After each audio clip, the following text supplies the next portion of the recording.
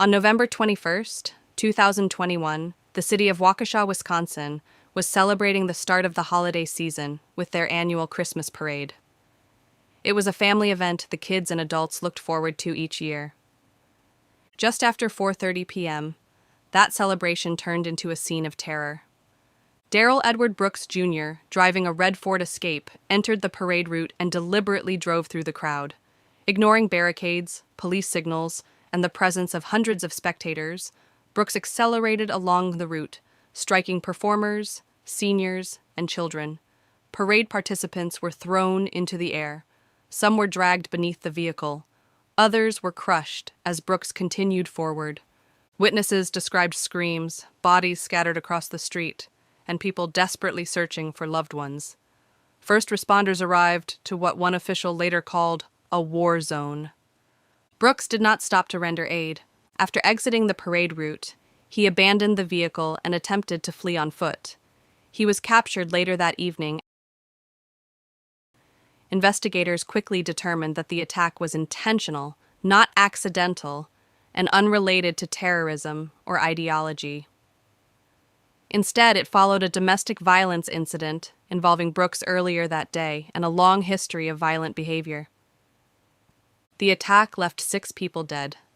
Members of the Waukesha Dancing Grannies, a beloved community volunteer, and a young child marching with his baseball team. More than 60 others were injured, many with life-altering physical and psychological trauma. In the days that followed, Waukesha mourned publicly and privately. Vigils were held. Streets fell silent. A city built around community traditions struggled to comprehend how a moment of joy had been turned into mass violence. What followed was one of the most extraordinary criminal trials in modern Wisconsin history, not because of uncertainty about the crime, but because of the man accused of committing it and the way he chose to confront justice. As we watch this trial together one last time, we will learn more about the irreversible damage done on a cold November afternoon, when a parade became a crime scene and a community's sense of safety was shattered.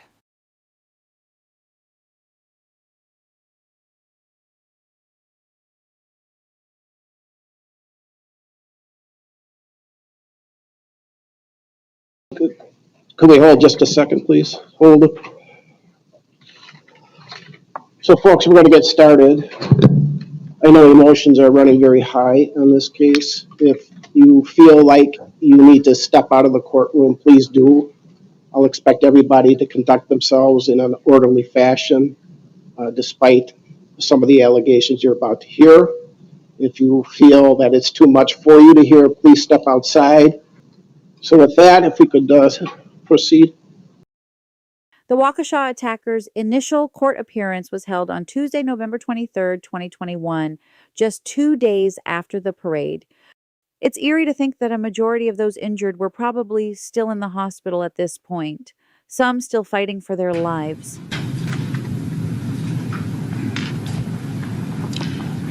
This is case number 21 CF 1848, State of Wisconsin versus Darrell Brooks.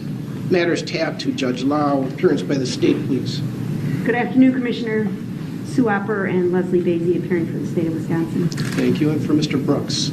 Darrell Brooks appears in person in custody with attorneys Anna Keyes and Jeremy Perry. Good afternoon. Good afternoon to you.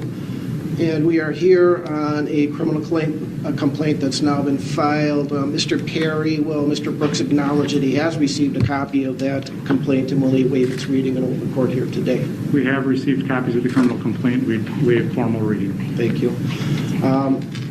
It may at some point be relevant, but the address on the complaint is accurate. That's right. Thank you.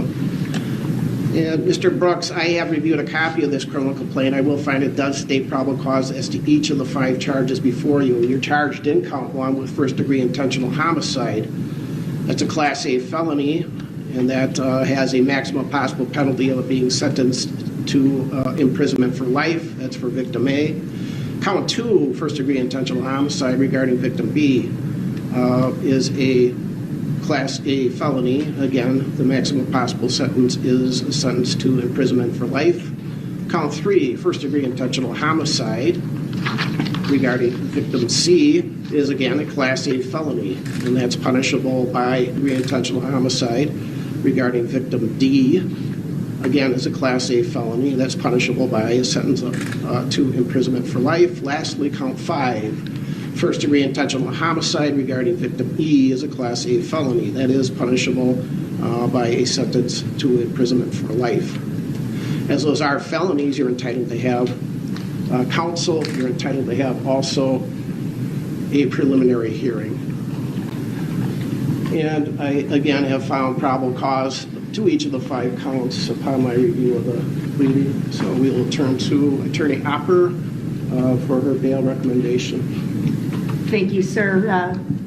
As to the bail recommendation, Your Honor, I'd like the court to be aware of a prior criminal history as it relates to Mr. Brooks. I can advise the court he has arrest record from 3 states to include Wisconsin, Nevada, and Georgia.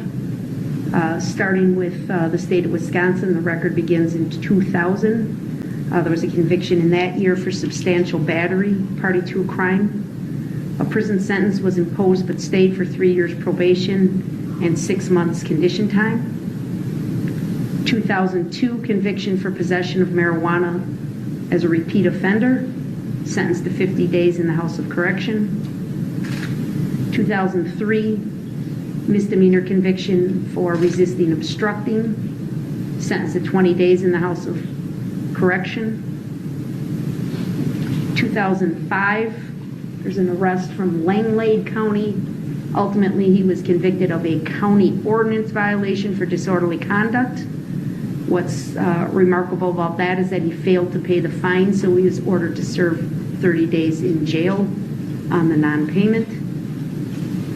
2009 Manitowoc County conviction for obstructing an officer, sentenced to 2 days jail time served.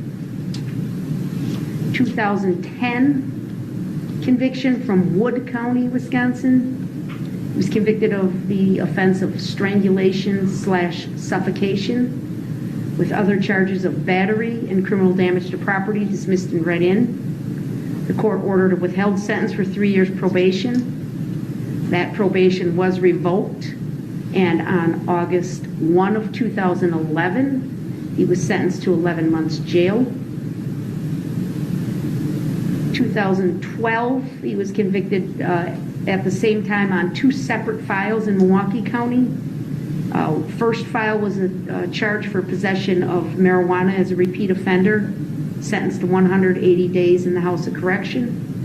The second file, he was convicted of misdemeanor bail jumping and misdemeanor possession of THC, also sentenced to 180 days in the House of Correction, concurrent to the other case and concurrent to each other.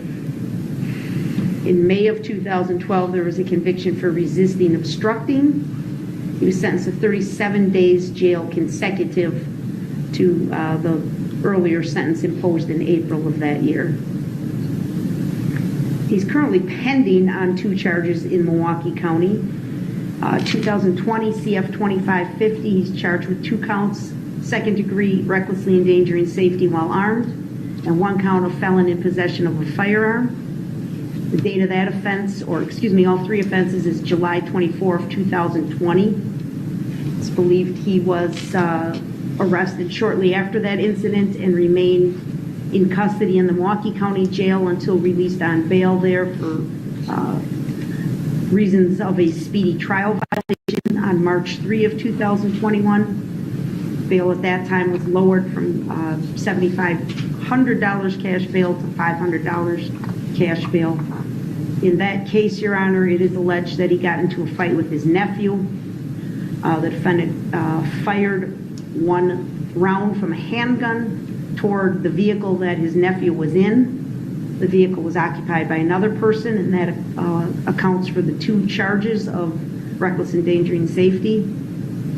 The next day, he was taken into custody, and the residence where he was located, he was found to have a loaded 9mm handgun just a few feet away from him. The handgun was previously reported stolen. Again, he was a convicted felon on that date, so that accounts for the 3rd charge. He's also currently pending a Milwaukee County case number 21 CF 4596. That has a date of offense of November 2, 2021. He's charged there with resisting, obstructing, felony bail jumping, second-degree reckless endangering safety in a domestic violence situation, domestic DC, and domestic battery. The allegations in that case, Your Honor, are that he struck the mother of his child in the face with a closed fist. Then, as she was walking away from him, he intentionally ran her over with his vehicle. The vehicle in that matter described as what's believed to be the same maroon 2010 Ford Escape used in the allegations in this case. Police went to his home and found him getting out of that Ford Escape. The defendant ignored their commands to stop, and he tried to run into the house before he was apprehended. There's a long history of flight, obstructing, bail jumping type behavior, Your Honor. It's remarkable that these are violations all around the state of Wisconsin, not just his home county of Milwaukee, but we had convictions from Wood County, Manitowoc, and Langlade. I'd like the court to be aware of a record from the state of Nevada. We'll go to Nevada first. That happened, the first conviction was from December 11th of 2006. He was found guilty at trial of a misdemeanor count for obstructing an officer, was sentenced to jail in Nevada. Also on that same day of December 11, 2006, he pled guilty to a domestic battery as a misdemeanor, and the court there ordered a suspended sentence. On March 16th of 2007, he pled guilty to statutory sexual seduction, a felony. The court ordered a suspended sentence for 36 months probation. He was also ordered to register on the Nevada Sex Offender Registry. He is currently noted to be non-compliant with that registration requirement. On June 23rd of 2016, he was charged with a sex offender registry violation, first offense. He failed to appear in court, and a warrant remains active for his arrest, so he currently has an outstanding warrant for his arrest in the state of Nevada. Keep in mind his demeanor during his interrogation. The tears he cries here in court are not for little Jackson. They are for himself. In Georgia, Your Honor, the record reflects a May 27, 2021 arrest for misdemeanor battery with a designation of family violence. While it is not clear if he was convicted, he did recently remark to a court official in this county that he had served a 6-month jail sentence in Georgia. So we have not been able to verify if that was a conviction, but certainly there was a confinement in conjunction with that arrest. He has no contact with the criminal justice system in Waukesha County or the district attorney's office. He does have a outstanding paternity case that's been pending since 2003, in which he was adjudicated as the father of a juvenile. And there's been returned court appearances over the years based on failure to pay child support. The court should know that a warrant or capias was issued for Mr. Brooks in this paternity case on at least 8 occasions. He has been sentenced to jail on several prior occasions for failing to pay that child support. And on one occasion, he had his Huber privileges revoked related to one of those jail sentences. That was back in 2009. Most recently, there was a warrant issued for his arrest in that non-support civil case on August 2 of 2021. Judge Maxwell signed an order for him to serve a 120-day jail sentence. Mr. Brooks did make a court appearance in that matter on November 16th of 2021, so just last week, 1 week ago. And he was released at that time because, again, he had explained to the court, provided an explanation that the reason he had not made his child support payments is because he was serving that jail sentence in Georgia. So the court released him that day and ordered him back for a court appearance in the paternity case for December. So, Judge, just based on his prior record, we obviously have very significant concerns about Mr. Brooks' flight history and willingness to obey the orders of the court. But we have to factor in, obviously, the allegations in this case as well. And obviously, I don't need to state Mr. Brooks is facing 5 consecutive life sentences if he's convicted on all counts in this complaint. Homicide, maybe Friday or maybe early next week, depending on when we can accomplish that. Certainly, if we have any other deaths resulting from this incident, additional counts of homicide will be filed. We didn't charge bail jumping. Obviously, we could have. We have focused our efforts to date on the immediate concern, and that involves the loss of life that is alleged to have occurred through the conduct of Mr. Brooks. I want this court to know, and so I am advocating for a significant cash bail, Your Honor. I'm asking for $5 million cash bail. I know that's a large amount of money, but I think it is warranted on this history, and I think it's warranted when the court considers, if convicted, Mr. Brooks will spend the rest of his life in prison. Thank you. Thank you. Attorney Perry. Thank you, Commissioner. When this court determines what amount of monetary bail is reasonable and necessary to assure Mr. Brooks' appearance in court, I guess at today's hearing, the only thing I would add for the court's consideration is that Mr. Brooks is financially indigent, does qualify for public defender representation, and that individual circumstance must be taken into account.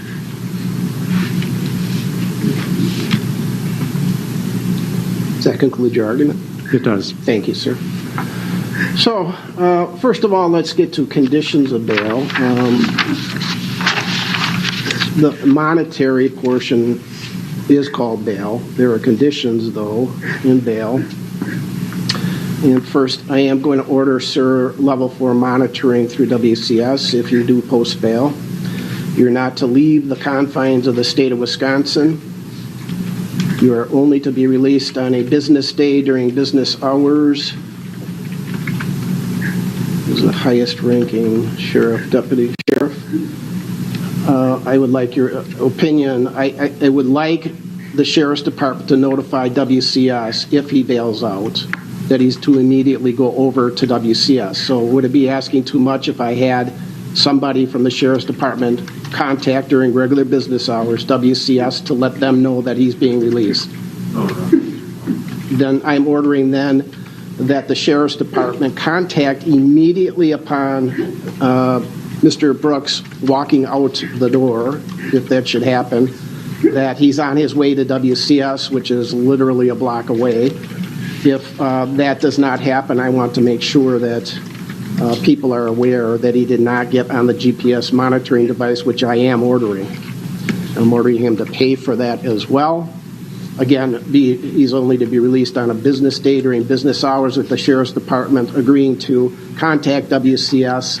If WCS does not have Mr. Brooks come in with a matter of minutes, I'm ordering them to then contact the Sheriff's Department of that.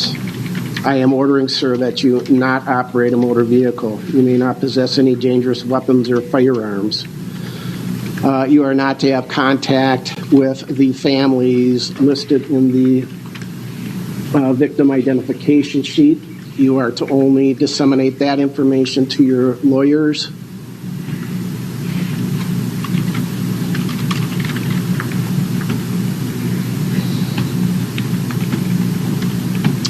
Those are all the conditions of bail. If you violate any condition of bail, including failing to return to court, separate bail jumping charges could be issued against you. In reviewing 969.01 of the Wisconsin statutes and 969.001 that talk about bail and release, the statute reads that there should be reasonable conditions designated to assure his or her appearance in court, Mr. Brooks, protect members of the community from serious bodily harm. And those are the conditions that I just laid out. That bail may be imposed at or after the initial appearance. There should be a reasonable basis to believe that bail is necessary to assure appearance in court. Some of the things to be considered by the court with the conditions of bail are the number and gravity of the offenses, the potential penalty the defendant faces, whether or not the allegations are violent in nature, the prior record of the defendant, character and strength of the evidence which has been presented to the court, whether the defendant is already on bail or subject to other release conditions in other pending cases, and whether or not there's any violations of those release conditions. Actually, at one point, trying to avoid other vehicles, that the detectives, they're listed as Detective Casey and Detective Chusoni, who again opine that the actions they observed, in their opinion, were intentional. We now have 5. And Attorney Opper informed us of a 6th, but that's not here before us today. 5 people that are deceased. We have a gentleman that has a huge background via multiple states. Just going through some of the Wisconsin cases, they're violent. We have substantial battery, DC, strangulation, suffocation, resisting. Pending cases, which the statute I just read references that I should consider: second degree reckless endangering safety while armed, felon in possession of a firearm. Attorney Opper told me that the gun apparently was a stolen handgun. Those are allegations. He's out on bail on that. Also out on bail on the Milwaukee case ending 4596, where he's charged with second-degree reckless endangering safety, disorderly conduct and battery, and resisting. And then we get into Nevada: battery, domestic violence, the sexual assault, the sex offender registration violation, and then the battery in Georgia. Other considerations are, on WCS, their report indicates level 4 monitoring, which is the highest level of monitoring that we have.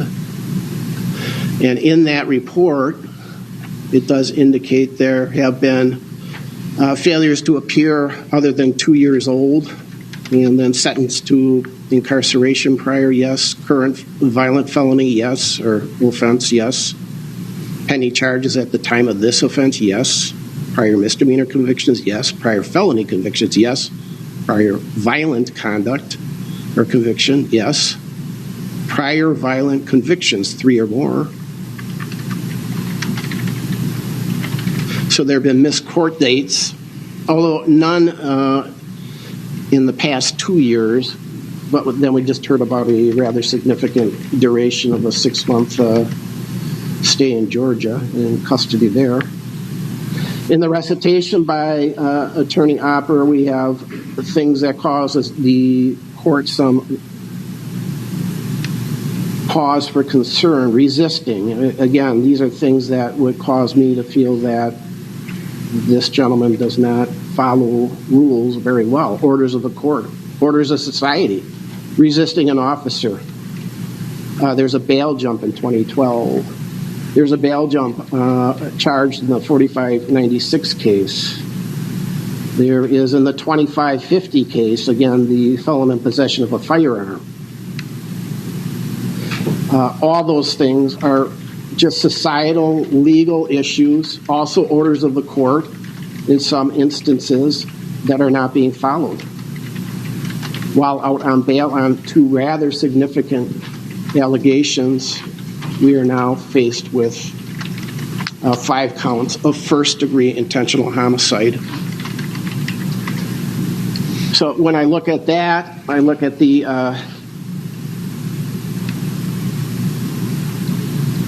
the gravity of the offenses, the maximum possible penalties as the statute allows for, likelihood of incarceration, which if you're found guilty of one or more of these, even one, would put you in prison for the rest of your life.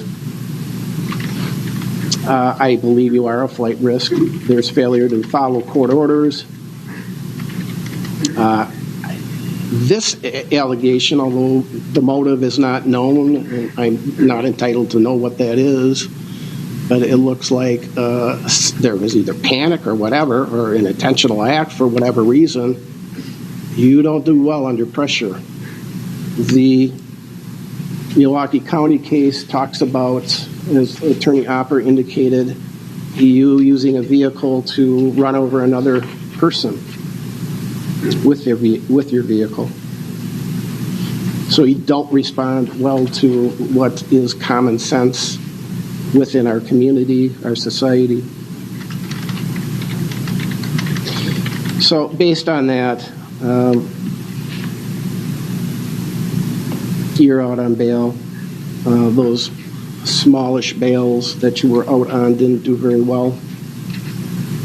Before I forget, there is Marcy's Law. I understand that although there are, the statute and the Constitution now defines deceased victims to allow for family members to speak. So Attorney Opper, I was told that nobody wishes to speak. We have a number of people from the families. And is that still your understanding? I'll just confirm that, Your Honor. Thank you. Yes, I'm getting confirmation. Nobody wishes to speak to the court at this time, but thank you for your inquiry. On your right. So, ma'am, I'm sorry. I would ask that the victim witness individual from the DA's office see who this is without divulging who it is and what relation to what victim she is.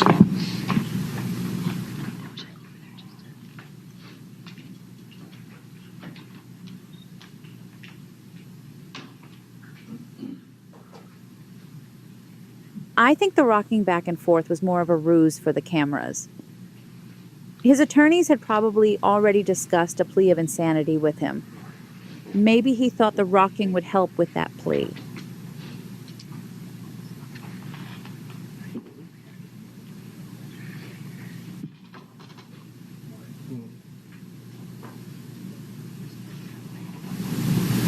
While that is being discussed, I neglected to order DNA be taken. The sample of your DNA, sir, has not been taken. I am ordering that now. It may be expunged if you meet the criterion under the Wisconsin statute.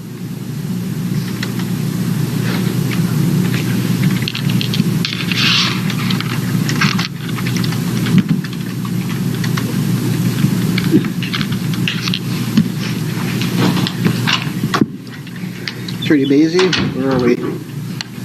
We're fine to proceed. She does not wish to give a statement. Okay.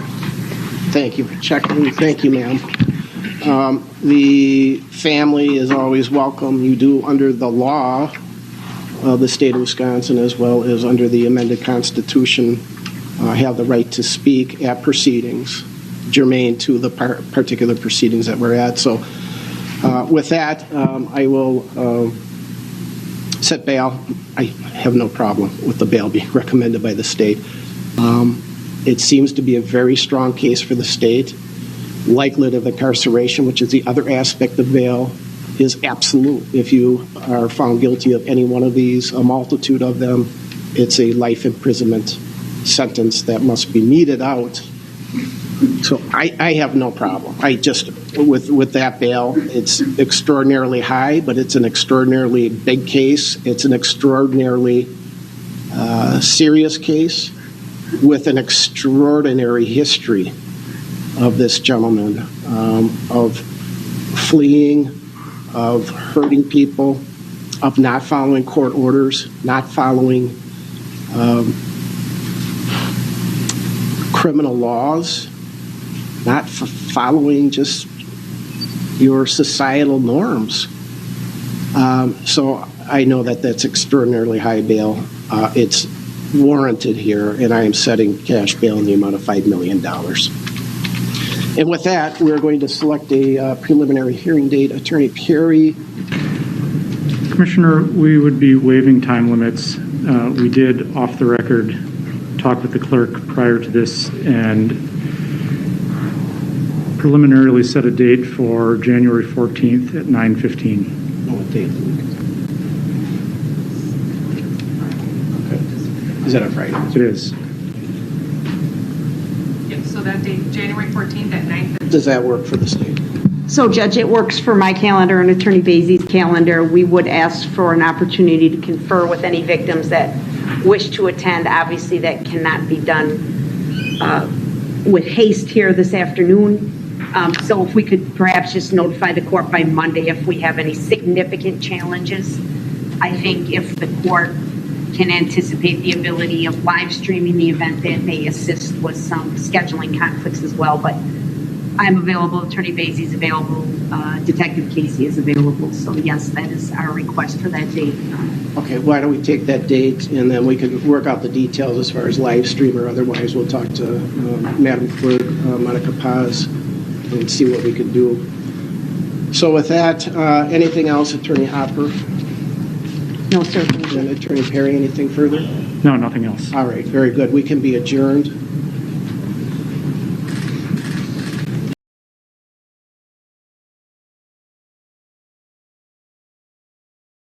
Brooks returned to the court over a month and a half later on January 14th, 2022. Although he looks much more intact, his dollar store hair extensions seem to be far from that.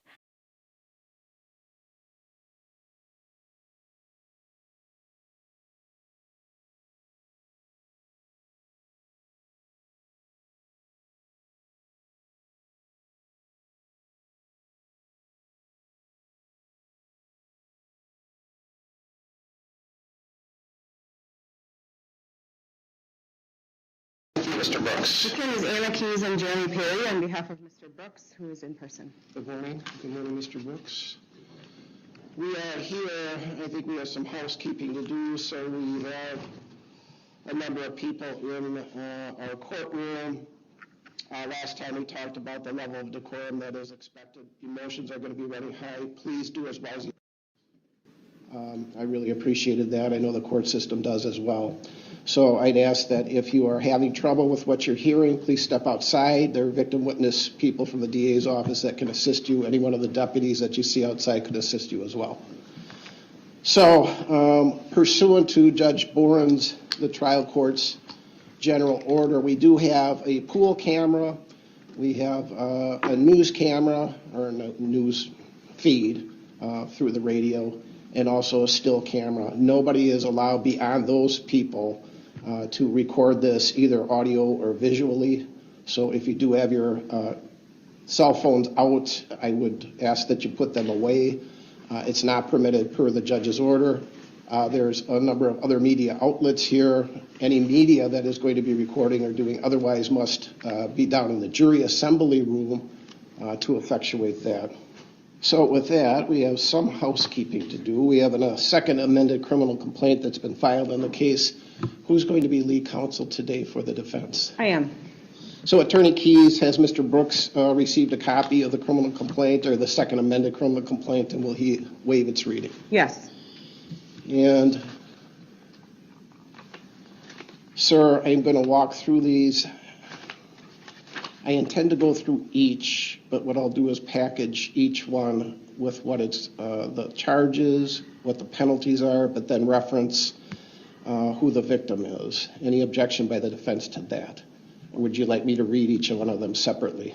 I don't think each count needs to be read separately. We also have reviewed with Mr. Brooks the charging language of all of the new counts, and we are waiving any reading of anything. Okay, thank you. I think pursuant to the statute, have to review this with Mr. Brooks. Mr. Brooks, we talked about counts 1, 2, 3, 4, and 5 the last time we met. There's now been additional charges, as you know, filed in the second amended criminal complaint charge. Count 6 charges you with first-degree intentional homicide, use of a dangerous weapon.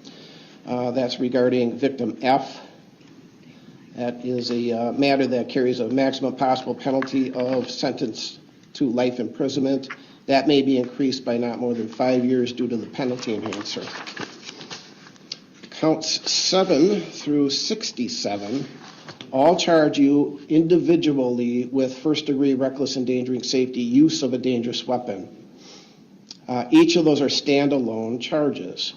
Each of those have the same maximum possible penalty. That is a fine of not more than $25,000, imprisonment for not more than 12 years and 6 months or both. Each of them has an enhancer penalty, use of a dangerous weapon, that could increase that penalty by not more than 5 years. That's for each one of the counts between 7 and 67. Count 7, and all these are involving the same date and location, Sunday, November 21st, 2021, on Main Street in the city of Waukesha, Waukesha County, Wisconsin. Count 7 has a victim listed as victim G. Count 8, victim H. Count 9, victim I. Count 10, victim J. Count 11, victim TT. Count 47, victim UU. Count 48, victim VV. Count 49, victim W4, victim LLL. Count 65, victim MMM. Count 66, victim NNN. Lastly, count 67, victim OOO. All of those, sir, again, charge you with first-degree reckless endangering safety, use of a dangerous weapon. It's important you know who the alleged victims are in each of those matters. Each of those matters, again, carry with them individually a maximum possible penalty of a fine of not more than $25,000, imprisonment for not more than 12 years and 6 months or both. And again, because of the penalty enhancer for use of a dangerous weapon, that may be increased on each count by not more than 5 years. And again, all of those are regarding Sunday, November 21st, 2021 on Main Street in the city of Waukesha, Waukesha County, Wisconsin. Then turning to counts 68 through 73. Count 68 through 73 individually charges you with hit and run resulting in death. Each of those counts carry with them the same maximum possible penalty. That is, for each individual count, a fine of not more than $100,000, imprisonment for not more than 25 years or both. And there's a revocation of your driving privileges if you should happen to be found guilty of any one of those counts. Each of those counts reference an incident that occurred Sunday, November 21st, 2021 on Main Street in the city of Waukesha, Waukesha County, Wisconsin. Count number 68 has victim A, count number 69, victim B, count 70, victim C, count 71, victim D, count 72, victim E, count 73, victim F. Again, all of those are individually charged. That is the maximum possible penalty for each of those. Counts 74 and 75 charge you with felony bail jumping. And that is, again, referencing November 21st, 2021 on Main Street in the city of Milwaukee, Waukesha County, Wisconsin. Each of those charges carry with them the same maximum possible penalty. That is a fine of not more than $10,000, imprisonment for not more than 6 years or both. Then we run into two misdemeanors. I will advise you, sir, that on any felony, you have the right to a preliminary hearing. Of course, you have the right to counsel. Counts number 76 and 77 charge you with misdemeanor battery, domestic abuse assessment attaching. Count number 76 references an incident that allegedly occurred on Sunday, November 21st, 2021 at Frame Park in the city of Waukesha, Waukesha County, Wisconsin. It's alleged that you caused bodily harm to victim PPP. That is a matter that carries with it a maximum possible penalty of a fine of not more than $10,000, imprisonment for not more than 9 months or both. Count number 77 references an incident that occurred on November 20th, 2021 at Frame Park in the city of Waukesha, Waukesha County, Wisconsin, where allegedly you caused bodily harm to victim PPP. Again, that carries with it a maximum possible penalty of a fine of not more than $10,000, imprisonment for not more than 9 months or both.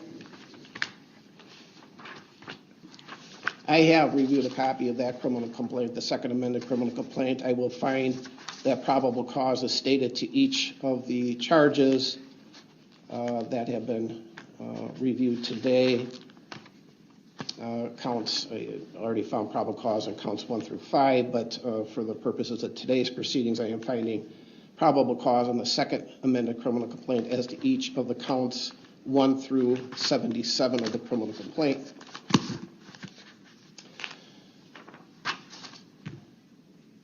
And so are we prepared to proceed to a preliminary hearing, Ms. Keys? We are. Okay, thank you. So if we would, one of the, we'll address, please don't let me forget, the second amended victim witness identification key, along with any modifications to bail that need to address that or any other items that we may take up. But why don't we proceed to the preliminary hearing? So if the state wishes to call their first witness. Yes, Commissioner, thank you. The state calls Detective Tom Casey. Your Honor, the defense is also requesting sequestration of any other state witnesses. Thank you. Attorney Opper, are you anticipating calling any other witness? No, Your Honor. Okay, thank you. Thomas Casey, C-A-S-E-Y. And how are you employed, sir? As a detective for the City of Waukesha Police Department, How long have you worked in law enforcement? over 24 years. I'd like to direct Now your we've attention- heard the state's case on this. I was more interested in showing you the defense strategy of Brooks's attorneys while he had them. So we will skip forward to that. Fair to say that from the video that most of the parade participants, because Mr. Brooks was coming up from behind them, were not aware of what was going on. That is correct. And it appeared from the video that most of them were struck without even knowing he was approaching them with his car. Correct.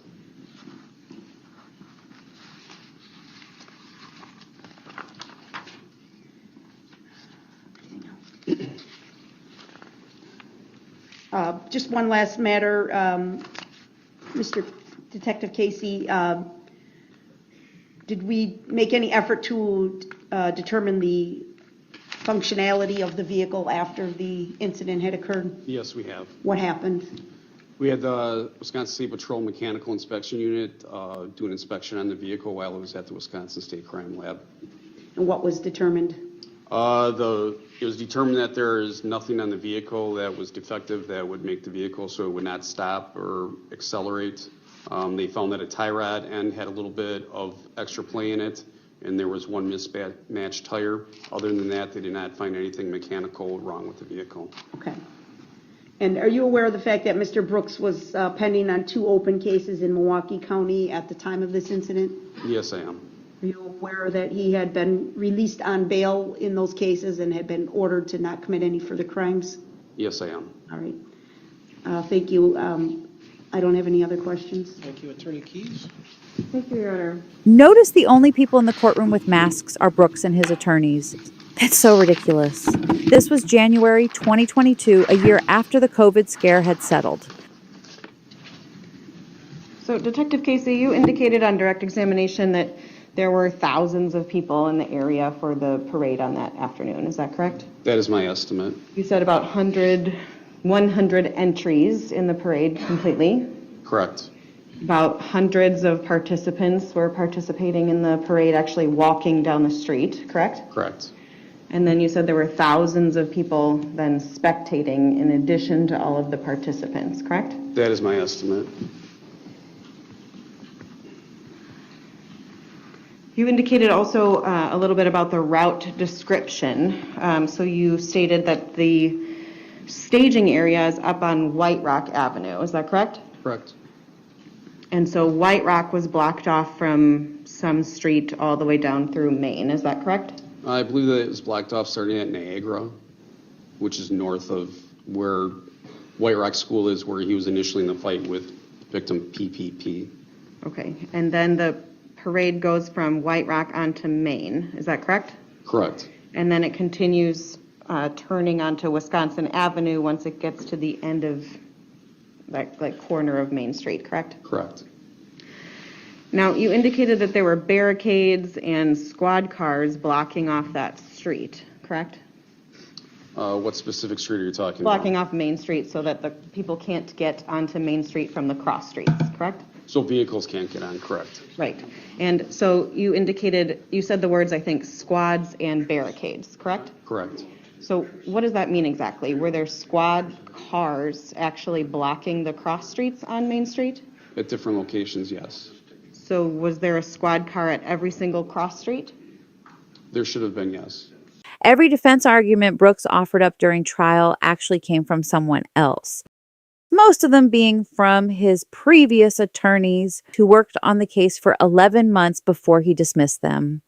That point Attorney Keyes just made about the streets being blocked is a perfect example. But it's actually conflicting because he eventually ran through barricades to exit the parade route. It may have not been directly on the route. Sometimes they position them maybe a block up, so the vehicles can't get to the route, like the street that is like a block away. And then at the street itself, they would have plastic barricades that are about 10 feet long with white and orange on them. Okay. So there was not necessarily a squad car blocking the cross street, but there was at least an orange and white barrier. Correct. And if someone had gone through the orange and white barrier, they would have then confronted a squad that was blocking another street. Is that fair to say? More than likely, yes. Now, you indicated that there were lots of spectators and that people were lining the sidewalks. Is that correct? Yes. Were there people who were sitting on the street, on the cross streets in front of the barricades as well? At some of the places, yes. So that if someone had turned from Main Street onto a cross street, they could have confronted people before getting to a barricade. Is that fair to say? Correct. Now, this is a parade, right? So it's loud. There's lots of activity and music and people talking. Is that fair to say? That's fair to say. And you were describing before on direct examination that there were some gaps between groups of participants. Is that correct? That is correct. So there's different groups of participants who are walking down the street, correct? Correct. And there's an amount of space between each group, correct? I wouldn't necessarily say each group, but some groups, some are closer. Every once in a while, there's a group that's a little bit slower than the other group, and it allows a space. So I wouldn't say every group, but some groups there are. So there are spots where there's nobody walking, correct? Correct. And when there are those spots where there's nobody actually walking in the street, there are still spectators on the side of the street, perhaps on the sidewalk, sitting on the curb, things like that, correct? Correct.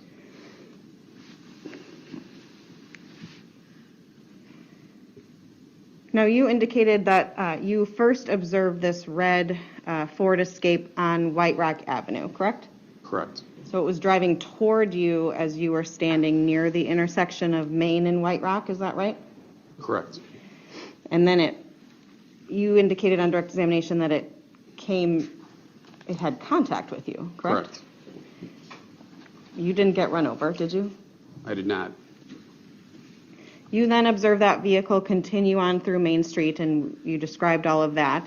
And then you indicated that it turned southbound onto, does it turn into west there?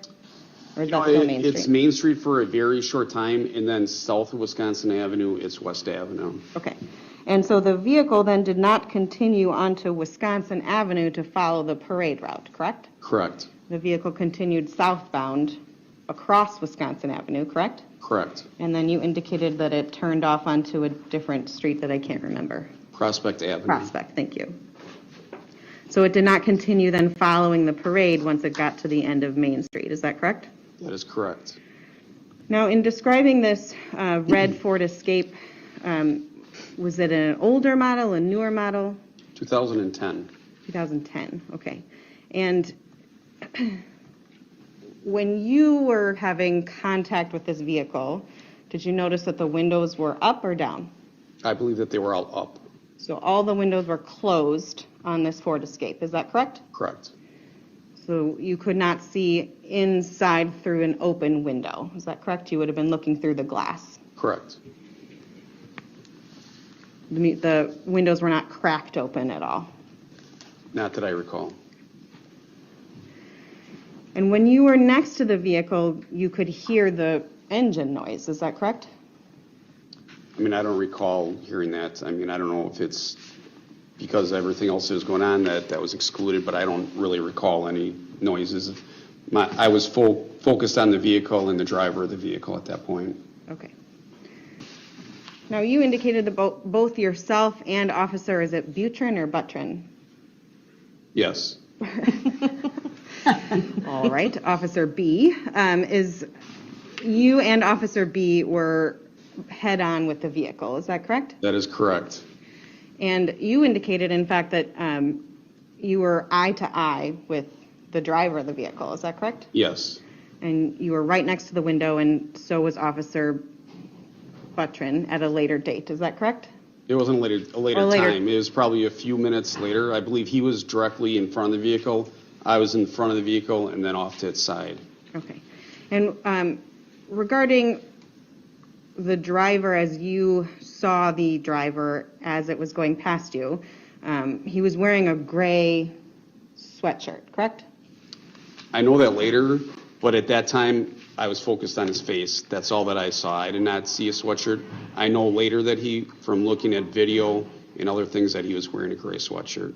Okay. And so when you're looking at his face, you couldn't see his hair at all, correct? I saw that he had dark hair and he had some facial hair. Okay. But you couldn't see, like, the length of his hair. Is that correct? I personally did not see that. Because it was covered up with a hood. Is that correct? I was just focused on his face. I mean, I was just zeroed in on his face. That's all that I was looking at. It happened very fast. I was very orientated on his face. I do not recall seeing that. It's probably because of things were happening very fast, and I wanted to remember his face, so I was focusing on that. Okay. And so you indicated on direct examination that you actually stepped in front of the vehicle and pounded on the hood and Yes. yelled for the driver to stop, correct? Yes. And you did not end up underneath the vehicle, is that correct? I did not. The vehicle was driving at a slow speed at that time, and I was able to step off to the side as it brushed me past. And then you witnessed the vehicle driving for how long, did you say? Until about Barstow? That's how far I could see it. The vehicle started to pick up speed, and then it was getting too far away from me, and I decided it was best to go back to my squad car and get into there to try to pursue the vehicle further. Okay.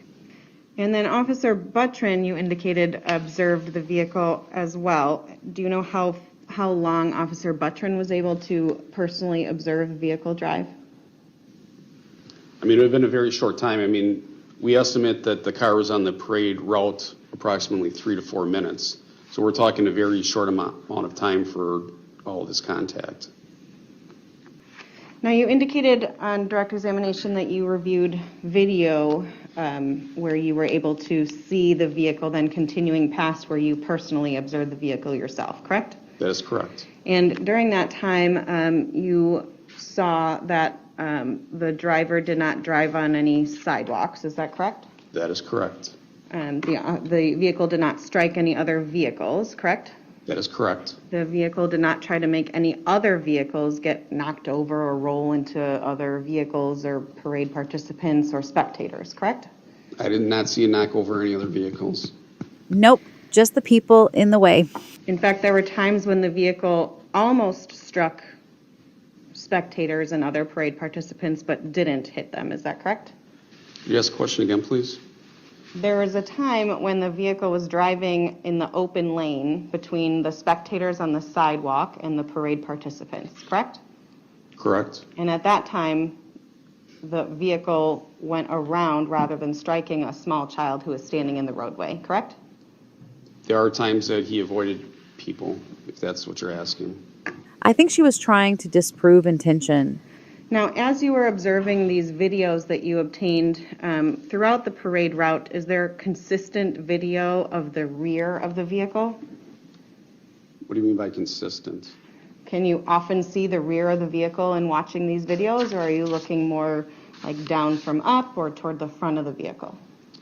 I'd say it's a split between that, but you can see the rear of the vehicle multiple times. How many times? I would have to review the reports to know that. Now, you indicated on direct examination that you observed in these videos each of the 6 people who suffered fatal injuries. Is that correct? I'd show that the video show 5 of the 6 people being struck. Okay. And so I guess let's start with on direct examination, Attorney Opper asked you about the first person who was struck, who was with the REMAX group, correct? Correct. And so that person was near the area of the 200 block of Main Street, is that correct? Correct. And where is that exactly? What's like a... Between Barstow and Gasper Street. Okay, thank you. And there were other people around that person there were other people in the vicinity of that single person who was struck and killed, correct? Correct. And not everybody who was in that vicinity died at that time, correct? There's only 6 people that died out of hundreds. Okay. Get her, Casey. I see where she's going. He avoided a crowd of people and chose the lesser evil of just one. As if he should get kudos for that. Okay, Mary. On direct examination, you talked about the Blazers baseball team in the area of 264 West Main Street, correct? Correct. And you described that the Ford Escape was on one side of the road and then moved to the other side of the road, correct? Correct. In fact, the vehicle swerved around another truck that was in the parade, correct? It went around a truck. Okay. And on the left side of that truck was where the parade participants were walking, correct? There were parade participants on both sides of the truck, but the one that was struck and killed was on the left-hand side of the truck. Okay. And it was relatively close to the truck, is that correct? Correct. Is she trying to say he couldn't see him? You talked about the group of participants in the parade with the Catholic community of Waukesha, correct? Correct. And in your direct examination, you indicated that that was a large group of people participating in the parade, correct? Correct. And you said that there were about 19 people who were injured as part of that group, correct? Correct. None of those people died, correct? That is correct. Ultimately, the driver of the vehicle was arrested, you said, at somewhere on Elizabeth Street. Lieutenant Mr. Brooks? Yes. Yes. You identified him as Darrell Brooks, correct? Correct. And was it you who took him into custody or a different officer? Other officers.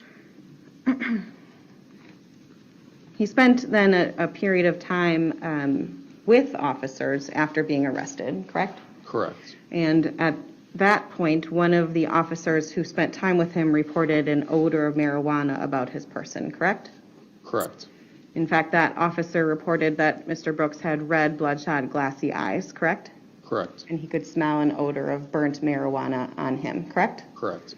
Use of an illegal substance doesn't clear the charges. And then one of the officers, or a couple of the officers, I think, attempted to interrogate Mr. Brooks. Is that correct? That is correct. That was not you, though, correct? That is correct.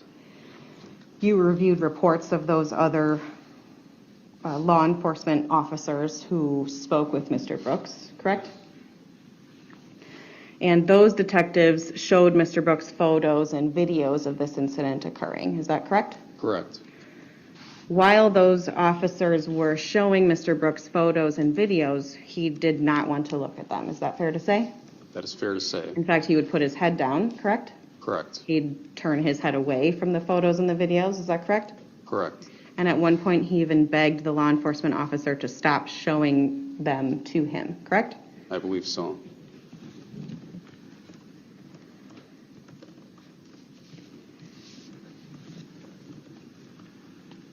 And lastly, Mr. Brooks indicated to one of the detectives that, quote, "I didn't mean to kill nobody," end quote. Is that correct? I believe that's a quote. I have nothing further. Thank you. Attorney Opper, any redirect? Just a couple quick follow-up. Detective Casey, on cross-examination, you were asked about, basically I'm going to summarize what I understood the cross-examination to be. You were asked about scenarios where it was implied that Mr. Brooks couldn't leave the parade route because it was blocked up and down both sides of the street by people at all times, or squads or something like that, correct? Correct. In fact, Mr. Brooks could have just simply stopped the car to avoid striking anybody or any object, correct? Correct. You were also asked about the fact that you personally were not run over or killed by Mr. Brooks' vehicle, correct? That's correct. And in fact, you had the benefit of facing the vehicle head-on, seeing it coming, and being able to react, correct? Correct. The other parade participants that were struck by Mr. Brooks did not have that same vantage point, did they? That is correct. Speed is also important. That when I saw him, he was doing maybe 5 miles an hour. When he was at the west end of the route, he was maybe going 40 or 50 miles an hour. There's a big difference from where he started to where he ended. Okay. You guys, I just had a thought. Think of the difference it had made if he was going against the parade and people would have been more aware and able to move out of the way. And fair to say, if he was under the influence of marijuana at the time of these events and operated a vehicle and struck somebody and injured them, that would be a felony offense as well, correct? Correct.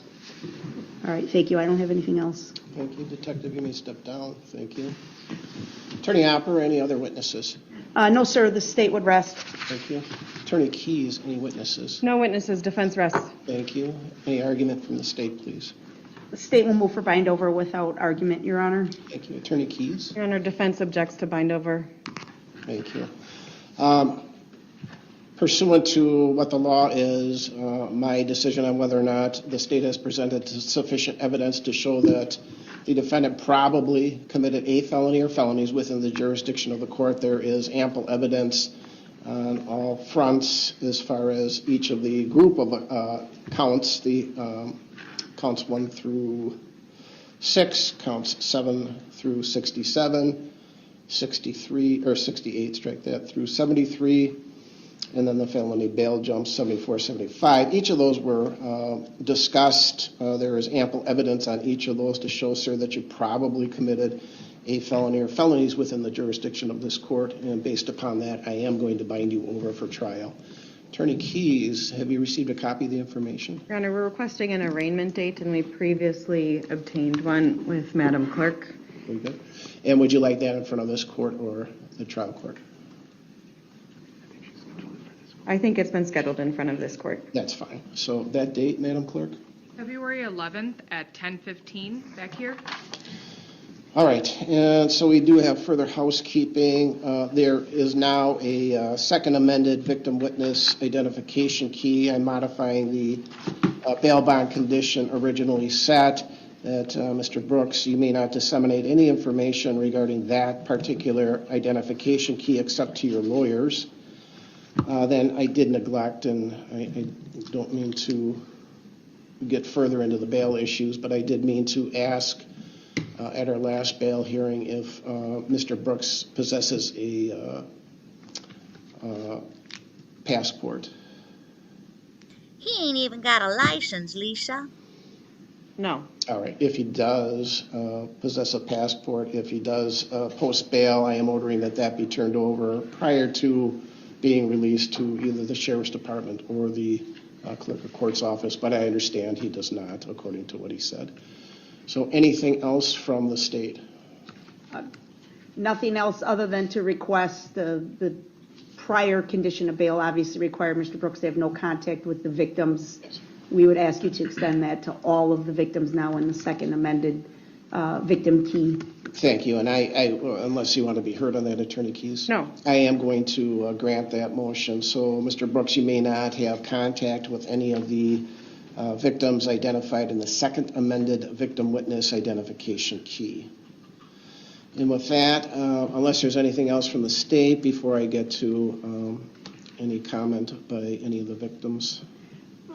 I was going to address that as well, Your Honor. So we are in full compliance with all victim rights notification, Your Honor. There are some victims that are present personally and some that are participating in the live stream viewing, but we have fully complied with them. It's my understanding that no one wishes to address the court on scheduling. At least that was the information I was provided at the beginning of the hearing, and I'm being told at this point that that's still the case. We did confer with the people who are present in the courtroom about that next court date of February 11th. Everybody who's here indicated that was an agreeable date.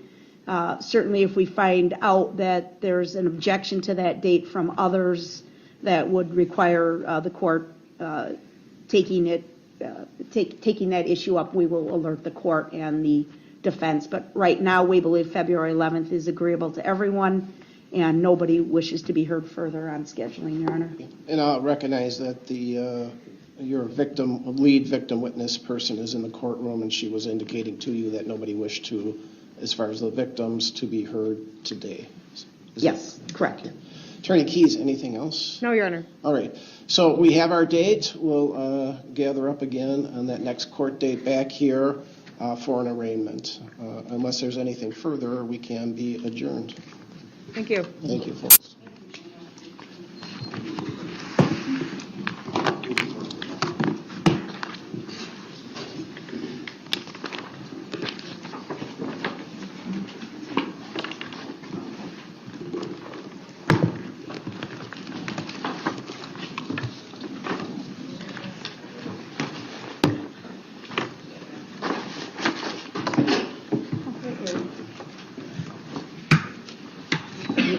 In April of 2022, a motions hearing was held. Attorney Perry, on behalf of Brooks, requested an extension of the trial. Reevaluating all the materials and the types of materials that still needed to be reviewed, the types of expertise we were going to need, which I tried to at least summarize in the motion to adjourn. Our best estimate in terms of when the defense would be ready to proceed and be prepared for trial resulted in us realizing that October is not realistic. I don't think that what we're asking is out of line in the sense of kind of the length of time a first-degree intentional homicide case might take. I also don't think that I'm out of line to suggest that this isn't the typical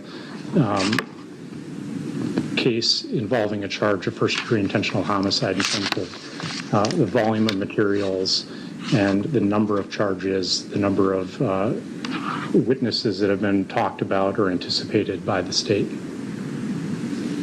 So I have some questions. If this court were to grant an adjournment, how much of a delay is the defense requesting, and when would the defense then be available to try this case? Attorney Keyes never gave a time period in his argument, and District Attorney Sue Opper jumped on it. Even the excuse of waiting for the crime lab to process DNA was halted when the state advised it would all be complete and turned over shortly. What we can see of the work that needs to be done, and we're trying to do that in a way that doesn't shortchange us and shortchange any of the parties, in a sense where we might wind up coming in and saying, we need 2 more weeks, right? We don't want to do that. We want, when we set a date for a trial of this length and with all the people that are going to be involved in it, to not have to get it adjourned when we get closer to it. In terms of specifics, I can't tell you right now that X expert can only get us their report by a certain date. But I do know the amount of work that we need to do prior to getting materials to an expert for that review and to figure that out, and going by sort of past experience in the agency of how long some of these things take. And I feel confident in saying that 6 months when we start to break that down into the increments is unrealistic. All right, I appreciate you answering all of my questions. Let me turn to the state. The added challenge is this scheduling that we brought to light for Mr. Perry, in that you can't adjourn it 30 days, 60 days. It's either got to be October or March at the soonest. That's a significant gap, and that's a significant gap to have to explain to the victims and their families as to why we would push the trial off for so long. Mr. Perry represents to the court that they've made a reasonable request. This is not out of line. That may be true. It's frankly too difficult to assess from the information we have before us. You've asked a lot of pointed questions looking for definite answers, and we still really don't have them. They still haven't told us, when would you like this trial? How long of an adjournment do you need? The only response is, well, March would be the soonest. Are they asking for July of 2023 or March of 2023? Because that matters, right? They say things like, well, we need to do an investigation and we need to consult with experts. Has any of that started? We don't know from the record so far. They've outlined some issues that they feel may be relevant to the defense, like the interrogation of Mr. Brooks. Well, they've had those materials since December. A special plea, the possibility of a special plea. If that's going to occur, that should have already occurred, Your Honor. That has to take into account his mental capacity at the time of the incident. So raising a special plea in October isn't going to provide too much helpful information to anybody.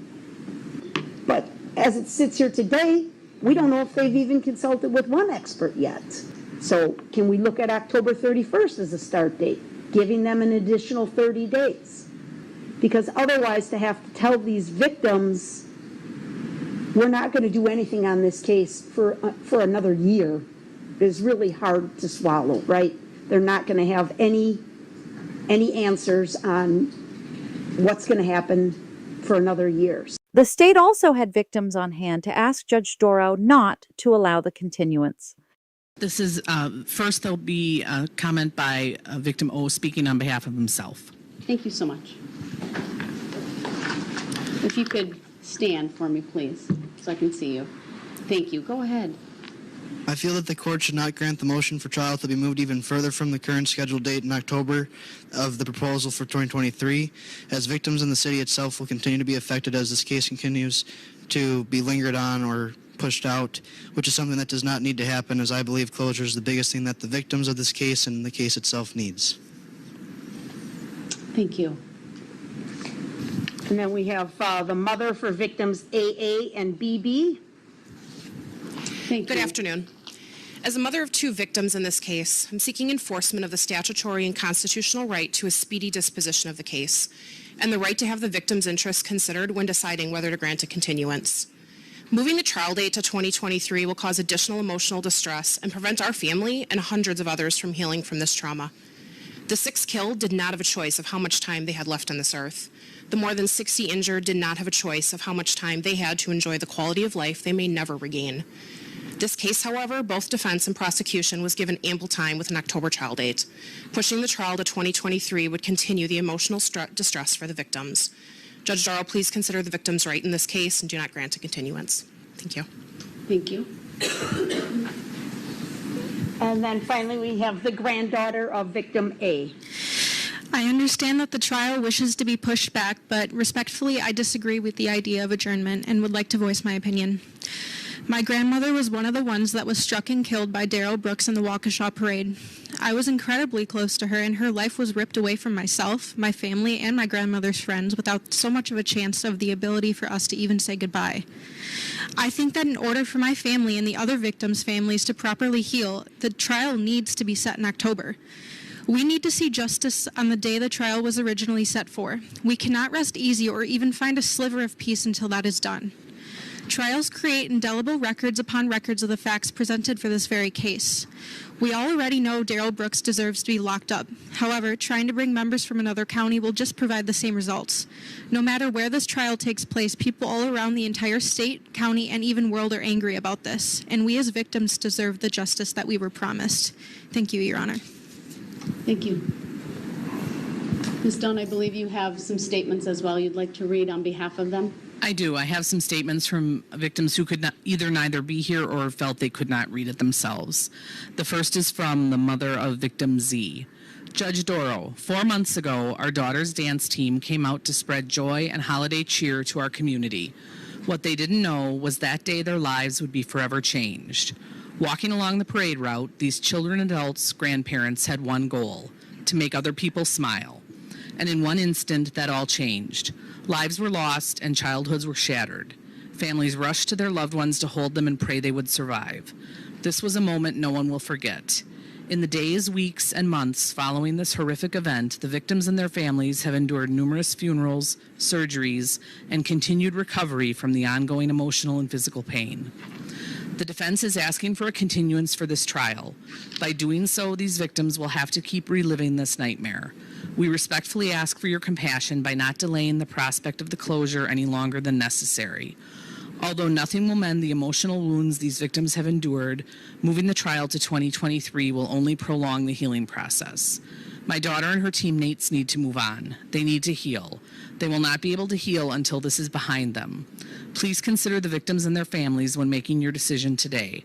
Although we cannot go back in time, we can move forward, and that's what everyone needs to do. Respectfully, the parent of victim Z. This next one is from the mother of victim II, victim JJ, victim LL, and victim KK. She emphasized that she is the mother of 4 children, all struck in this incident. Good afternoon, Judge Dorow. I start off by asking you to please consider the victims' rights in this case and do not grant a continuance. My children who were bluntly hit by Mr. Brooks deserve justice with a speedy disposition of the case. They should not have to see this continued trauma during the 1-year anniversary and the holidays surrounding this tragedy. Let my children celebrate the holidays instead of hiding in fear of what's next. I believe the October trial date should remain and the continuance should be avoided at all costs to assist the healing with my children.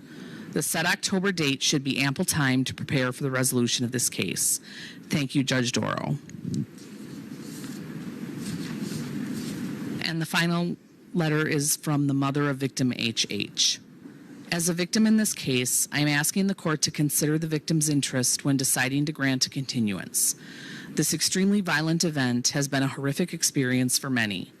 By moving the trial into 2023, the victims will continue to deal with the emotional and mental strain that has come with this incident longer than what we need. Unfortunately, my child did not get the choice to prolong her quality of life.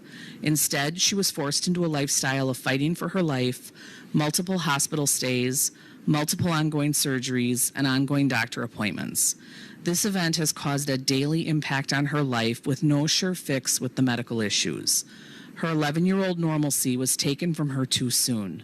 I am begging for you to consider finishing this trial as soon as possible so that my family and many others can find some sort of emotional ending in this incident, especially since my family is stuck with lifelong daily reminders that feels as if they will never come to an end. As we know, the motion would be denied. It was ordered that jury selection would begin on Monday, October 3rd, 2022. On June 20th, 2022, the court held a motions hearing for change of venue requested by the defense. I thought the arguments on each side were very compelling, and I could understand the defense argument. That was until District Attorney Opper shared her thoughts. The woman is so damn good at her job. I've trimmed a great portion of the hearing. It lasted over 2 hours. All right, I know I had the parties file simultaneous briefs. I've certainly reviewed those. I've reviewed the original motion as well, but because of the simultaneous filing of the briefs, I will allow the parties to make brief arguments here today if they wish. It is the defense motion. The defense bears the burden of proof, so I'll turn to you. Thank you, Judge. There are a few kind of preliminary matters. One, we've been colloquially calling this a change of venue motion, but we did ask in the alternative, and I think we make that clear in the original motion and then also the supplement, that the relief that we're seeking is either a change of venue or the impaneling of a jury from another county. And I just want to be sure that everyone is clear on that. The state's response addressing Parsons' law seemed to only touch on if the venue were to be changed. The other thing is, and I talked with DA Opper prior to this hearing, and I think I can state that we aren't disputing sort of each other's numbers on this, that there isn't a dispute as to the content of the articles, the many articles that we attached to the different filings in this case, and sort of the numbers breakdown, kind of the analysis that we each did based on the questions that we discussed in our respective filings, that there isn't a dispute about, like for instance, we said that the questionnaires, our analysis showed that 720 either attended or knew someone who attended.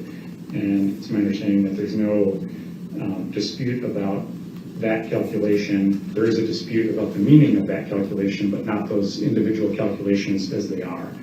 And I want to be clear about that because while all the questionnaires are in the court record, in terms of sort of showing our work or things like that, I want to be sure that the record is clear, and that it sounds like there's no objection to kind of.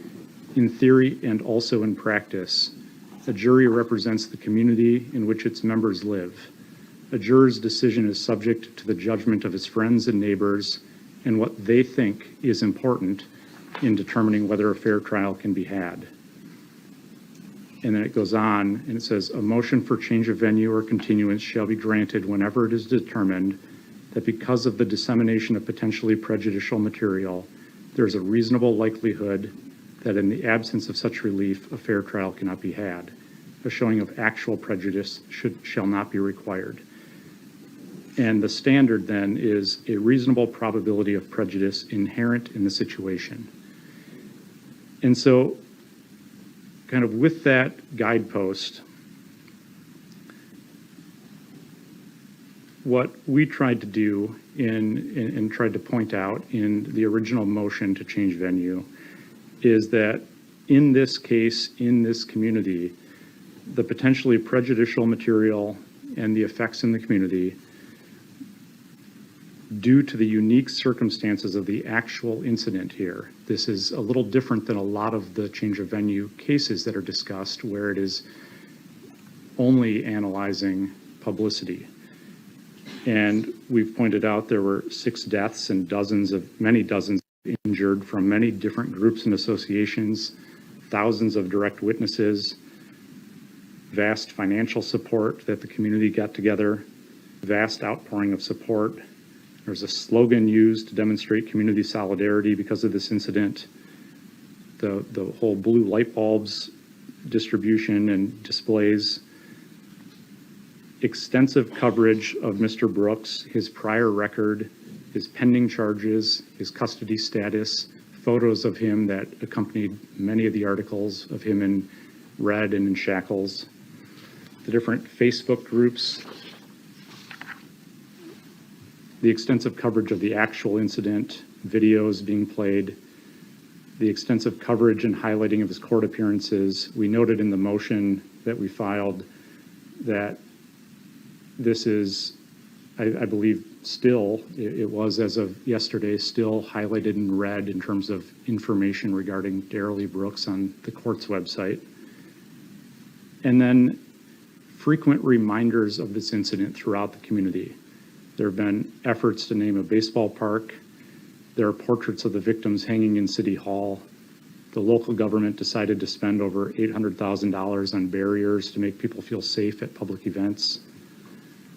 A long list that gets longer regularly of fundraisers throughout the business community to support victims in this case, prayer vigils held, a temporary memorial, and then the efforts to create a permanent memorial, and the distribution of money to a long list of victims, including those that weren't physically injured but were affected by responding. And so I think when we were drafting these questionnaires, if I remember correctly, and at least in my mind, these questionnaires were to serve a dual purpose, potentially dual purpose. One, it was a survey to see just how extensive those personal connections in the community were in the potential jury pool, and whether it's true that the community has been so affected. And then the secondary purpose would be that if the answer to that first question was not so much that venue needs to be changed, it would serve as a very good starting off point in terms of individual voir dire and working towards impaneling a jury in this case. So the analysis and our analysis, we've looked at the questionnaires as they've continued to filter in, but the numbers I provided were after we had received, I think, 1,557 of them, and we had a relatively short amount of time to process a lot of information. Both sides had a relatively short amount of time. And so we looked at, to answer that general question about the community in which its members live and the judgment of the jurors' friends and neighbors and what they think, and just the pervasiveness of this incident and the effects and how widespread they are throughout the community. We looked at, I think we came up with 9 initial filters. The first filter was those within 1 degree of separation from the parade, which means you were either at it or you know somebody who was at it. The second filter that we did was that those who attended a prayer vigil in support. The third was that those who donated money or attended a fundraiser. We included those who were members of a social media group in support of the victims. I think the most notable of these is the Waukesha Strong Community Facebook group. The fifth filter that we did was people who said, because we had, I think, listed out these different ones, right? The display of blue lights, display in some way of the broken heart symbol, the jerseys event, and then other solidarity with the victims. And then we included in the questionnaire, I think it was questions 97A through H, and it listed out a number of, potentially sort of traumatic personal effects from this.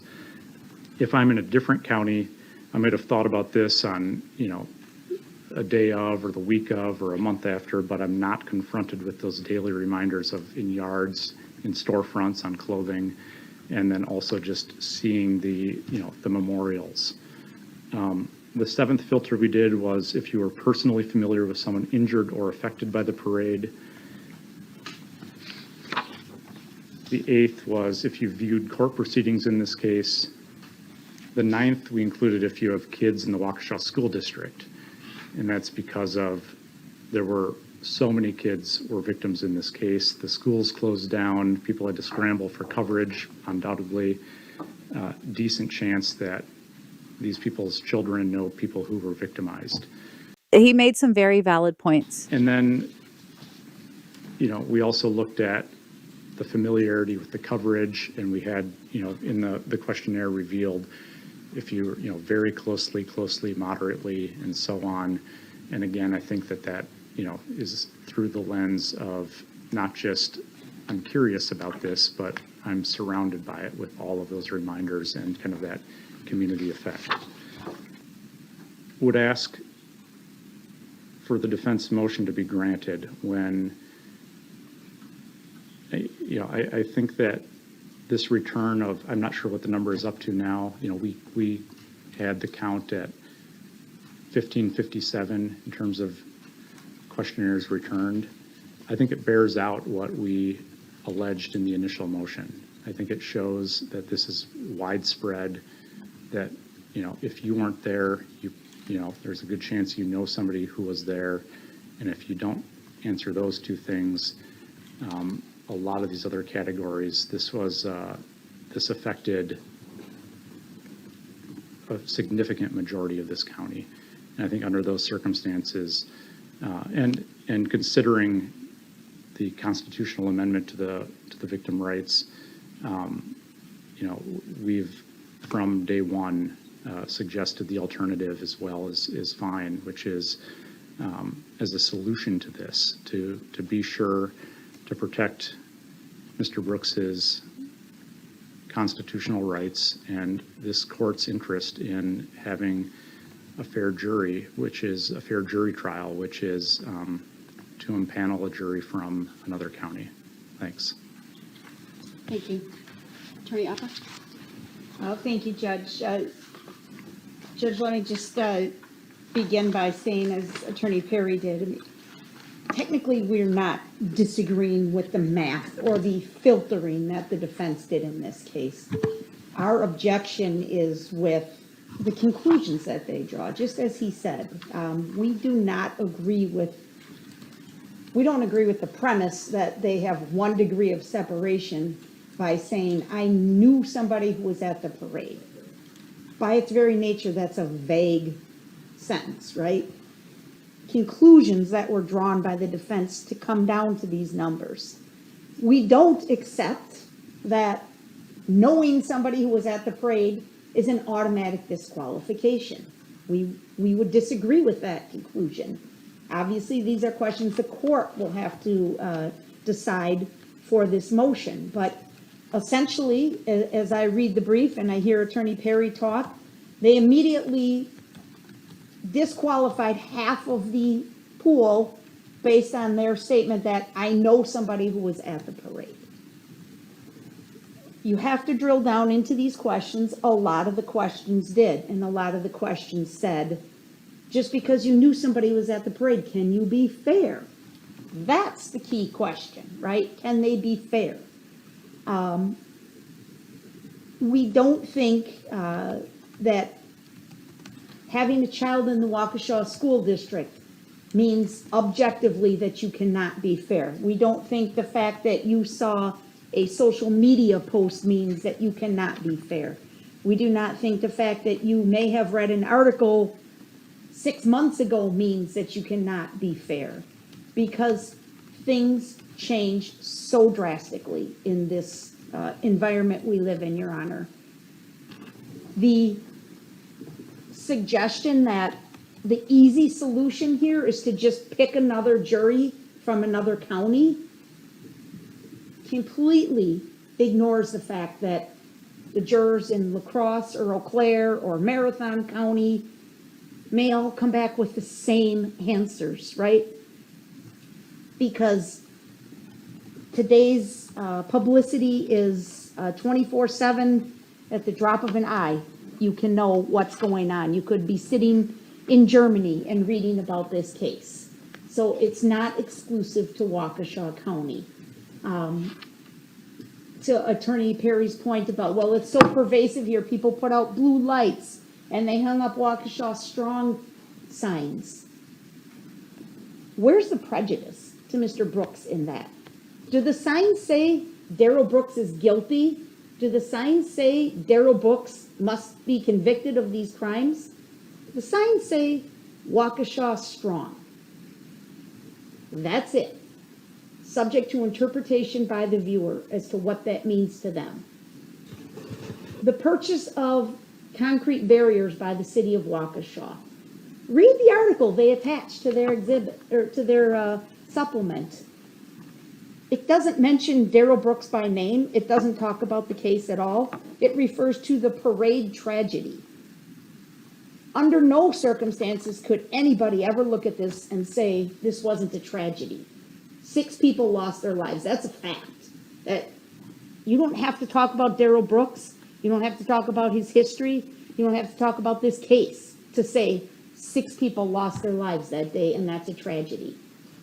They quote Chief Thompson in their supplemental brief on page 6. Chief Thompson is quoted as saying, quote, "We want the public to feel safe coming to the city of Waukesha events. While we can never prevent every type of criminal activity, we are doing our best to make sure the events are as safe as possible," end quote. There's no mention of Darrell Brooks by name. There's no mention of this prosecution. There's no mention of anything.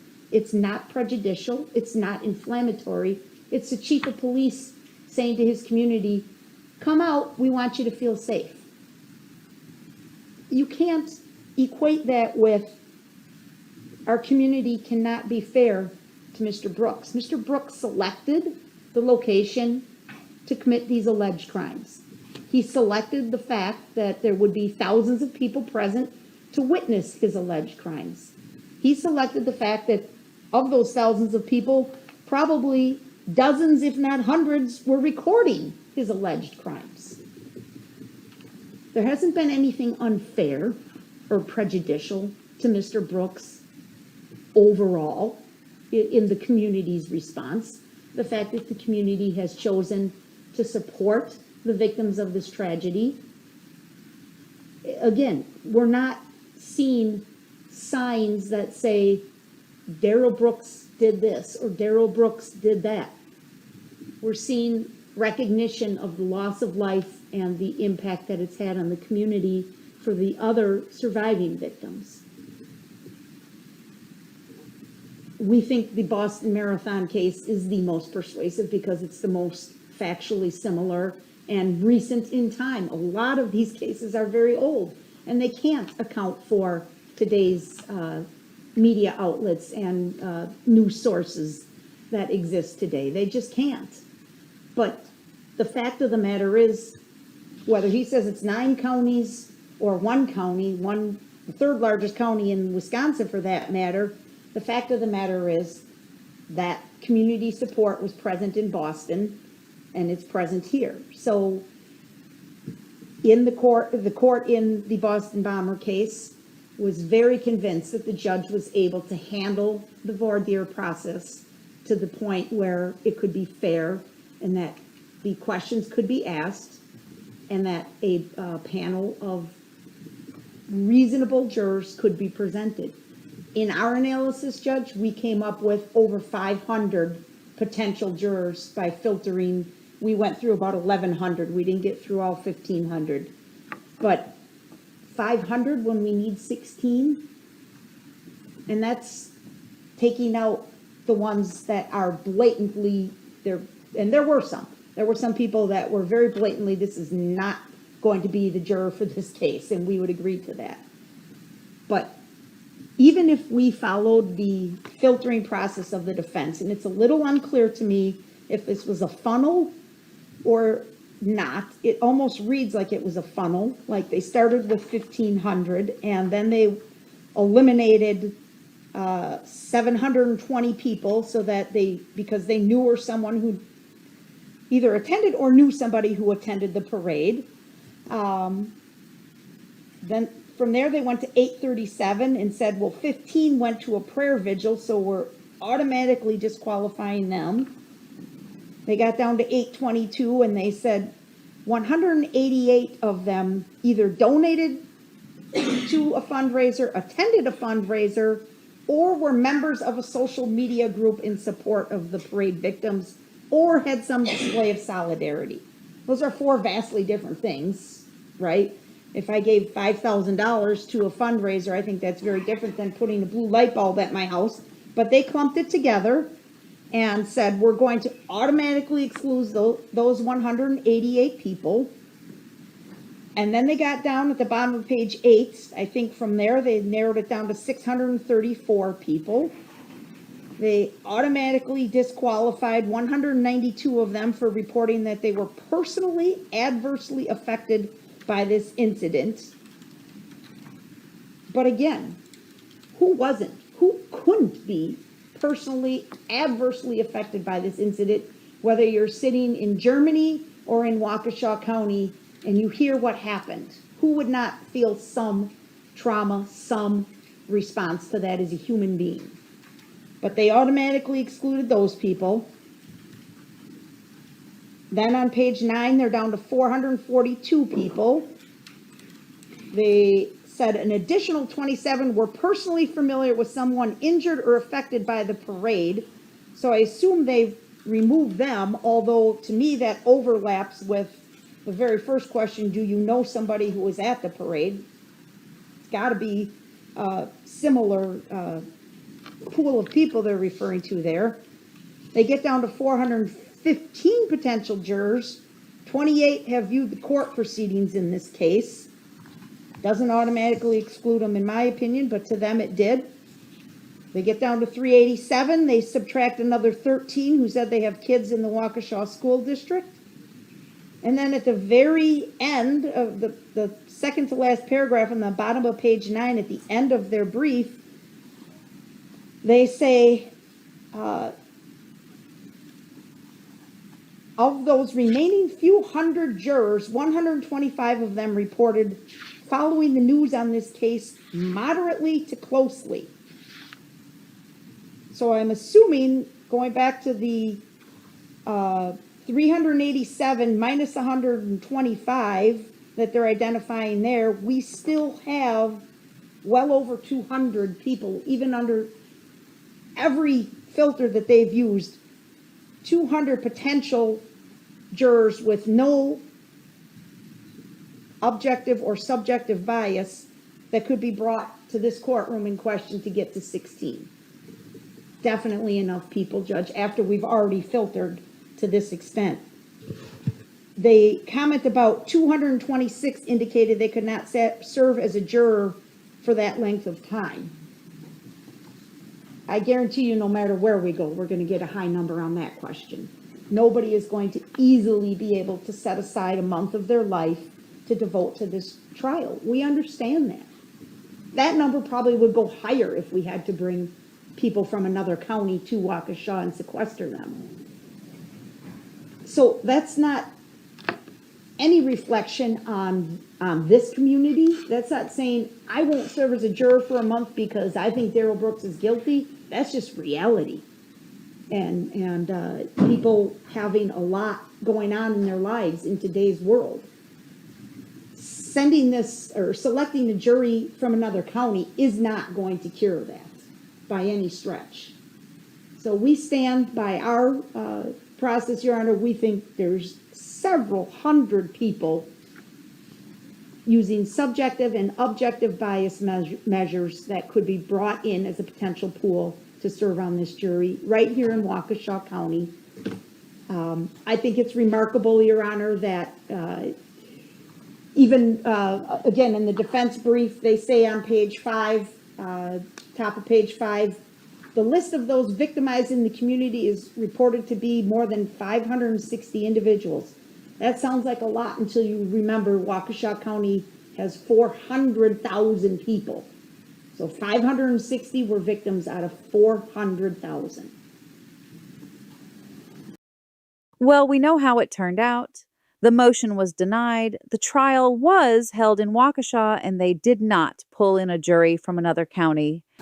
I've referred to the filing as a motion to change venue. I would agree with Attorney Perry. It covers more than a request for change of venue, and I do cover that in my decision here today. Significant to the issues presently before this court is the affirmation that through the use of carefully planned and executed voir dire and the careful identification, inspection, and extensive screening of prospective jurors through voir dire, outside influences of even pervasive and adverse pretrial publicity do not inevitably lead to an unfair trial. There is no blanket constitutional requirement that the trial court ask each prospective juror what she heard, read, or saw about a case. Instead, it is the responsibility of the trial court to conduct a thorough jury selection process that allows the judge to evaluate whether each potential juror is to be believed when that juror says she has not formed an opinion about the case. The constitutional guarantee of a fair trial before an impartial jury is not synonymous with a change of venue. A change of venue is only one method of guaranteeing a fair trial. The court may look to other methods, including an expanded and carefully crafted jury selection process. To put it another way, even in the face of pervasive and adverse publicity, a change of venue is not required where the court takes strong measures to protect a defendant's right to an impartial jury free from outside influences. In evaluating the motion to change venue now before the court, it is imperative that this court discuss the McKissick factors. 1, the inflammatory nature of publicity. There can be no doubt that the Waukesha Christmas Parade incident and the case against Mr. Brooks have received widespread public and media interest.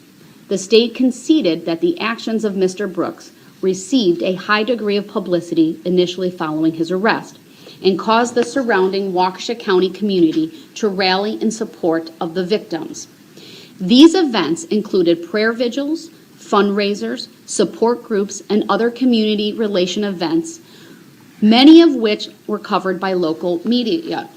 The articles cited are generally objective and focus on the factual circumstances of the events, whether those events are regarding Mr. Brooks himself, the response by the community and city officials, victims, or court proceedings. While not specifically addressed in the briefs, the court is aware of publicity across a variety of platforms: print, broadcast, internet, and social media. Many articles and news stories have been printed and aired.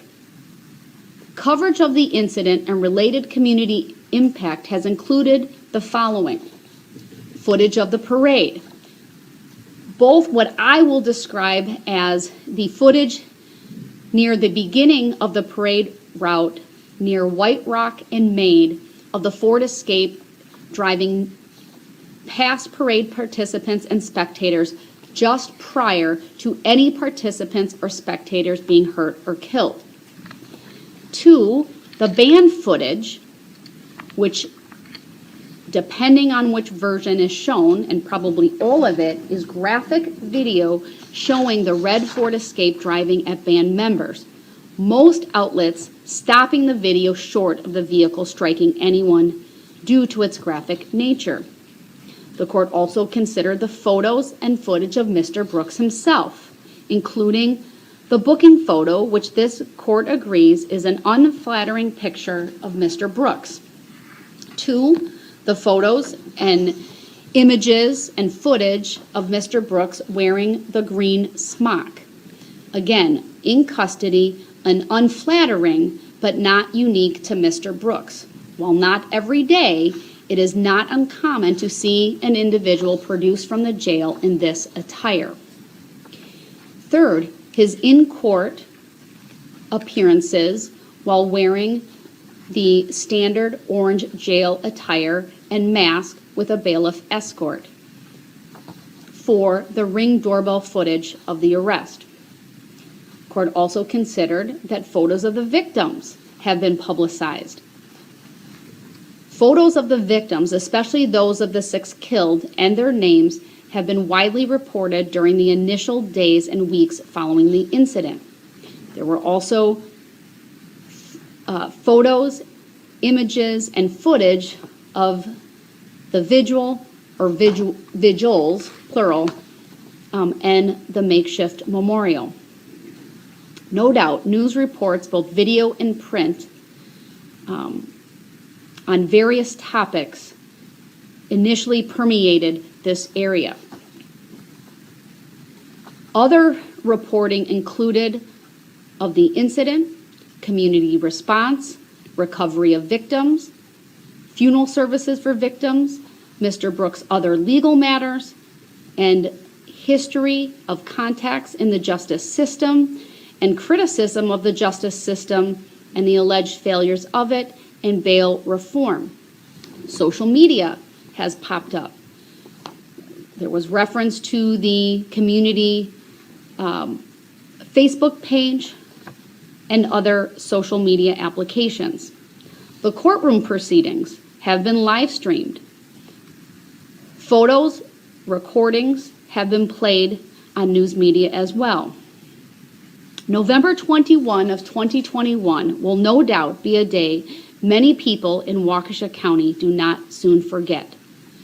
It is not every day a vehicle drives through a parade. However, in general, the nature of the publicity has been factual and objective. Even the news articles, whether online or in print, that criticized Mr. Brooks being out on bail and the calls for bail reform were objective and factual. Overall, They were and continue to be factual in nature and not in an attempt to influence public opinion about the guilt or innocence of Mr. Brooks, or even of what punishment he should receive if convicted. Nothing about the articles and other evidence submitted by the defense leads this court to find the publicity has been inflammatory. While it has been prolific at times and even adverse to Mr. Brooks, given the nature of the charges, the information and reports about the incident have been straightforward and consistent with information publicly available in the criminal complaint. They all generally appear, again, to be factual and do not create a presumption of prejudice or an attempt to influence public opinion. Nonetheless, the parties will be able to question jurors during the jury selection process about whether any exposure to publicity has resulted in the prospective juror forming any opinions related to this case that would impact the juror's ability to be fair and impartial. Number 2, timing and specificity of the publicity. As noted by the state, this factor is similar to the first factor, but focuses more on the pervasive nature of the publicity and the timing of it relative to the trial date. Even with the added information about publicity in the defense supplement, it is clear to this court the most intense media coverage occurred immediately following and in the first few weeks following the parade. It is also true that media interest increases around court dates related to the case. That is not unique to this case and is true for any case that grabs public attention. The best available evidence is the Google Trends graph submitted by the state. Despite the limitation noted by the court, the search words and phrases analyzed are broad and cast a wide net in an attempt to gauge state and local interest in the case, and yet focused enough to provide valuable information to this court. This graph shows that while there is a steady interest in, quote, Waukesha, the confluence of all three peaked in the immediate aftermath of the incident. Moreover, the court has no reason to doubt the oft-quoted axiom that the passage of time diminishes the prejudicial impact of pretrial publicity and allows for memories and passions of readers and viewers to fade. And I have no doubt that will be the case here, noting that the trial in this case is scheduled to start almost 10 months after the incident occurred. Moreover, any concerns over juror prejudice and pretrial publicity can be further explored through the jury selection process. 3, the amount of difficulty and degree of care employed in jury selection. The court recognizes the increased media and public interest in this case, and that the amount of pretrial publicity to date and the impact to the victims and the community at large, the criticisms levied against the criminal justice system in general, and the nature and gravity of the charges filed against Mr. Brooks. This is why the court has started to take and will continue to take strong measures to ensure Mr. Brooks is tried by a fair and impartial jury. This plan includes the following: expanded jury pool. As the parties are aware, this court initially sent 2,500 qualification questionnaires to prospective jurors, advising them of jury service for this case. Of those, approximately 1,600 were qualified for this case.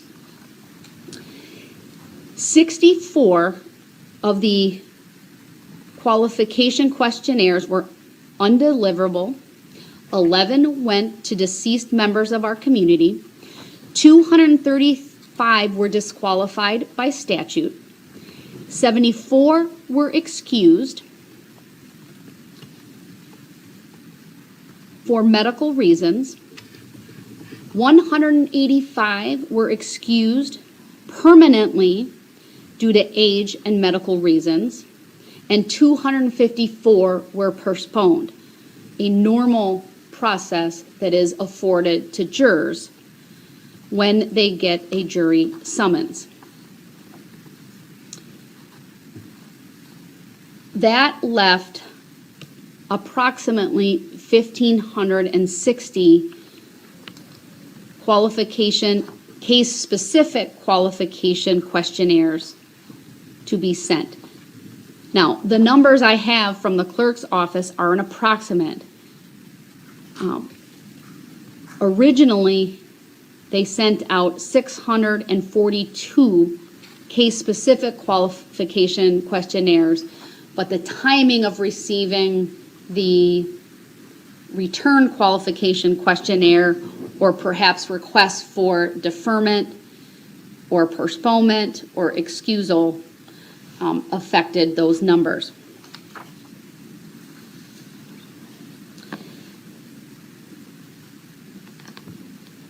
For this expanded jury pool, the court then carefully drafted a comprehensive case-specific jury questionnaire, a questionnaire that was primarily drafted by the parties and approved by the court. This 115-question, 30-plus page document was generated with significant input by the parties and ultimately approved by the court. All but a small number of proposed questions were included in the questionnaire.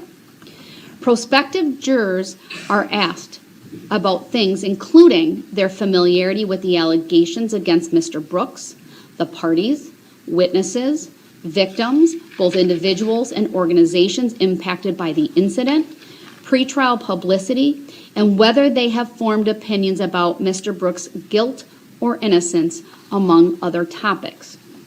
2 days are set aside in late August to discuss the questionnaire, what I have termed a questionnaire conference, at which time the parties will be able to strike jurors for cause, either by agreement of the parties or with approval of the court.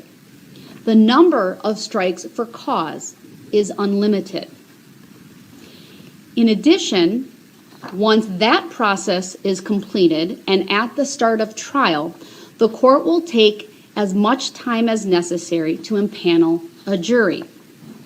This will be done initially by group voir dire led by the court, with an opportunity given to the parties to submit proposed questions. The court will also engage in individual voir dire led by the court with follow-up by the attorneys as needed, including in the areas of what I would call red flag answers, incomplete answers, and on the topic of content of media exposure, timing, and nature. Again, all tailored to whether the prospective juror has formed an opinion as a result. That is just a sampling, and of course not the entirety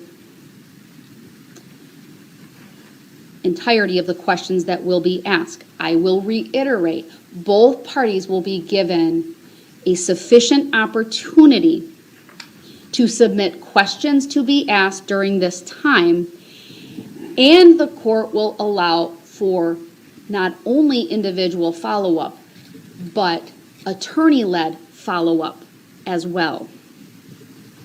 I've already talked about the unlimited strikes for cause. This is true not only for the jury instruction or the jury questionnaire conference, but during the voir dire itself when we are face-to-face with the prospective jurors. The court is also going to give the parties additional preemptory strikes. In a case such as this, the parties would normally have 7 preemptory strikes, 6 because the charges include an intentional homicide charge, and 1 for the alternates. I am going to, in my discretion and pursuant to my inherent authority, give a total of 4 additional strikes for a total of 10. So 6 plus 1 for each alternate impaneled. The goal of which is to seat 16 jurors, of which 12 to ultimately decide the case. The media order, this court, the general order that has been referenced previously, will continue. That includes an aspect of juror privacy.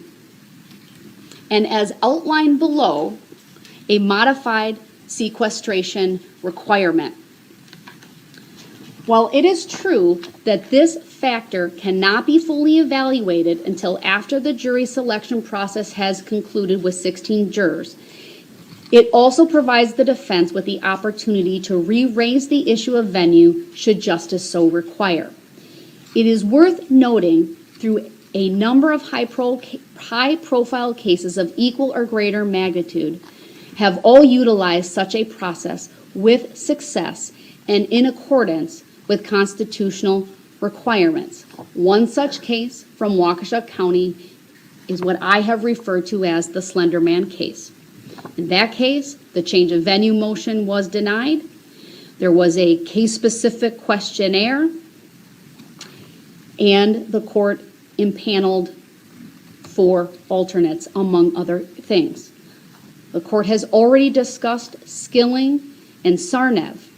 Another case of note, although from another district court, so federal district court, is the Mitchell case. Now, while most people may not recognize that name, they undoubtedly will recognize the name of Elizabeth Smart. That case was the federal kidnapping case related to her. And it is that case that I referenced at a prior hearing about the use of jury questionnaires. The court, in looking at the size and characteristic of Waukesha County, would also note the following. Waukesha County is the 3rd largest county in the state of Wisconsin. So any other county outside of Milwaukee and Dane would no doubt pose a significant, or would be significantly smaller and provide a significantly smaller jury pool than that available in Waukesha County. The court would not consider Milwaukee an acceptable alternative, primarily because they have a significant backlog in their criminal courts, have significant staffing challenges, both as it relates to court reporters and court staff, and a limitation of space. Dane, I do not believe, is similarly situated to Waukesha County and appropriate for this court to consider.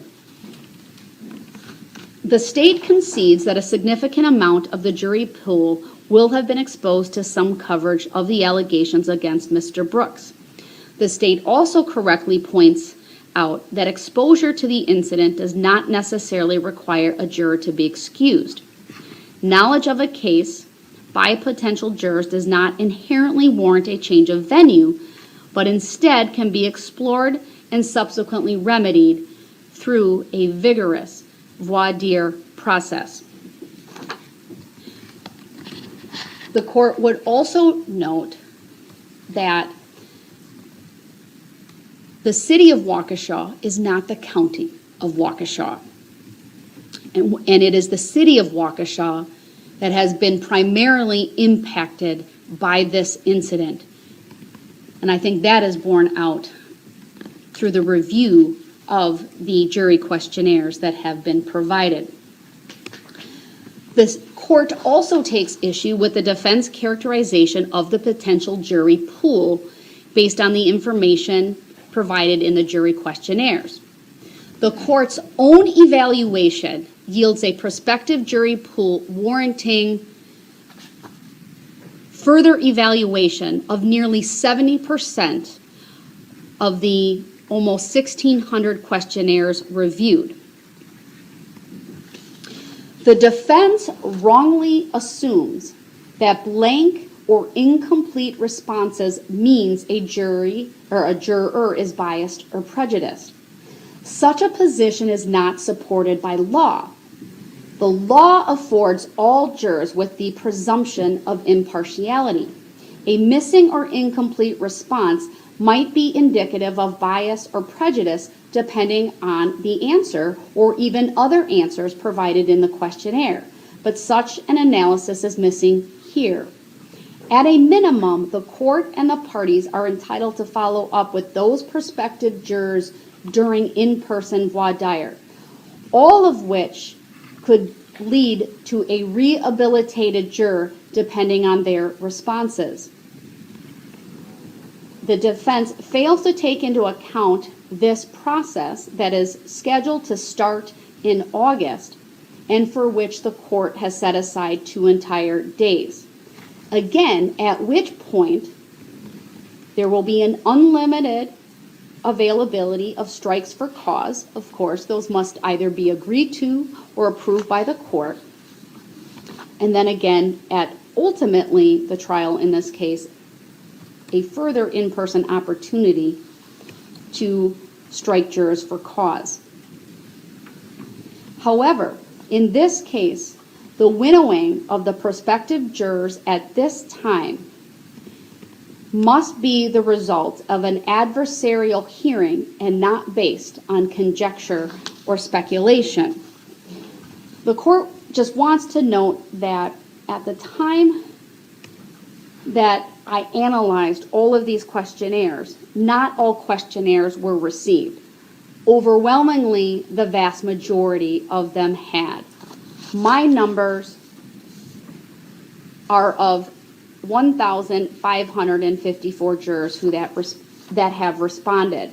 And again, while some have trickled in since that time, the number is too small to be statistically significant.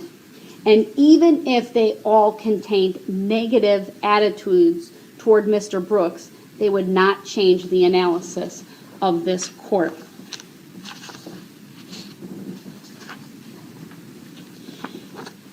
However, even if this court were to strike the prospective jurors at this stage that are highlighted by the defense, that would leave 148 jurors subject to in-person voir dire. 148 versus 40, clearly a number sufficient to impanel a fair and impartial jury here in Waukesha County. It is clear to this court that a change of venue is not required. This court is committed to ensuring that the rights of Mr. Brooks to a fair trial and an impartial jury are protected. In this case, the defense has failed to demonstrate that there is a likelihood of community prejudice so pervasive as to preclude the possibility of a fair trial in Waukesha County. The defense has also not demonstrated actual bias or actual prejudice in this county. There is no doubt in the court's mind that an impartial jury can and will be impaneled in Waukesha County with the strong methods outlined today. For all of these reasons, the motion to change venue is hereby denied. For the same reasons, the motion to impanel a jury from another county is also denied. On June 28, 2022, the court convened again to discuss the mental health evaluations following Brooks's insanity plea. Judge Jennifer Dorow removed a court-appointed psychiatrist due to a conflict of interest with the prosecution and appointed a new neutral panel ordering evaluations to be completed by August 2022. So I understand correctly that Mr. Brooks is agreeing to be examined by Dr. Collins, correct? That's my understanding, that he'll cooperate. Okay, I just want to make sure before I ask her to return to the Waukesha County Jail. And then the other thing is discovery. So we had discussed, Attorney Perry and I, off the record late last week, the possibility of creating a discovery packet for the doctors to be used for this purpose that is not necessarily the entire case file, but what we would deem to be relevant information. I did provide him with a thumb drive here this afternoon just before court for him to review the items we came up with, and if he wants anything added, we will add it.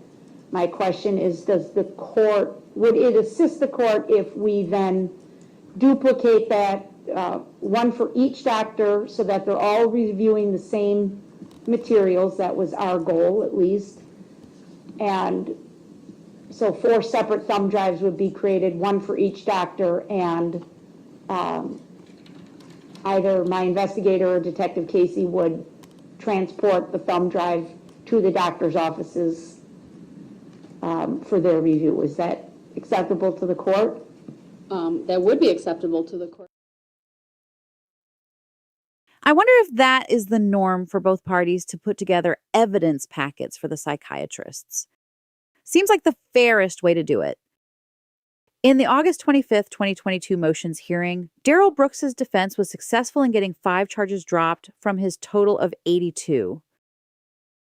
The hearing also established boundaries on what prosecutors could tell the jury about Brooks' background.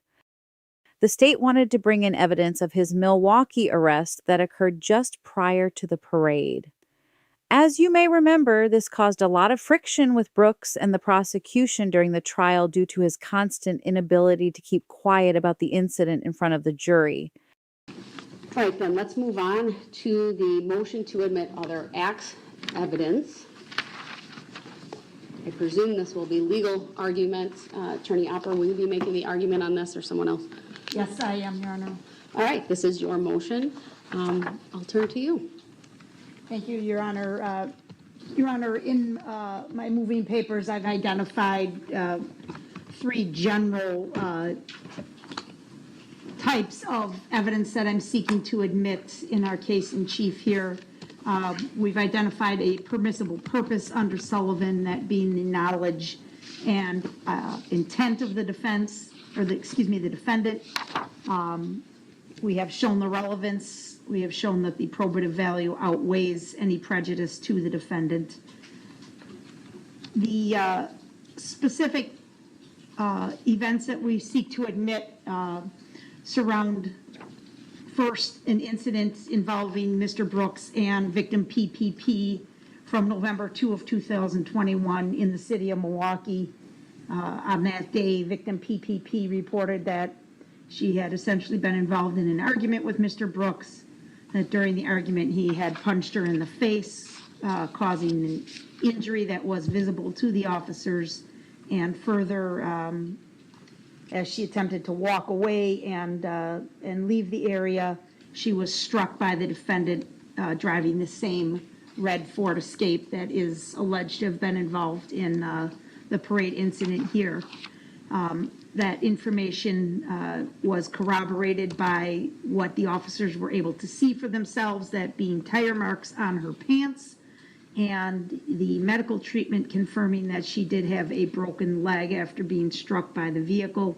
It was also witnessed by an independent witness who did remain on scene and provide a statement corroborating victim PPP's account.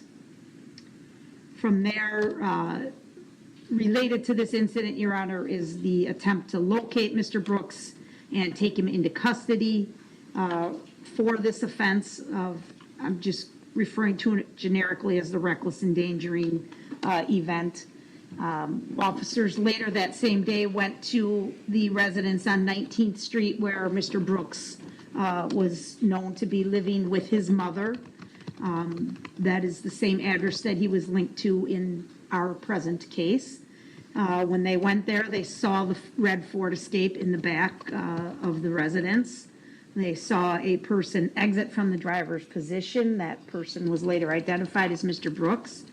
Officers ordered Mr. Brooks to stop, but he did not, continued running into the residence. And ultimately, the officers chased him into the house placed him under arrest and found the key to the red Ford in his left front pocket. Mr. Brooks was interviewed by the Milwaukee Police Department, Officer Rodriguez. He insisted that he had not driven his mother's vehicle that day, attempted to provide an alibi that he had walked somewhere on foot, and denied any involvement in the incident whatsoever, and ultimately saying that the victim would recant her statements, and this was all essentially made up by her. So those events have all been charged in Milwaukee County case number 21 CF 4596 and are currently pending. The third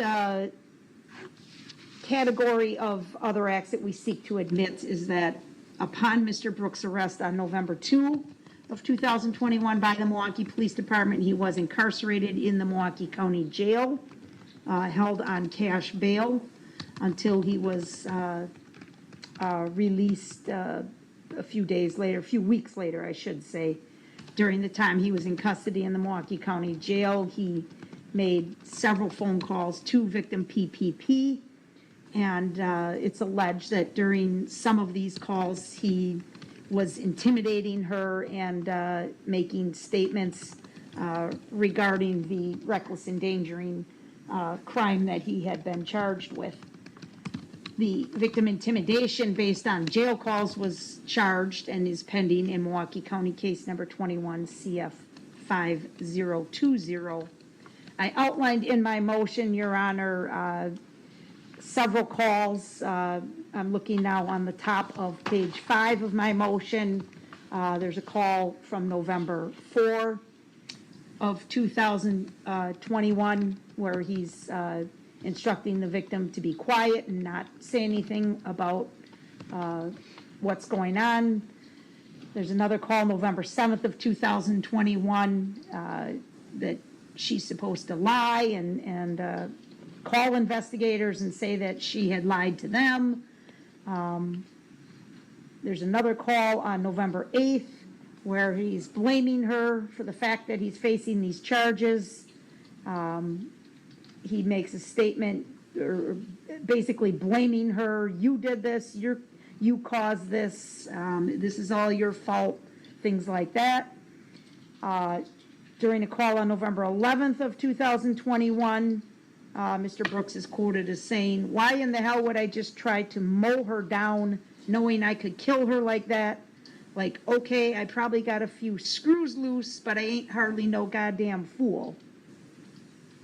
And then 4 days later, on November 15, 2021, Mr. Brooks is talking to victim PPP and still arguing with her. He's upset and angry that she has not put up enough money to post his bail and have him released from custody.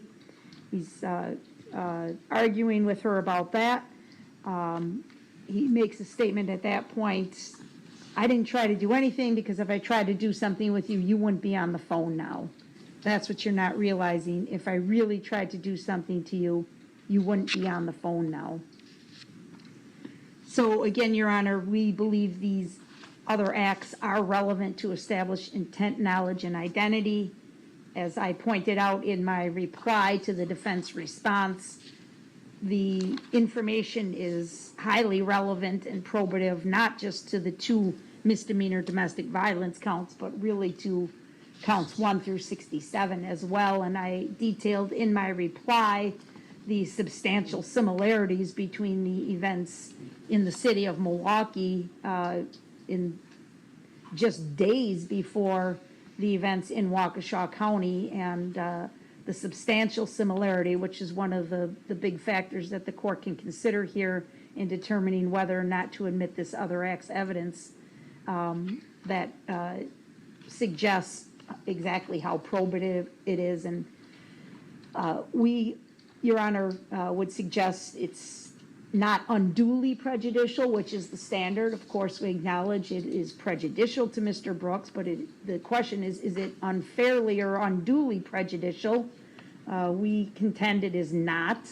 There were many other occasions where Mr. Brooks had been charged with domestic violence or acting in a violent manner, that we are not seeking to admit here. We tried to be reasonable in our request. We understand the allegations in this case are significant and will take a great deal of time to present to the jury. We didn't want to turn this into, trying to prove many, many other counts on many, many other days. But we felt these were very relevant to show his knowledge and intent, especially in light of his NGI plea as well, which we've learned today is the defense intends to go forward with. His words and actions in the days leading up to November 21 of 2021 make it highly relevant for that issue as well. But as I wrote in my reply, Your Honor, I mean, the bottom line here is understanding the defendant's state of mind at the time he engaged in these incidents, whether it's in the context of the NGI plea or not, are going to be an issue for this jury, we suspect. And by having this context, this background, it's certainly the timing couldn't be any tighter, right? I mean, we're talking about a matter of days, no more than 19 days between all of these events. That really helps establish his knowledge and intent as he is alleged to have driven down Main Street in the city of Waukesha. We contend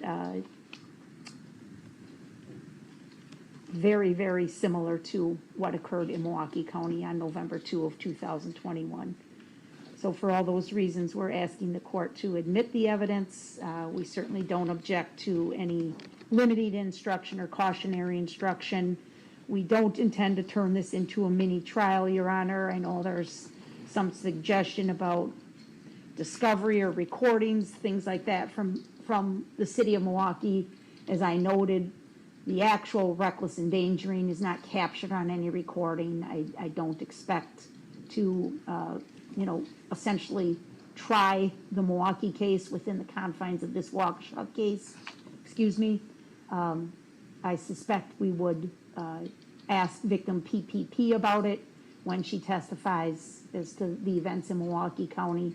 If her credibility was challenged, it may then be necessary to call the independent witness or to call the police officers to describe their contact with Mr. Brooks. But, that remains to be seen. But I recognize we don't want to confuse this jury. We don't want to make their task any more burdensome. They already have 80-some counts to weigh here. So we recognize that, Your Honor, and we certainly will be mindful of that we're not trying to confuse issues or blur the lines, but for these acceptable legal reasons, the other acts should be considered by this jury. Thank you. All right, thank you. Who will be arguing for the defense? Go ahead, Attorney Perry. Thanks. Well, as you saw from our response, we object to the admission of this as other acts. I think it will do all of the things that Attorney Opper just said that it wouldn't do, which is to confuse the jury. I think it should cause delay. The now 77 counts that he's facing in terms of showing intent and knowledge, identity. In the reply, the state said, talked about motive. The two allegations, the Milwaukee charges, as I understand them, relate to victim PPP and describe a very, very personal thing, including with the intimidation charges. The bulk of the remaining 77 counts, all but for the two misdemeanor battery charges, describe something that's very impersonal and not having a connection and not being of the domestic nature that the Milwaukee charges allege. It might go to showing motive or animus toward victim PPP, but I question how it would at all go towards motive or animus or explaining intent. You know, the required mental state when Mr. Brooks is charged with both being intentional and reckless in these 77 counts of how his actions or the allegations of what happened in Milwaukee with victim PPP go to show that in Waukesha. In terms of the delay, and I saw, we saw in the state's reply the assertion that that these reports were sent to us in April. We didn't see them until yesterday afternoon when they were emailed to us. We received video, and I understand Attorney Opper is saying that the video isn't all that relevant. At least that's how I think I heard it. But we received over 4 hours of different body cam and surveillance video just this month. This is, we are operating on a really, what I think is an accelerated timeline to do a lot to prepare for a tremendous amount of charges with, 30-some pages of witnesses that were listed and just reams of discovery, and to introduce now allegations that are kind of explosive allegations of just extraordinarily prejudicial allegations of violence from a pending Milwaukee case or cases, I think will deprive Mr. Brooks of his right to adequately defend against those here, in terms of putting the states to its admittedly lower burden on other acts, but nonetheless, we can't simply say nothing because we didn't have time to fully investigate and to prepare a defense to that. Judge Dorow ruled that prosecutors could present evidence of a domestic dispute involving Brooks and his ex-girlfriend that happened immediately prior to the parade attack. However, the Milwaukee incident of him running over Erica Patterson with the same vehicle was ruled inadmissible. To bring in not just her, we know she's going to be a witness, but the state talks about other potential witnesses on the issue of other acts, whether it be the officers involved, whether it be an independent witness that's involved, whether there would need to be some medical evidence regarding the injury that she sustained back in early November of 2021. Not only that, when we're dealing with intentional homicide charges against Mr. Brooks and all of the reckless endangering safety charges here, there is, I think, a tendency to confuse the jury with this other act's evidence. The defense makes, I think, a solid point that it's going to create additional time. It potentially could create delay, certainly could confuse the jury. But more importantly for this court, it's not similar enough for all of the reasons that I've already stated related to the type of allegations related to the parade versus PPP. Now, there is no doubt that a certain amount of the context of the relationship between Mr. Brooks and victim PPP will nonetheless be relevant and admissible because he's charged. That incident that is alleged to have occurred, there's two of them actually, the one on the 20th, the one on the 21st of November in the Waukesha County case, right, provides some context.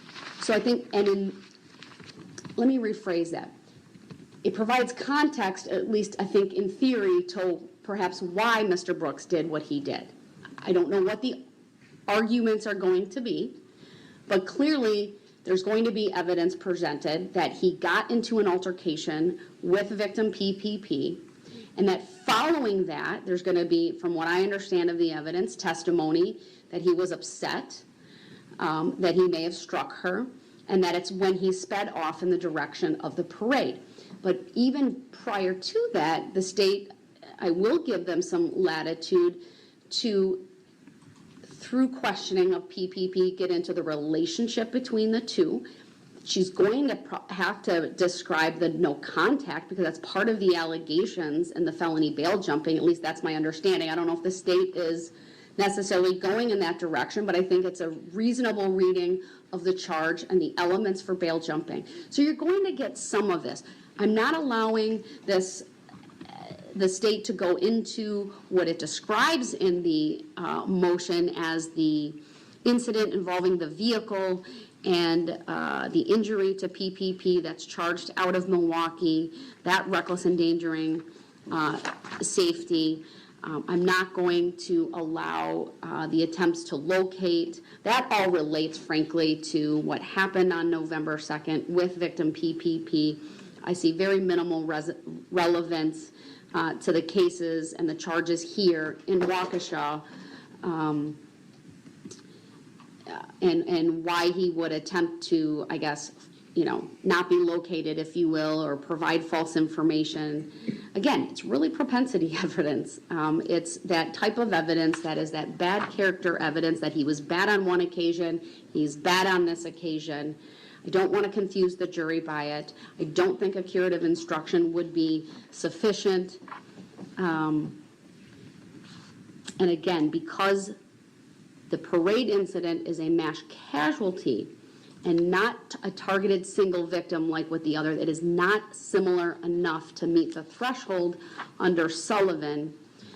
And that includes as to all of the, even the phone calls from the jail. Again, those things from November 2nd of 2021 clearly relate to what happened. I'm sure they will be entered into evidence if there is any trial in that particular case, but to allow them to come in a trial in Waukesha County where the vast majority of the charges relate to his conduct in the parade and not victim PPP, that, in my opinion, would be unfairly prejudicial. I will use the verbiage that the defense cited. It's pretty explosive testimony that's being proffered and offered here.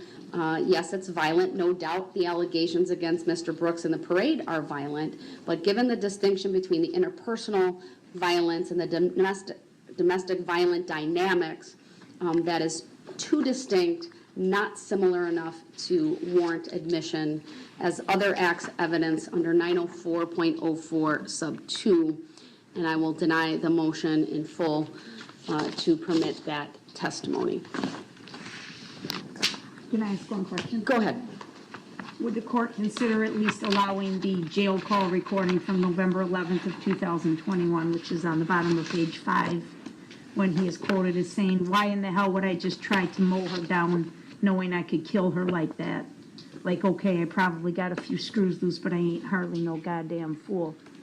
End quote. Now, I understand you have not yet ruled on the admission of the statements, but at least if you would consider this and perhaps rule on this request at the time you give us our ruling on the statements, if his statement to Detective Stern at the end when he says, "I really didn't try to kill anybody," is admitted, this directly contradicts that statement and goes directly to his knowledge and intent in, driving a motor vehicle and striking a person, knowing that that could kill somebody. It's still too attenuated. That was a statement that, from my perspective, is directed and related to the incidents of domestic violence that are alleged against PPP in those Milwaukee County cases. His conduct in Waukesha are simple batteries. They don't even rise to the level, from my perspective, of a reckless endangering safety against PPP. I think that would be a whole different analysis. And so that is a huge distinguishing fact that still warrants that statement, that phone call not being admitted in his trial here in Waukesha County. Except the statement doesn't talk about punching her in the face. It says tried to mow her down. I understand that the motion is denied. District Attorney Sue Opper made a good case, but I really am glad they kept this out of the Waukesha trial. The items involving Erica, his estranged girlfriend, were already confusing to the jury. Also, I think leaving this in could have produced a good appellate argument. I am currently working on our next case in which this exact type of thing happened, and the sentence was overturned, so I am glad the judge erred on the side of caution. In that hearing, both Carpenter and Stern testified. Much of Carpenter's testimony was recorded in the trial, so I did trim this down a bit. What I wanted to point out is Brooks's attorney's questions. The work they provided before being dismissed did affect the trial in various areas. Not really. It was very confusing. It was believed that the defendant was possibly involved, but it was very dynamic. For several hours, we were searching for multiple people. There were so many different reports based on so many witnesses. So initially when the subject, later determined to be Mr. Brooks, was taken into custody, it was referenced the loitering in the immediate area, but he was a potential suspect in the parade incident. It was just needed to be confirmed. I was tasked with remaining with Mr. Brooks. He was transported from that scene down to our sub-station, which is located on Highway 59 in the city of Waukesha, where myself and Detective Stern then remained with Mr. Brooks and began obtaining basic biographical booking type information. So name, date of birth, home address, phone number, social security number, employment, things of that nature. What observations, if any, did you make about his demeanor? He was very normal. He did not show signs of being under the influence of drugs. He did not show signs of being in a mental health crisis. He was lucid. He was alert. His speech was clear and unslurred. And there were no indications that he was unaware of where he was or who he was or anything like that. During your contact with Mr. Brooks between that time, November 21st, 2021, and your time with him on November 22nd, 2021, did that opinion ever change? No. So you believed that, for example, his answers were responsive to your questions? Yes.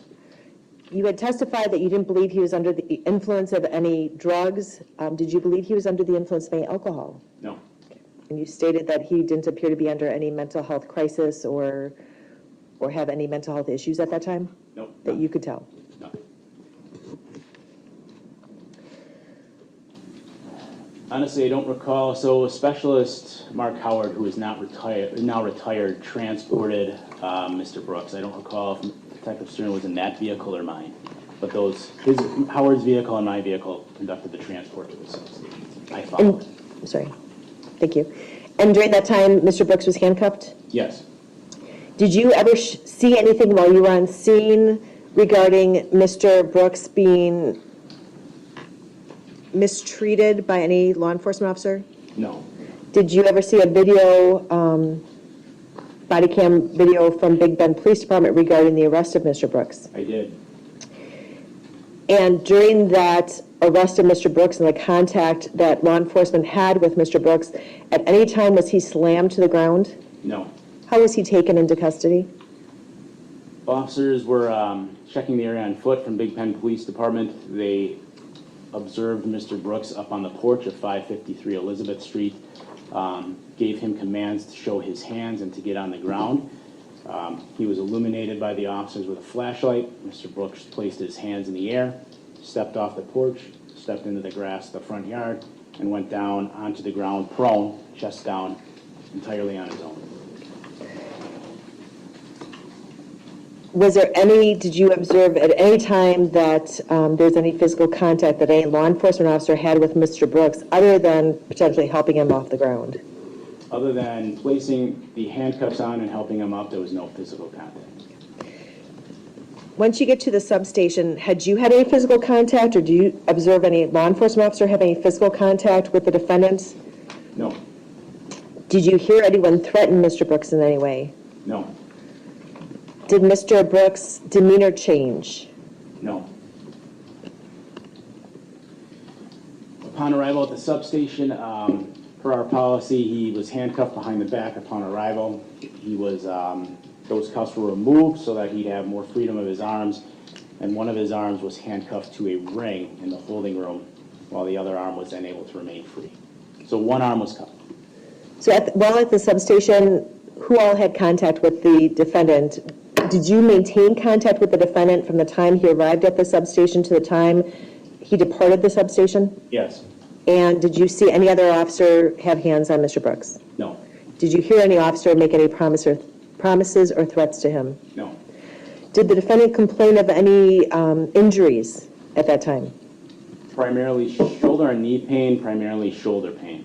Did he state what the cause of that pain was? Yes, he did. And what was that? Mr. Brooks indicated at the time of his arrest he was body slammed by the arresting officer. So what happens, is it, prior to leaving the police station, is there any conversation about the taking of a blood sample from Mr. Brooks for an OWI investigation? Yes. And who's having that conversation with Mr. Brooks? It began as a telephone conversation with Detective Casey. It was decided that a search warrant would be done for the blood. So we informed Mr. Brooks we'd then be taking him to the hospital, which was twofold, for the draw as well as medical clearance for his injuries. Do you know approximately what time you arrived at Waukesha Memorial Hospital? I do not remember the exact time. It was, I believe, probably shortly after 8 p.m. So once we were at Waukesha Memorial Hospital, the search warrant for Mr. Brooks' blood had been approved. The blood sample was ultimately taken. Mr. Brooks was served by Detective Stern with the warrant for the blood reference to OWI investigation. The blood was drawn at 9:02 p.m. So that was completed, and then he was seen by a doctor regarding his knee and his shoulder. And did the doctor consult with you at all regarding any medical issues that the defendant may have that would cause him to stay at the hospital?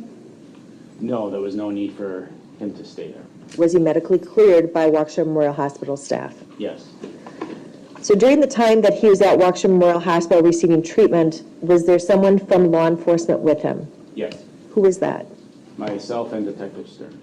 Did you have any conversations with the defendant during that time regarding anything that happened surrounding the parade, him driving the SUV, why he was at the location he was found at when he was arrested? Any kind of conversation like that while he was receiving treatment? No.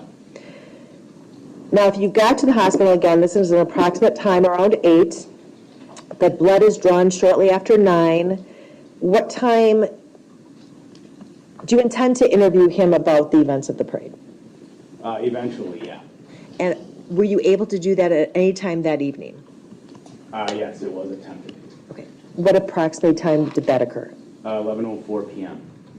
Clear, he knew where he was. There were no signs of impairment on drugs or alcohol. There was no signs of mental illness that was, complicating his judgment or awareness. During the treatment of Mr. Brooks at Waukesha Memorial Hospital, was he ever given any medication, any pain meds or anything like that? He may have been. I don't recall if he was given anything specific. Did that impact, if he was given anything, could you notice a difference in his demeanor from before he was medically cleared at the substation and the time that he was medically cleared at Waukesha Memorial Hospital? No, there was no change. Okay, he didn't seem loopy or out of it? No, ma'am. Okay. The other side of that table with him. And where were the other 3 officers, the 2 FBI agents and Detective Stern? They were in the room seated behind me and to my right. Up to this point, is anything mentioned about the parade between you or in your presence and the defendant? No. Anything mentioned about injuries sustained during the parade? No. Anything mentioned? And I guess obviously there was an OWI portion of this that you said Detective Stern was handling. Anything mentioned about him driving a car in the parade or injuring anyone? No. Yeah, so prior to reading Mr. Brooks's rights, I explained that the reason we were there was to discuss loitering. Loitering and, reference possibly some driving. Someone thought they had seen him driving, reference the OWI, but in explaining that, nothing was said about the parade itself or injuries being sustained by anyone. So I explained that to him, and then I'm just looking for his side of the story in regards to that. Did the FBI agents, while they were in that room at all, did they, after the rights were read or even before, did they ever question the defendant about what had occurred that night? No. So then did you subsequently fill out the Miranda statement form? Yes. I subsequently did read the rights to Mr. Brooks, and he ultimately indicated he was not willing to speak at that time, indicating not right now. Those were his words? Yes. Immediately after saying not right now, who makes the next statement? Mr. Brooks. And what was the nature of that statement? So Mr. Brooks said, not right now. He then began to indicate how he was confused as to why he was there at this point. He begins continuing to speak and asks a question, and the question is, what am I even being detained for? Did you answer that question? Yes. And what did you respond? I simply explained to Mr. Brooks what I had already explained to him. I initially said, well, we went over that, and it's regarding, you being found on the porch where you were located. Again, was anything mentioned about him driving a vehicle through the parade? No. Was anything mentioned about him hurting anyone? No. So at approximately 17 minutes and 15 seconds into the interview, do you step out of the room? Yes, after Mr. Brooks asked that question, I answered, and he stated some other things. Yes, I left the room. Approximately how long was he at the hospital before he was transported to Muskego? From the time we initially got there, right when we walked, prior to the blood draw? From the time that you got into the room, which was approximately 11:04, or approximately 4 minutes after that is when he got into the room, I think. I would say, I don't recall exactly, maybe about an hour, half hour to an hour total. Who transported him to the city of Muskego? Officer Leha. Thank you. And once you got to the city of Muskego Police Department, what happened? There, Mr. Brooks was escorted into their jail holding area where they completed med screen and other pertinent information for their policy as they'd be holding him in one of their holding cells. Did they have did they have any concerns about him medically, or did they allow you to drop him off and they took custody of him? They allowed us to drop him off and took custody, yes. And did someone from the city of Waukesha Police Department remain at Muskego? Yes, so someone from our Officer Leha remained at that time and was later relieved, but someone from our department was there the entire time Mr. Brooks was. Were they there with Mr. Brooks, or were they just in the department? I believe the Muskego requested we stay in the booking room. So they were in the booking room, but weren't engaged in talking to him. They were just there monitoring and making checks. And at some point, did he get transferred to a cell? Yes, after I had left. Well, actually, I take that back. Just before I left. He was in a cell before I left. And was he alone? Yes.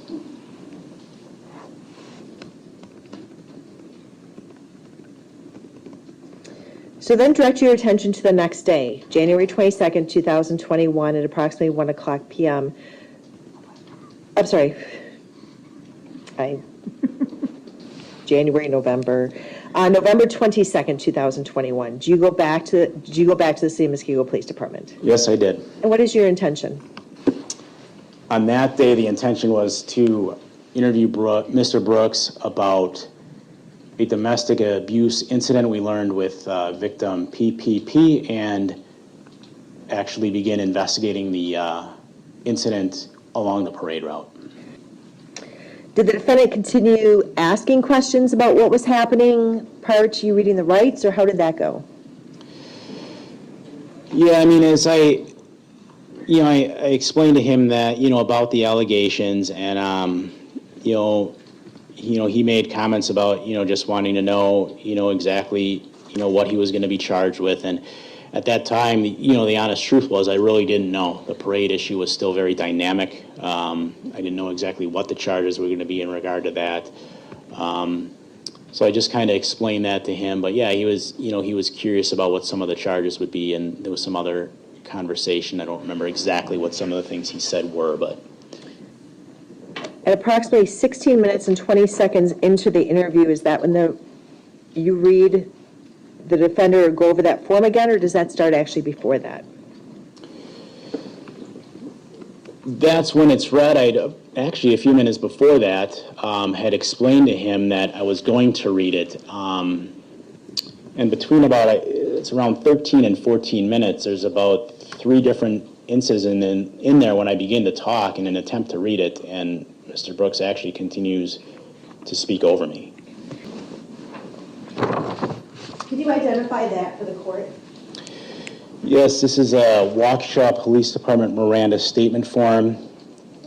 It is identical to the first one you provided. It has the biographical information on the top half of the form with the legal rights written on the bottom half of the form. And during the time, and do you know approximately how long you were with Mr. Brooks after, well, strike that, sorry. After you read him his rights, how does Mr. Brooks respond? He indicates he is willing to speak. When I asked him if he was willing to speak with me, he said, yes, sir. Did you have him sign the form? Yes. And he did sign that form that's in front of you? Yes. Again, I hate to belabor this point, but were any promises, threats made to Mr. Brooks in order to have him sign that form? No. During the time that you were talking to him that morning, did you have any concerns about his ability to understand his rights? No. Did you have any concerns the night before? No. Did the defendant's demeanor change at all in terms of, did it appear that he was confused at any time during that 4 hours and 55 minutes that you were with him? No. Did he ever say, I'm not talking to you anymore? No, he made a reference late in the interview at over 3 hours about not wanting to talk, but then also said that he would continue to talk if we presented him with more information. And, he was presented with pictures during the interview as well of the parade route, what I mean when I say pictures. And after he made that statement, did he continue talking to you? Yes. Did he complain again of pain to any part of his body? Yes, he complained about his shoulder. What observations did you make about his using his shoulder? Well, the observations I made, quite frankly, is that the alleged pain went in and out. Early when he came in and the cuffs were removed, there was he was showing signs or claiming he was in severe pain. But when we got into the information about the domestic and about victim PPP, and I let him talk and I let him explain his perceptions on how she makes false complaints and she's a liar and she excessively drinks. At that point, I was not combating or challenging him. He seemed very comfortable, as if he forgot about the alleged pain and his shoulder was moving. He was using his hands. He would clap his hands together at times with no issue whatsoever, no signs of pain whatsoever. Was that similar to observations you made the night before about the use of his right arm? Yes, despite complaining about the pain, there were never, at times he would suddenly be able to use it just fine. Do you know if the hospital prescribed him any pain medication to take while at the jail? I don't recall if they did or did not. Did you transport any pain medication with you when you took him to the jail? Not that I recall. Did you offer him, or was he offered any ibuprofen while you were speaking to him on November 22nd? Yes. Did he take it? Yes. Was he offered food? Yes.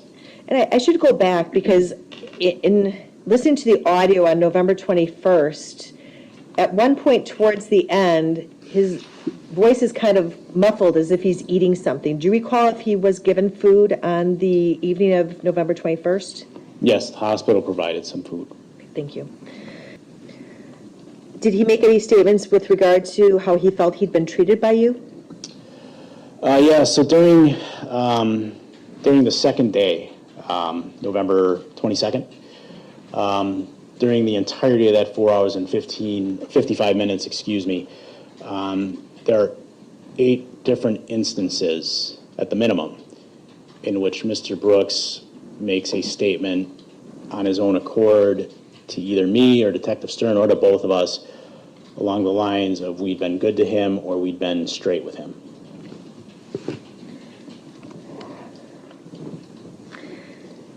At some point, did you leave the room? Yes. You and Detective Stern? Yes. So was it both of you in the room for the whole time, or did sometimes you take breaks? There were, I believe, 2 times where I left and Detective Stern stayed. And there were 1 or 2 where we both left, and then it was Officer Taylor from our department would stand in. Now, you say that you watched. Was there a time that you and Detective Stern left the room and the defendant was in the room alone with an officer, I think you said Officer Taylor, standing outside the room? Yes. And did you continue watching this audio video recording prior to your testimony here today, even after the substantive part ended? Yes. Direct your attention to 3 hours, 26 minutes, and 36 seconds. Did the defendant, not in response to a question, indicate, "I'm never getting out of prison, man"? Yes. Did you have any conversations with the defendant after that November 22nd interview at the City of Muskego Police Department? Only one time when I went there to serve him with a search warrant for his jail property, and that was just showing him the warrant, and that was that. Okay. No questions were asked? No. Okay. I have nothing further. Thank you. All right, thank you. So, Detective, you indicated on direct examination that Mr. Brooks was in part taken into custody because he was suspected of being the driver in the parade incident. Is that correct? Yes. In fact, you talked at length with Attorney Basie about how officers had observed a red SUV traveling through the parade route, correct? Yes. And you identified the red Escape, correct? Yes. And in fact, a few officers were able to see the face of the driver of the red SUV, the Ford Escape, correct? Yes. Ultimately, you were able to, or your office was able to run the plates for the red SUV, correct? Correct. And you indicated that the address that the plates registered to was the address that was then later given to you by Mr. Brooks, correct? Correct.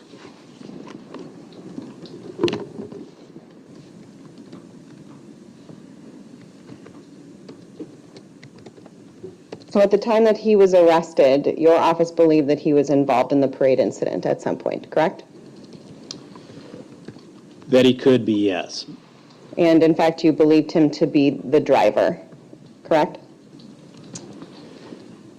Are you asking at the time he was taken into custody or at what point? At any point when you're having contact with Mr. Brooks, particularly in the hospital when you're interrogating him about what happened, you suspected that he could be part of the parade incident, correct? Yes. In fact, you got a search warrant to draw his blood based upon the fact that he had been driving through the parade, correct? Detective Stern obtained the warrant, correct? Your office. Correct. Thank you. I don't think you need to lean forward, just so you know. You can just sit upright. So you indicated that when Mr. Brooks was arrested initially, he was brought to your substation, correct? Correct. I haven't been to your substation, but can you describe that for me? So there's a garage to park the squads, police vehicles, which then leads through another door into a booking room. So there's a camera to take photos, a fingerprint machine, I believe, to take fingerprints, and then 2 holding rooms, and then a computer with our CAD system to obtain biographical data and things like that. So there's a booking room there, right? Yes. And you said that there's 2 holding rooms, so there's a place to hold people there, correct? It's not a cell, it's just a holding room to have them be seated where you can conduct interviews or somewhere they sit while you obtain biographical information. So there is a place to conduct an interview there? Yes.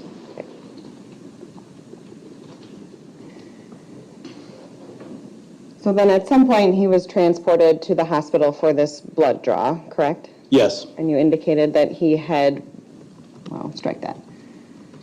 So he was transported to the hospital. You said initially he was brought into a hospital room, correct? Yeah, they call it the police room, where there's beds for them to sit on. Okay, and so that hospital room had a bed and Mr. Brooks was able to sit or lay on the bed, correct? Yes. And is that attached to this blood draw room where there's the camera with the doors and the tables that you were in later? Yes. So it's sort of one kind of police complex within the hospital, is that fair to say? Yes.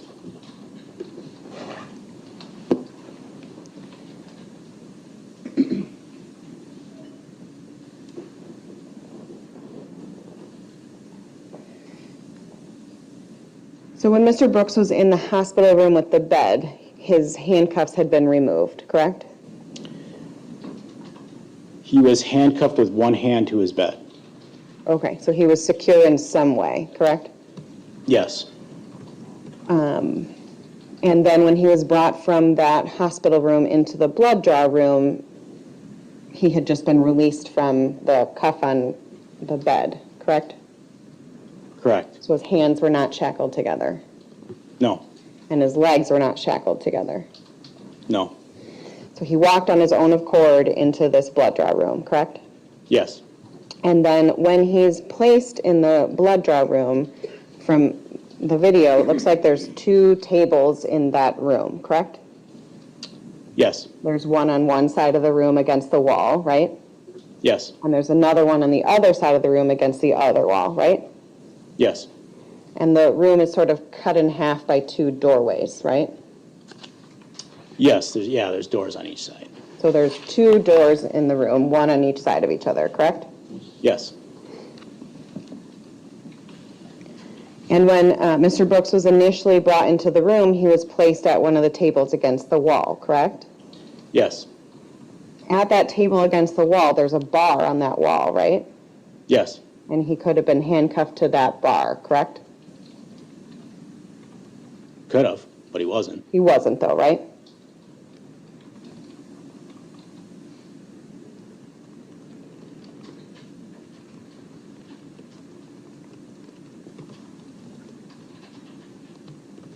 So after the blood was drawn, your office then determined that it was time to attempt to interrogate Mr. Brooks for the first time, correct?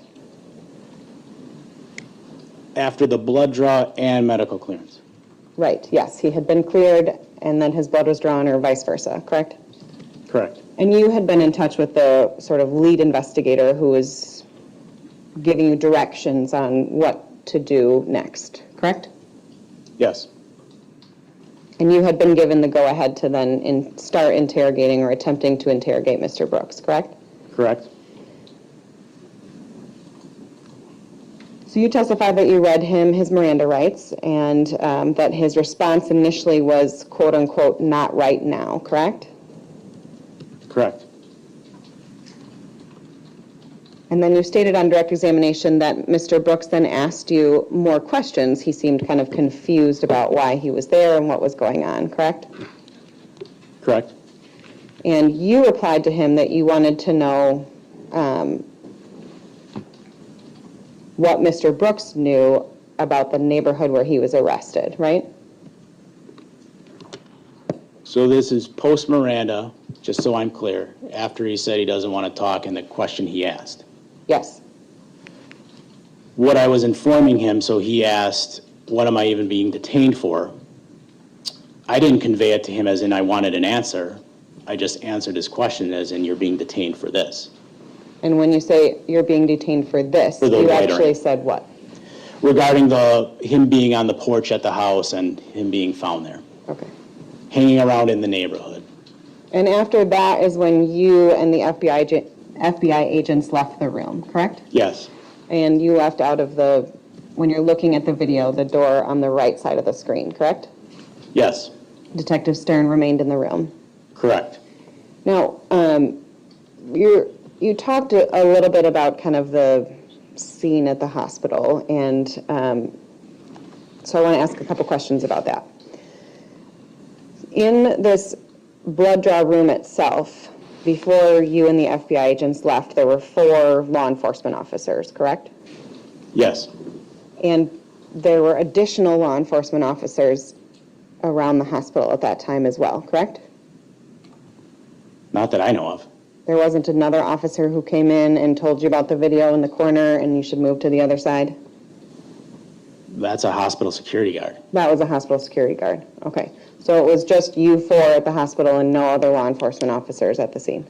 Correct. Okay.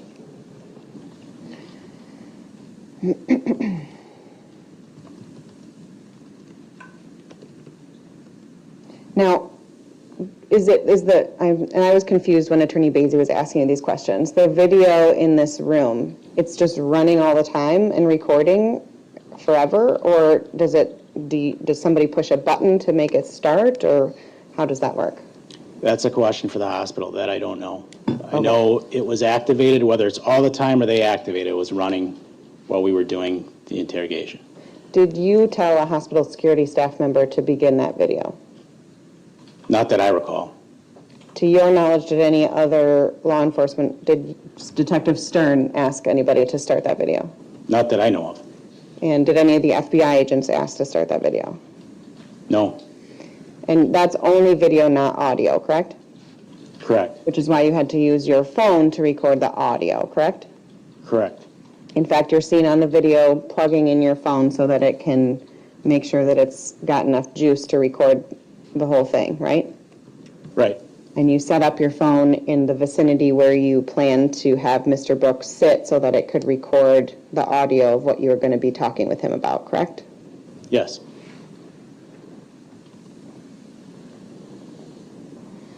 Now, both of these doors in this room could close, correct? Yes.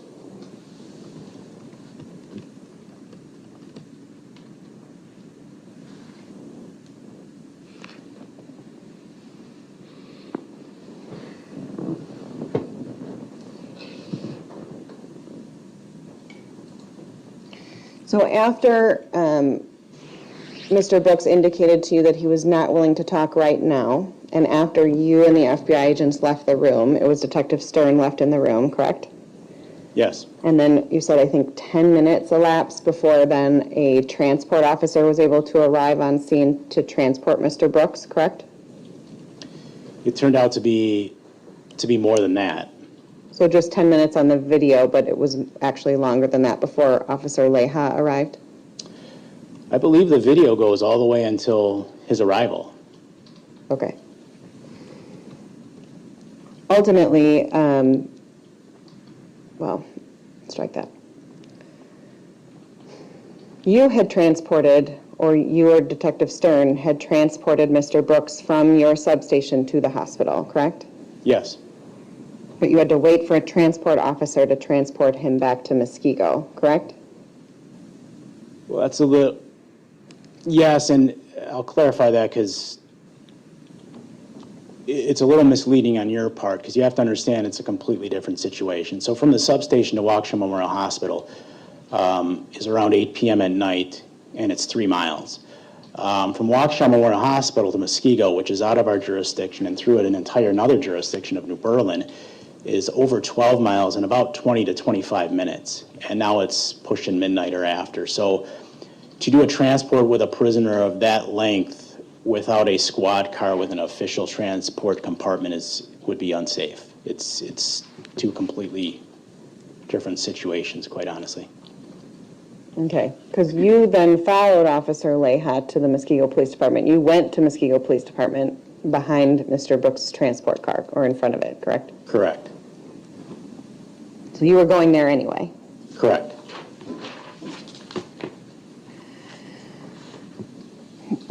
So Mr. Brooks was brought to the Muskego Police Department, and that was because they have a more of a holding cell area than your police substation, is that correct? Yeah, we don't have jail cells at the substation. Muskego does. Okay.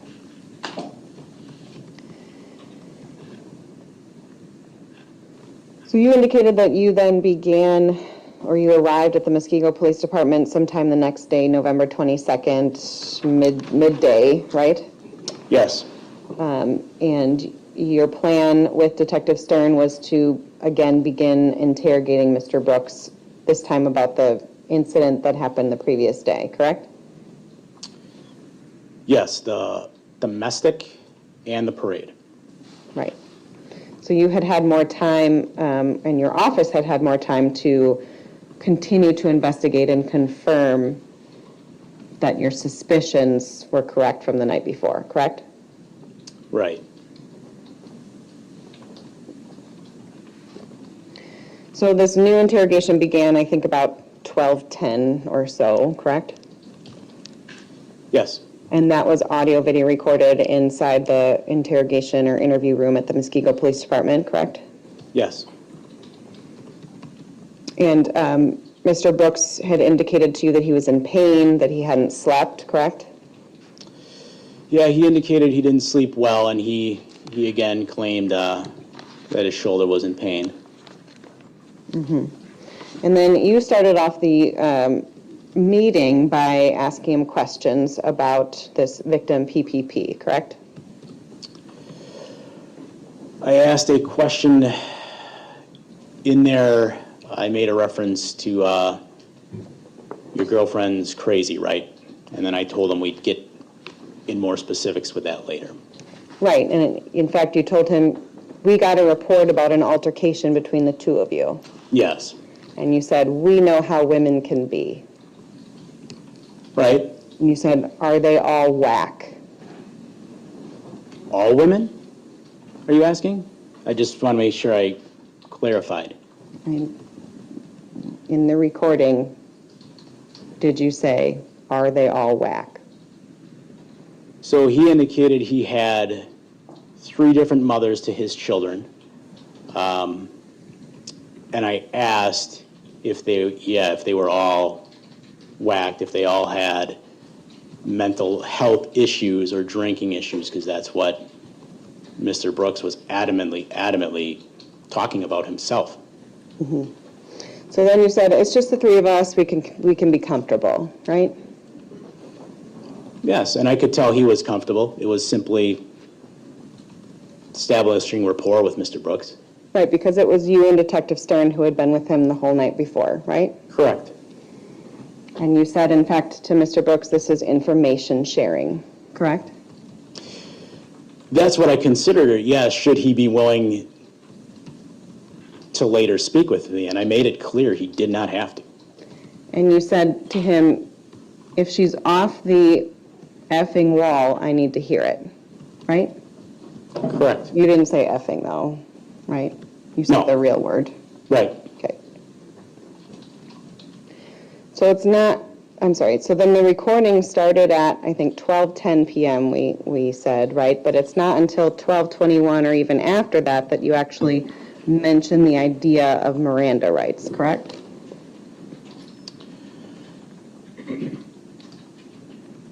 It's probably around there, but again, that's when the point I was actually attempting or looking to start beginning actual interrogation. So that's when it comes up, yes. Right. So from the time that the recording began until when you're actually reading the Miranda rights, it's anywhere around 15 minutes had elapsed, correct? Around there. Now, you indicated that the FBI agents were not physically in the room, the interrogation room, on this second day, correct? Correct. They were in the police department, but you were sure that Mr. Brooks had not seen them or other law enforcement officers, correct? Yes, I knew he had not seen the FBI. Another thing you indicated on direct examination was that you kind of began the second interrogation by saying you've got more to tell Mr. Brooks, right? You wanted to give him more information that he had been looking for the night before, right? Right. And during that conversation, you asked him about being in Waukesha, which is something you had asked about at the initial interrogation attempt too, right? During the second interrogation we're talking? Yes. Yes, I asked him about being in Waukesha during the second interrogation. So you asked him about being in Waukesha during the second interrogation and the first interrogation, correct? I don't recall asking him about being in Waukesha in the first. I explained to him I wanted to know about him being on that porch, but he didn't want to answer any questions, so no actual interrogation ever occurred. Right, and the porch that he was found on was in Waukesha, right? Well, yeah. Okay.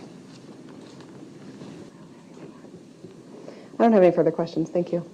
State have any redirect? Just briefly. So when you reviewed the video, would it be approximately correct that 4 minutes and 10 seconds into the audio video from November 22nd, that's when you made a statement, your girl is crazy? Yes. Something to that effect? Yes. And 3 seconds later at 4:13, you indicated we'll get to that. Yes. When you said your girl is crazy, were you looking to get an incriminating statement, or what were you looking to get from Mr. Brooks? No, that was just part of rapport as well. If I wanted Mr. Brooks to tell me something incriminating, I would have asked him more specific. For example, why did you hit victim PPP? So, no, there was no intent to begin interrogation and obtain a incriminating statement from that remark. Did victim PPP's mental health play any role in your investigation? Not that I know of. And again, when you made the statement, well, we all know how women can be, what response were you trying to elicit with that statement? Again, there wasn't a response intended. I was simply just trying to build rapport with Mr. Brooks, make him feel comfortable talking to me if, after reading him Miranda, he decided he wanted to. And shortly after that statement, you had explained on cross-examination when they said, are they all whacked? You were talking, that was in response to him talking about the mother of his children, correct? Correct. What response were you looking, if any, from that statement? Just kind of how the other two women that were mothers of his children, what type of people they were.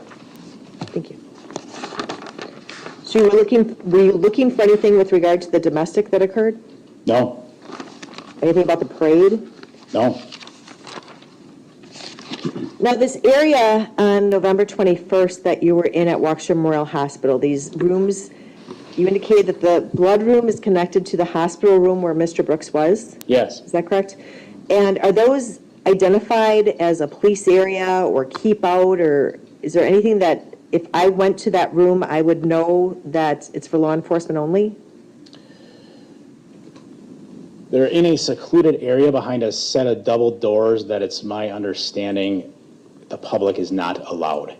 There's not actually any signs, but there's doors that, people aren't supposed to go through. Okay. And there's a line of questioning about that you had 2 holding rooms at the substation and that you can conduct interviews in those holding rooms. Do you remember that line of questioning? Yes. Why didn't you conduct the interview at the substation? Frankly, I'm not familiar with the equipment down there. I've never done an interview down there before. It doesn't work the same as the equipment at our police department. Based on the gravity of this incident, there was no one available to help show me how. 1, and 2, there's been issues with it working. I don't even recall if it worked at the time. But you could have used your phone like you did at the hospital. Yes, but I don't deem it necessary to transport someone detained for the type of crime we're looking at more than is necessary. And the other thing, I guess, did his complaint of being body slammed or hurt, did that play any role in that decision? Yeah, I think because we were still near the hospital. I mean, he had been seen, but I guess I didn't know what other health claims he'd make that I'd have to go summon the doctor again to double check. Now, you watched the entire video from Waukesha Memorial Hospital from the 21st, correct? I haven't watched the entire video. The audio, I've listened to the entire audio. Thank you. And you heard the part where the defendant was in the room with Detective Stern. Yes. And you obviously were present when the defendant was asking you questions that evening about why am I being here, what's going on. Was he asking you on the 21st for more information? Yes. What did you tell him about the information you had? Did you say, I have all the information for the investigation, I'll share it with you in a little bit, or what were you sharing with him? I just simply told him at the time it was loitering and or prowling and disorderly conduct, and was very busy out there, and as soon as I had more information, I would try to relay it to him. And did he seem appreciative of that offer? Yeah, normally when I would say that to him, he'd be accepting, but throughout the night, he did continue to ask that same question.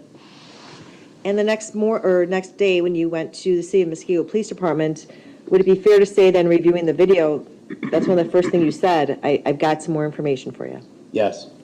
Nothing further. Do you have any follow-up based on that? I don't. All right. Thank you, Detective. You may step down. Check out the stare down Carpenter gives to the defense table when he walks by. 1, 2, 3, 4, and 5, based upon the defense stipulation that the interviews are correct. The state would go ahead. Sorry. The state would call Officer Stern. All right, officer, please make your way to the witness stand. When you get there, please remain standing, raise your right hand, and my clerk will swear you in. Stern coming up in uniform confused me. At first, I didn't even recognize him. He explains his role here at the beginning of the testimony. Thank you. Be seated. Officer, the first thing I will ask you to do is to state your first and last names for the record and spell each. Officer Benjamin Stern, Benjamin. Stern is Stern. All right, thank you. Go ahead, your witness. Sir, how are you employed? I am a police officer with the City of Waukesha Police Department. How long have you been in law enforcement? Approximately 10 years. How long have you been with the City of Waukesha? Approximately 6 years. Where were you before the City of Waukesha? I was a military police officer for the U.S. Air Force. Now, you had heard Detective Carpenter testify, is that correct? That's correct. And you were referred to back in November as a detective, correct? That is correct. What was that assignment compared to your duty now as a police officer? Sure. During the calendar year of 2021, I was assigned as an acting detective and basically learning the detective's role, and was assigned as a detective during 2021. And that's something that is part of, every officer has the opportunity to do that. You apply for it, you're chosen, is that correct? Correct. And when did you, so that was from January 21 to December 31st, 21? That is correct. Okay. And now you're back on patrol? That is correct. Okay. So directing your attention to November 21st, 2021 at approximately 4:40 p.m., were you made aware of a mass casualty incident that had occurred during the City of Waukesha Christmas parade? I was. What information were you given? I was informed that there had been a vehicle that had ran through the Christmas parade route while the parade was ongoing, and that they were asking for every available person to respond to the city. What did you do based upon that? I responded to the city and went on duty. And where did you go? I went to the headquarters for our detective bureau and met with a detective supervisor for an assignment. And what assignment were you given?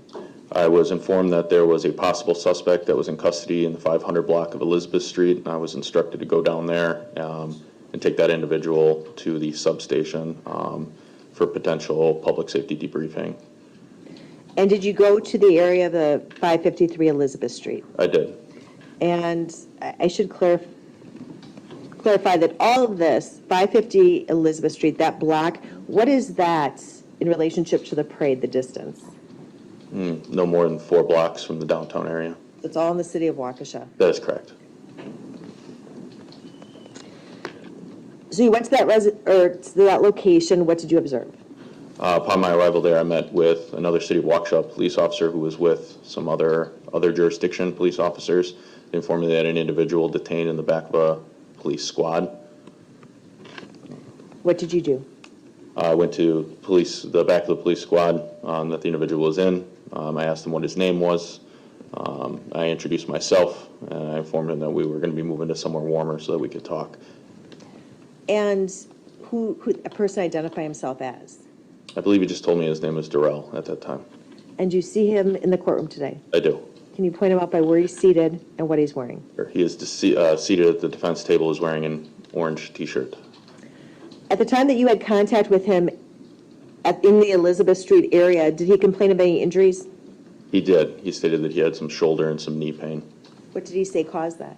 He said that he was slammed to the ground by the officers when they had taken him into custody. And did you also review the body cam video that Detective Carpenter stated he saw? I did.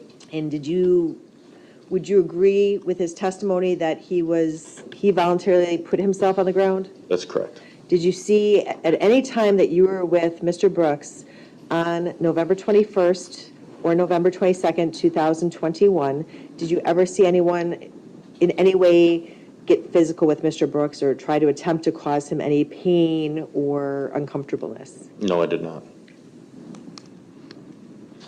So you indicated your duty was to transport him to the City of Waukesha Police Department substation, correct? That is correct. And did you do that? I did not. It was Specialist Mark Howard. He was transported in Mark Howard's vehicle, and I followed in my own vehicle. And was there anyone with you, or did you and Detective Carpenter go separately?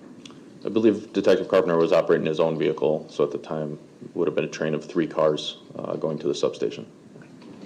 So you get to the substation, and it sounds like there was some general booking information gathered at the substation. Would that be a fair assessment? That's correct.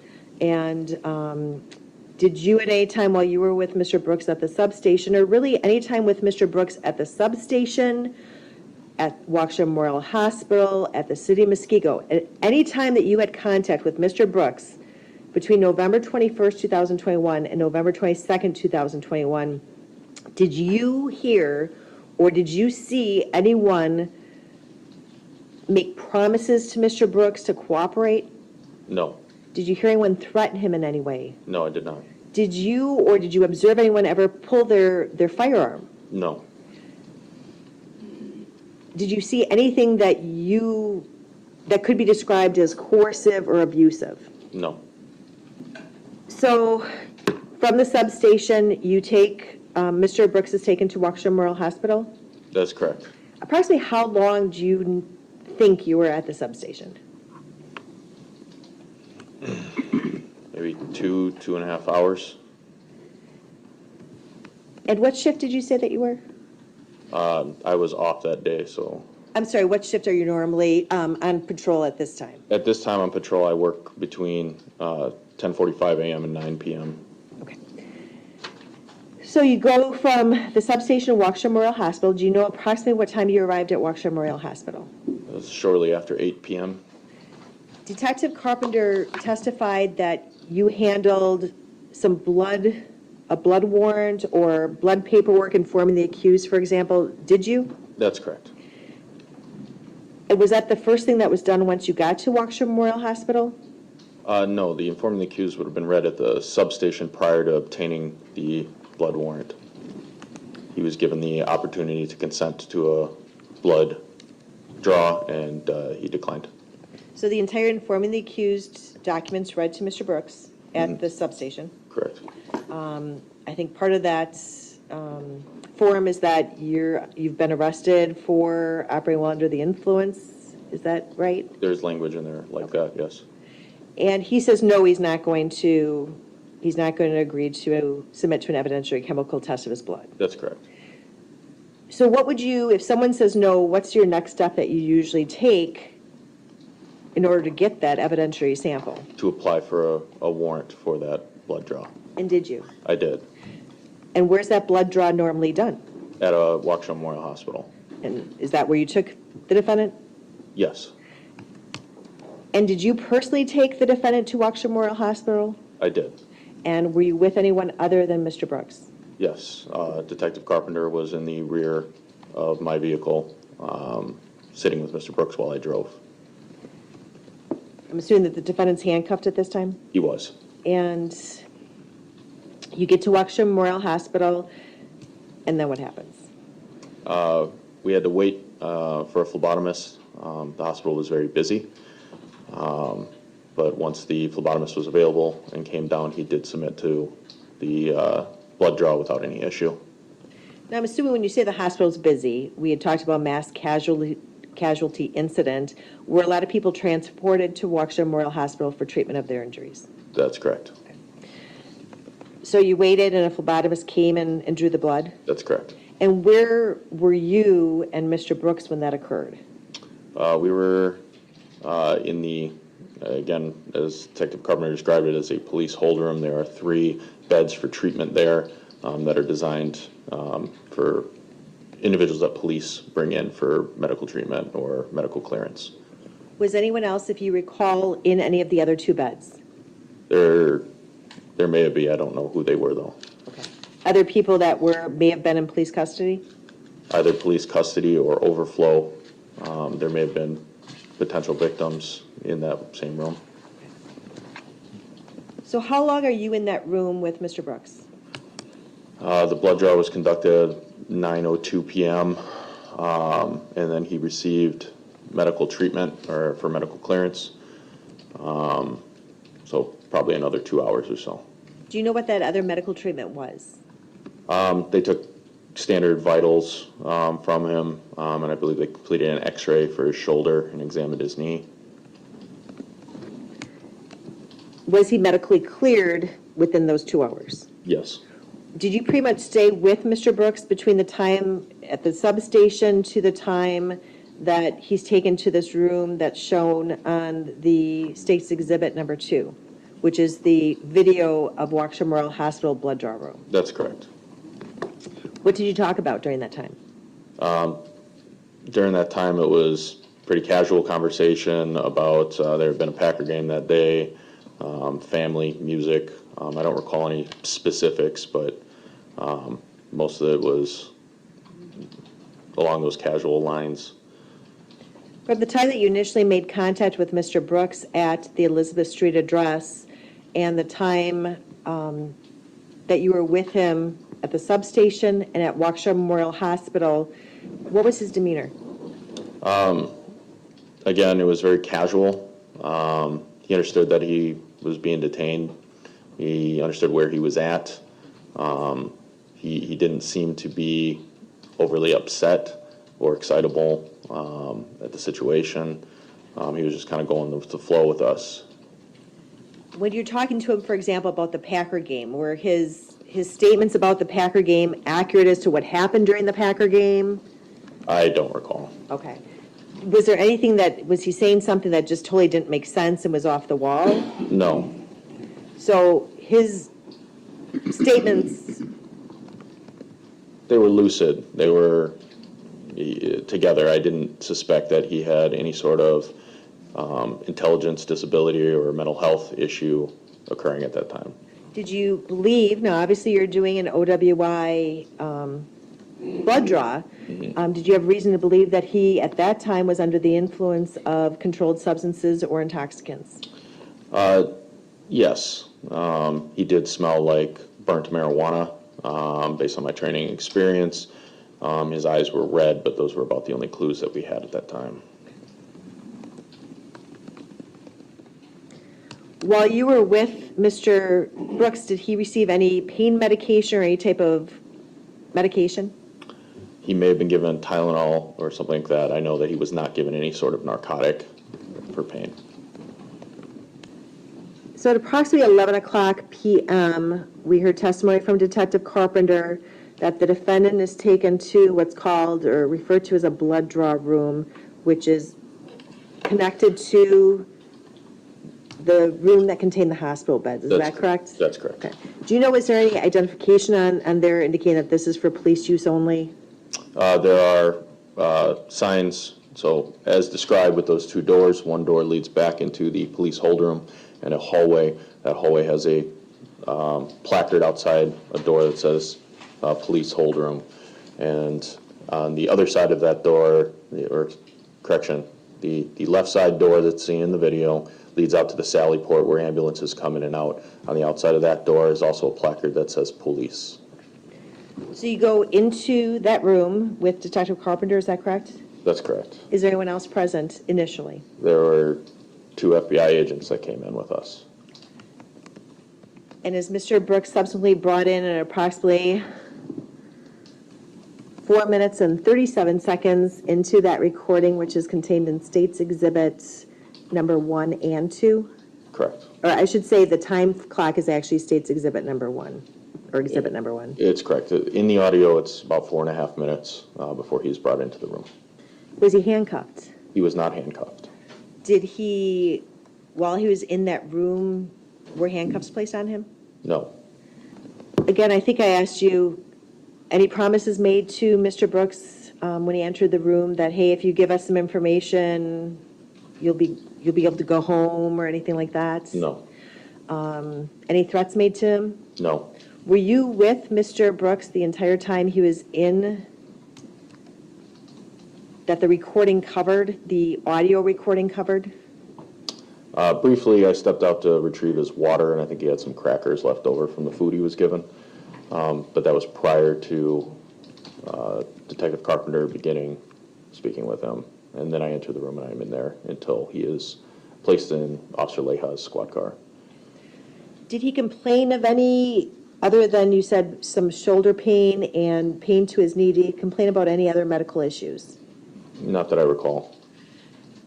Did he seem concerned at all about the fact that there were 2 FBI agents in that room? He did. What was his reaction or his response? Based on his body language, which had been pretty loose up to that point, he was stiffened up. He's kind of sat up a little straighter, leaned forward. He also was asking about them specifically in a questioning manner. So at some point, is there some conversation that's occurring before Detective Carpenter reads the defendant his Miranda rights? There was. And what generally do you recall that to be? I mean, it was biographical data for the top half. We were talking to that about where he works, if he was currently employed, where he went to school, things like of that nature. So he reads him the rights, correct? Correct. You heard them? I did. And did it appear that the defendant understood them? Yes. Do you have any questions about them? No, he didn't have any questions about them. He asked a question after the final question that we asked him if he was willing to speak with us. He then stated something along the lines that he would be if we gave more information to him first. And that when did that occur? I believe that was after the first time he said that he was not, or he said, no, not right now. You need to give me more information. So after the last right is read, which is understanding the above rights, are you willing to speak with me? You recall Detective Carpenter reading that specific right? I do. And did the defendant respond right away, or did he just start talking? I believe he started talking. That's when I believe he said something along the lines of, you'll have to give me more information.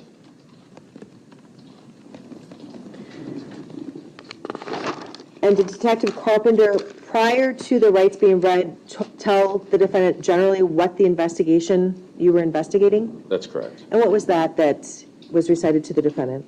We were telling him that it was about the alerting, the suspicious nature of him being in the area, and he was already aware of the OWI allegation. We had told him that it was based on witness statements. So after he said that Detective Carpenter asked him approximately 14 minutes and 20 seconds into the recording, do you want to speak with me? And the defendant responds at 14:23, not right now. Does the defendant continue talking? He does. And what generally is he saying? He's indicating he wants more information regarding why he's being detained and what this is about. And what was your Detective Carpenter's response, if you recall? Again, we explained to him that it was regarding the suspicious nature where he was found loitering. At approximately 17 minutes and 15 seconds into the audio, which is exhibit number 1, does Detective Carpenter step out of the room with the 2 FBI agents? He does. And did anyone attempt to stop the recording at that time? No. Why not? As Detective Carpenter explained, per our policy at the Waukesha Police Department, if he had been in a normal audio and video recording room at our police department, the policy states that is to continue recording until the individual is transported out. That's the reason the recording was continued after they stepped out. Also knowing that this hospital does not have audio in their camera system, it was kept there. It's kind of an officer safety thing as well, in case the individual accuses the officers of some sort of coercion, threats, after the termination of the recording. We want that recording to keep going until as close as possible to the time that the person is then transported away. So at approximately a minute after Detective Carpenter leaves, in the audio, the defendant begins talking. What was he saying? He began speaking with me. He started speaking in a very hushed, whispered tone. He was asking me if what he was looking at was serious. Again, he was looking for more information about why he was detained, what this was all about. And he was trying to elicit more information than I could give him at that time from me. Did you tell him that? I told him the same response that had been given to him several times as he continued to ask this question about what this was about. And when you say that, do you mean in terms of loitering or? Loitering and the fact that somebody saw him drinking and driving was what I responded to him. If you haven't seen all 3 of his interviews, I have placed a link to that video in the description. At one point, 18:45 into the audio, do you recall the defendant saying, what the hell is going on? Correct, yes. And you responded, I'm not going to make you say anything. That's correct. What was that? Why did you respond that way? Because he had already invoked his right to silence effectively by saying he wasn't willing to speak with us at that time. So I was not going to ask him any questions or make him say anything. Did the defendant continue asking you questions? He did. How would you describe his tone for the court in terms of how he was asking those questions? He was saying it hushed. I don't know that he wanted anybody else to hear him trying to elicit that information from me. At one point, 19 minutes into the audio recording, do you recall the defendant saying, whatever you can tell me information-wise, please give me peace of mind? I do. And did you even respond to that? I don't believe I did at that time. I told him, I tried to sympathize with him by telling him that I understand from his perspective why he would be confused and frustrated. I told him that I was frustrated as well because I did not have all the answers or the information at that time. So is it fair to say after Detective Carpenter left the room, it was the defendant who continued this conversation? That's correct. Defendant never shut up. Who transports the defendant to City of Muskego Police Department? Officer Leha. And do you follow? I do. And do you know approximately what time you got there? Approximately half hour after we left the hospital. It takes about 20, 25 minutes, maybe a half hour. Do you know what time you left the hospital? Probably around midnight. So let's say around 12:30. And again, I'm not trying to nail you into an answer, Sure. just approximately. Do you have any more discussions with the defendants that evening? No, The next day, you go back to the City of Muskego Police Department? I did. And who did you go with? Detective Carpenter. approximately, I think his testimony was you arrived there approximately 1:00 p.m. on November 22nd. Would that sound correct? That's correct. Okay, and then what happens? We were there and we initiated a second interview with the defendant. Where did that take place? That was within a audio-visual recorded interview room at the Muskego Police Department. Were you in that room when the defendant was brought in? If I wasn't in the room, I was right behind him as we were bringing him in. So is there anyone in that room other than you, Detective Carpenter, and the defendant after, I believe it was Officer Paulson who brought him in and unhandcuffed him? After Officer Paulson leaves, it was just me and Detective Carpenter in the room with him. Did you ever tell the defendant that there was anyone else watching the interview take place? I did not. You confirmed that the defendant was handcuffed once in that room? Yeah, he was unhandcuffed once he was in that room. And did he have something to drink at that time? He did.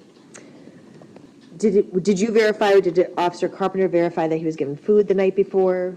We did, yes. That he did get some sleep, although admittedly he said it was kind of sporadic? Correct, he said he did not sleep well. And what was one of the first things when all three of you were in the room, what was one of the first things he said?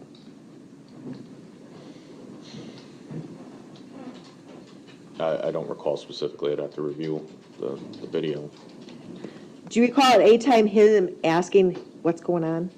Yes, And do you know when that happened? that was fairly early on with us both sitting down with him. And 1 minute and 50 seconds into the video, he makes the same statement twice, which is, am I looking at something serious? Do you recall that? That sounds correct. What was the response? At this time, because we had gained further information regarding a possible domestic altercation with victim PPP, that's what we informed him that we were wishing to speak with him about, and that was the information that was shared with him. So does Detective Carpenter go through the Miranda statement form again, collecting again that general demographic information? He did. And again, did he give him some information that you were trying to find out what happened between the defendant and victim PPP, either the day before or 2 days before? That's correct. And at some point, Detective Carpenter then reads the form to the defendant agrees to answer questions and signs the form. That's accurate. And the video of that recording is approximately 4 hours and 55 minutes, is that correct? Correct. And did you review the whole video? I did. At any time, when you had contact with the defendant, again on the 22nd of November, were any threats, promises made to him? No. Did you see or did you personally go hands-on with him in any way to cause him any discomfort? No. Did he complain of being treated poorly by either you or Detective Carpenter? He did not. Again, prior to you reading the rights, did you ask, or was he asked any questions about the parade or causing anyone any harm other than possibly victim PPP during a domestic incident? No, there was no allusion or reference to the parade incident. And that during that time period, he was given, provided food and water, is that correct? That's correct. Did his demeanor ever change on that day from the night before, November 21st, 2022? Did he remain responsive to questions, appeared not to be in any distress? How would you describe his demeanor? That's correct. He was acting much the same as he did the night before. He was lucid. He was able to answer questions. He knew where he was. He knew why he was, he was asking why overall, but he knew that he was still in police custody for some reason. And again, I did not detect that there was any sort of intellectual disability or mental health issue that may be clouding any judgment or decision making. Now, at some point, is the defendant transported from the city of Muskego to the jail? Yes. And when does that occur? That would be following the termination of the second interview on the 22nd of November. And how how did that work in terms of the defendant? Was he taken from a cell down to where your squad was, or how, can you explain? There was a City Waukesha police squad in Muskego's Sallyport, again, the secure garage area. Once you go through the secure door from the cell area, he was then escorted to the police squad that was there to be transported. Is there at some point that as he's waiting to be processed that you notice a change in his emotion? Yes, he became quieter and more reserved. When did that occur? That occurred towards the end of the interview, when we started confronting him with more factual evidence regarding his involvement in the parade. He started slouching, body posture changed, head was down, and he was more reserved in his speaking. So after he's taken out of that room and taken to the Sallyport, does he at any time call you over? That, I believe what you're referencing or what you're asking about, occurred at the Waukesha County Jail. We were waiting for the jailer's staff to take him in to be held there as we were finished trying to interview, and he did call me over. He called me over by my first name. I'm just going to stop you right there because I want to clarify exactly. So from City of Muskego Police Department, you transport him to the Waukesha County Jail? He was transported by another officer in a marked squad for the same reasons. Detective Carpenter described why he was transferred from Waukesha Memorial in a marked squad to Muskego. And you followed? I did follow, yes. And so where are you when he calls you over? We are in the holding area awaiting Waukesha County Jail staff to take him into the county jail. And you stated he called you over by your first name? That is correct. And can you describe for the court what happened? Sure, he called me over by his first name. His head was, or by my first name, his head was slouched down. He told me he appreciated the way that I had treated him. He told me that his life was over, which was kind of a repetition of something that he had said during the interview as well, where he had been alluding to his life being over, but he never really clarified quite past repeating that phrase. And then he stated to me that he didn't mean to kill nobody. And then what happened? That was the last real contact that I had with him. He was then taken in by the Waukesha County Jail staff to be held there. So prior to that statement, he had been transported from the City of Muskego to the Waukesha County Sheriff's Department, correct? Correct. And he called you over to him. Correct. And did you ask him any questions when you went over there, or were these statements that you just testified to, were they in response to any questions that you had of him? I did not ask any questions of him. So those were his utterances, not prompted by you? Yes. Nothing further, thank you. Thank you. Any cross? Yes, Your Honor. Stern has a baby face. I'm not going to ask you all the questions that I also asked Detective Carpenter. So I just have a couple clarification questions regarding the room at the hospital that you were talking about with Attorney Basie. So you indicated, so this blood draw hospital room bed situation, you said it's a special place for police stuff to happen, right? That's correct. In fact, there are placards, as you called them, and signs on the door, right? That's correct. That say police hold room. Correct. Police. Correct. Lots of signs that say police. At least two. Okay, and do they say like do not enter? No. They just say police. That's correct. Okay. During your direct examination by Attorney Basie, she asked you about when Mr. Brooks was discussing things with you in this hushed, whispered tone when it was just you and him in the room. That's correct. You said on direct examination that one of your responses to him was that you had seen, or that he had been seen, quote unquote, loitering, right? Correct. And in fact, you said someone saw him drinking and driving. Correct. So that's what you had told him about why he was in custody at that time. That was, yes, in response to his question to me, yes. So you said someone saw him drinking and driving. Someone saw you drinking and driving. Correct. I don't have any questions additionally for you. Thank you. Anything in redirect? There you are. All right, thank you. You may step down. Say we have no further witnesses. All right, thank you. Does the defense have any witnesses on this motion? No. I was unable to find the exact date, but sometime after the trial and before October 2024, Officer Benjamin Stern was promoted to detective with the Waukesha Police Department. Well-deserved. Congratulations, Detective Stern.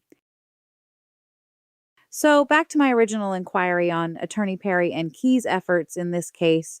How would this trial have been affected if they had not been dismissed? The crazy thing is, I don't think it would have made one bit of difference. And that is no disrespect to Attorney Keys and Perry. Brooks's acts were so horrific and disgusting, I cannot imagine a lighter sentence. I mean, he was going to be convicted either way. Okay, let's move on to the next day. As everyone is aware, this court yesterday took testimony from Detective Carpenter and Officer Stern. In addition, the court received 5 exhibits. Exhibit 1, the 25-minute interview. It's an audio recording from November 21 of 2021. Exhibit number 2 is what I reviewed last night, the video from the Waukesha Memorial Hospital Police Room from November 21 of 2021. Again, no audio, video only. Exhibit number 3, the 4-hour and 55-minute interview at the Muskego Police Department with Mr. Brooks on November 22 of 2022. Exhibit 4, the Waukesha Police Department Miranda Statement Form dated November 21 of 2021, the form that was utilized at the hospital. And then exhibit number 5, the Waukesha Police Department Miranda Statement Form dated November 22 of 2021, which was utilized at the Muskego Police Department. The court needs to go through a number of facts before going through the legal analysis and ultimately the decision. The defendant's demeanor during this time, I will find, was and described by the witnesses as being, quote, normal, quote, together, calm, lucid, respectful, casual. There were no signs of impairment, whether by drugs or alcohol. There was reference to there being the odor of THC, and certainly statements by Mr. Brooks about smoking marijuana and having done so earlier in the day. Really, that's the basis for the search warrant that was obtained for his blood. There are no obvious signs of mental distress. The defendant did not demonstrate any slurred speech. His speech was clear. His responses to the questions during this 15 to 20 minutes, actually about 16 minutes prior to the advisement of his rights, he did not show any signs of any mental distress. He was responsive to the questions. He did not appear upset or excitable. There were no signs or appearance of any intellectual disability or mental health issue or crises taking place. As I referenced earlier, he did complain of shoulder and knee pain, but he had been medically cleared at this point. Based upon the testimony, there's been no suggestion that he was provided with any type of narcotic pain medication or any medication at all that would impair his ability to communicate with the officers or answer questions. He was also provided with water and crackers. You can see the water on the table, and at one point later on in the interview, you can hear him eating. We have the advisement of rights, that's Exhibit 5. Now again, similar to the day before, Detective Carpenter goes through all of the background information. Very clear to this court, he's following the same procedure, the same process. There's ample case law, I don't need to cite it, about booking procedures and or generalized information that's being provided to a suspect that's not considered an interrogation. There is one statement that is made about the girlfriend might be crazy, and to Detective Carpenter's credit, I think he realizes that that could be considered a question. He stops and says, We'll get to that. Perhaps most importantly, there's no incriminating response made by Mr. Brooks to that. Mr. Brooks is advised of his rights fully, and at this point in time, when asked, understanding the above rights, are you willing to speak with me? He responds, yes, sir. In fact, to every question, he answers, yes, sir. Both Detective Carpenter and Mr. Brooks initial this form. It's signed, it's dated. There are no direct admissions made by Mr. Brooks during the entirety of all of these interviews. There are some statements at some point that are made, but no direct admissions, certainly no direct admissions regarding the parade. The entire beginning of the questioning is about victim PPP and the domestic incident. It's very clear none of that was covered on the 21st. It's a new topic, if you will, a new crime for which the police are investigating. They have additional information.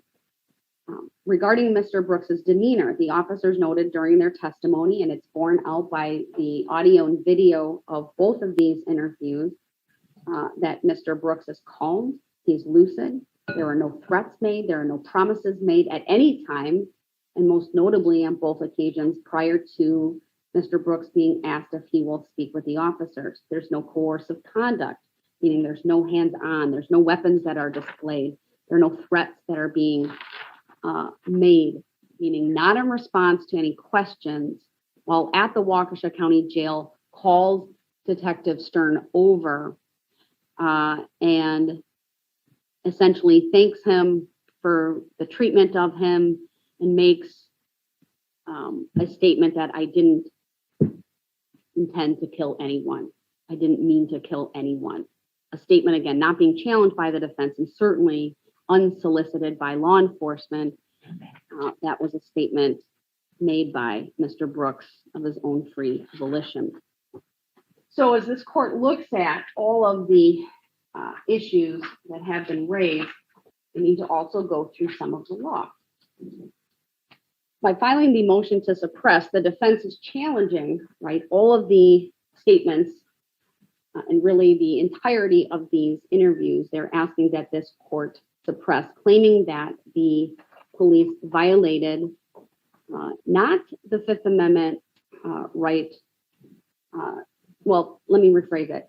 They challenged that the police violated Mr. Brooks' right to remain silent.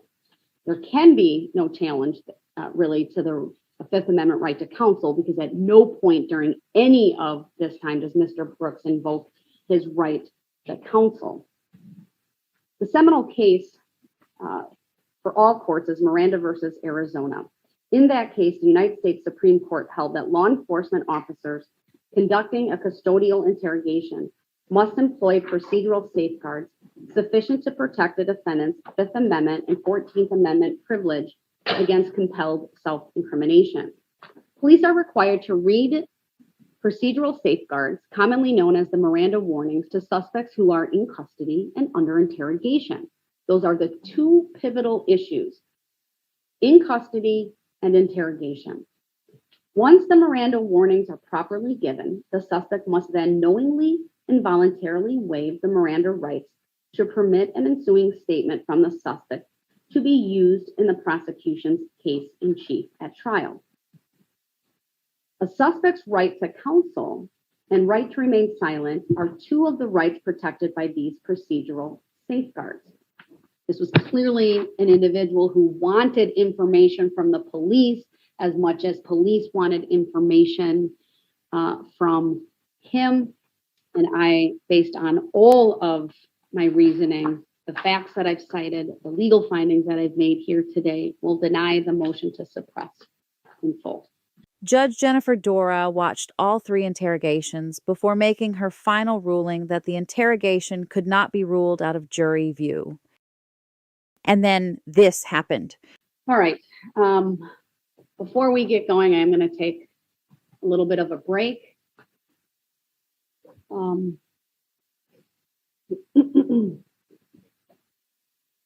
And and then we'll come back and, of course, address the jury questionnaire issues. Is there anything ahead of that that the parties need me to address or before we break? Attorney Opper, anything from the state? Just briefly, Judge, I observed that for about the past 40 minutes, Mr. Brooks appears to be asleep in the courtroom. I don't know if he's just being disrespectful, uninterested, or if he's not feeling well. But to avoid a appellate issue in the future, I think it'd be appropriate to inquire if he is capable of assisting in his own defense at this point. All right, why don't I give the defense attorneys a moment? We'll mute the microphone so they can talk to Mr. Brooks, make sure he's feeling okay, and make an assessment of his ability to assist in his defense during these proceedings. I'll step off while we do that. All right, and we're going to take a break and then we'll pick this up when we return? Why don't we do that? That's Okay. probably best. I will mute the audio. The live stream will keep going unless the defense wants me to stop it at this All point. rise, please. Thank you. Do you want me to stop it or is muting it sufficient at this time? Yeah.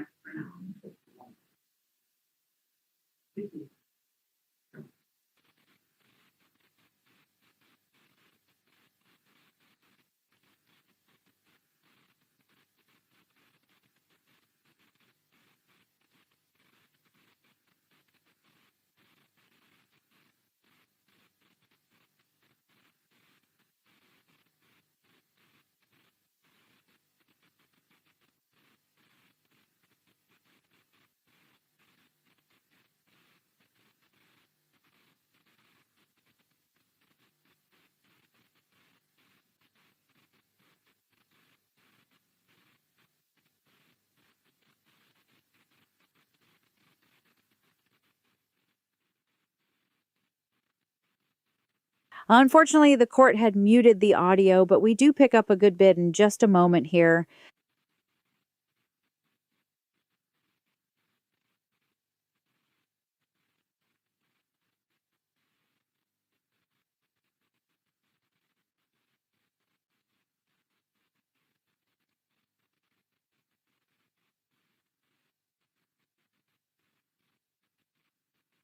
He's doing his thug rambling to the air again. All talk and absolutely no bite.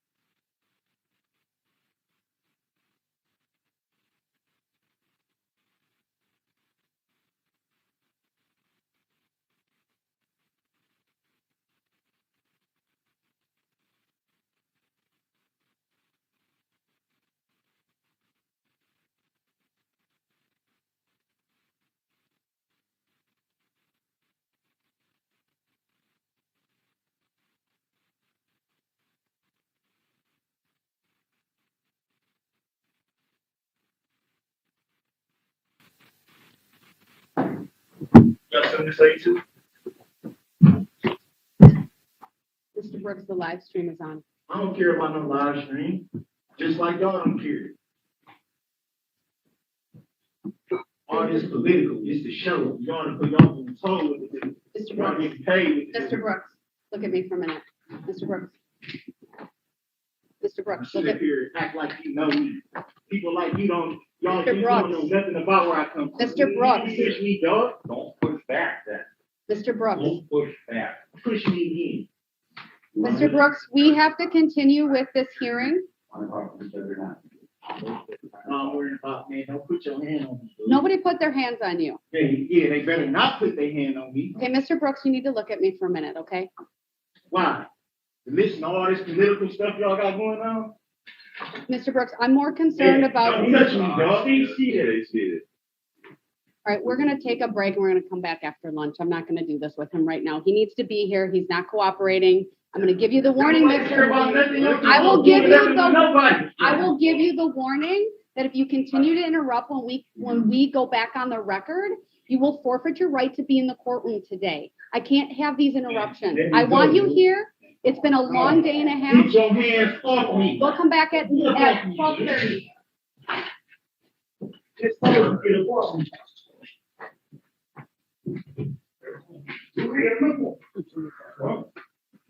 He's such a little twig compared to those guards. Snap!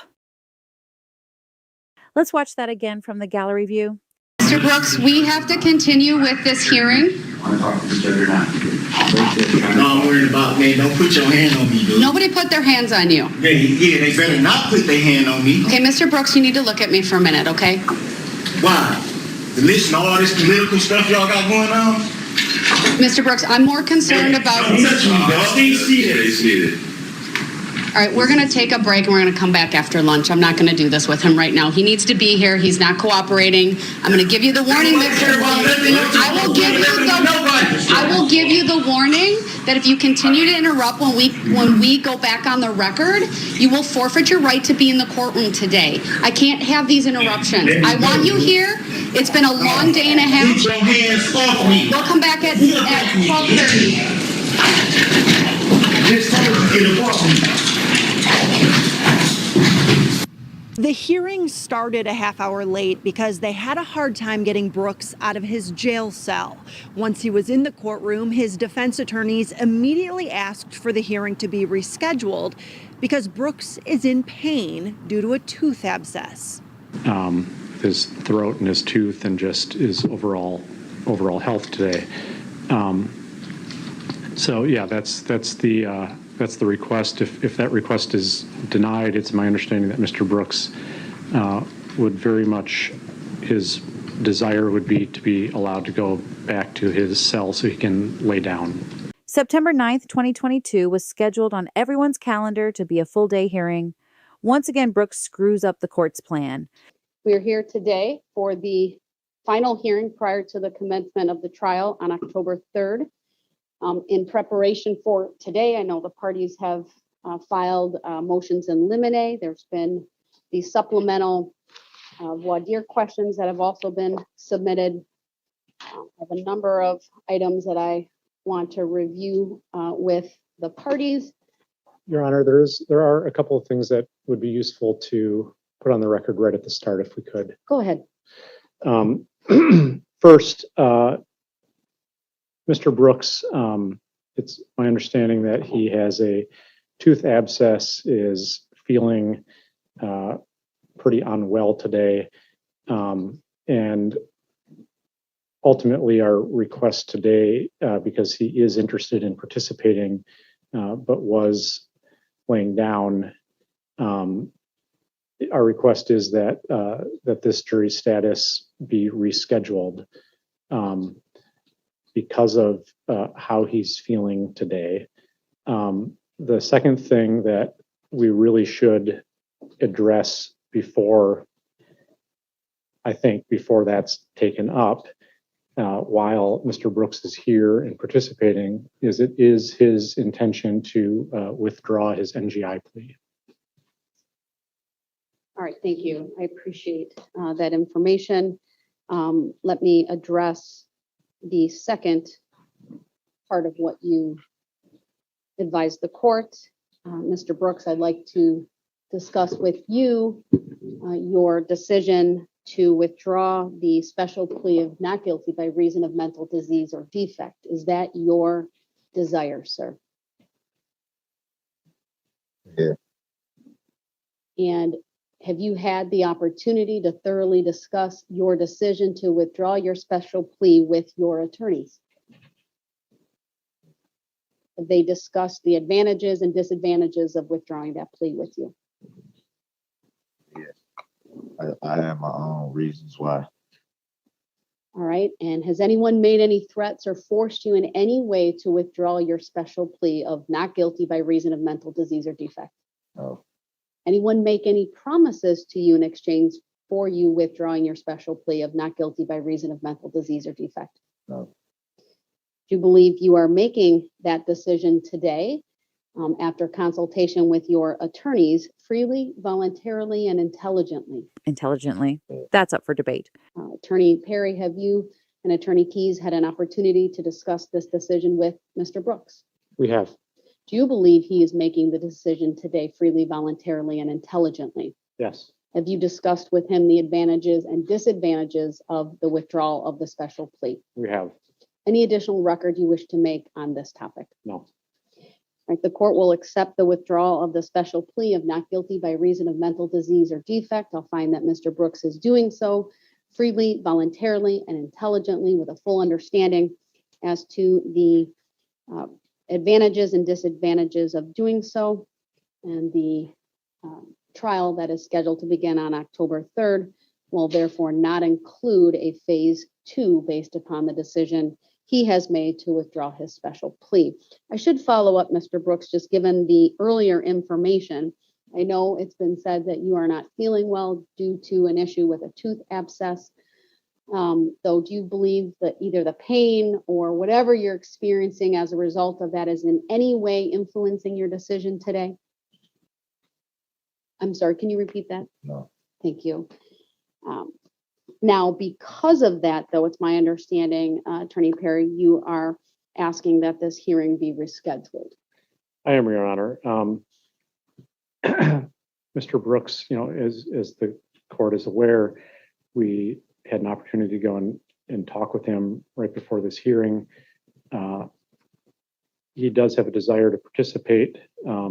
We talked about the need for him to personally put his withdrawal of the NGI plea on the record and how that will affect discussion about jury instructions and going forward. Because of his desire to participate, it's why I'm asking that this hearing be rescheduled in short order because of how he's related to us about how he's feeling this afternoon today, his throat and his tooth and just his overall health today. So yeah, that's the request. If that request is denied, it's my understanding that Mr. Brooks would very much, his desire would be to be allowed to go back to his cell so he can lay down. To your knowledge, is the tooth abscess being addressed appropriately by the jail? I was informed that it's been diagnosed as a tooth abscess, so I that's the extent of my knowledge about that. I don't know what's been scheduled, but if it was diagnosed as a tooth abscess, that would indicate to me that it's the jail that has done that. Do you have any concerns other than him not feeling well related to that about his ability to assist in his own defense generally?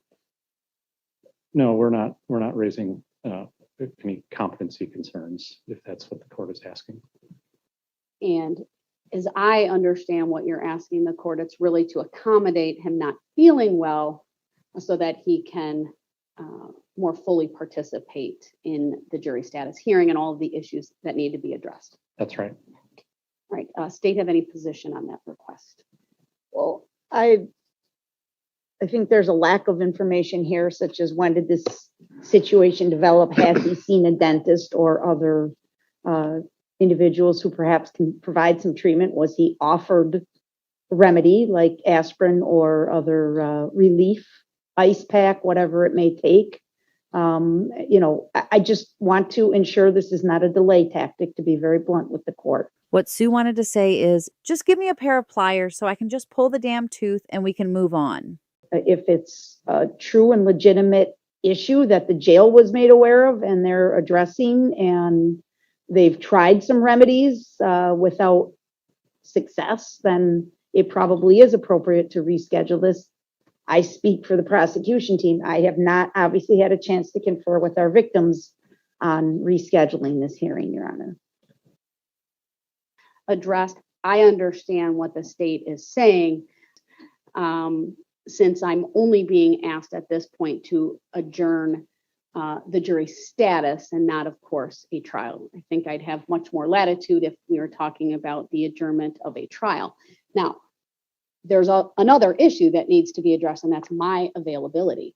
I am currently scheduled to be in back-to-back-to-back trials. I've had the jury statuses for my trials next week and the week after. I have some very firm trials the next 3 weeks on top of the trial that I did this week, so I have some limited time. That being said, this, of course, would be a priority for me, and I'm willing to adjust even my trial calendar if need be to reschedule this jury status. If you would like some time to confer with the victims, I certainly will give you that, and we can go off the record for a moment. I'm not going to stop the live stream, but I will turn the audio off so that you can do that, and I'll give you that opportunity right now. Okay, thank you.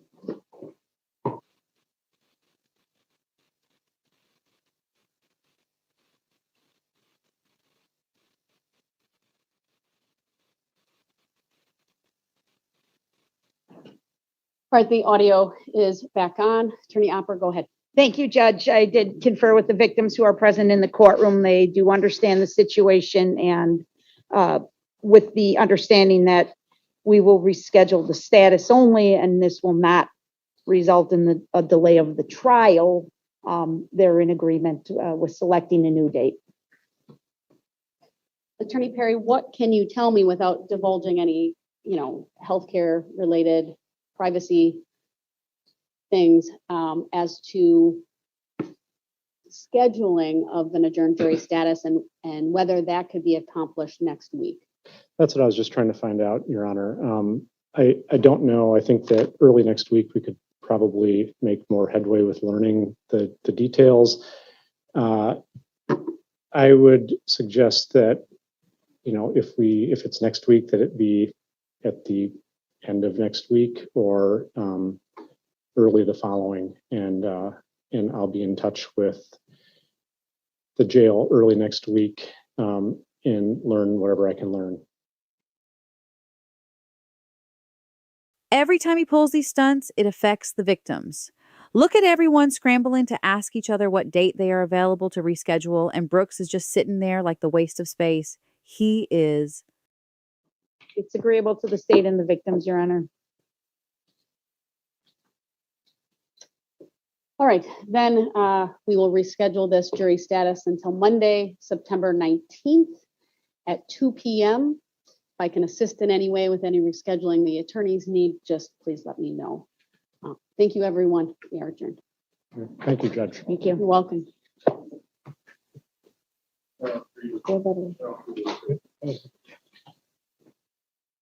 One important motion that was not opposed by the defense was the consent to allow the videos from all the parade goers be admitted into evidence. This was a big deal because there were so many videos, and without this ruling, every single person who took a video would have to come in and testify they recorded the footage before the state could place the video into evidence. September 19th, 2022, jury status hearing. And Attorney Keyes, since you signed this on behalf of your client, I presume that you had a conversation with him regarding this stipulation and the effect at trial. All right, any record you would want to make regarding that before I question him briefly on it? We met with Mr. Brooks last week, I believe. I can't remember the day off the top of my head, but we discussed what it means to agree to the foundation of the video, meaning that the video is a video that took place on that particular day, and that we don't need somebody to say that's the video that I took on that particular day, and that's what we're agreeing to at this point. Mr. Brooks, I would see this issue as one that your attorneys, as the attorneys assigned to you in this case, have the right to make a decision. It's really a trial strategy decision, but I want to make sure that you understand it. And if you are in agreement with it, certainly to get your agreement, that's what the stipulation says. So did you have an opportunity to discuss with your attorneys the stipulation regarding the videos? Yeah. Do you understand that by your attorneys entering into this stipulation, it will mean that approximately 50 to 75 witnesses will not be called to lay the foundation for those witnesses. Yeah. Are you in agreement with your attorneys entering into this stipulation in this case? Yes, ma'am. You understand the advantages and disadvantages of the stipulation? Yes, ma'am. Do you have any questions that you need answered by your attorneys before the court accepts this stipulation? No, ma'am. Anyone make any promises to you other than the stipulation itself, meaning these witnesses won't be called and the videos will be authenticated in exchange for you agreeing to it? No, nobody promised me that. All right, thank you. Throughout our multitude of trial videos, you heard the jury questionnaires mentioned a few times.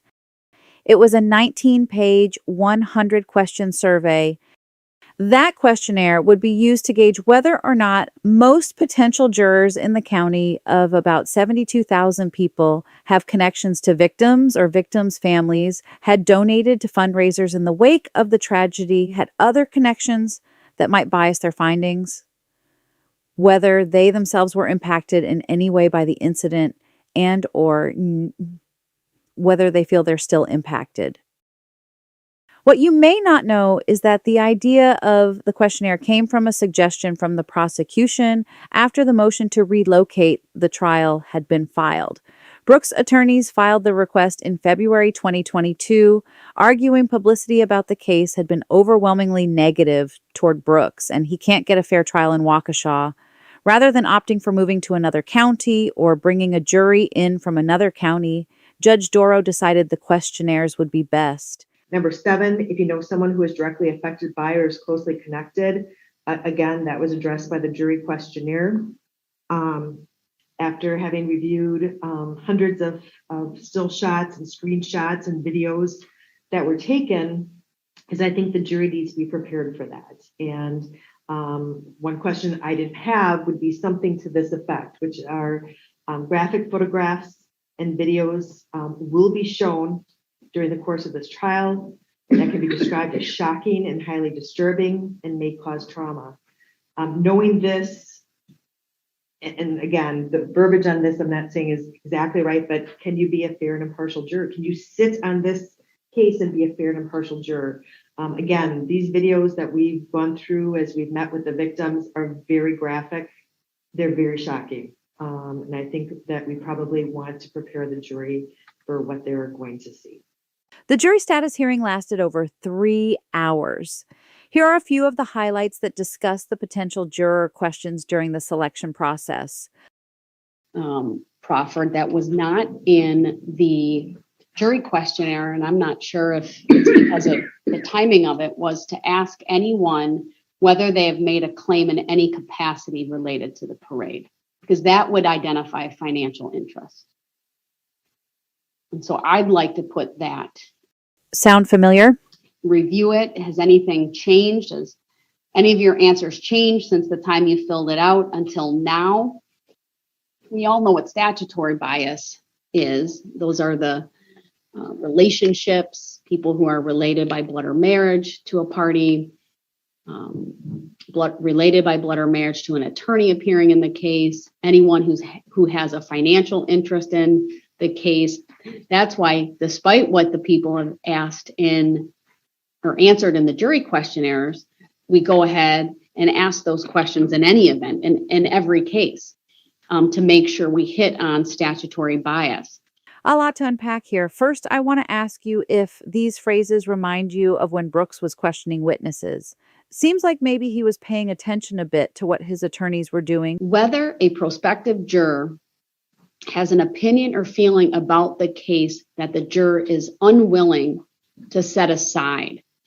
Subjective bias refers to a juror's actual state of mind and is usually revealed by a prospective juror during voir dire. And this is what's already been asked as a general, meaning like what the state has in their proposed question 1, a very general question. Please review your responses to the questions in the jury questionnaire. As you sit here today, would any of your responses be different than those you originally provided? And if so, please detail the question number and your response today. That covers every single question that is on there. I like the idea, though, of saying something to the effect of, as Mr. Brooks sits here today, has anyone formed an opinion as to whether he is guilty or not guilty? Because that's really what we're getting at. Secondly, I cannot leave out the controversy that Brooks attempted to cause over Judge Dorow's relationship to a victim's relative. His attorneys were on top of it. I mean, we know he wasn't smart enough to come up with it on his own. You addressed uncovering statutory and subjective bias. I think that as it relates to a lot of the topics that we discussed before, when we were going through the jury pool, that objective bias is going to be something that we will be trying to make a record of in terms of our belief in potential motions for strikes for cause. And applying the standards above, we conclude that prospective juror was objectively biased and should have been struck for cause. And so that was, they affirmed on harmless error because I think a peremptory strike had been used. And maybe that's why it's not flagged in Westlaw, but that is the ultimate holding in that case. I think there's good language in State versus Oswald on similar issues when they talk about objective bias may involve a direct, critical, personal connection between the individual juror and crucial evidence or a dispositive issue in the case or an intractable negative attitude toward the justice system in general. I think you can also include in that what you were just saying, if there's a direct connection, personal connection, if it's with parties or in that case, the decedent. Certainly we'll keep all of those things in mind during jury selection. Before the trial, Judge Jennifer Dorow disclosed that she had a prior professional relationship with the father of one of the parade victims, but it was not a personal relationship. Upon learning of the tragedy, Dorow exchanged a brief text message with the father to extend her condolences. As the parties are aware, the state filed a letter on the 7th advising the court or wanting to make the court aware that I had some familiarity with the father of victim C. Victim C is one of the homicide victims, and under the statute, the father of a deceased is also a victim. So I felt it prudent to seal that letter to myself be in compliance with Marcy's law. As everyone is aware, that is a requirement that applies not just to the state when they file documents, but to the courts, the parties, etc. And so I did have that sealed, but I also ordered it redacted so that a redacted version could be made part of the public record. And it's my understanding that has been done. I wanted to make some disclosures out of an abundance of caution and as encouraged in the comments to Supreme Court Rule 60.04 sub 4, which talks about notification of information on the record to the parties when that information might be considered by the parties relevant to the question of recusal. First and foremost, this court believes it absolutely can and will be fair and impartial to both sides in this case. Here are the facts, though, that I want the parties to be aware. The court is familiar with the father of victim C and his wife. I am familiar with the father because I worked in private practice from September of 2005 through the end of 2011. I worked in a law firm that was located in the Seatman Realty building. And for those in Waukesha know that's on the corner of I-94 and Pewaukee Road. There are a number of law offices in that building, and the father of victim C had a law office as well. I was not formally affiliated with him, and at times his wife would work there as well. So that is how I know the father of victim C. We were in the same building, but again, not officially affiliated. I did have this person, the father of victim C, do some estate planning for my husband and I back in 2012. Our will, trust, things of that nature were finalized in March of 2012. We paid for that legal work. It was not free. In addition, the attorney, the father of victim C, also did some business work for my husband, some work related to the formation of a business in 2015. Now, we have since transitioned to a different firm and a different lawyer, and it's also my understanding that he is now retired. Again, we paid for that legal work. It was not free. The last time the court communicated with the father on any legal matters was in 2018, when I asked him a question about the business formation by email, and some related work, potential work related to putting a home that we had in a different name. Again, that did not result in any work being done. He did respond by email. I also want the parties to know that on February 8 of 2012, this attorney did make a contribution to my Jennifer Dorow for judge. As most people in the courthouse are aware, I was appointed at the end of 2011, took the bench in 2012, and this person made a contribution in the amount of $500 on that date. Now, I did not maintain any regular contact with the father of victim C. To my knowledge, I have never met victim C. I did have a very brief text message exchange when I learned that his daughter passed away, and I extended my condolences to he and his family on a text between myself, him, and my husband. I think it is interesting to note he had to ask who it was on the other end of that text, as my name was not in his contacts. It was a very brief exchange, and nothing else has been exchanged since.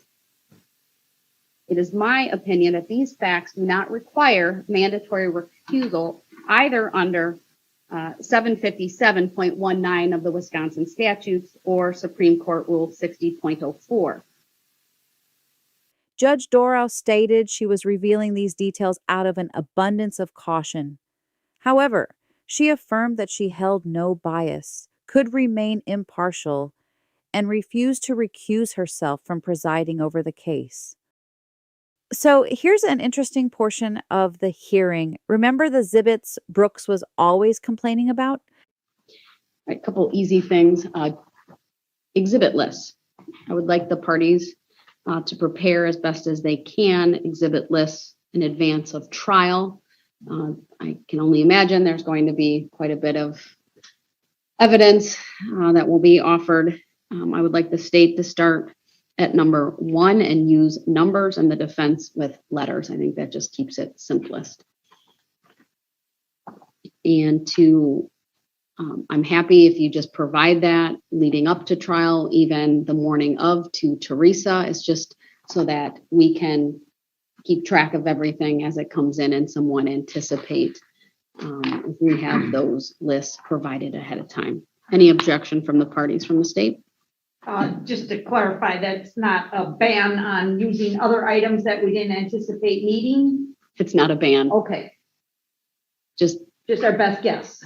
Right, and educated guess. I presume you're going to pre-mark based upon your list, and if you end up adding something later on, it'll just be at the end of your numbering. Okay, thank you. And if you don't use something, that's typical. It happens. That's what I'm afraid of, honestly.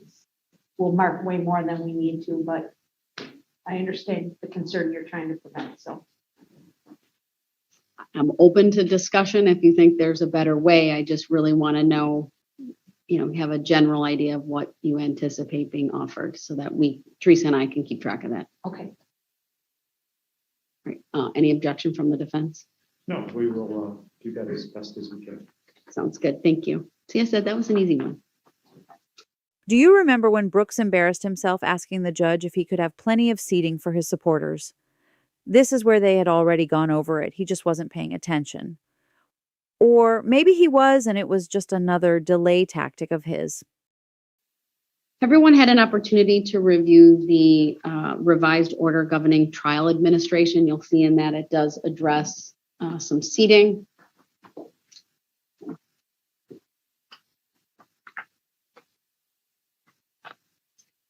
Will be some reservation of rows throughout the trial, but yet Okay. That's what I meant by that. Okay, and then could we just understand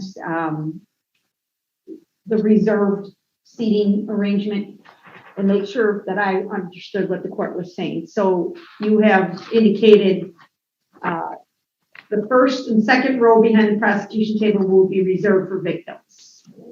First row behind the defense table will be reserved for the defendant's family. Last row in the gallery will be reserved for the media. So I assume that means both sides of the courtroom for that. Correct. And that would mean the benches in between, which I'm counting, we've got 4 on each side, right? Correct. So like on the defense side, benches 2 and 3 are just general seating, general admission. Right? Correct. Okay. And row 3 on the prosecution side is general admission. Correct. If victims come and there's not room for them in rows 1 and 2 and there's space in those benches, may they sit there if there's space? After 15 minutes, Okay. After the start of each session in the morning and the afternoon. I'm told that there are ample arrangements made for the victims to watch the proceedings in what was courtroom 115, that it's completely been renovated for that purpose. Now, 115 is the room that I would have wanted to be in to watch the victims' reactions and interactions during the trial. Room 115 may be where the emotions came out and why the courtroom gallery was so tame. And then and let me also add, I have no idea how many media are going to want to watch. They're going to get the jury assembly room. They may all watch remotely. They have the media room that's in the back. If it becomes apparent that they only need 1 row or a portion of a row, I mean, we'll adjust. Okay. So, but at least wanted to do something so that when we come here on the day of trial, it's not chaotic. I really appreciate that, Your Honor, and I understand you have a lot of interest to balance here. So thank you for doing that. I appreciate that because I do have to balance victims, the right of the public, the right of the media, and the defendant's right, and anyone who's associated with those groups. Sure. And as you know, there are 8 rows that I am limited Yes. to in this courtroom. So Yeah. I just also had to ask one other question about the part about once seated in the courtroom, spectators may leave, but they will not be permitted to re-enter until there's a break. I want to limit distractions in this trial for our jury. I understand people may need to get up and use the restroom, but they're going to have to wait to come back in. That's for everyone, media. Otherwise, I'm trying to avoid all the coming and the going. Another fun fact. Before Brooks fired his attorneys, they had said they would be bringing in an expert witness to testify. Maybe Brooks was sleeping during that portion of the hearing or just didn't think he needed anyone's opinion but his own. And what about the expectations of the length of the trial? Before Brooks went pro se, here's what Opper said about the timing of their portion. You can tell the court as we sit here right now, we think we can present our case in about 5 to 7 business days. So I was going to tell the court that as well for jury selection purposes. I know many potential jurors are concerned about the length of the case. We're projecting 5 to 7 business days for the case in chief. As we know, it took 11 business days due to Brooks's constant interruptions. All right, that's helpful. I think I can answer one of your questions. I truly believe, based on the jury questionnaires, based on the script that I've utilized in past cases and what I am putting together for this case, and even with the follow-up that needs to be done, I truly believe we can have a jury the first day. And even if that means we go a little bit late that day, I'd rather go till 7, 8 o'clock at night on the first day and get a jury. Bless their hearts. Remember how we previously went over the chaos he caused during jury selection? Well, it took 2 full business days. Right? I mean, we have our typical breaks, our mid-morning break, our longer lunch break, our mid-afternoon break. That is what everyone should plan on doing unless something unique happens that would require us to adjust. If only they knew then that adjustment might require a crescent wrench. or ankle shocks. I'm kidding. We know, unfortunately, there were no chocolates. If we get behind in any way, then all bets are off. Then we're going to push forward. But I think from what I'm being told, the state's really been able to narrow some things down based upon the stipulation. So I appreciate both sides working together.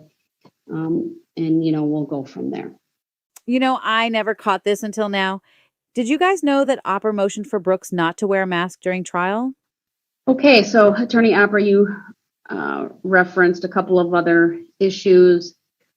I think I addressed the timing. I think that leaves the face mask issue that you wanted to bring up. Yeah, there's a couple other things here on my checklist, Your Honor, but we can go to the face mask issue. All right, go ahead. It's appropriate. Your Honor, I have a request as to Mr. Brooks wearing a face mask at all times in the courtroom. Frankly, I'm not sure the reason behind that. I guess it really doesn't matter other than to indicate there's certainly no court order requiring that, nor is there any requirement by the sheriff's office that he be required to wear a face mask in court. My concern is that identification of this defendant may be a significant issue in this case. Look at him shaking his head. The jury will be shown multiple videos and photographs of the driver of the SUV throughout the trial. They will hear testimony from eyewitnesses that we believe will identify the driver of the vehicle, but ultimately, that is a question they will have to be concerned with themselves and be convinced beyond a reasonable doubt that Mr. Brooks is the person who committed these crimes that he's accused of. And with the face mask that he's been wearing to court, I think almost every time, if not every time, I think impedes that ability of the jury to reach that conclusion as to identification of the defendant. So my request is that he not wear one, but if there's some legitimate reason or medical reason or need for the mask, then at least there has to be appropriate lengthy occasions where the jury again can observe Mr. Brooks at the defense table and assist them in making that conclusion as to his identification. So many of the recordings and photographs are quick screenshots and very short in duration. So it's not as if, we have a portrait that we could say, here's the portrait of the driver and here's Mr. Brooks, and you could just have him take off his mask for 5 minutes and that will be sufficient in our opinion. So that's our request, is that he be ordered to remove the face mask for the whole trial. If the court won't go that far, then for at least sufficient amount of time for the jury to reach its own conclusions. And obviously he'll have to do it temporarily when the witnesses are asked to identify him as well. Attorney Perry, I know there's not a written motion on this, so if you need some time to think about it, if you're prepared to address, great, I'll turn it over to you. But I know I'm first hearing this. Not a surprise, I would say. I had thought about some of the identification issues and how would we do that given the mask, but how would you like to handle that? Well, I am surprised at the request that he be not permitted to wear a mask at all during the course of the trial. It's one thing if it were tailored to a particular witness, their described ability to perhaps identify him, and if needed in a particular moment, to take it up that way. But surely this isn't, we aren't so far removed from COVID that it's a mystery as to why somebody might be wearing a mask. Mr. Brooks has been consistent, I think, at the jail and court with being masked. Remember early on when his attorneys joined him in the masquerade, or is it Maskgate? It's not at all uncommon. I think when we walked into the courthouse today, there was somebody at one of the security persons wearing a face mask. That's still it's less and less common, but that's still the world we find ourselves in. And for him to be taking those precautions to remain healthy, which frankly, with this desire not to have any delays, is kind of would assist with that. So I would certainly object to any just blanket ruling that Mr. Brooks not be permitted to wear a mask. I would think that anybody in this courtroom should remain permitted to wear a mask if they felt that was necessary for themselves, without having to provide, a doctor's note or some special circumstance to permit that. So I guess I think that's how I'd ask that this be handled is, if it's if there's testimony that, I saw Mr. Brooks face on, and, in order for me to identify him, I would need to see his full face. I think, we should address it that way in the hearing, and we can be on advance notice that, for the minute that's necessary, that he, expose his face to a witness. But I would absolutely object to an order that if myself or Attorney Keyes or Mr. Brooks wished to wear a mask in a public setting, if one of us were feeling symptomatic or nervous about whoever's at home, we haven't been wearing masks, but Mr. Brooks has. I would very strongly object to an order that he not be permitted to wear a mask during the trial. I bet his attorneys would have worn masks in front of the jury too had they gone forward. I am not at all interested in delving into any personal reasons why a person would want to mask or not mask. I am concerned, however, about the ability of witnesses to identify Mr. Brooks when asked to do so, and ultimately the jury making a determination based on identification. I do not believe that a blanket rule of no mask is necessary to do that. I think it's appropriate that Mr. Brooks be required to unmask anytime that a witness is being asked to identify him, and to do so for an appropriate amount of time. I get where she is coming from. Remember, this was 2022, and that entire year, many people were still wearing masks. And most importantly, I think she was erring on the side of caution for appellate purposes. Looking back, she was probably relieved that she didn't give this fool any more ammo to cause a stir. I don't want to presume to know what types of photographs are coming in or evidence, but if it becomes appropriate to, for example, a booking photo, because that is unmasked and that is something that witnesses are also shown, that might be appropriate in light of his desire to remain masked. Ultimately, Mr. Brooks, what you need to know from me is that I will be asking the jurors during jury selection process about masks. I do that in any event. It's not special to your case. We have jurors who come in with masks. We have jurors who come in without masks. When witnesses come to the witness stand, I require them to unmask for purposes of their testimony, so that the jurors can judge for themselves the credibility. I think that's important. So if you take the witness stand, for example, you will be required to unmask. And so you just need to be aware as you make your personal choice about whether to mask or not, that in some respects it will have to be highlighted to the jury, even if it's with a question to them about that. Not specifically as it relates to you, but there are some general questions in the voir dire script about that. And of course, temporarily unmasking for purposes of identification, and then perhaps an order that you unmask for portions of closing arguments. And again, and if he does choose to remain masked, then I would also entertain a request from the state, if you aren't already planning on using a booking photo or some other photo where he's unmasked, to assist with identification. I think that's something I would entertain as well. Now that I think about it, he probably did it just because he knew Opper didn't like it. Understood. Thank you. All right. What else is on your list that I haven't gotten to? The jury view. Here is another fact that many people may not know. In addition to the jury viewing the vehicle in person, the state had originally requested the jurors also have an off-site viewing of the parade route. However, by the time of this hearing, they had withdrawn that motion.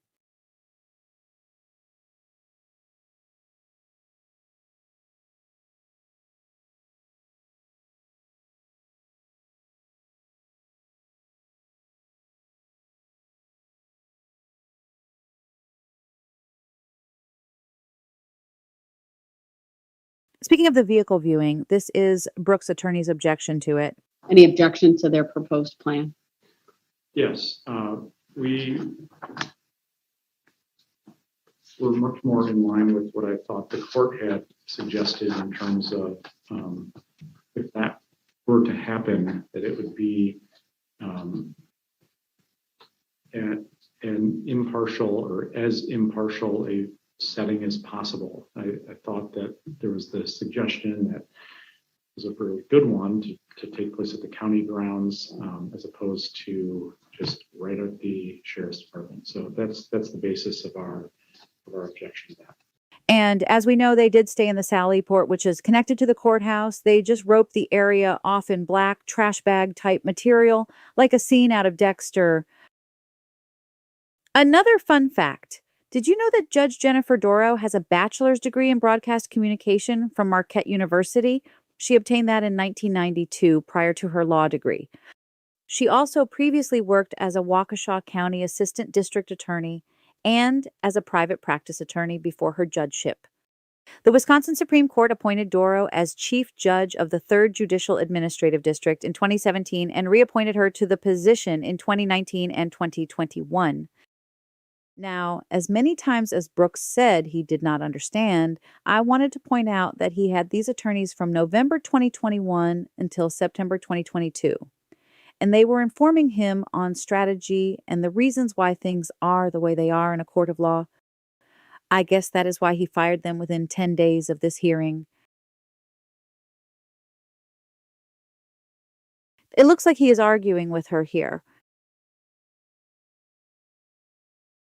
During pretrial proceedings, the defense successfully filed a motion to dismiss 6 counts of homicide by vehicle involving the use of a controlled substance.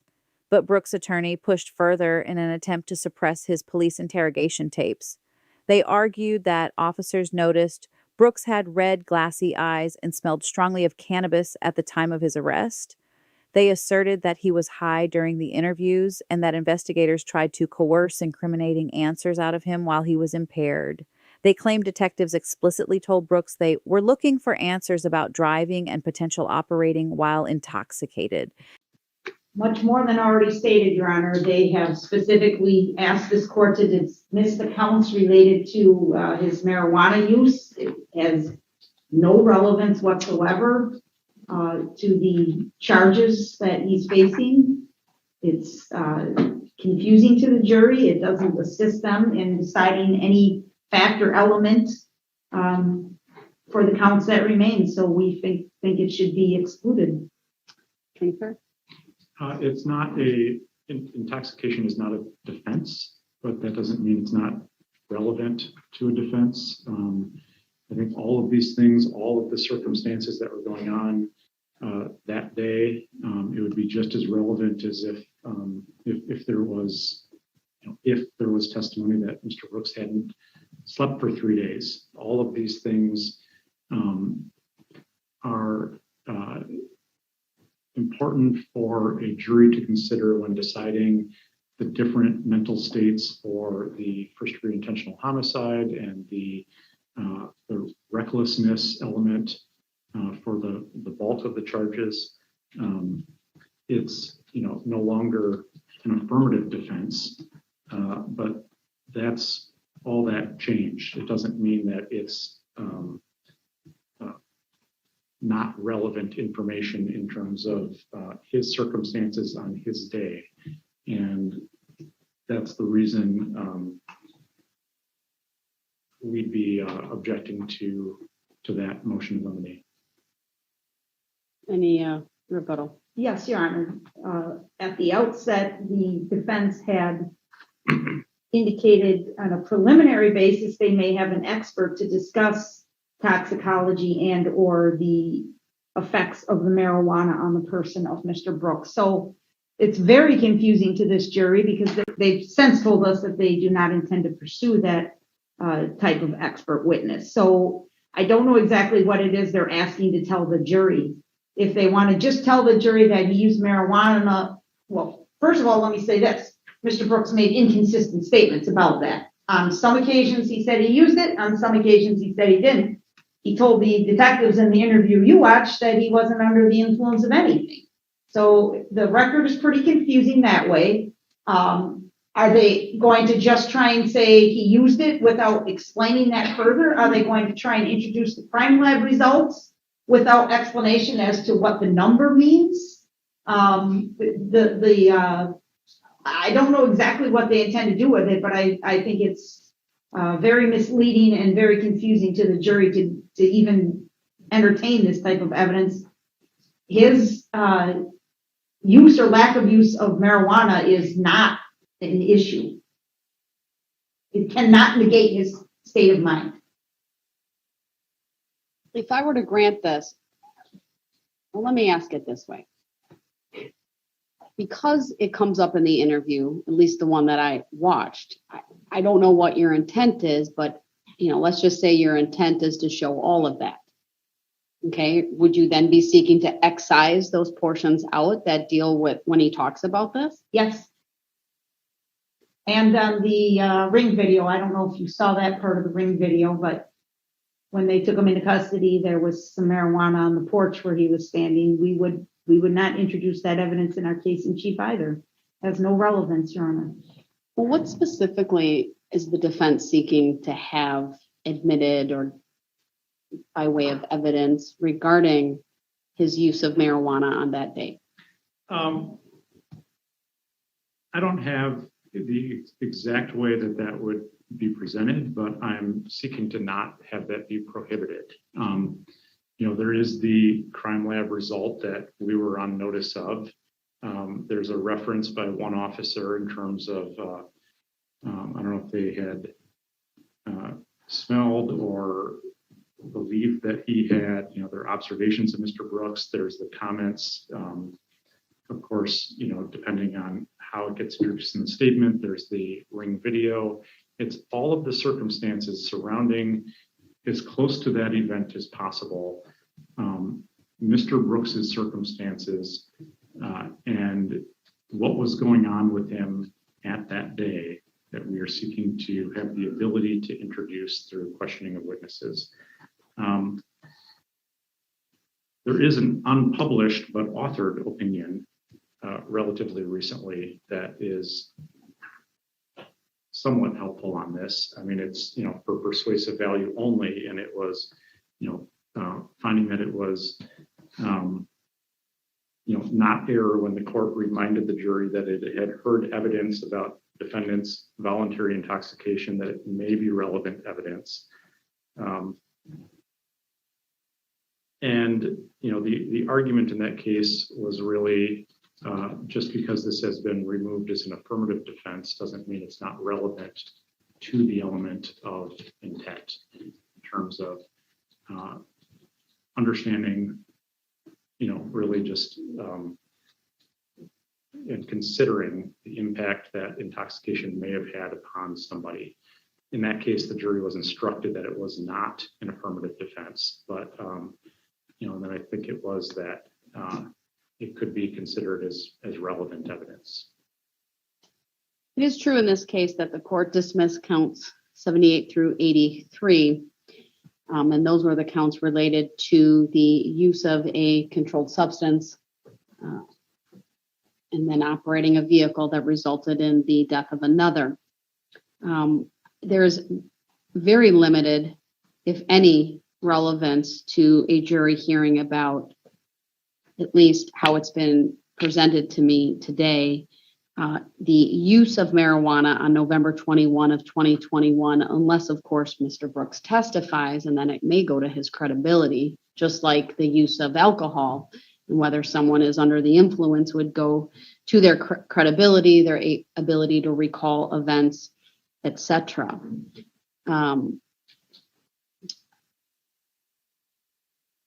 Without really having more information from the defense, other than they are seeking to have this information not excluded on a more general basis, not really knowing whether it's toxicology reports that they're seeking or just simply his own statements that he told police. I frankly don't have much of an objection if the video of his interview is played in full and that part is included, if that's what the defense wants. Because a jury is told when the instructions related to hearing a recording and statements attributed to a party that they still need to determine whether those statements were made and whether to believe them and things of that nature. So credibility is still at issue for those statements, as self-serving as they may be at that point. So I think that part of the video I would allow in without it being excised out. But that's the extent at this point, unless I'm given a different reason and I'm persuaded otherwise. But clearly the toxicology reports, without being told whether an expert would be called and why it would be relevant to the charges of intentional homicide, first degree reckless endangering safety, what we sometimes refer to as hit and run, and the battery and the bail jumping, otherwise don't see relevance unless and until Mr. Brooks testifies. And then I think that would be fair game, his use that day. So I'll grant the motion brought by the state with the exception that those portions of the interview where he discusses his use of marijuana are admissible. The court ultimately allowed the prosecution to use the interview materials. The state successfully argued that Brooks continually reinitiated conversation and asked questions of law enforcement willingly, bypassing claims of an involuntary interrogation. Just another example of how Brooks running his mouth got him in trouble. Has the state otherwise reviewed the defense motions? Yeah. Are there any ones you specifically disagree or would ask that I deny? Your Honor, I guess with regard to 2B, that indicates any reference by the state relating to their belief of Mr. Brooks' truthfulness or any deceptive behavior. Again, just so we're all clear, certainly the defendant gave inconsistent answers. We will be commenting on those in closing arguments, and I'm assuming there may be questioning. It's not our belief, but it's the facts of the case. So I just want to be clear that there's a distinction there. I would agree with that distinction, and certainly closing arguments are fair game, but otherwise we'll grant that. Oh, wow. This is hilarious. Did you know that Brooks' attorney made a motion requesting the court refer to him by his name and not as the defendant? With regard to number 4, that the defendant is referred to at all times by his name, Darrell Brooks, instead of being referred to as the defendant to avoid undue prejudice. Again, the title of this case is State of Wisconsin Plaintiff versus Darrell Brooks Defendant. We're not calling him Darrell Brooks the convict. We're calling him the defendant. He is the one who's charged in this case. I think that's a term that is used in TV shows. I don't see how that unduly prejudices him in any way. And I think the same thing goes for number 5, we would object to. It says that the alleged victims are referred to at all times by their names instead of being referred to as a victim. There's no question, and I think we've brought this up before, these people are victims. And I think this was brought up in the arena of the jury questionnaires. Now, what they need to decide is if they're victims of Mr. Brooks, the defendant. So when we say that, someone is running down the road and doesn't know the name of the person, but said, I saw one victim who was down on the ground. I don't know how else you would characterize that person. It was someone that they may have even seen get hit, but they don't know the name. And the same thing with the defendant. If someone says in their testimony, maybe it's a police officer, maybe it's a citizen witness who has been able to ID the defendant that refers to him as a defendant, I just don't see how that prejudices the defendant at all. I'll turn to Attorney Perry for a response. Well, these are, it's all incremental. There's not one thing you could say, if this isn't granted, then the trial won't be fair, but we are seeking to have at every step of the way to remove even incremental kind of unnecessary prejudices that get away from what the instructions are, which is this presumption of innocence, kind of placing him in that stage. We really don't need to hear more on that topic since we know how it all turns out. How many times in the trial did he say, "I do not recognize that name"? The following 2 hearings are where it all begins to go downhill. Think about it. This is the first time he really speaks to the court, and it is not good. The hearings were only scheduled when his attorneys filed a motion to withdraw upon Brooks' request. The court had not planned on seeing him back in court until the beginning of jury selection on October 3rd. Of the parties, I do not intend to go over any of the substantive issues that are remaining in this case, other than the motion to withdraw. That includes the various filings that the parties have made and any other open issues that we have at this time. I need to first address the issue with Mr. Brooks and the motion to withdraw. I do want to start out with you, Mr. Brooks, and ask you, is it your desire to represent yourself in this case? It is. I would like to proceed in this matter for prior persona, not pro se. Say that last part again. I would like to proceed in this matter in pro per, not pro se. So you're going to have to tell me what you think that means. It is me exercising my right to defend myself, to represent myself as a sovereign citizen. So essentially, this matter today would be me appearing by special appearance. You have an absolute right to have an attorney represent you. It is protected not only by the Wisconsin Constitution, but the United States Constitution. Do you understand that? I do understand my rights under the United States Constitution, yes. Did you hear what I said? Repeat it. Do you understand that you have the right to have an attorney represent you, what we call the right to counsel? Under the 6th Amendment, correct? Under the 6th Amendment, the 14th Amendment, and the Wisconsin Constitution as well. It's a well-established right that a criminal defendant has. Do you understand that? I'm aware, yes. Do you also understand that you have the right to represent yourself? I'm aware of that as well. I have before me a motion to withdraw by your attorneys with the sole basis that is listed that you want to represent yourself. Is that your understanding as well?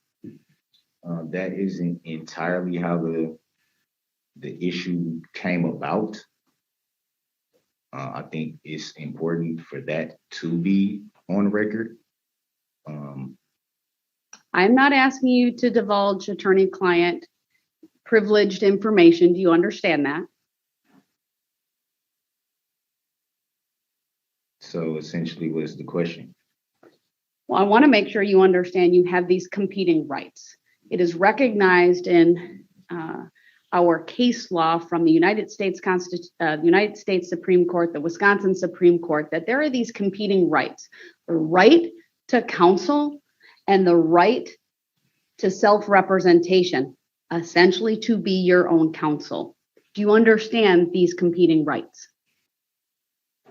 I am aware. Do you understand, sir, that you can't have an attorney and exercise that right and also exercise the right of self-representation. No, I don't understand that. So you started off this hearing by saying you want to exercise this right to appear in persona today and act as a sovereign citizen. Sir, my concern here today is there's a request from your attorneys to withdraw from this case. Do you understand that's the request before me today? I'm aware that they filed a motion to withdraw, yes. And are you aware, let me back up. Have you seen that motion, sir? The written motion? I have seen it. Did they give you a copy, the paper copy?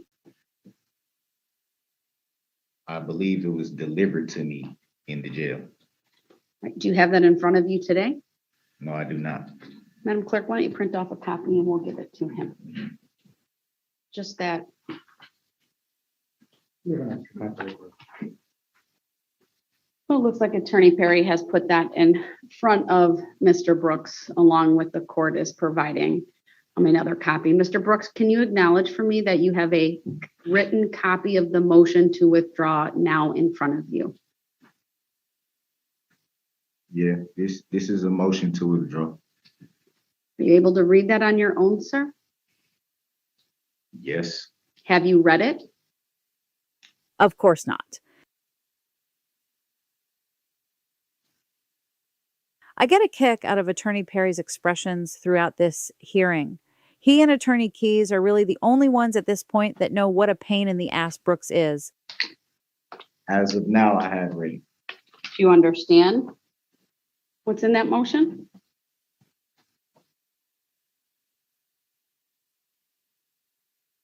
Yes, I'm aware of what's in the motion, yes. Is there anything about that motion you do not understand?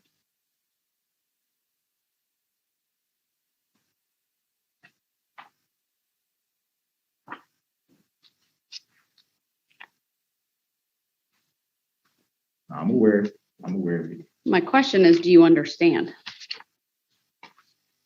I'm aware. Do you understand what it says, sir?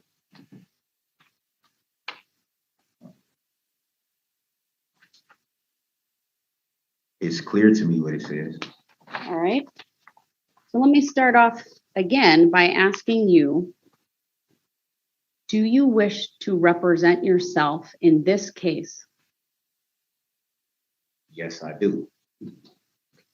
Before, I'm sorry, go ahead. I would like to represent myself pro per. What does that mean to you, sir? Explain to me that request. Again, because I've already said it on record, to represent myself as a sovereign citizen. I'm not going to make a determination, sir, whether you're a sovereign citizen or not. It's not relevant to my determination how you characterize who you are, other than you are accused of 77 counts, which I will go through momentarily, and you have the right to have an attorney represent you. That's your constitutional right. You have two very capable attorneys that have been with you from the beginning. You understand that, right? No, I do not understand that. What don't you understand about that, sir? I don't understand why is a reference being made to the capableness of my attorneys. Now, I agree that they have worked tirelessly on a lot of the things in this case. And I credit them with that. I'm appreciative of that. But it also should be said that there's a lot of things that I did not understand about the proceedings in a lot of the court cases. There were things that I didn't understand why there wasn't certain motions filed. There were a lot of things that I did not understand the totality of the meaning behind. And that is what kind of led to a lot of issues. But these were issues that were being raised for a number of months. This was not just something that sprung up out of the blue. And I feel that as my attorneys, that it would be essentially their job to make me aware of things that I do not understand. So that's where a lot of the questions come into question as you know.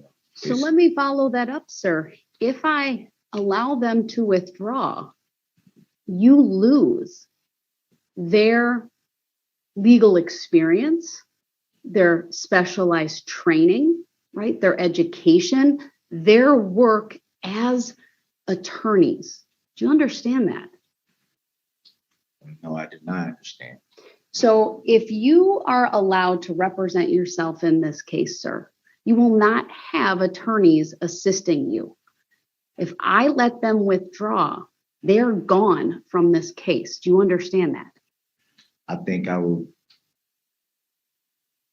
probably be better served representing myself.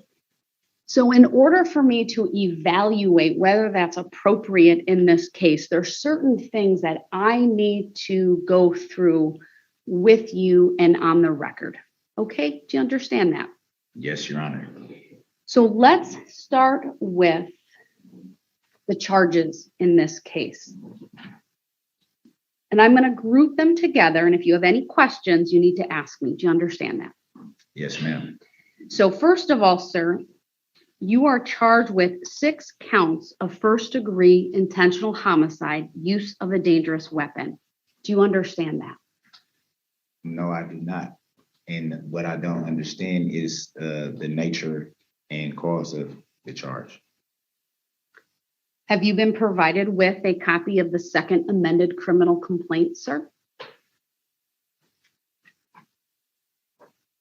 I cannot say that I have. I have a copy for you. It was filed on January 12 of 2022. I'll have my clerk hand it to the bailiff. You will be provided with it. While we're giving that to you, Attorney Perry, have you provided Mr. Brooks with a copy of that previously? I believe so. I think he was also provided a copy of it in court. I would like to say though, since you said January. That was filed on January 12th, 2022. Part of the. So, sir, let me focus you back. I'm interrupting here for a second because I want to focus on this document. So this particular document was filed on January 12th of 2022. Take a look at it. This document details the factual basis the state is relying upon to support each and every one of the charges. Do you generally understand what a criminal complaint is, sir? No, I do not. Well, it's in front of you. Are you able to read it? Yeah, I don't mean this moment, but do you read, write, and understand English? Yes. All right. Remind me again of the last grade you completed. I have HSED. And how many years in school did you actually attend before obtaining your HSED? 11 years. How long after you went to school through 11th grade did you obtain your HSED? Immediately. While you were in school, did you have any special education classes? Minimally. Any of those deal with reading or reading comprehension? No, ma'am. Do you believe you have any issues with reading documents in this case from a comprehension standpoint? Absolutely not. Do you know at what grade level you read? Do you believe it's a high school educational level, a college level? I don't know. I wouldn't be able to guess that off the top of my head, but I'm pretty sure that it's adequate. Any physical or psychological disability that would affect your ability to understand the paperwork that's given to you in this case? Not paperwork wise, no. Any physical or psychological disability that you believe would affect your ability to communicate in the courtroom, whether to me or in front of a jury? Absolutely not. I'm doing a good job now. You are answering my questions, and I appreciate that. Surrounded by attorneys, and he thinks he's smarter than everyone else in the room. So, do you understand, sir, that you are charged with 77 different counts as it relates to conduct of yours that is alleged to have occurred on November 21 of 2021 in the city of Waukesha? No, I do not understand, and I say that because I'm still trying to. I would like to know the nature and cause of the charges. Sir, listen to me and listen to what I'm asking you. Do you understand that you're facing 77 charges as it relates? I do not understand. Hold on, let me get my question out. Sir, and I will start a little bit more basically. Do you understand that you are charged with a variety of offenses due to conduct that you are alleged to have done stemming from an incident or a series of incidents from November 21 of 2021 in the city of Waukesha? No, I do not understand. Do you understand you're facing criminal charges, sir, in Waukesha County? No, I do not. So you have no idea that you are facing 77 different charges? No, I do not. I would like that explained to me, if possible. Have you asked your attorneys to explain that to you? I believe I have a number of times. I'm going to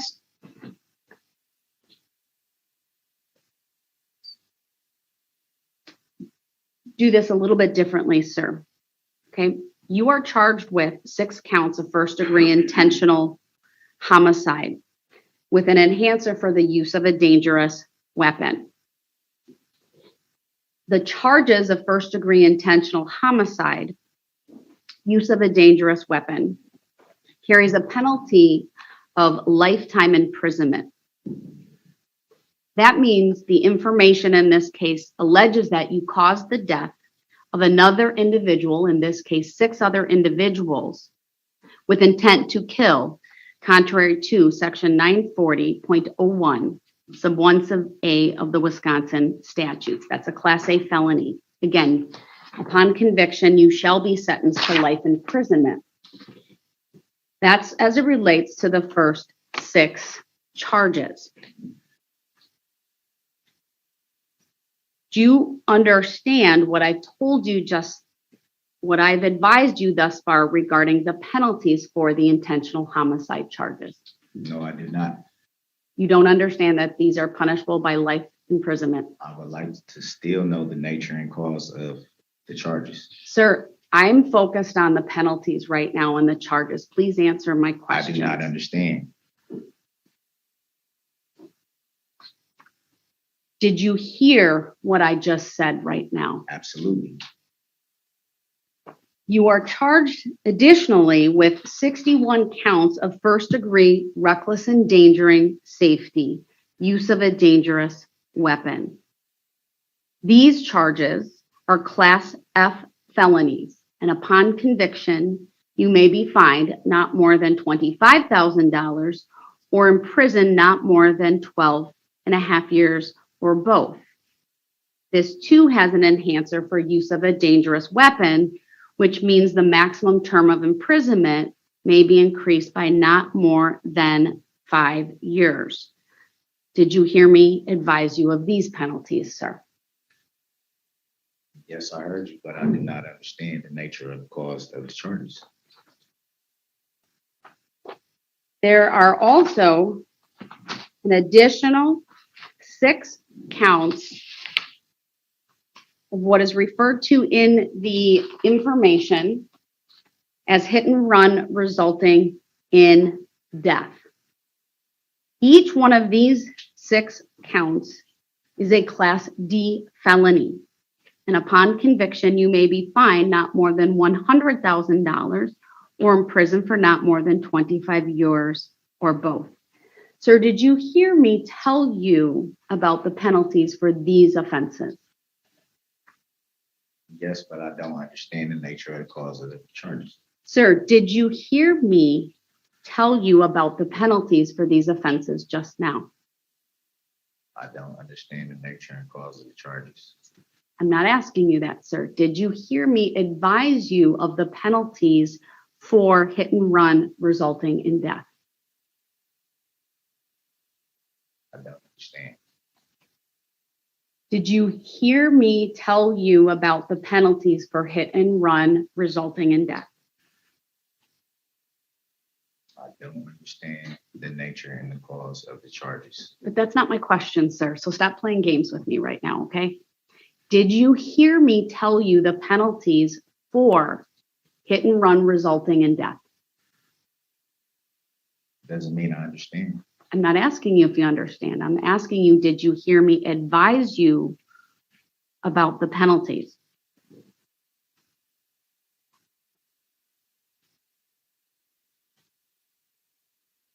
Are you able to hear me right now? Yeah, I can hear. Did you hear me advise you about the penalties for hit and run resulting in death? I don't understand the nature and cause of the charges. Again, sir, did you hear me right now? I heard you right now. Yeah. Did you hear me tell you the penalties? Yes or no? Yeah, I heard you. Doesn't mean I And understand. I'm not asking if you understand. Sir, you're the one who wants to represent yourself in this case. So I need to go through all of the penalties with you. There are 2 counts of felony bail jumping. Each one of those counts is a Class H felony, and upon conviction, you may be fined not more than $10,000 or imprisoned not more than 6 years or both. Did you hear me tell you these penalties just now? I don't understand them. Did you hear me?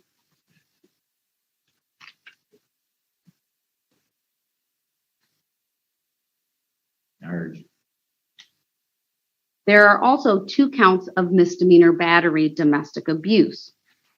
Each one of these offenses is a Class A misdemeanor, and upon conviction, you may be fined not more than $10,000 or imprisoned not more than 9 months or both.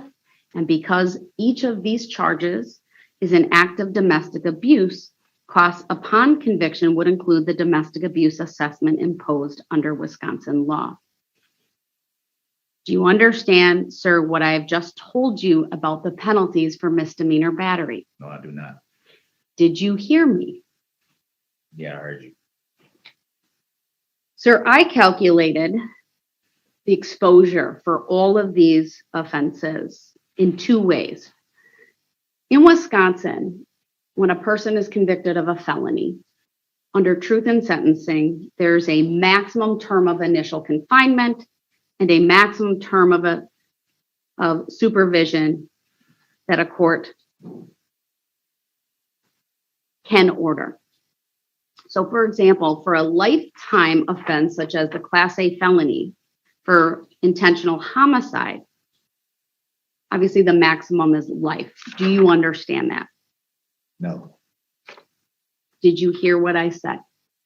Can you repeat it? For a Class A felony for first-degree intentional homicide, do you understand the maximum is life imprisonment? No, I do not understand. Did you hear me? Yes, I heard you. For the first-degree recklessly endangering safety charges, if I were to calculate all of the imprisonment that you face from a maximum standpoint, it would be 762 and a half years plus an additional 305 years for the enhancers for use of a dangerous weapon. Do you understand that? No. Did you hear me just now recite that though? Yeah, I heard you. For the 6 charges of hit and run, the maximum exposure that you face for just those 6 offenses alone is 150 years. Do you understand that? No. Did you hear me say that though? Yes. For the 2 counts of felony bail jumping, the maximum for both offenses is 12 years imprisonment. Do you understand that? No. Did you hear me say that though? Yes. For the 2 Class A misdemeanors, the maximum is 18 months, meaning 9 months plus 9 months. Do you understand that? No. But did you hear me say that? Yeah, I heard you. You heard me advise you of all of these penalties. Is that right, sir? Yes, I heard you. Do not understand, but I heard you. Sir, do you want to be represented by a lawyer in this case? No, I do not. Do you understand that you have a constitutional right to be represented by a lawyer in this case? I'm aware that that is one of my rights under the Constitution, yes.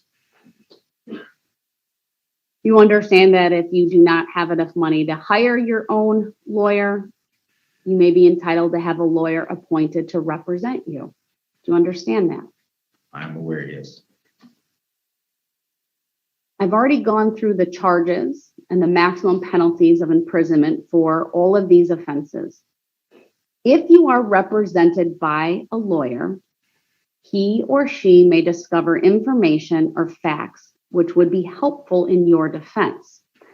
A lawyer may find that you have a defense to the charge or that there are facts which may result in a lighter penalty. I want you to take this into consideration in deciding whether or not you want a lawyer to represent you. I also need you to understand that the trial will continue under the same legal rules that would apply if you had a lawyer. If you represent yourself, you will have to follow these rules. Because you are not trained in the law, this will make it hard for you to challenge the evidence presented by the state and hard for you to present any evidence that you want to present. If you decide to testify, you will be sworn as a witness and can give testimony while you are acting as a witness. You will be asked questions by the other side at that time. However, you cannot try to testify while acting as your own lawyer. Do you understand these things, sir? No, I don't, because it sounds like pro se to me. Because it sounds like what? Sounds like pro se to me. Well, there are 2 options here. Pro se means you act as your own attorney. You're self-represented. So when I talk about not having a lawyer, representing yourself, acting pro se, those are all the same. They all have the same meaning. Do you understand that? No, I do not. My understanding that it's not the same meaning as representing yourself as pro per. And if that could be clarified for me, then it would greatly help. Sir, under the Constitution, you have a right to have a lawyer and you have a right to self-representation. Those are the only 2 rights that I am talking about today. I'm aware of that. So whatever your understanding about some other hybrid fashion is not what I would be proceeding under. Do you understand that? No, I do not. What is your expectation, sir, about proceeding on your own in this case, in this pro forma, as you have said? I simply seek to represent myself pro per so that I can establish my sovereign citizenship. But what does that mean as to whether you have an attorney or not to you? Clarify what you're saying, what you're asking. You keep repeating this phrase, is it perf? Spell it for me. Yes, I want to make sure that I have the right words that you're using. You want me to spell for prior persona or pro per? Which one? Tell me what you think you want to do in this case and what phrase or term that you're using and what it means to you. Your Honor, I just stated on the record what I would like to do. I don't think Spell it for me. PROPRIAPERSONA.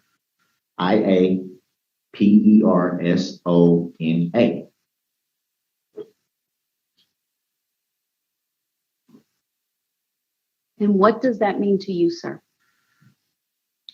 It means that I am representing myself as a sovereign citizen of these United States.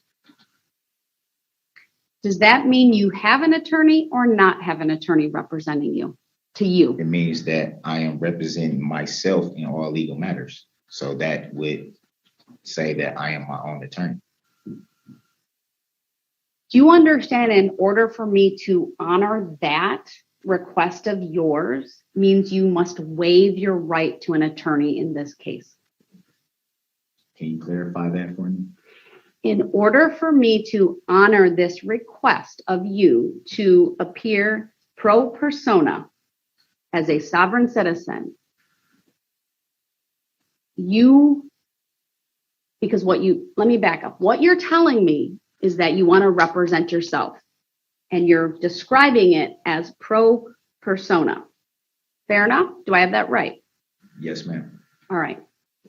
What I hear when you say that is you want to represent yourself and exercise your right under the Constitution to be your own attorney. That's what I understand your request to be. Am I wrong in my assessment of that? No, you are not. In order for me to recognize your request and grant your request, you must waive your right to counsel in this case. Do you understand that? Is it case law on that would give me clarification? I can't give you advice, sir. I'm just asking you questions. All right?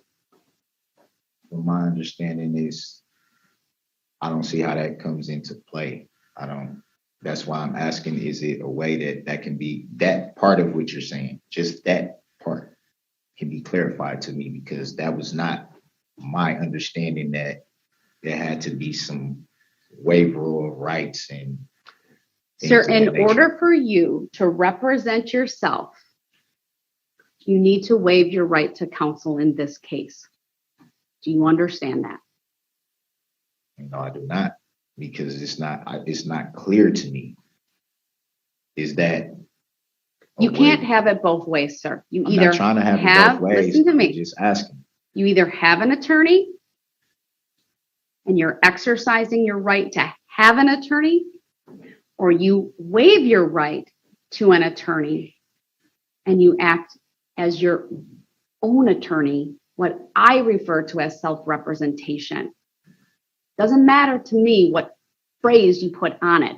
The Constitution guarantees you the right to have counsel, and it guarantees you the right to represent yourself. In order for me to honor your request to represent yourself and allow that in this case, means you must waive your right to an attorney. See, he thought he could represent himself and have an attorney to consult. If you saw the latest trial on Lori Vallow, she had that set up. Now, since you just broke it down that way, it's a little bit more clear. That's all I was asking. I don't necessarily know, right, what's going on in your mind. That's why I ask a lot of questions. So do you now understand that, sir? Yeah, I would like to waive that right to counsel. I would like to represent myself from her, as I stated, yes. Part of the decision I need to make, sir, is to evaluate certain criteria. It's why I asked the questions earlier, in part about your level of education, your level of literacy, your ability to communicate in the courtroom, etc. Do you remember me asking you those questions? Yeah, I remember you asking me that. So another thing that I have to evaluate those, sir, because ultimately I have to make a determination that you are knowingly, intelligently, voluntarily, and deliberately making a choice to waive your right to counsel and represent yourself. And in order for me to do that, I must establish certain things, including that you understand the charges and the penalties you face. Does that all make sense so far? Yes. You may have a lack of understanding about the nature of the charges and may have questions regarding that. But my role here today is not so much to explain all of those nuances and explain the basis for the charges, but to make sure you understand what charges you face and the penalties for them. Do you understand the distinction? Yeah, it makes sense to me. All right. So I'm going to go back to these charges again, sir. Do you understand you're charged with 6 counts of intentional homicide? I'm not, and let me preface, I'm not asking you if you understand why. I'm asking you if you understand that these particular 6 charges have been filed against you. I'm aware. And are you aware of the penalties if convicted, for each count of first-degree intentional homicide? You said a lot of numbers, so. Well, and I can go back to them, and I'm okay. This is important. So, first-degree intentional homicide is a Class A felony, and upon conviction, you shall be sentenced to imprisonment in life. Do you understand that? I'm aware. All right. And are you aware that there's also an enhancer for use of a dangerous weapon? I don't understand that, but I'm aware. Are you aware? I'm aware. All right.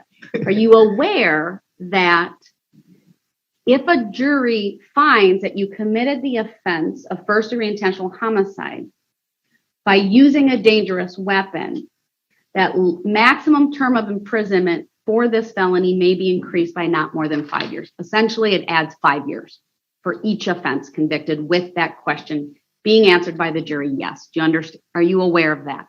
I'm aware.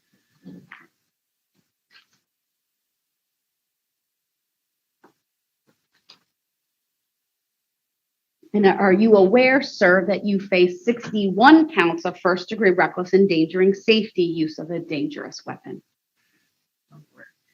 Are you aware that each one of those 61 felonies, upon conviction, you may be fined not more than $25,000 or in prison not more than 12 and a half years or both? And are you aware that if convicted and the jury answers the question yes about using a dangerous weapon, each of those terms of imprisonment may be increased by not more than 5 years?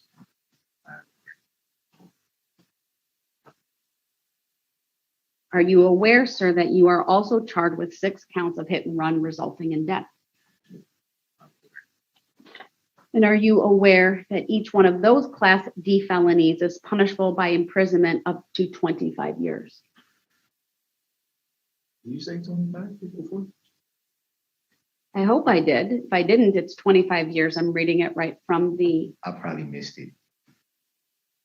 There's a lot of charges, and I understand that there's a lot of numbers. Yeah. But are you aware that a Class D felony for hit and run resulting in death is punishable by a fine of up to $100,000 and imprisonment of up to 25 years? I'm aware. Are you aware that you're charged with 2 counts of felony bail jumping? I'm aware. Are you aware that each one of those counts carries a maximum term of imprisonment of not more than 6 years and a $10,000 fine? I'm aware. Are you aware that you're charged with 2 counts of misdemeanor battery domestic abuse? I'm aware. Are you aware that each one, as a Class A misdemeanor, the maximum term of imprisonment is 9 months and a $10,000 fine? I'm aware. Are you aware that they're each charged as acts of domestic abuse, so that upon conviction, there would be a domestic abuse assessment imposed? That last part I don't understand. What exactly does that mean? The very last sentence. Sure. It states as follows in the charging documents, that invoking the provisions of 968.075 sub 1 sub a, because this charge is an act of domestic abuse, costs upon conviction would include the domestic abuse assessment imposed under Wisconsin law. It's an additional $100. Also, it's a fine. It's a cost. It's a surcharge. What is it called? Technically, it's a domestic abuse assessment. It's a financial obligation, but when the court imposes it, it has some other collateral consequences that follow with it. I can't give you advice on what that is, but typically it involves prohibition of firearms. Are you aware of that? Yes, ma'am. Do you understand? Let me rephrase that. Are you aware, sir, that the state of Wisconsin is represented by District Attorney Sue Opper, Deputy District Attorney Leslie Basie, and Assistant District Attorney Zach Wichow? The three individuals seated to your left, my right. Say the first part again. Are you aware that the state of Wisconsin is represented by 3 attorneys here in court? No, I do not understand. Are you aware? I'm not even aware. So are you aware, sir, that the state of Wisconsin is the plaintiff in this case? I'm not aware. This is where the confusion of that comes in. I have confusion to how the state can be the plaintiff. I am not going to give you legal advice regarding that answer, sir, but you have the second amended criminal complaint, and if you don't, we'll give you the information as well. These are called charging documents, sir. And on the top of each one of those, on page 1, there's a caption. It says State of Wisconsin Circuit Court, Waukesha County. Do you see that? Yeah, I see that.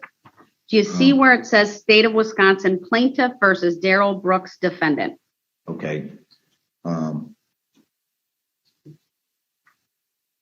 This is why I'm confused. You have every document I ever got up until this point was like this, with my name in all caps. So what are you holding up? Is that the motion to withdraw? Well, yeah, because it's the newest. Right. So every legal document that is filed that's considered a pleading would have a caption. The caption is the information that says what court we're in. So it's circuit court, the county, Waukesha County, and tells the court who the parties are. The parties in this case are the state of Wisconsin as the plaintiff and Darrell Brooks as the defendant. Are you aware of that, sir? No, I'm not. I need clarification on how the state of Wisconsin can be a plaintiff, because that would essentially mean that the state of Wisconsin is the injured party. How could the state be an injured party? Sir, I am not going to go down this path of giving you legal advice. Are you? I'm not asking for legal advice. Right. And I don't need to provide. provide. I'm confused on how that can be. That's what I'm saying. Well, the bottom line, sir, is the state of Wisconsin is the legal entity represented by the Waukesha County District Attorney's Office that brings charges against a defendant. Alleged defendant. Well, no, you're a defendant accused of committing offenses. Just plain stupid. You're not an alleged defendant. You are a defendant, but the allegations are accusations. Are you aware of that? No. Are you now aware of it because I just told you it? No. Well, we're going to start with this premise, sir, that the state of Wisconsin is the plaintiff. They are represented in this case by the Waukesha County District Attorney's Office. There's many attorneys in that office, but the 3 attorneys who are prosecuting this case are the District Attorney Sue Opper, one of her Deputy District Attorneys, Leslie Basie, and an Assistant District Attorney, Zach Wichow. They have been seated at the other table, whatever courtroom we are in, throughout all of the proceedings or the vast majority of the proceedings in this case. You're aware of that, right? No. You're not aware that these attorneys, these people seated to your right, have been in court virtually every time that you've appeared in court?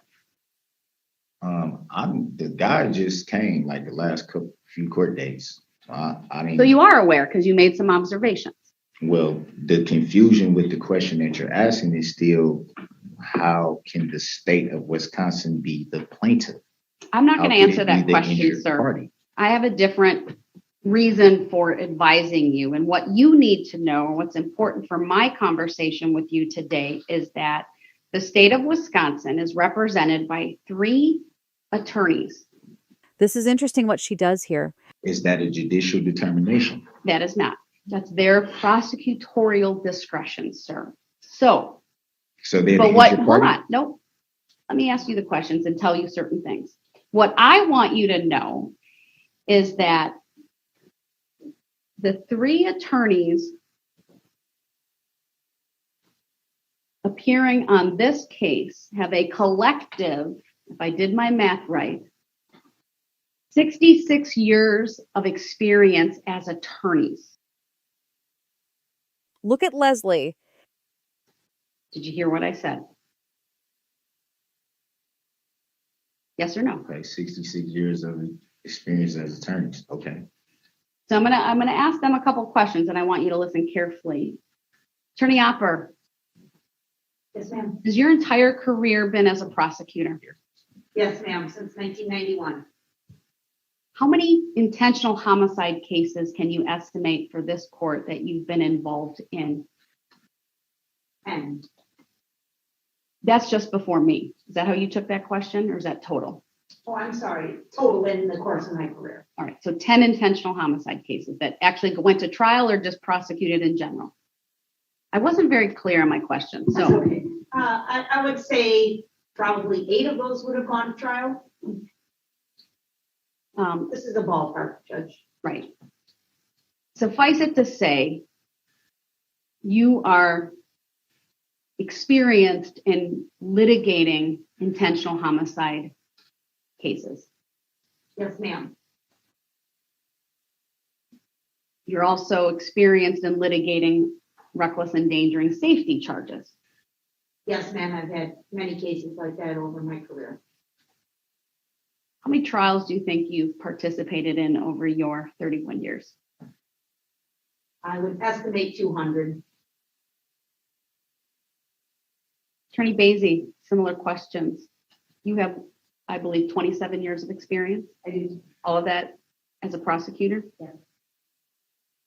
Can you estimate for the court how many trials you have been involved in? 125. Very precise. Any of those intentional homicides? Yes. Any of those involve recklessly endangering safety charges? Yes. Now, Attorney Witchow, you're what we call the baby of the bunch.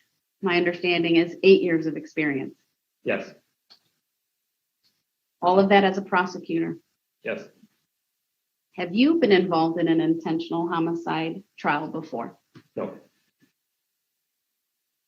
In addition, Mr. Brooks, first of all, did you hear the answers to the questions I just asked these attorneys? Yeah, I heard. I mean, you understand, sir, they have a lot of experience sitting at that table. Would that be fair to say? Roughly. You also understand, though, that they have at their disposal an investigator with the Waukesha County Sheriff's Department, meaning they're assigned, that person's assigned to the district attorney's office to help them, even during a trial. I don't understand where we're going with this. Just want you to understand the resources that you're up against when you represent yourself. Doesn't make me flinch one bit. And I'm not asking you whether you flinch, I'm asking you if you understand it. I still go back to the question I asked. I don't understand how they can represent an injured party. How can the state of Wisconsin, the corporate state of Wisconsin, be an injured party? I'm not answering that question. Okay, this is So is that a judicial determination that you're not answering that question? No, sir. This is a legitimate case, and I'm not going to make a mockery by you asking that question, because this case has been proceeding since November 23 of last year, and it's going to keep going on whether you understand how the state can be a party or not. Do I make myself clear? No, because the question is still there. It's still a relevant question. I'm telling you, I'm not answering the question, and whether you understand the issue or not is not going to stop this case from going forward. So is that a rush to judgment? No. So I also want you to be aware that the district attorney's office has available, because the case involves witnesses from the city of Waukesha Police Department, that they will have seated at the table behind them, currently seated now, Detective Tom Casey. Are you aware of that? I'm still going to refer back to the question. Sir, answer my question. First of all, did you hear me ask the question? Did you hear me? Yes or no? No. So I'm telling you, Detective Casey is going to be their court officer throughout this case. Did you hear me say that? He doesn't know what that means. How? In addition to Detective Casey being here, the district attorney's office also has a support staff member that will be available for their use during this trial. Did you hear me say that? I'm still not understanding how there are questions not being answered. Sir, did you hear me tell you that right now? Did the court hear me ask the question of Mr. how can Brooks. the state be a plaintiff? Mr. Brooks, Is gotta it answer. some type I'm of not- case law you can point me I'm to? not allowed to give you legal advice, nor will I. I'm not asking for legal advice. The whole point of this, sir, is that I need you to be aware that many people are going to sit on the other side of the courtroom working towards presenting this case and seeking convictions on all charges. Now, seated next to you are attorneys Perry and attorney Keys. My understanding of their experience, sir, is that Attorney Perry has been practicing for 20 years. Attorney Perry, is that true? Yes, All of that with the public defender's office. that's right. You have experience both now in the trial courts and appellate courts. Is that true? Yes, And throughout that experience, you have litigated intentional homicide cases. I have. Also been involved in, I would imagine, cases where the charges involve recklessly endangering safety. Yes, Hit and run, resulting in death. it's possible. I don't know. Attorney Keys, my understanding is you have 12 years of experience, Yes, all with the public defender's office, in criminal defense. all in criminal defense. And you've been involved in intentional homicide cases as well. Yes.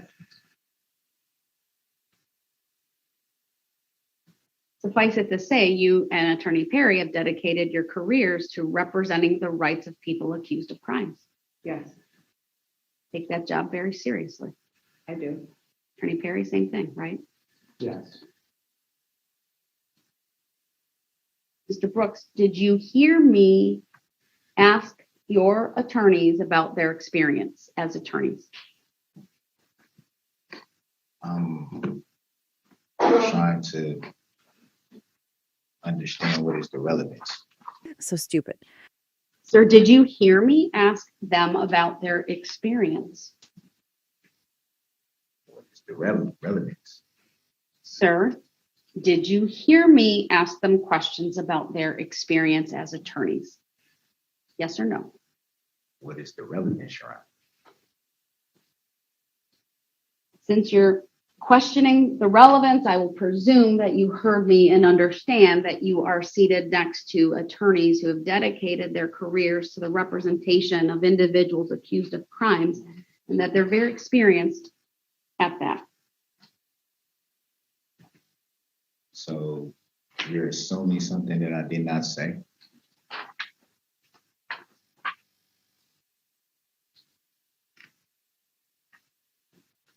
The other thing that I need to make sure you are aware of, sir, is what the state would have to prove in this case in terms of the elements of the offenses. I presume, but I want you to confirm that you understand the state of Wisconsin bears the burden of proof in a criminal case. I'm not going to confirm anything until the question is answered how the state can be a plaintiff. I'm not going to answer that question, sir. Can it be shown to me by some type of case law? You currently have attorneys representing you. I have not discharged them. If you have questions about legal topics, you can ask them. I'll even give you a moment. I'll step off, give you a couple minutes, 5, whatever, if you need to ask them those questions. Do you want that opportunity? We're on the record. I can pause. No need to pause. Can the prosecution? Sir, we're moving on. I understand you're not happy with the court not answering this question that you have, but I'm not going to answer it. Well, that's essentially a rush to judgment. I'm not rushing to any judgment, sir. My concern here is to make sure that you understand the charges you face, the penalties that are associated with them, that you're aware of all of these things, that you are aware that you as a defendant do not have to prove anything at a trial. Are you aware of that? I can't move past the rush to judgment. There's no rush to judgment. Did you hear me, sir? You just assumed that I said something I didn't say.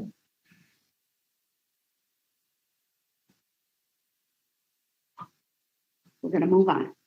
She's losing our patience. How can we? We're moving on, sir. Mr. How Brooks, can we do that, though? We are here at your request to represent yourself. We're going to move on because your question is not relevant to that inquiry. So I'm moving on. But it's relevant. And you don't have to like it. No, it's not. It's not that I don't. We're moving on. I'm fine. It's just I find it hard for me to ask a question that's not relevant, but then it's relevant for me to know the Mr. Brooks, we're moving on. And if you have the inability to move on, then this hearing is done. It still has to be a determination made. Sir, I would like to continue.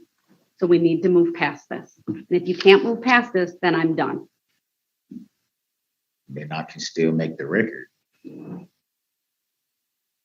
Sir, do you understand that the state of Wisconsin must prove each and every offense beyond a reasonable doubt? No, I do not understand until my question is answered. Sir, are you aware that no, I'm not aware. I didn't even ask the question. How can you answer? Aware. Mr. Brooks, are you aware that the state must prove every element of each offense charge beyond a reasonable doubt in order for you to be convicted? No, I'm not aware. The state still has, I'm still confused. How are they? Right, Attorneys Perry and Keys, we're going to go off the record. I'm going to take a break. I'll mute the live stream. I'll even stop it for now. I'm going to clear the courtroom. I'm going to give you some time to talk with Mr. Brooks. I'm not answering his question, nor am I required to answer his question, but I can't move past this if he is going to keep interrupting. He's not demonstrated thus far that he understands enough for me to even get past that to make a determination that he can waive his right to counsel. So I try. They paused the feed too soon, but it comes back up. She says to Attorney Perry and Keys, "Look, as of right now, he's still your problem." Can't blame her. Meanwhile, during the start of his BS, Leslie and Zach has been over there looking up sovereign citizens cases. Mr. Brooks, this is what's going to happen right now. I'm going to give you some paperwork. One of the things I'm going to give you is the waiver of right to attorney form. It's CR 226.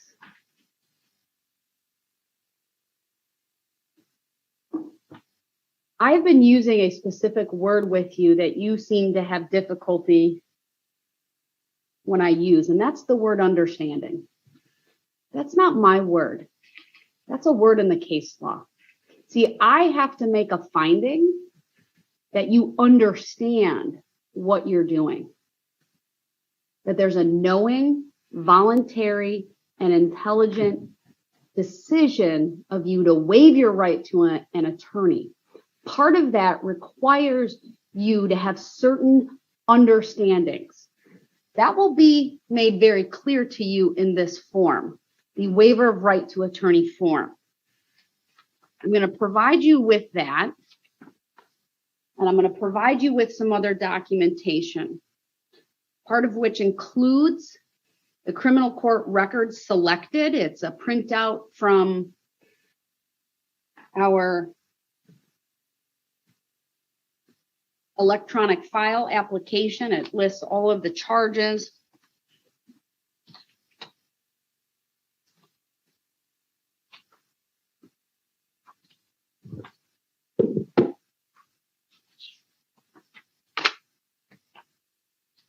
Then I'm going to give you the amended order governing trial administration, 6 pages. I'm going to give you a filing that your attorneys submitted dated September 26th of 2022. And really every other filing since that time. There's a number of documents from the state, some of which you may already have. I want you to have this information because it's important for me in order to honor your request to represent yourself, that you have understandings. And I think this documentation will help. And it's my clerk. They'll give it to the bailiff. They'll give it to you. Nope. I'm talking, sir. Nope. Listen, Mr. Brooks, we are done here today. Okay. I cannot make a finding at this point that you have an understanding of what you're charged with, the nature of these proceedings. I am not going to get into a debate about whether you're a sovereign citizen or not, or even whether you have any understanding of how the state is a plaintiff in this case. My sole reason for being here today is your motion through your attorneys to consider your request to represent yourself. You have demonstrated through this hearing that you don't have a basic understanding of some of the things that are going on. So I'm going to give you time to consider this request. Talk with your attorneys more because they still represent you. They have not been discharged in this case. And if you decide that you want to represent yourself, then that form, that waiver of attorney form, needs to be filed by 9 a.m. tomorrow morning. And then your attorneys can make a request of my clerk, and I will schedule this for sometime tomorrow. If that does not happen, they remain your attorneys. But at this point, sir, I cannot grant the request because I cannot make a finding that you understand what's going on. But that has been done because of frankly, the word game that you are employing with me. You can roll your eyes all you want, sir. I mean, because So I'm done. If need be, we will come back tomorrow. It should be noted. But at this They the point, ones the that court's in filed. I recess. didn't file Thank you, nothing. sir. We're adjourned. Yeah, whatever. So, He was fussing at the guards, but they cut the audio. Just when he thought he was in control, she said, "Bye, Felicia." So they come back the next day to resume this motion for him to defend himself. The judge must allow him to dismiss his attorneys. It's not a given. The following day's feed starts with Brooks having a conversation with his attorney. It's hard to understand what is being said. I juiced the volume a good bit. Yeah, but keep taking. They find it.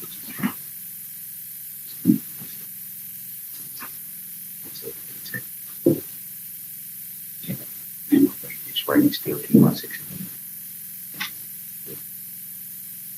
Can that be on record?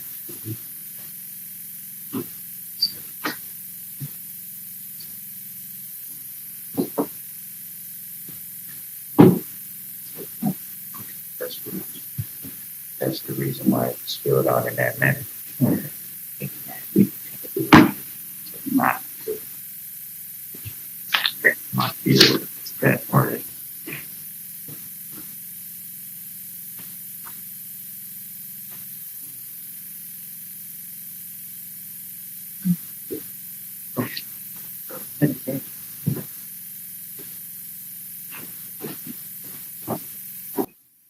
all right.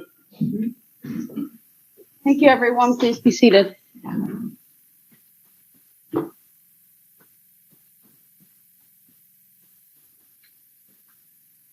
Court will call State of Wisconsin versus Darrell Brooks, case number 21 CF 1848. May I have the appearances, please? Good afternoon, Your Honor. Sue Opper, Leslie Daisy, and Zach Witchell appearing for the state of Wisconsin. Darrell Brooks appears in person with his attorneys, Anna Keys and Jeremy Perry. Good afternoon. All right, good afternoon, everyone. Back to that. I'm sorry? I'm here representing myself pro per. All right, thank you, sir. Then we are here so that I can once again address the motion to withdraw that was filed by the defense attorneys in this case late last week. I did receive this morning a filing from the defense. It includes the waiver of right to attorney form that appears to have been signed by Mr. Brooks. I want to start with the defense team, because it's still a team right now, Attorney Perry, and I want to get some information from you for the record. So if you could please tell me how many times that you have met with Mr. Brooks since you've been appointed. I'm looking for you to quantify that for me if you can. I need a moment. Sure. Thank you, Your Honor. We can say we've met with him at least 25 times. Thank you.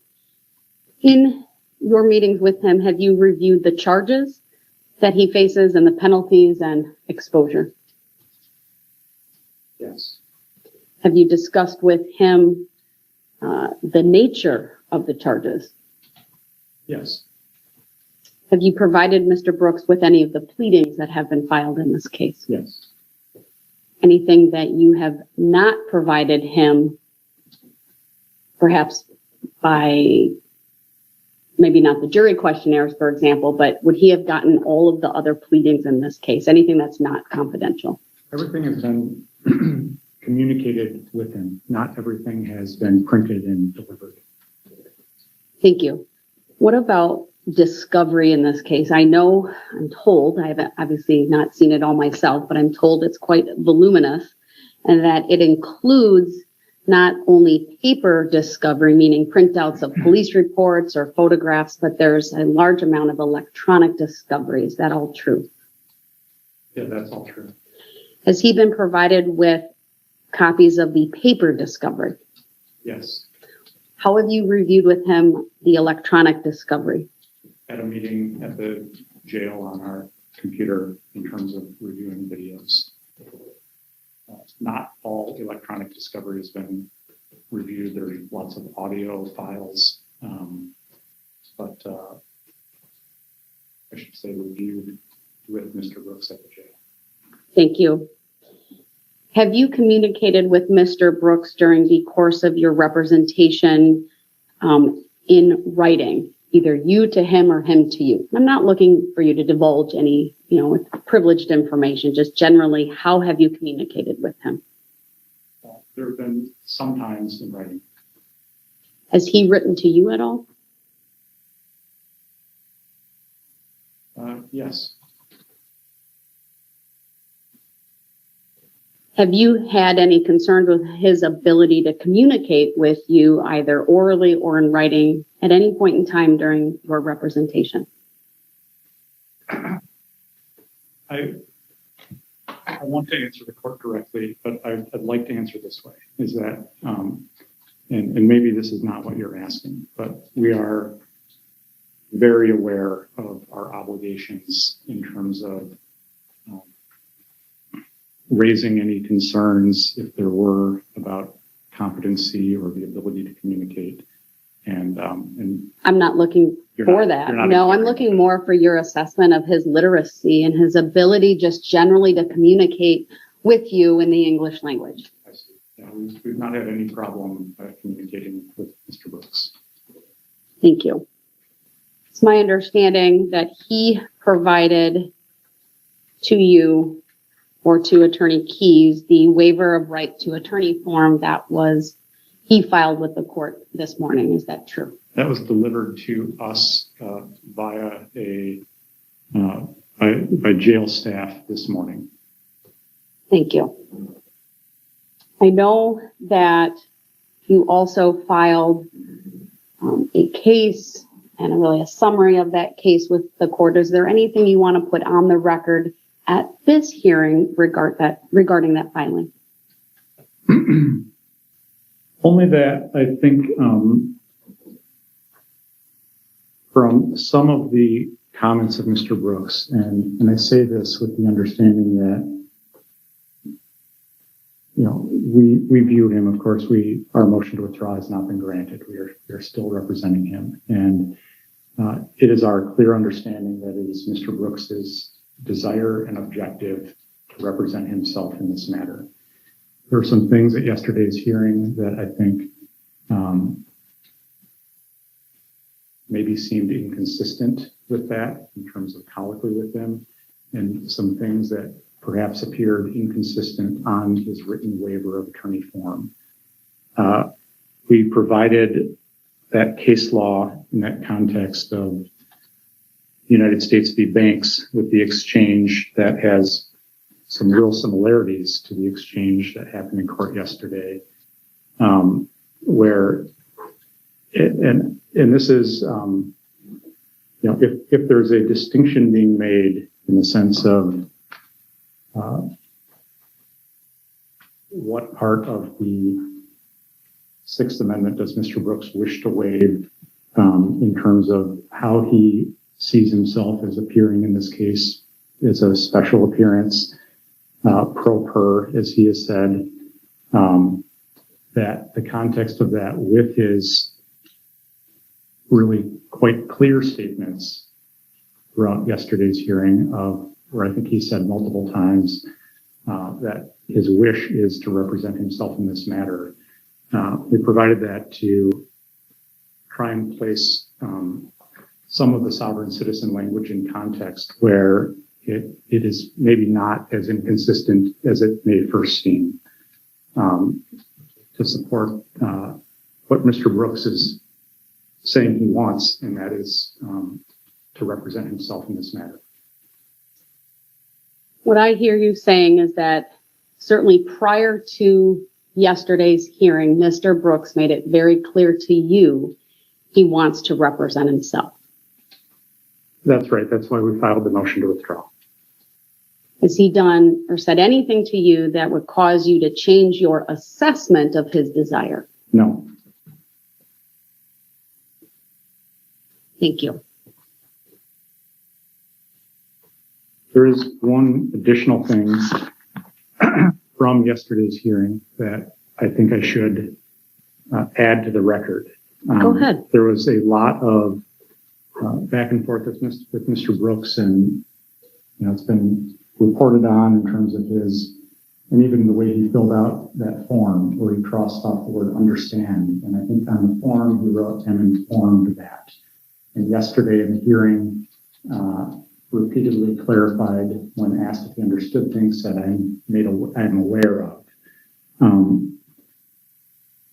In rereading Ferretta and Imani v. Pollard and the case law on this, it actually requires, the case law requires, and maybe this is all just semantics, but the language in the case law requires that the defendant be made aware of the charges and the penalties and the risks and disadvantages of proceeding by representing himself. And so I just thought I should mention that to the court in terms of what the language of what the case law actually requires is. Thank you. I would not disagree with your assessment of Ferretta and Imani. Of course, we have a form in Wisconsin that has been approved by the State Forms Committee of the Director of State Courts Office and Court Ops, and there is some specific verbiage that is on there, which in the vast majority of cases, I think, satisfies the parties. But I clearly understand what you're saying, and I don't disagree, but I do thank you for bringing that to my attention. Mr. Brooks, I do have in front of me a waiver of right to attorney form that was electronically filed into the case today. I'm going to pull it up. You acknowledge, sir, that it is before you on the screen. Yeah, I can see. I don't want to make any assumptions, sir, about who filled out this form and how it got to me. So I'd like to ask a few questions about it. I, of course, gave you this form at the end of yesterday's hearing. Hold on a second. That's the live stream. It's the feedback we get because I'm displaying my computer. So give me a second. Your Honor, I have his original copy that I could place in front of him. Should also be on the share screen. Are you able to see it in front of you as well or no? Not at the moment. I did a test with this yesterday to see if I shared my screen, how it would come up on the live stream. And I thought it was working, but that's all right. I'll stop the share screen. Mr. Brooks, if you want to confirm with me that your attorney has put in front of you the original. Excuse me, say it again. Sure. Could you please confirm that your attorney placed in front of you the original waiver of right to attorney form that you filled out? Yes, right. You acknowledge, sir, that I provided this form to you at the end of the hearing yesterday. Yeah, gave me this. I filled in certain information on this form regarding the caption at the top. That's the part that's typed. You acknowledge that? Which part are you referring to? So the very top of the form is a caption where it says State of Wisconsin versus Darrell E. Brooks, and there's typed written information. I'm telling you, I filled that out. You would agree with that? I didn't see you fill it out.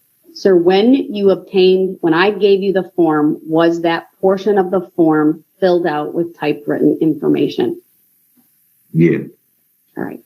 There's a section further down that says crimes and penalties. Do you see that? Yeah, I see it. When I gave you this form yesterday, was that section or both of those sections actually filled out with typed written information? Yeah. And that's the information that's on the form in front of you. Is that correct? Yeah. If you turn to the second page of that document, there's a signature box that has a number of lines. Do you see that? Yeah. And there is one line where it says name printed or typed with the name Darrell E. Brooks typed in. Do you see that? I see it, but that is not the way my name is. I Sir, don't acknowledge do you that. acknowledge, just listen to me, sir. Do you acknowledge that when you received the form, that printed name was on it? I recognize that there is a name printed on it. That is not mine.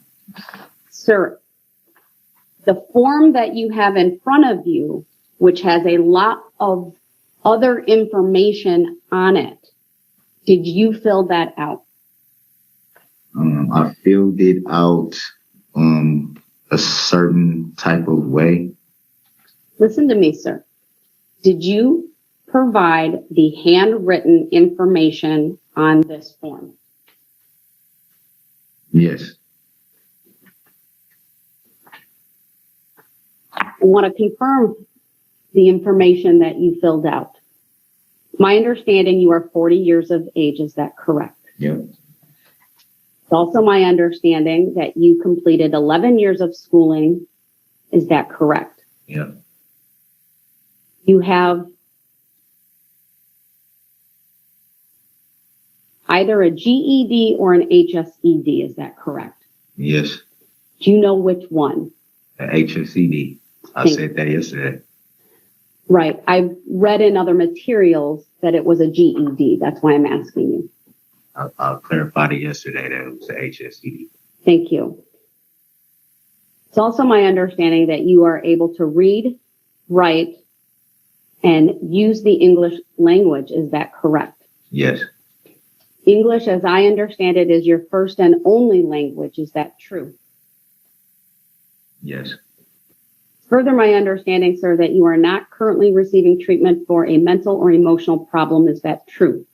Not currently. Is that true? Not currently. Did you hear my question? Yeah, I heard it. Is it true that you are not currently receiving treatment for a mental or emotional problem? No. It's not true. Say it again. Is it true that you are not currently receiving treatment for a mental or emotional problem? Yeah, that's true.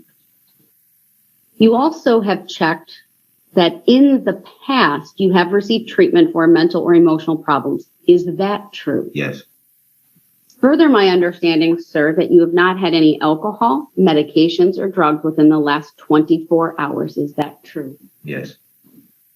It's also my understanding, based upon how this form was filled out, that you do not have any physical or psychological disability that may affect your ability to be informed what is happening in court or communicate your position or views on the case to the court. Is that true? Yes.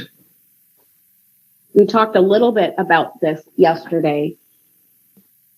You've been able to read the various documents that have been provided to you in this case. Is that true? Yeah. You're able to write. Is that correct? Yeah. Let's go down to the next section, sir, where it says, I am informed that I have been charged with the following crimes that carry the following penalty. Do you see that section? Yeah. I want to advise you of the following. I want you to listen to me. You are charged with 6 counts of first-degree intentional homicide, use of a dangerous weapon. Each one of these counts is a Class A felony, punishable by life in prison, plus an additional 5 years for each count. Are you aware of that, sir? I'm informed, yes. You are also charged with 61 counts of first-degree recklessly endangering safety. Each one of these offenses is a Class F felony, imprisonment of not more than 12.5 years plus 5 years for the enhancer for use of a dangerous weapon for each count if convicted. And you are aware of that, sir? Yes, I'm informed of that, yes. There are also 6 counts of hit and run resulting in death. These are Class D felonies. Imprisonment of not more than 25 years for each count. And you are aware of that as well. I am informed, yes. I was under the impression that it was a certain type of way in the wording. Sir, you are also charged with 2 counts of felony bail jumping. These are Class H felonies. And upon conviction, you may be in prison for not more than 6 years for each count. Are you aware of that? I am informed. And then there are 2 counts of misdemeanor battery. Those are Class A misdemeanors, and upon conviction, you may be in prison for not more than 9 months. Are you aware of that? I am informed. Have you been informed, sir, regarding the total exposure if convicted of all counts as charged across these 77 counts? I am informed, yes. Are you informed, sir, that as to the intentional homicide charges, use of a dangerous weapon, that if convicted, you could be sentenced to 6 life sentences consecutive to one another? I'm informed. Do you understand? Strike that. Are you informed, sir, that you could be sentenced consecutively on each one of the counts for which you are convicted? I'm informed. You'll be informed, all right. For the first-degree reckless and endangering safety charges, without even the enhancer, are you informed that the maximum exposure is 762 and a half years? I'm informed. Are you informed that when adding the enhancer, it adds an additional 305 years? I'm informed. You informed that the hit and run resulting in death charges carry an exposure of 150 years. I'm informed. Are you informed that the felony bail jumpings carry an exposure of 12 years? I'm informed. Are you informed, sir, that the exposure for the 2 Class A misdemeanors is 18 months? I'm informed. You informed, sir, that all of the charges stem from an incident that is alleged to have occurred on November 21 of 2021 in the city of Waukesha. I don't see that on the sheet. Sir, did you hear what I said? I thought I was following the sheet. That's why I'm looking. Sir, did you hear what I said? Oh, I did not hear what you said. Sir, are you informed that all of the charges stemmed from conduct that is alleged to have been committed by you on November 21 of 2021 in the city of Waukesha? I'm informed. Are you further informed that all of this conduct primarily relates to what has been referred to as the Waukesha parade incident? They word it as a different way. They call it an attack. I don't know who they is, and I don't frankly care. Listen to my question, sir. Did you hear what I just asked you? No, I'm not informed of that because it's never been referred to. Sir, I am advising you that your conduct that is spelled out in the second amended criminal complaint, which this court provided you with yesterday, accuses you of committing multiple offenses during the Waukesha Christmas parade. Did you hear me say that? Yeah, I just heard it. Thank you for correcting the language. The next part of the form, sir, and I will return to it, is entitled, I understand I have the right to. Do you see that? Mine says I am informed. Sir, the form, listen to my question. Do you see the section of the form that is entitled, I understand I have the right to? Mine says I am informed. You're not listening to me, sir. I'll get to that. but the form, the state form, has a section that is titled, I understand I have the right to. Do you see that? Yeah, I see it. All right. You changed the word I understand to I am informed. Is that true? Yes. I'm going to advise you of the following. I want you to just listen. Sir, you have the right to have an attorney represent you at all stages of the proceedings. You have the right to have an attorney appointed for you by the state public defender if you do not have the money to hire an attorney. You have the right to hire your own attorney at your own expense. You have the right to ask the court to review a determination by the state public defender that you are not indigent and able to hire your own attorney.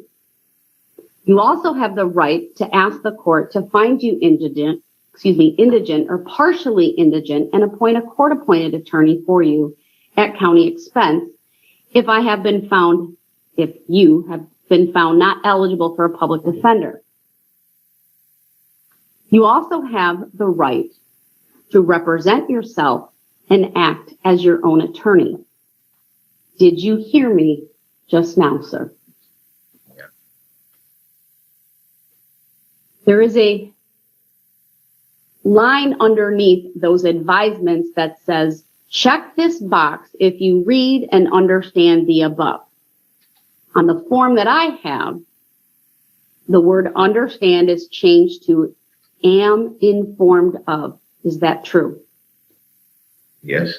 The box is checked. Is that also true? Yes. Did you check this box?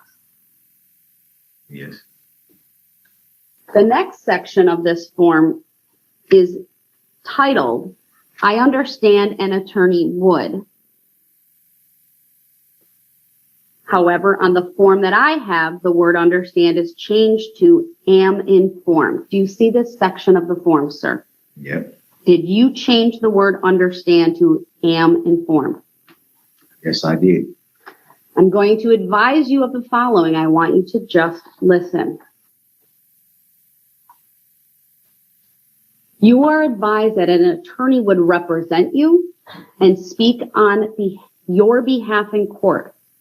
An attorney would also advise you about your legal rights and options. An attorney would explain and assist you with legal and court procedures. An attorney would help you negotiate a settlement of your case with the district attorney. An attorney would investigate and explore possible defenses to the charges against you that may or may not be readily apparent to you. An attorney would prepare and conduct a defense on your behalf at any motion hearing or trial. An attorney would file motions on issues of evidence, testimony, and procedures of the police. An attorney would assist you at sentencing if you are convicted of any crime. An attorney would also file an appeal if requested. Did you hear me just now, sir? Yeah, I heard you. On the form that I have, there is a line underneath that says, check this box if you have read and understand the above. The word understand has been crossed out and changed to am informed of. Do you see that? Yep. The box is not checked. Do you see that? Yep. Was that an oversight? No, it's a reason. I'm sorry, I didn't understand what you just said. There is a reason. Do you Sir, I advised you of what an attorney would do. Are you informed of what an attorney would do for you? Yes. Why did you not check this box? Because it is my understanding that representing myself pro per, I can have standby counsel. So that, in a sense, is why that box specifically is not checked. I wonder if he thought his standby counsel would be these same attorneys or a different one. Probably a different one that would agree with him completely and just do all the work while he stood up there and questioned witnesses. That is not a correct statement of the law, sir. Standby counsel is not for the benefit of a defendant. It's for the benefit of the court. Either way, it's still allowed for me to have. Have you been advised, sir, that the public defender's office is not able to perform standby counsel duties? No, I have not been advised that.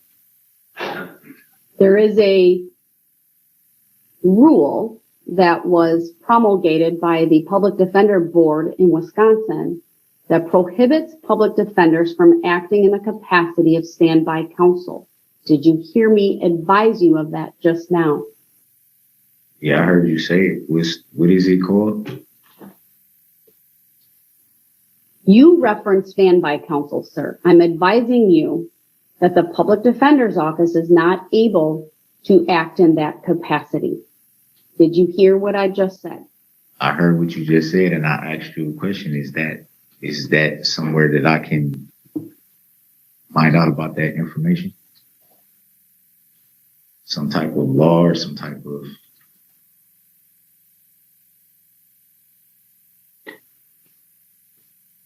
So it's an admin code.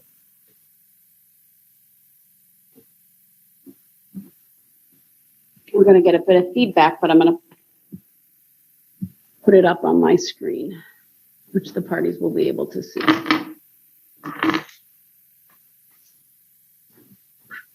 Sir, can you see what's before you on the screen? Yep. This is an administrative code provision, chapter PD 5, adversary representation. I direct your attention to PD 5.03, prohibition against acting as standby counsel. Sub 1, no SPD attorney may act as standby counsel in any case. Sub 2, this prohibition applies whether or not the SPD attorney was originally providing adversary representation in this case. You see that, sir? Yeah, I see it.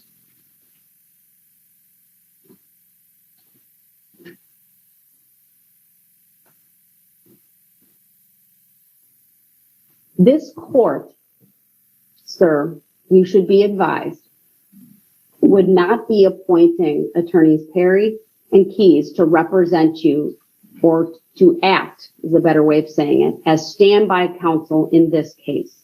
Did you hear what I said? Yes, and I didn't ask that. I didn't ask for them. I'm not asking if you asked that, sir. I'm giving you advisements right now that you need to listen to. This court would also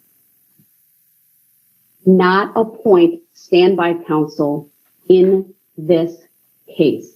Did you hear me say that? That's fine.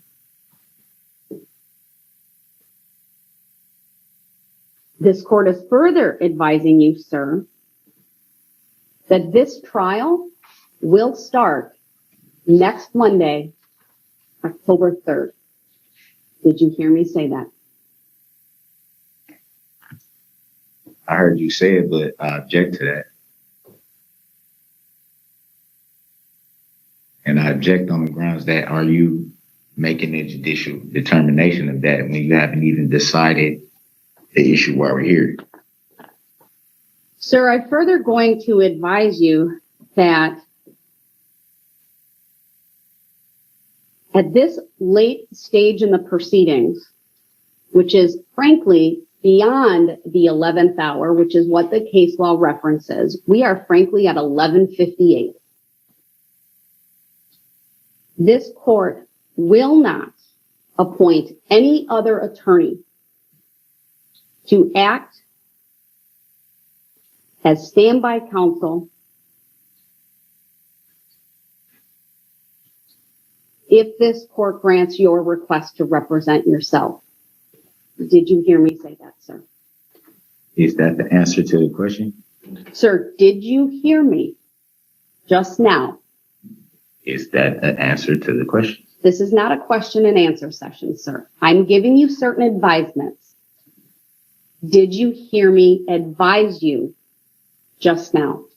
Did you hear the question I asked? Because it sounds like a... Mr. Brooks, we'll move on. You are advised You are that, arresting the judgment. Mr. Brooks, you are advised that this court will not appoint standby counsel. Okay, you said that. There are a number of reasons which I will advise you make it impractical. You're not This answering trial the is question, though, scheduled. Your Honor. Mr. Brooks, do not interrupt. That is arrested Mr. judgment Brooks. if you don't answer the question. So we are arrested judgment. here, Mr. Brooks, we are here because you want to represent yourself. Yeah, but I didn't file the motion. That's just not merely- relevant, just sir. merely The motion asking- is before I'm me just and I'm merely going asking- to address it. I'm Stop just merely talking asking over the me, question. Mr. That's Brooks. it. Just merely asking I the need question. to get through the advisement. And I would like to know the answer to the question. You that are I'm being asking. difficult. You are not listening. You are trying to interject irrelevant factors for this court. It has So, merit. stop. It's not irrelevant. Stop. I have a Mr. constitutional Brooks, right to be I'm able to going to ask questions. continue. Please stop talking. So it is arrested judgment. Mr. Brooks.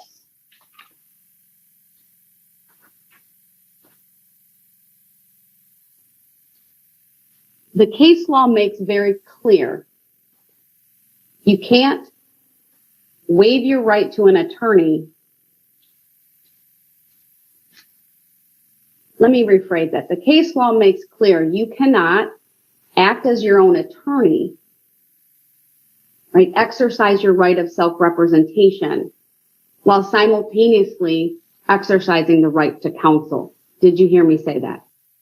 Yes, I heard you say that, but that wasn't what I was attempting to do. That was the whole reason why I said it was filled out. This form was filled out for a specific reason, the way that it was. Sir, I'm not going to entertain a request for whether it be called standby counsel, hybrid That's not what I'm talking about. representation. Your attorneys have told me you want to represent yourself. That is why we are having this hearing here today.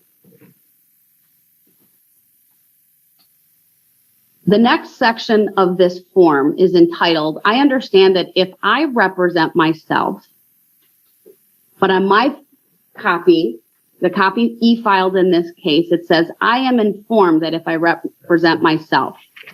Do you see that section, sir? What section are you referring to? The section that is labeled, I understand that if I represent myself, but the word understand has been changed to am informed. It's on page 2. This paper's got shuffled off the page. Let me know when he has the correct page in front of him.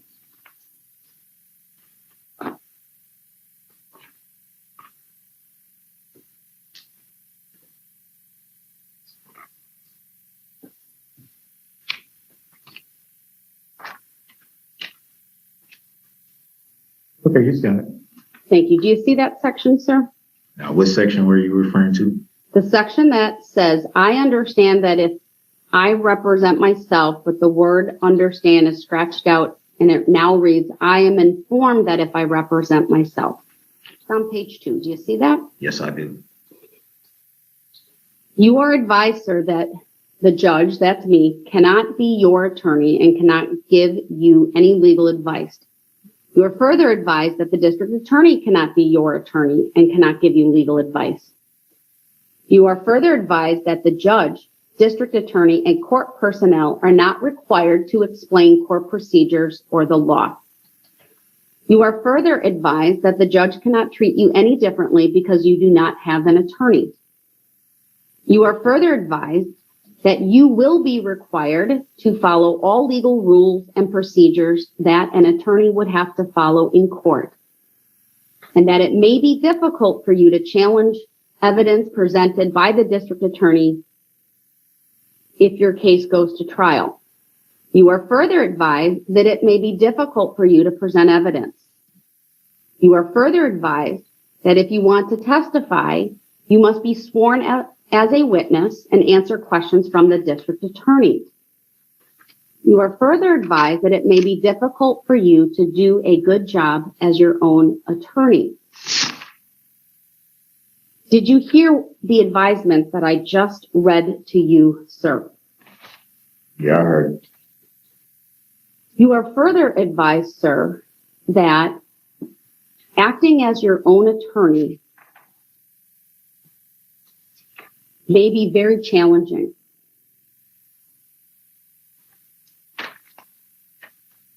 You would be required to participate in jury selection, including exercising preemptory strikes. It may be difficult for you to raise the issue of strikes for cause. At trial, it may be difficult for you to raise objections, both when to make them and how to make them, whether it be as it relates to the admission of evidence or the testimony of witnesses.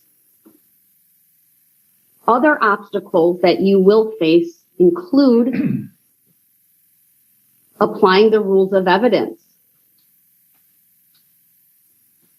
understanding and applying the rules of trial procedure. These are things that are spelled out in the Wisconsin statutes. They're the law. You may face challenges when it comes to jury instructions, including when or whether to ask for jury instructions on lesser included offenses. Did you hear me advise you of these challenges, sir? I did hear you advise me of them. I don't see them as challenges, Your Honor, at all. The court must also advise you that I can make no guarantees about your access to legal materials while in the jail. Did you hear me advise you of that? Yes, I did. You may even find, sir, that if I allow you and honor your request to represent yourself, that once this trial starts, you may find it difficult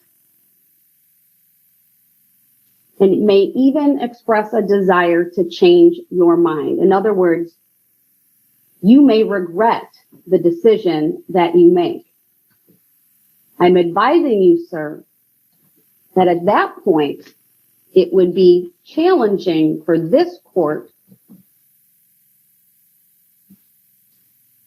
to reinstate your right to an attorney. Did you hear me advise you of that, sir?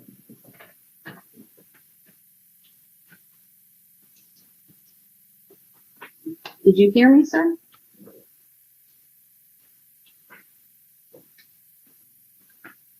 Mr. Brooks, did you hear me? Yeah, I heard you. Once, Can I ask why would it be challenging? sir, let me continue. I want to advise you of the following. When a person represents themselves, they are acting as their own attorney. Did you hear me say that? Yeah, I don't agree with that. The case law says that rescinding a waiver of an attorney is no different than a motion seeking the substitution of an attorney.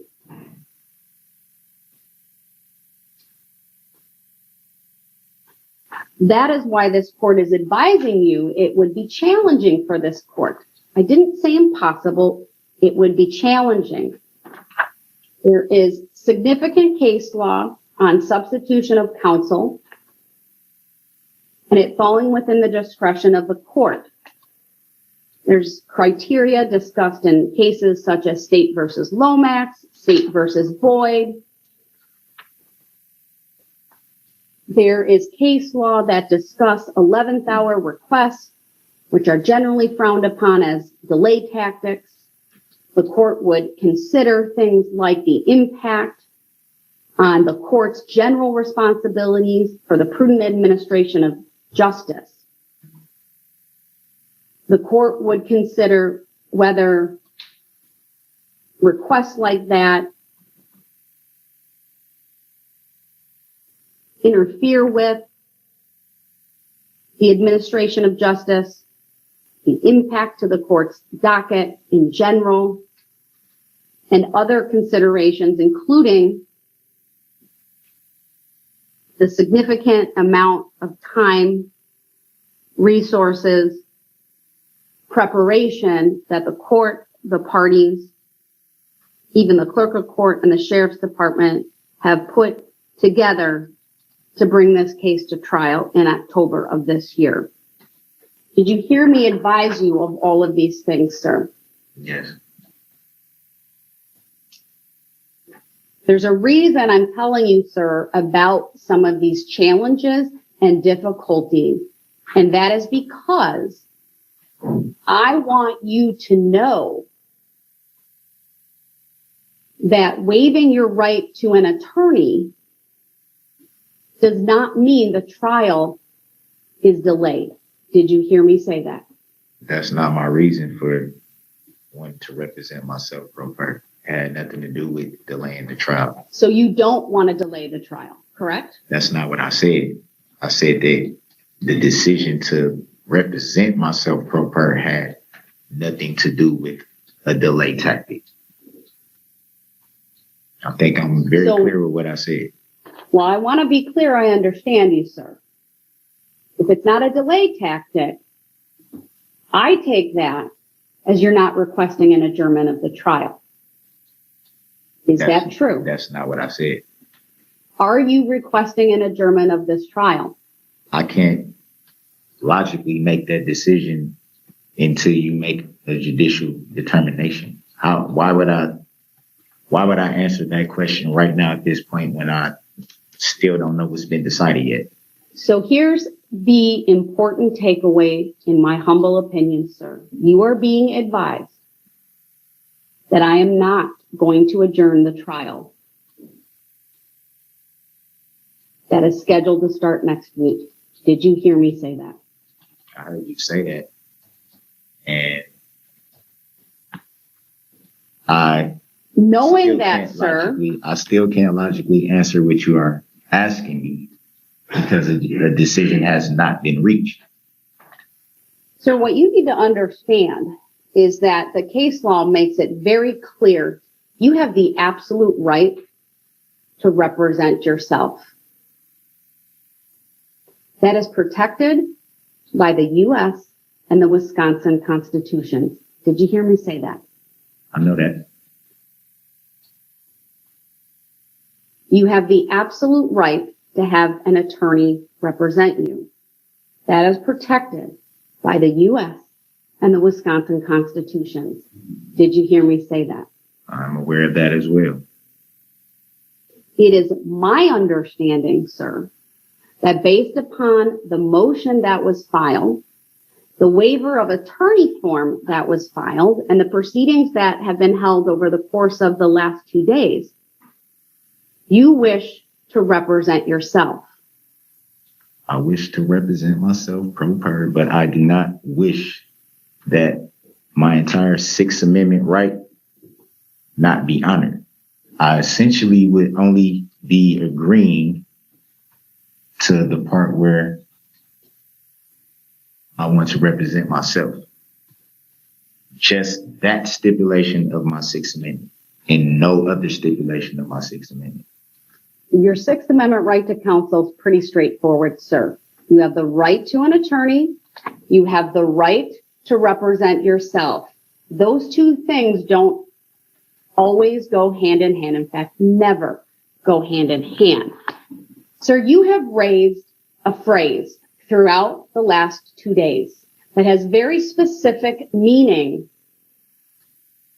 to this court.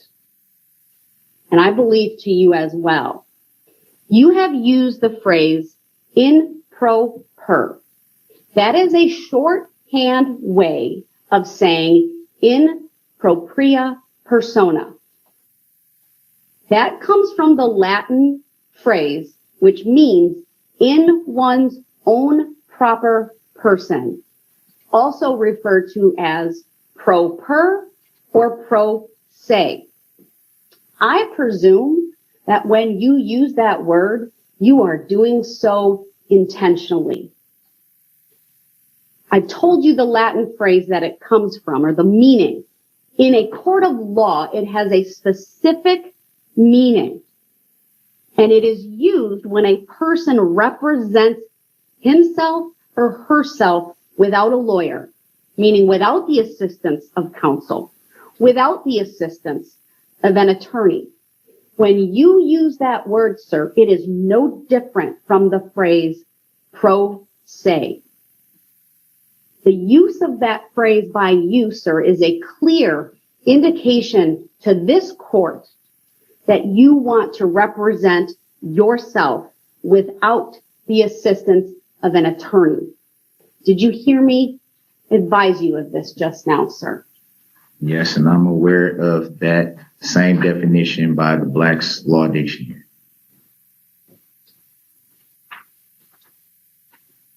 Let's go back to the form, sir. We went through this section about what it would mean to represent yourself and what a judge cannot do, what a DA can't do. And then I further went over many of the challenges and obstacles you would face. Underneath the various statements on this form, there's a statement that on the form reads, check this box if you have read and understand the above. On the form that's been submitted to the court, it reads, check this box if you have read and am informed of the above. Do you see that? Yeah, I see it. The box has a check mark. Did you place that there, sir? Yes, I did. Sir, it appears to me that you read through this form very carefully. Is that true? Yes. You clearly changed words on the form, right? Yes, for a reason. It appears to me you did not have any difficulty reading the form and being aware of the contents. Is that also true? It's true to an extent. Where I put please elaborate first on one of them, that was the only thing that I had a question of. Sir, I cannot give you legal advice. What I can tell you is you are required, if you represent yourself, to follow the rules of evidence, the rules of procedure that are spelled out in the Wisconsin statutes no differently than if you were an attorney. If I was a licensed attorney, which I am not, which means that that would be pro se and not pro per. Sir, they mean the same thing. I don't frankly care what you call them. The terminology you use has the same effect. You either have an attorney or you do not. Did you hear me say that? I'm aware of that. Underneath that last checkbox, there is a paragraph that reads as follows. I am making this decision to represent myself knowingly and voluntarily. No one has made any promises or threats to me, and no one has used any influence, pressure, or force of any kind to get me to not ask for an attorney.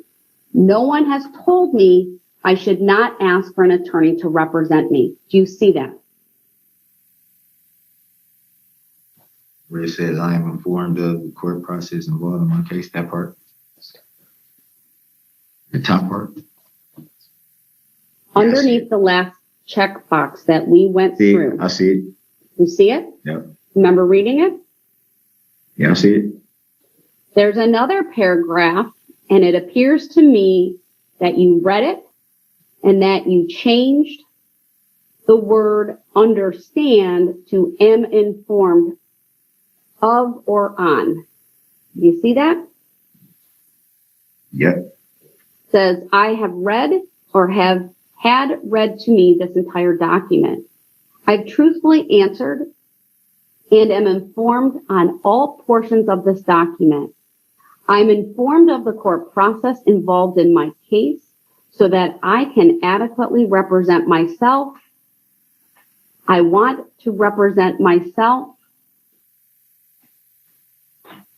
There's a handwritten notation. I do not give up my right to assistance of counsel. Will explain reason. All rights reserved, and there's a signature. Do you see all of that, sir? Yes. You signed this document, sir? In my true name, yes. So what's your true name? Is it the same thing, just not in all caps? Sir, anyone make any threats or force you in any way to sign this document? No. Anyone make any promises to you in exchange for signing this document? No.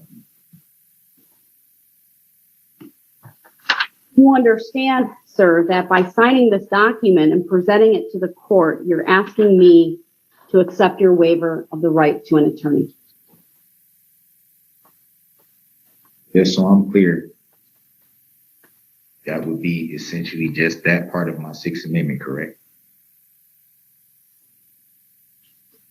The right to an attorney, yes. Just that part. We are just talking about the right to an attorney, sir. So essentially, the rest of my Sixth Amendment right is preserved. That is correct. Thank you for clarification. Sir, do you wish to waive your right to an attorney? Yes. Anyone make any threats or force you in any way to waive your right to an attorney? No. Anyone make any promises to you in exchange for you waiving your right to an attorney? No. You understand, sir, that means attorneys Keys and Attorney Perry will be discharged from this case. Yes. You are aware that means they will be discharged from representing you. Yes. You are aware they will not join you at that table after that decision is made. I am informed, yes. Do you believe you are making the decision to represent yourself knowingly and voluntarily? Yes. Do you believe you are fully informed about the advantages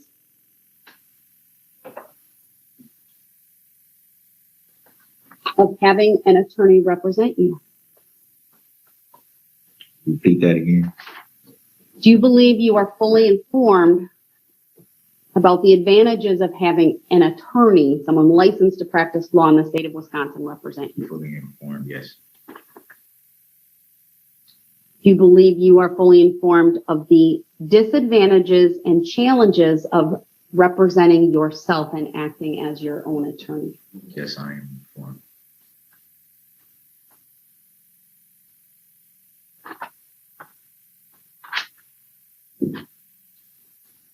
I went through this a little bit, sir, and while I know you have not asked for an adjournment, I want to make a few things clear if I haven't already. This court feels compelled to advise you in advance of a final determination by the court that this trial needs to take place in October of 2022 due to significant steps to secure a jury. This includes the extra jury pool. By that, I mean initially summoning approximately 1,600 qualified jurors, setting out what we call the initial qualification questionnaire, followed by a case-specific jury questionnaire sent to the vast majority of those 1,600 individuals. In addition, this trial was scheduled 6 months and 22 days. Will be 6 months and 22 days on October 3rd, roughly 6.5 months. It was scheduled on March 11th. We've had significant litigation to date, including a motion to change venue, a motion to adjourn. We've conducted significant hearings regarding the jury selection process. This court heard and decided a motion limiting other acts. This court dismissed 6 counts upon the motion of your attorneys. This court set aside 1 month in October of this year to try this case. The Sheriff's Department has set aside this time. There's extra personnel that's been required from the clerk of court's office, the Sheriff's Department, just due to the high publicity of the case, the number of people involved, etc. Did you hear me advise you of this? Yes. Knowing all of this, is it still your desire to waive your right to an attorney? Yes. Attorney Perry, anything you want to add to what I've questioned Mr. Brooks on at this time, or any other information you think I should know? We will promptly give Mr. Brooks preparations that we've done for trial. We'll have delivered to him, and I understand that the jail is going to be working to make electronic discovery reviewable for him and taking all those steps. From the state, anything you'd want to add to the record at this point, Attorney Opper? Yes, Your Honor, thank you. There's a couple of points, please, if you could indulge me here for a minute. The court has certainly been very thorough. There's just a few things that I would like that you could perhaps drill down on just a tad bit more. My concern is on the form that you've just spent extensive time going through with Mr. Brooks.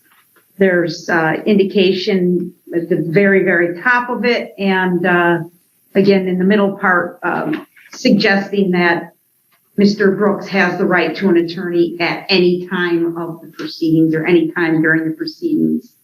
You have been very clear here with him that that's not absolute. So I just would like him to be advised that he can't flip-flop. He can't get into the trial and decide on day one he wants a lawyer and then change his mind back and change his mind back again. I think he should be advised of that, because the form does say I may change my mind at any time on the second sentence of the form. And that needs to be made abundantly clear to Mr. Brooks that that's, I believe this form is used largely in the pre-trial capacity and not the week before trial. So I would like the court to please advise him of that.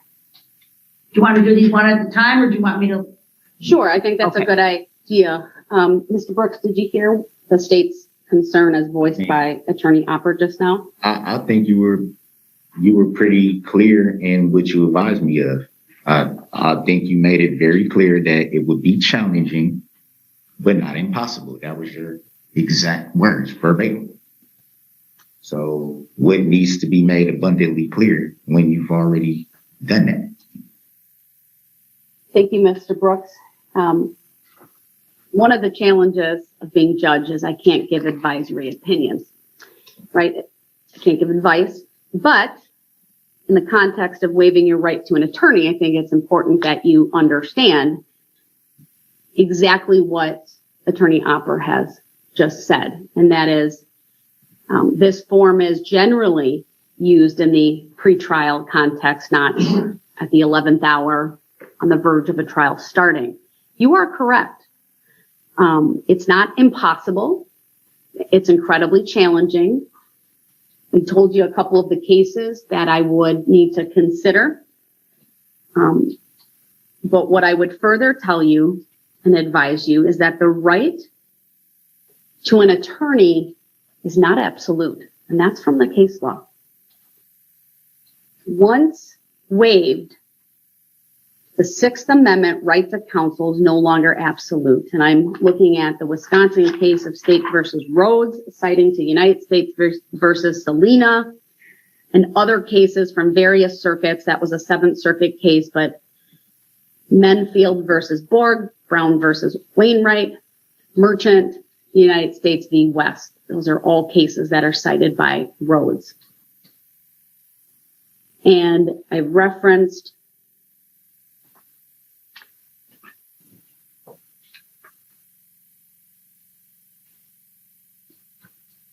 State versus Lomax. There's also State versus Lovetto. And these are some of the considerations that I would need to consider if it were raised. And that includes practical concerns of managing its docket. That's my concern. Impact that a request may have on its general responsibilities for the prudent administration of justice, the timeliness of the request for substitution of counsel. All of these cases are substitution of counsel cases, but the case law makes clear that when a pro se person seeks to now, however you want to call it, sir, in pro per person wants to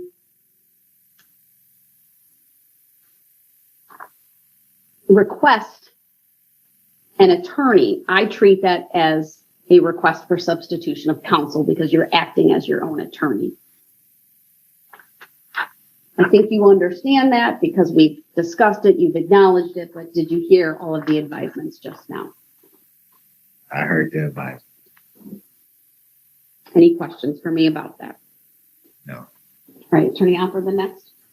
Also, I think you have made it abundantly clear, but you touched on the idea of co-counsel or hybrid counsel that obviously once he's allowed to self-represent, there will literally be no one sitting next to him, not as if he can ask some questions and another attorney sitting next to him can ask some questions or they can share responsibilities or duties. Thank you. Mr. Brooks, did you hear what the state just said just now? I heard it, and again, I think, like was just stated, you were abundantly clear on that issue as well. We talked some yesterday about some of the challenges. You would agree with that? As far as it representing yourself. And I'll be a little more specific. Yesterday, I went through the experience of not only your own attorneys, but the experience and the resources available to the state. Do you remember that? I do. I may not have said it this way, but one of the things the state will be able to do is there are 3 attorneys seated at that table. They can divide and conquer the work between them. Did you hear what I said? Yes, ma'am. You're fully informed about that, correct? And I'm going to just, I know you don't like this word, but you understand you're going to be sitting at that table by yourself, right? I'm not alone, I don't think. There will be no attorney seated next to you, correct? I know what you mean. I know what you mean. All right. You will have the sole responsibility to cross-examine witnesses, to present evidence, to make arguments to the court, etc. He's getting excited because he knows she is going to approve the request. Did you hear me say that? Yes, ma'am. And you're informed of all of that. I am informed. Any questions regarding that? Not at all. All right. Attorney Opper, your next point. Thank you. On the second page of the form, you did touch on him under the section that reads on the form. I understand that if I represent myself on the 5th bullet, he wrote in there, please elaborate first. I believe you did elaborate on that and further told him that you're not allowed to provide legal advice to him, but I didn't know if there was a specific question that Mr. Brooks had that perhaps the court could address, perhaps not, if it hinges on legal advice. But it was a little bit ambiguous what he wrote there. Fair enough, sir. You obviously wrote some things on this form. Do you have any questions for the court at this time regarding this form? I think you touched on it a little bit on what the question would have been, and that was basically just the stressing that I did of the pro se thing, because essentially, from my understanding, is that pro se, in a sense, because I'll be basically like I'm a licensed attorney. So that would kind of limit what I'm able to do versus being pro per. A licensed attorney. Okay, Mary. You touched on it a little bit and gave me a little Sir, bit I'll more tell you, it doesn't matter what you refer to yourself as, whether it's pro se, pro per, in pria persona, you will be acting as your own attorney. And I believe you fully understand that. I want to go back to the box that you did not check, though. Given everything that we've discussed here today, do you have any questions regarding the section regarding what an attorney would do on your behalf? And I don't mean you acting as an attorney, but a licensed attorney in the state of Wisconsin assigned to represent you. Yeah, you touched on it. I think it came up like right when I had voiced that, and you kind of clarified it. Understanding that this section refers to a licensed attorney in the state of Wisconsin, would you be willing to check this box now? That you have read this section and that you are informed of the above. Yeah, I'll check. You have the original. I'm going to ask that if you're willing to do that, that you do that, initial it, and date it. Quick question on that. What is the significance of the initials and date? As it pertains to for me not having to do that for the I think you know what I'm saying. For me, the form that I have was signed yesterday, the 27th. Today's the 28th. It's an indication anyone reviewing it later would know that that was added at a different date. Okay. It preserves the record from my perspective. Gotcha. All right. You could hand this fool any agreement, tell him it was beneficial to him, and he would sign it. Madam Clerk? The record should now reflect I do have the original, which actually is a little bit easier to read than the scanned version. And Mr. Brooks did check the box that was originally left unchecked. There appears to be 3 initials and then today's date. Thank you. Attorney Opper, your next point. Last point as it relates to the form, and it goes hand in hand with what just occurred. At the bottom of the form, it states in all bold letters, this form shall not be modified. It may be supplemented with additional material. I think that's standard printing on the form, but I just want Mr. Brooks to be aware that obviously you are accepting the form as modified by him at his request, so that there's no question later that you accepted the form contrary to the printing on the form that says it should not be modified. Thank you for bringing that up as well. I certainly understand that. Mr. Brooks, you would agree any of the changes that were made by you and not this court. Yeah, I mean, I feel like we've covered everything dealing with that form. I don't understand the relevancy of stressing the form that we just spent so much time going over. I think you were more than clear in your advisements of exactly what the form meant. And I think you were pretty clear. Thank you. Is that it, Attorney Opper? That's it to the form. I would request an opportunity to be heard on the motion prior to ruling, or if you're going to defer ruling. No, I am going to rule. I will certainly give you an opportunity to make any statements you want before I issue a final decision. So go ahead. The only outstanding issue, Your Honor, we have not yet spoken of it today on the record, was the letter that was filed by the defendant's mother. I believe it came in late yesterday afternoon or first thing this morning, in which she has indicated she thinks Mr. Brooks is not competent to be making these decisions. I just wanted the record to reflect that we've reviewed the history of offenses for Mr. Brooks in the state of Wisconsin. We know he has a record outside the state of Wisconsin, but we have not been able to develop that. First, the record should reflect that he is experienced in the criminal justice system. He has been charged and convicted and sentenced for prior felony offenses. He's been through the court system on at least 10 prior occasions, or 10 prior cases, I should say, in the state of Wisconsin. The majority coming from Milwaukee County, one from Wood County, one from Manitowoc County. We could not find on any occasion, searching court records available online, a situation where Mr. Brooks had competency was ever raised, or he had claimed himself to be incompetent, or counsel or the court had ordered an evaluation for competency. It's never been an issue in any of his 10 prior cases. We're also aware of the NGI evaluations that were performed in this case.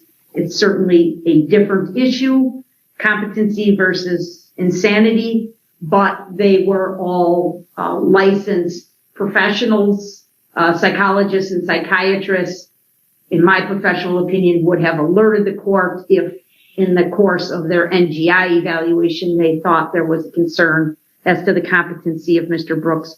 That did not occur as well. Lastly, I would note, and Attorney Perry touched on this at the beginning, he started to touch on it, that Attorneys Perry and Keyes apparently have never felt that competency was an issue or needed to be addressed by this court. It has not been raised by them. The court record here is clear. I've been at every court appearance. I have never had any concerns of Mr. Brooks' competency. He appears to me to be intelligent. He appears to fully understand what's going on in these court proceedings. He has the ability to communicate efficiently and effectively with the court. He has responded to the court. Some of his answers seem to fall more in line with his declaration yesterday that he's a sovereign citizen, but he has always participated in the court proceedings and never appeared to be in such a manner that he was not able to understand or assist in the proceedings. So I just wanted to make that record as well. And I think that's it for my comments, Your Honor. Thank you for the opportunity. Thank you. Mr. Brooks, anything you want to add to the record at this point regarding the request? Yes, I do. I'm trying to grasp the relevancy of that whole issue, especially the part that was just said about me participating in everything, seeming to know everything that's going on in the proceedings up until this point.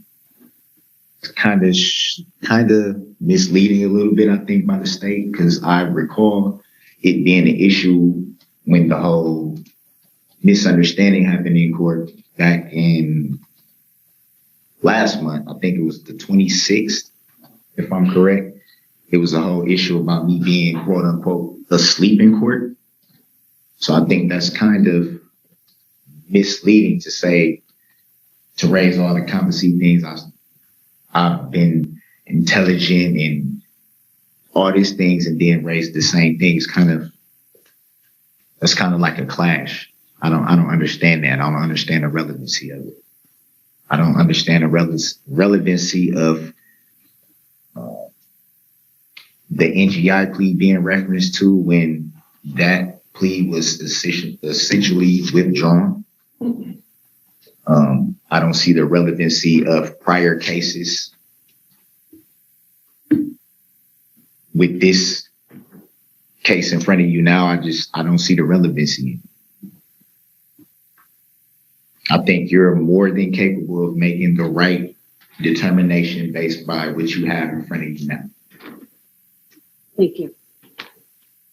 Before this court gives a final decision, I want to go through a little bit of the procedural history of this case, not long, and then some of the case law, because it is important as this court decides this very important issue. So as everyone, I think, is aware, the Waukesha parade occurred on November 21 of 2022.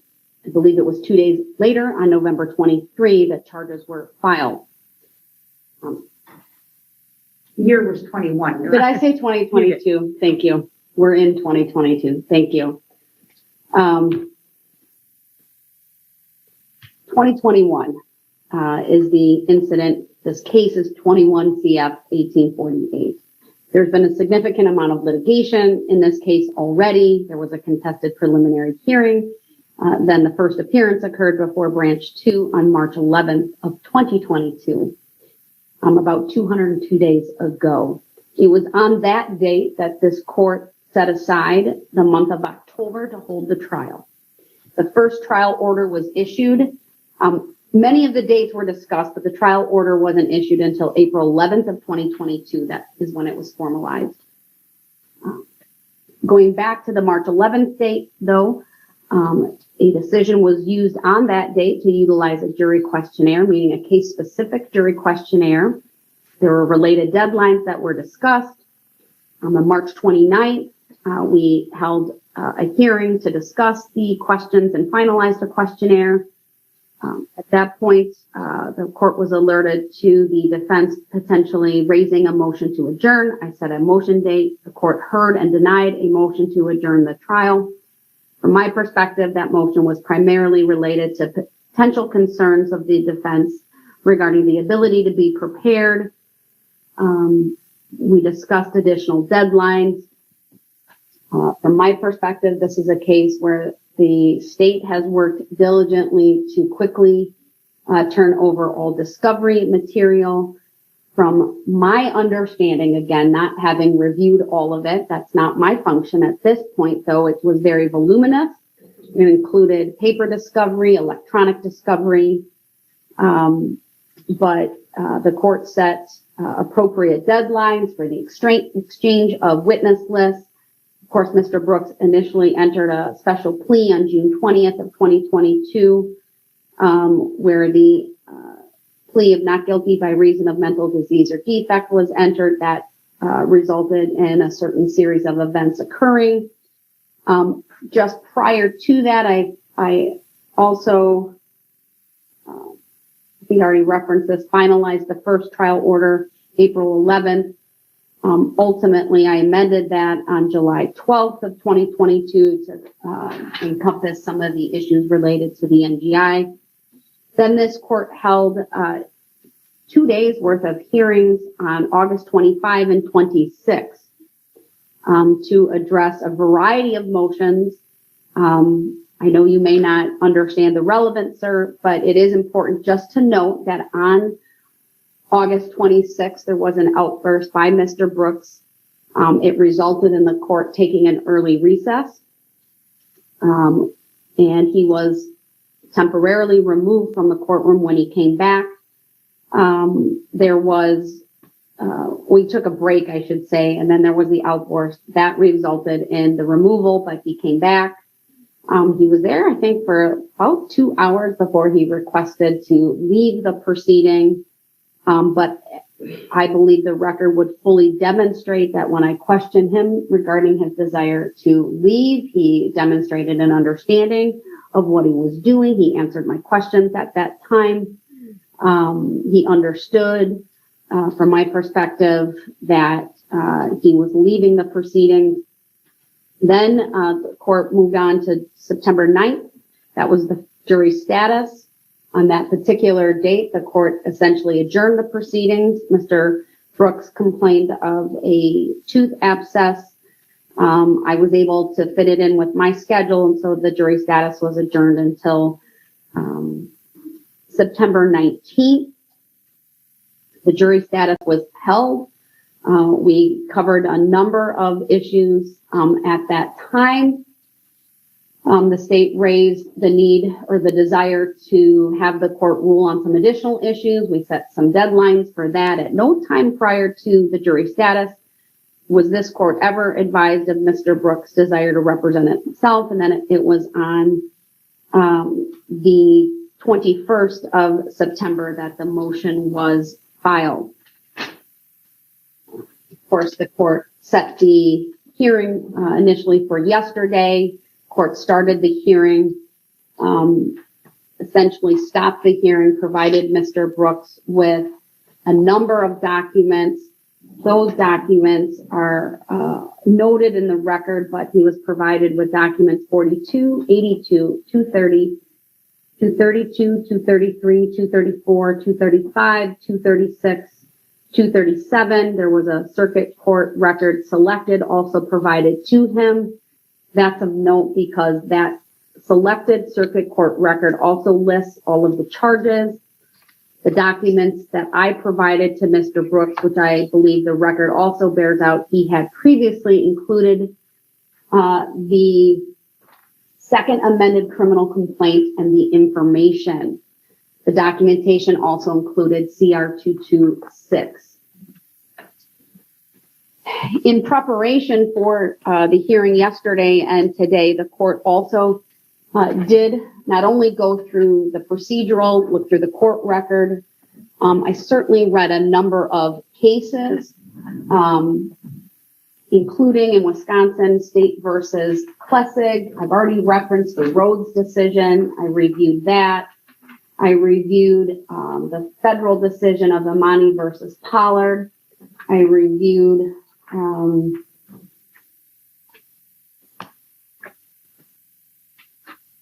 Pickens versus State, Indiana versus Edwards. I reviewed State versus Imani, which was the predecessor to the federal decision in Imani versus Pollard. There's other cases as well, but those are essentially the critical cases for the court's determination. I also reviewed all of the NGI evaluations as well. And my purpose in doing that, a couple of different reasons. Number one, those evaluations were done by licensed professionals, all of which I believe have a PhD after their name. And as part of those evaluations, which were done in July and August of 2022, each examiner did a mental status exam. And in each of the reports, it's noted, frankly, no concerns over Mr. Brooks's mental status. One of the criteria this court needs to look at is whether there is a mental illness that would essentially impair Mr. Brooks's ability to understand what's going on. That is because the federal cases talk about where there is a narrow class of cases in which a defendant may not be competent to represent himself at trial. In that situation, typically would be a severe mental illness to the point where they are not competent to stand trial or to conduct trial, themselves. In this particular case, I have absolutely no indication that Mr. Brooks suffers from a mental illness or mental impairment. I know his mother wrote a letter. I did review it as informational only. She does not use the word, I don't believe she uses the word competent or competency, but she references her concern regarding her son being unstable and her opinion that he is making the wrong decision. I'll get to the case law on that momentarily, but this is where the NGI evaluations are of importance to the court. As I indicated, there are 4 evaluations that are on file. 3 of the 4 doctors all diagnosed Mr. Brooks with a personality disorder. I'm going to quote at length from one of the reports because I think it's important as I make a determination today that Mr. Brooks is competent to represent himself and waive his right to an attorney. Quick I think objection. it all, Mr. Brooks, you're not, don't interrupt me. It also helps explain some of the interruptions. That's a rush and- judgment, Your Honor. Not right now. You can ask when I'm done. It also, I believe, I helps. object. Mr. Brooks, let me get through this. It's really important that I make a record and honor your request I understand that. to I don't understand represent why, yourself. I don't understand why. Mr. Brooks, I'm going to explain the something- relevance. So I just don't- stop I don't talking and listen to understand- me. I don't understand why something pertaining to a plea that is not standing anymore has relevancy to the decision that's being made right now, months Stop after. talking and listen, because you're going to get the answer. Okay? Okay. I hope so. You got to listen. Your Honor, Yes. I really don't want to interrupt, but while we are still Mr. Brooks's lawyers of record, I would, and I don't know what Your Honor is about to say and read, but I think you said you were about to quote extensively from the reports. It's my understanding that those are confidential unless there's a phase 2 of the trial. And so I don't know if it could be done by allusion, but when I heard you say you were going to quote from them, it did sort of set off warning bells. I understand. in terms of that. I understand, and I'm mindful of that. The reports are not made public until a phase 2 proceeding. That does not limit this court from relying upon the information in them in evaluating his request to represent himself in this case. Is there a case law to back that up? My decision in this case to frankly honor the request of Mr. Brooks and grant the motion today is based upon the entire record and proceedings and file in this case, including matters that are otherwise sealed to the public but available to the parties and the court. The bottom line is this, and I can, without quoting verbatim, say this. I cannot make a finding based upon the record before me that Mr. Brooks suffers from a major mental illness that would interfere with his ability to represent himself. He may possess some challenges given what I understand about personality disorders, but those have nothing to do with his competence to represent himself. I indicated earlier that all of the doctors did a mental status evaluation. That's important because none of them noted any concerns regarding his ability to understand, regarding his having an unawareness of his surroundings, and things of that nature. They do note in a number of the evaluations regarding his level of cooperation and at times the lack thereof, his refusal to respond to questions sometimes. What I would generally refer to perhaps as some difficulty in interpersonal type communication. However, all of the examiners were able to say something to the effect that it was their opinion that Mr. Brooks reasonably understood with reasonable accuracy why the evaluators were there, the limitations of the confidentiality associated with that even during those evaluations, if he was being difficult, that he was nonetheless able to communicate with them. He was articulate. He wasn't smart enough to play more dumb than he is to fool the doctors. His remarks were coherent, fluid, at times, though, they were avoidant of questions asked. He's got such a huge ego. He probably never agreed with the insanity plea and got in there with each doctor and talked the whole time trying to sound smart. I would say this, my observations of Mr. Brooks and perception over the course of the proceedings throughout this case is strikingly similar to some of the commentary and observations by the evaluators, including even the angry outbursts that we've seen in court, the avoidance of his responses to questions asked. I object to that because at the end of the day, I understand you, Mr. Brooks, please stop. You can object. Your objection is noted. I'm going on. This is one of the expectations that I have is you can object. It will be noted, but you can't keep interrupting. I need to have an accurate record. Okay. So your objection, sir, your objection is noted. Something that I haven't been privileged to read myself. This is a prime example of some of the difficulty with Mr. Brooks. I don't think you have a PhD, Your Honor. He can be, in my opinion, deliberately disruptive, but nonetheless, he maintains being competent at the most basic level in order to present the defense on his behalf. Object to that.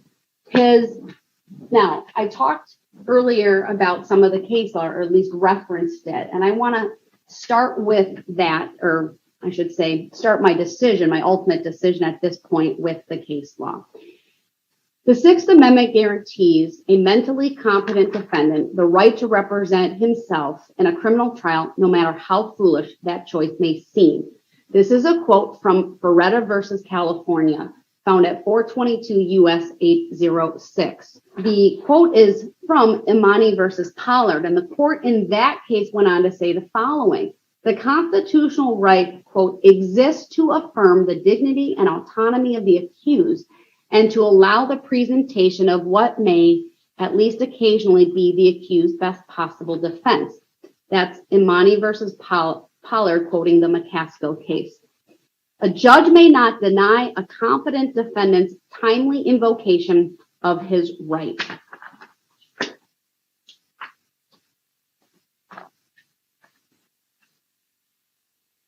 Under Ferretta, a defendant's reason for choosing to represent himself is immaterial.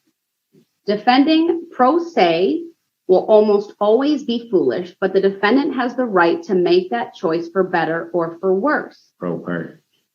In Wisconsin, just like in Ferretta, the court recognizes his right to represent himself. What this court needs to determine is whether Mr. Brooks is making a decision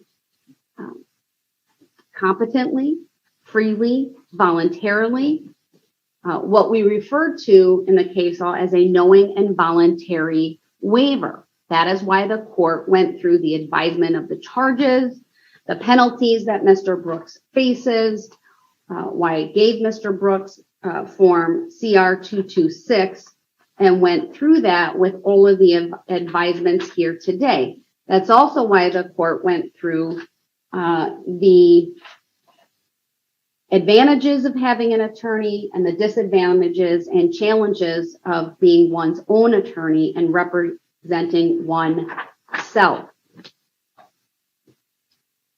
I believe that the record demonstrates this court has warned Mr. Brooks about what he is getting into, the challenges, or at least some of the challenges that he may face, including on topics such as jury selection, trial objections, rules of procedure, etc. In the words of Imani versus Pollard, what this court needs to do is make sure the defendant makes the choice with eyes wide open. And that's quoting Iowa versus Tovar. I have made Mr. Brooks aware of the dangers and disadvantages of self-representation by going through not only this form, but by reviewing with him once again the charges, the penalties, the exposure that he faces. Ultimately, in the end, a competent defendant has a constitutional right to represent himself, even if the judge or anyone else thinks there may be no good reason for him to do so. I'm not saying you don't have a reason, sir. I'm frankly speaking to your mom at this point. She may not understand. Frankly, her understanding is not material. You have the constitutional right to make this choice. What's important for this court, and why I also went through some of the other biographical information, is you have a high school education. You've completed the 11th grade. You have an HSED. You are clearly literate. You've been able to communicate with the court efficiently and effectively. At times, you press the court when there is something you don't understand or believe is not going your way. But to me, that's a sign that you understand and are advocating on your behalf. Frankly, statements like I'm informed or I'm aware are the functional equivalent of you saying I understand. I cannot say that this is one of those narrow class of Mr. Brooks. I object, which is my First Amendment right to be able to say what I want. Mr. Brooks, your rights do not involve interrupting me. That's the, I objected. I didn't interrupt. The procedure that we will follow. At trial, what's going to happen if you continue to do that is you will be admonished in front of the jury. That's fine. If you continue that. That's fine. Like I said, this is not one of the narrow class of cases in which a defendant may not be competent to represent himself because there's no evidence before the court to suggest he has a severe mental illness, which is why, of course, I looked at the NGI evaluations, because that is competent, recent information before this court regarding his mental status and his understanding of what is going on. That has no relevancy to this why court we're here has been today. able to render the following. It is this court's opinion in finding today that Mr. Brooks understands with reasonable accuracy and is aware of the difficulties and disadvantages of self-representation, the seriousness of the charges against him, as well as the general range of penalties, and that he is making a deliberate choice today to waive his right to an attorney and proceed without counsel. This court further finds that Mr. Brooks is competent to proceed, whether he refers to that pro per, pro se, or simply self-represented. He reads, he writes, he understands the English language. He's been able to communicate with the court. He has no physical or psychological disability that impacts his ability to communicate with the court or to communicate a defense to the jury on his behalf. I've not been able to find on the record, and he has not advised the court of any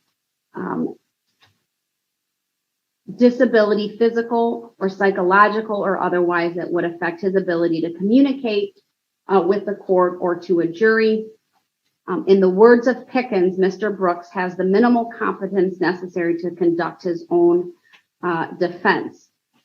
I'll further find that he understands the proceedings, the nature and seriousness of the charge, the maximum penalties that can be imposed if convicted of these offenses. He understands that a lawyer may be of assistance, understands that a lawyer may be appointed if the defendant is indigent, and understands the disadvantages of self-representation. Never once said I understand. He is voluntarily and freely waiving the right to be represented by counsel and is making a deliberate choice to proceed without counsel, and therefore the court will grant the motion to withdraw brought by Attorney Perry and Attorney Keyes, and from this point forward, Mr. Brooks will proceed as his own attorney. Does the Public Defender's Office require any type of written order discharging? No. All right. The minutes on CCAP will be sufficient? Yeah, that's fine. All right. If there is the need, just simply file an order under the local rule, and I'll certainly review it and sign if appropriate. Thank you. Anything else you need from me today before I continue with this hearing? From us? No, from Attorney Perry and Attorney Keith.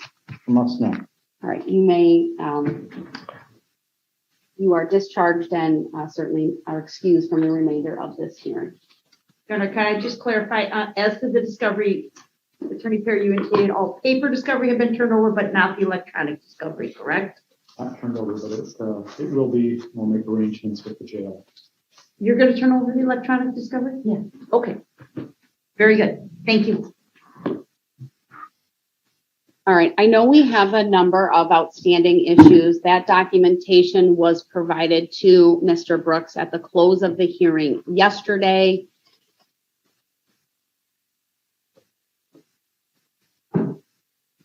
Mr. Brooks, are you in a position to respond to that so that the court can address those outstanding issues today? What are the outstanding issues? Those are the documents that I gave you yesterday. The ones that I already had? I don't know whether you had them or not, but I specifically gave you all of the pleadings that had been filed from the motion to withdraw forward. That was provided to you yesterday. So what are the issues?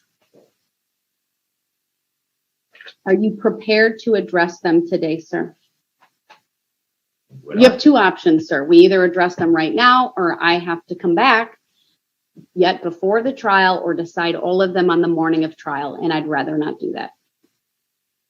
That might be the way to go, because I don't know what issues you are referring to. So you didn't read any of the paperwork that I gave you? I think, Your Honor, that you should understand my position in the jail, that I'm not awarded adequate time out of my cell to get a lot of things done. There are a lot of things that I have to go through with Mr. Brooks, just receiving the Mr. paper Brooks, discovery. this is I really haven't been through simple. all that. I gave you, we're just going to go through them one by one. You represent yourself, and you're going to have to answer these, or at least provide input if that is your choice. And these documents were personally served on Mr. Brooks in the jail, Your Honor. All right, let's start with document number 233. I'm happy to, if you don't have, do you have documents in front of you, sir? What did you bring out from jail with you today? I'm just going, I'm going as you go. 233. We'll print it out for you. I don't have a problem. Madam Clerk, as we go along. This is the request from the District Attorney's Office requesting 2 of the public seats in the gallery for victim witness. Do you have any objection to that request? Can I see the actual request? You finding it, Teresa? 233. You're going to need to print the rest of them as well, but let me know when you've read it, okay? We're just going to start with 233, okay? Yes, ma'am. I read it, Your Honor. All right, so the first paragraph, the state requests 2 seats that be reserved in the public seating for victim witness advocates to be present in the courtroom. Do you have any objection to that? Not really. I just would want to know, would that involve a lot of coming and going? Because I know you stressed that you wouldn't want a lot of movement, getting up, leaving, coming back, getting up, leaving, coming back, sort of thing. But would that involve any of that? My trial order remains as is, and they would need to abide by that. Okay. No objection to that then. I was just unsure because it says to assist victims with whatever needs they may have. So I didn't know if that may involve somebody might need tissue, need a drink of water or something like that. Would that interrupt the proceedings? That's all. It's going to be a long trial. The request is granted.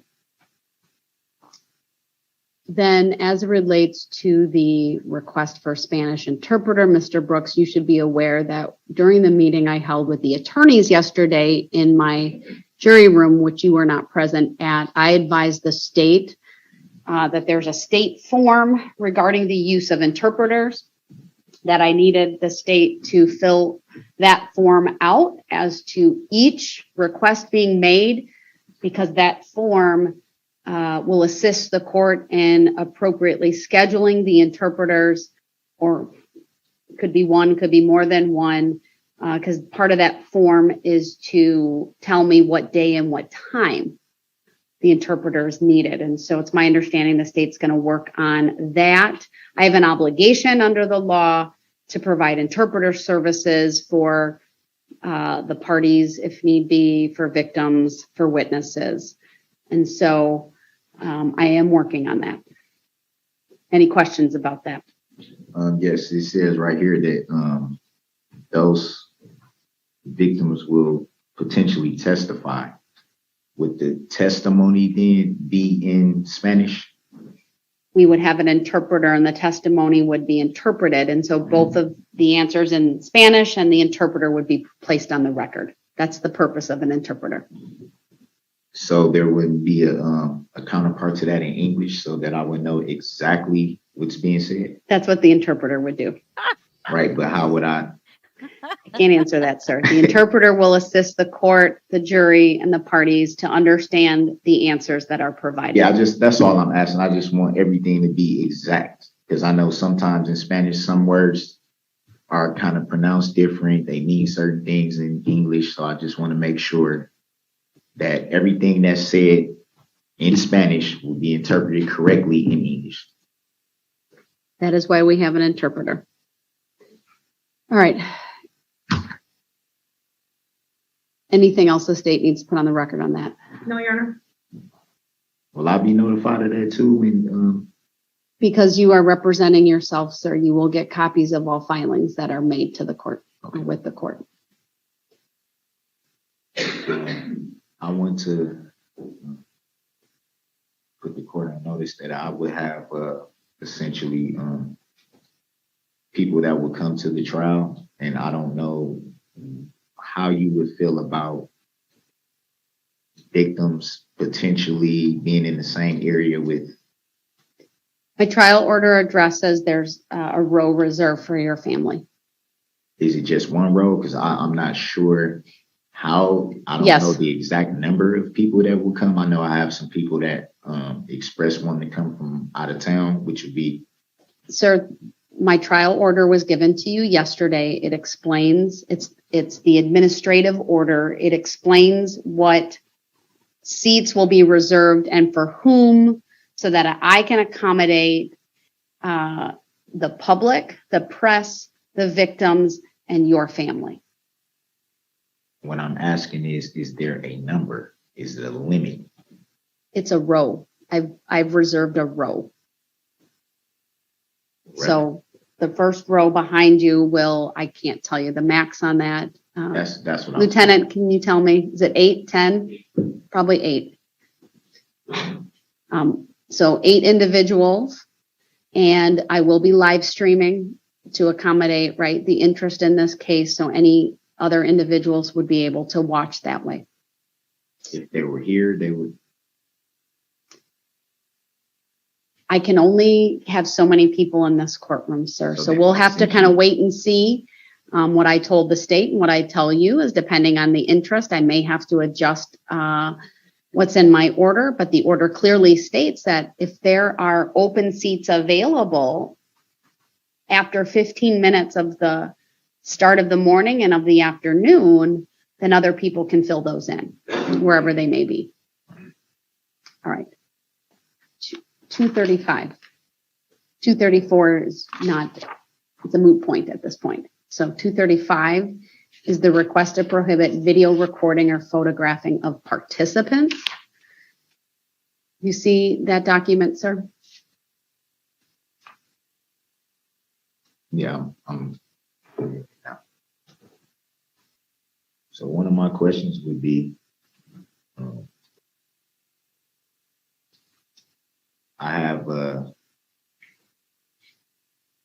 expressed when I did have my attorneys that I would essentially be having my own witness list.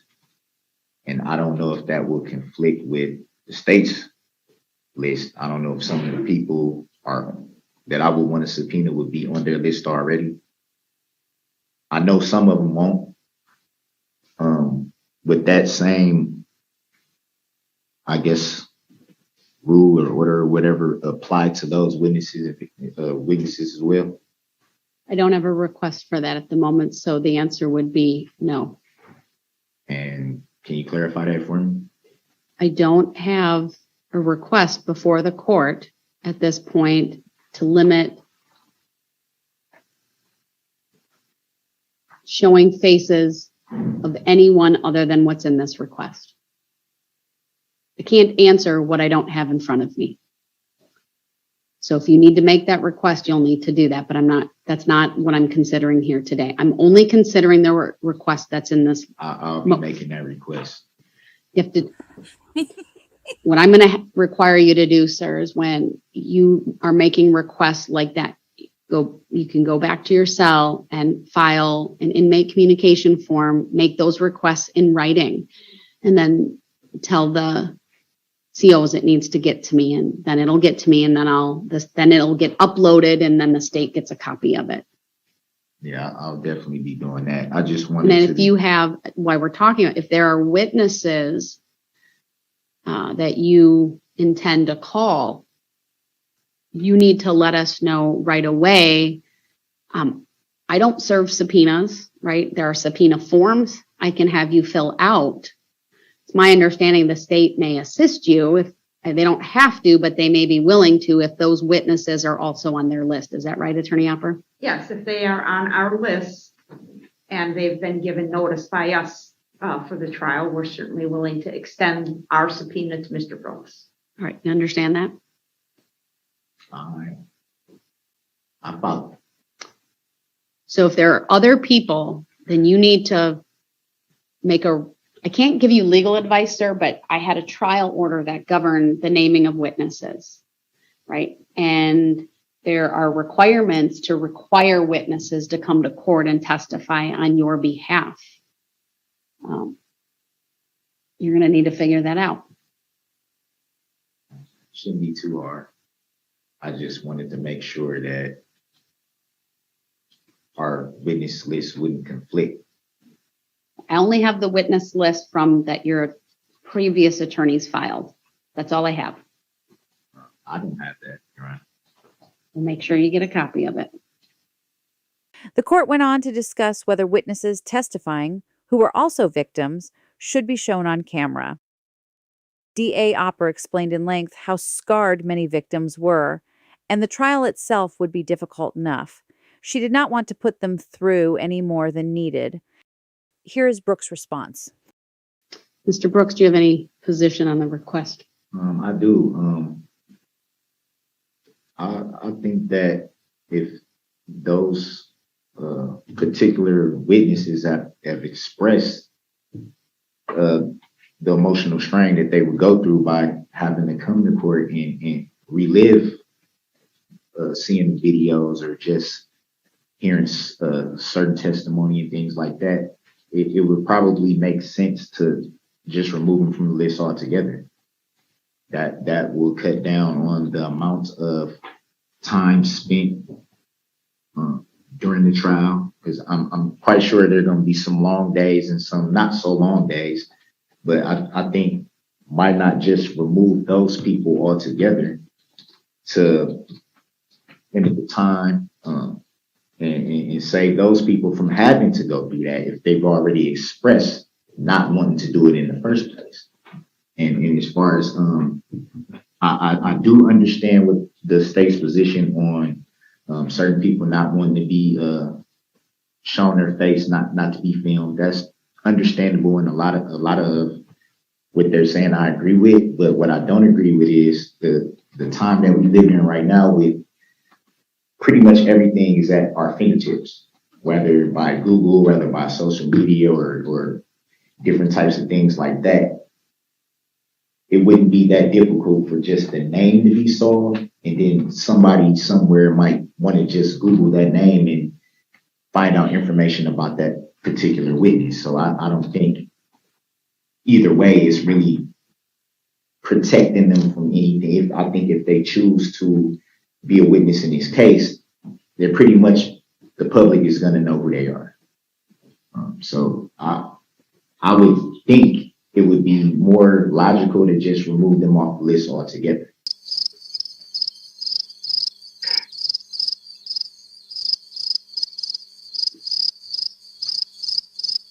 The issue of removing people from a witness list is not before the court, Mr. Brooks. The issue is limited to whether I will allow the images of the witnesses to be broadcast on the live stream or by the media.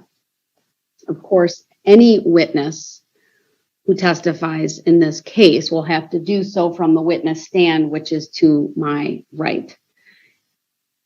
This is a public trial. Anyone could come in and see the witnesses, listen to their testimony. All witnesses identify themselves. I think you make a interesting argument about the social media and access to information about people in general. It's pretty astute, Mr. Brooks, because what I don't have on the record before me is really the ability to make a for-cause determination, with perhaps one exception. And that would be for juveniles who are minors. I think juveniles and people under the age of 18. The next request, I believe, is document 236.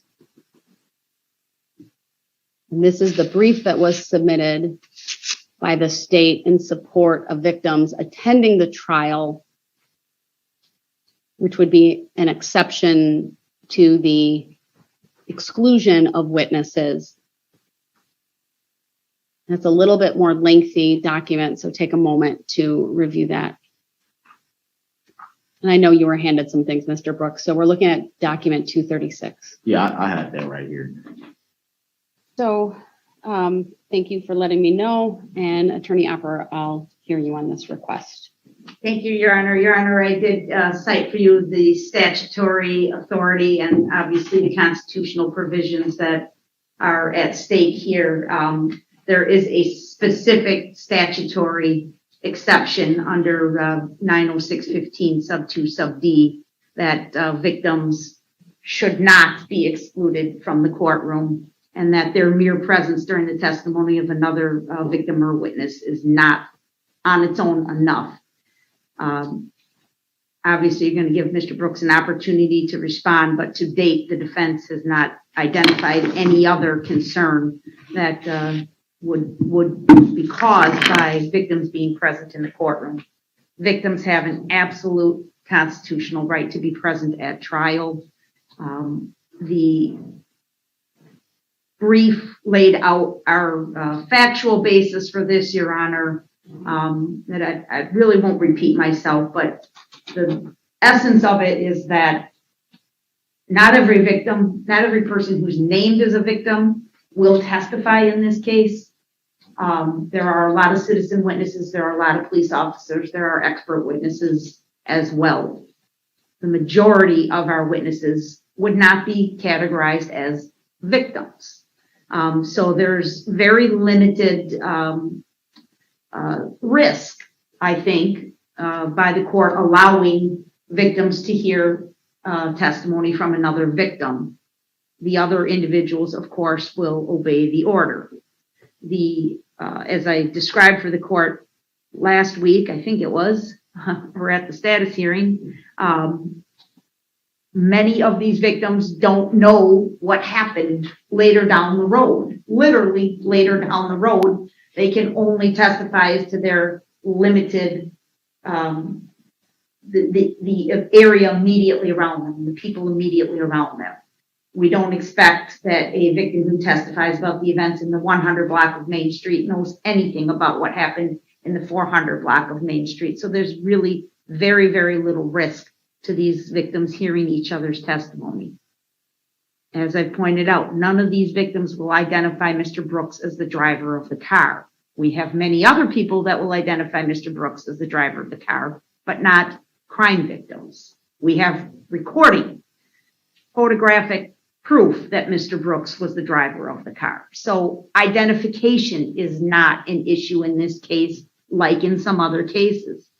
Also, just that very fact, Your Honor, that almost all of the parade route is captured by some form of video or photographic evidence as to what happened.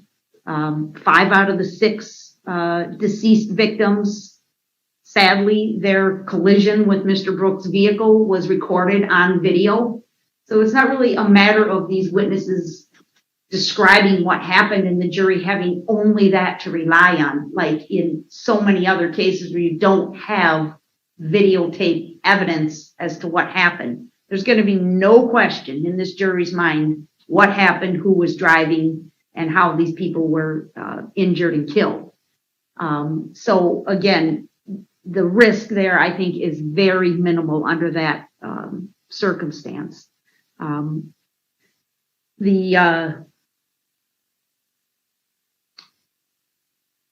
We just, again, feel strongly, I know the court recognizes the trauma to these victims, but many of them have expressed an interest in attending this trial. We've talked about this before when we talked about the seating. Many of them feel very strongly they were willing to take off work for a month and sit here all day, every day if they could. And so the fact that they are needed to recount a limited piece of the story for their portion of the testimony should not prevent them from being present in this courtroom as the trial unfolds. We have a very well-designed plan on how to present this this case to the jury in an efficient fashion. But we can't tell the story all at once, right? We need to do that. We need to march down that road. And that's exactly what we intend to do. And so it would be very unfair to the victims that happen to have been standing or sitting in the 400 block of Main Street that they can't hear all the other testimony prior to that. It will be a much less efficient presentation that we can present. I think it would be extremely confusing to the jury if that happens, Your Honor. So would you agree that if I grant this request, it would nonetheless be appropriate for the court to order a prohibition that the witnesses not discuss their testimony with any other witness? Yes, absolutely. We've already begun that process with the victims that we've met with, Your Honor, telling them how important it is that they not talk amongst themselves. That order we certainly understand and would respect and would enforce. Thank you. Mr. Brooks, do you have a position on the request? Yes, I do. Your Honor, I think fundamentally it would be impossible for all these witnesses that want to attend to have not heard different stories from different people who were at different places in the parade. I think by now it's somewhat removed from the incident, but the media coverage alone, the reports that have been in the press, some of the witnesses aren't even in campaign ads for elections that are coming up. I think it's pretty logical that a lot of these victims have heard a lot of, if probably not the majority of everybody's story. I do agree with the fact that you make that very clear that it is public. They certainly should have a right to be here. And you also made it clear that there's a live stream available as well. You also made it clear that everybody is not going to be able to fit in the courtroom, no matter how much they want to attend the trial or not. The live stream is available for them. I just think I wouldn't go as far as to say it will be confusing to the jury, but it will be issues, I believe. What if some of these witnesses are some of the witnesses that gave statements, and something that comes up in somebody else's testimony might not spark something in them and say, oh, I forgot to say that. And then now that becomes a discussion, which I don't think anybody would not have had a discussion amongst themselves about what they have heard to this point and what they will hear. I'm quite sure there'll be a lot of breaks during the trial. I think it would virtually be impossible for somebody not to have a statement, or to make a statement, or for somebody to overhear something that may want to be brought to the attention of the state, or victim advocate, or something like that, that may find its way into testimony that probably wouldn't have been there from the beginning. So I think I would agree with when they were my attorneys with they filed. So do you agree or disagree with the request from the state?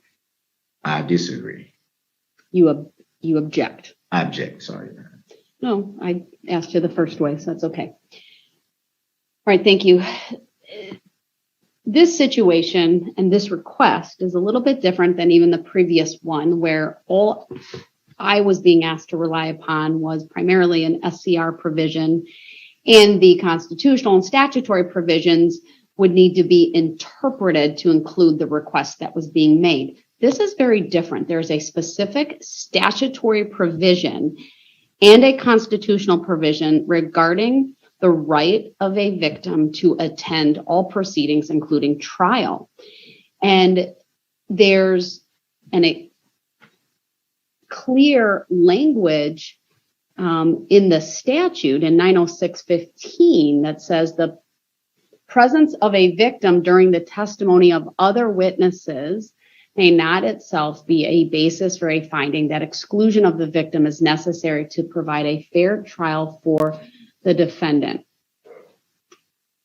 This request I am going to grant that the state is making, and that is because I have the ability and will order that all witnesses not discuss their testimony with any other witness. I know we had some other issues, but I think it was just the voir dire questions, Your Honor. That's the last outstanding issue that we can think of. You mean in my script? Or that you had submitted another, I think, request? We had submitted one, and then the defense attorneys had submitted some other questions, and then a request to question some people. So, Mr. Brooks, I need you to be aware that if you want me to address a request that your attorneys have previously filed, you need to specifically tell me.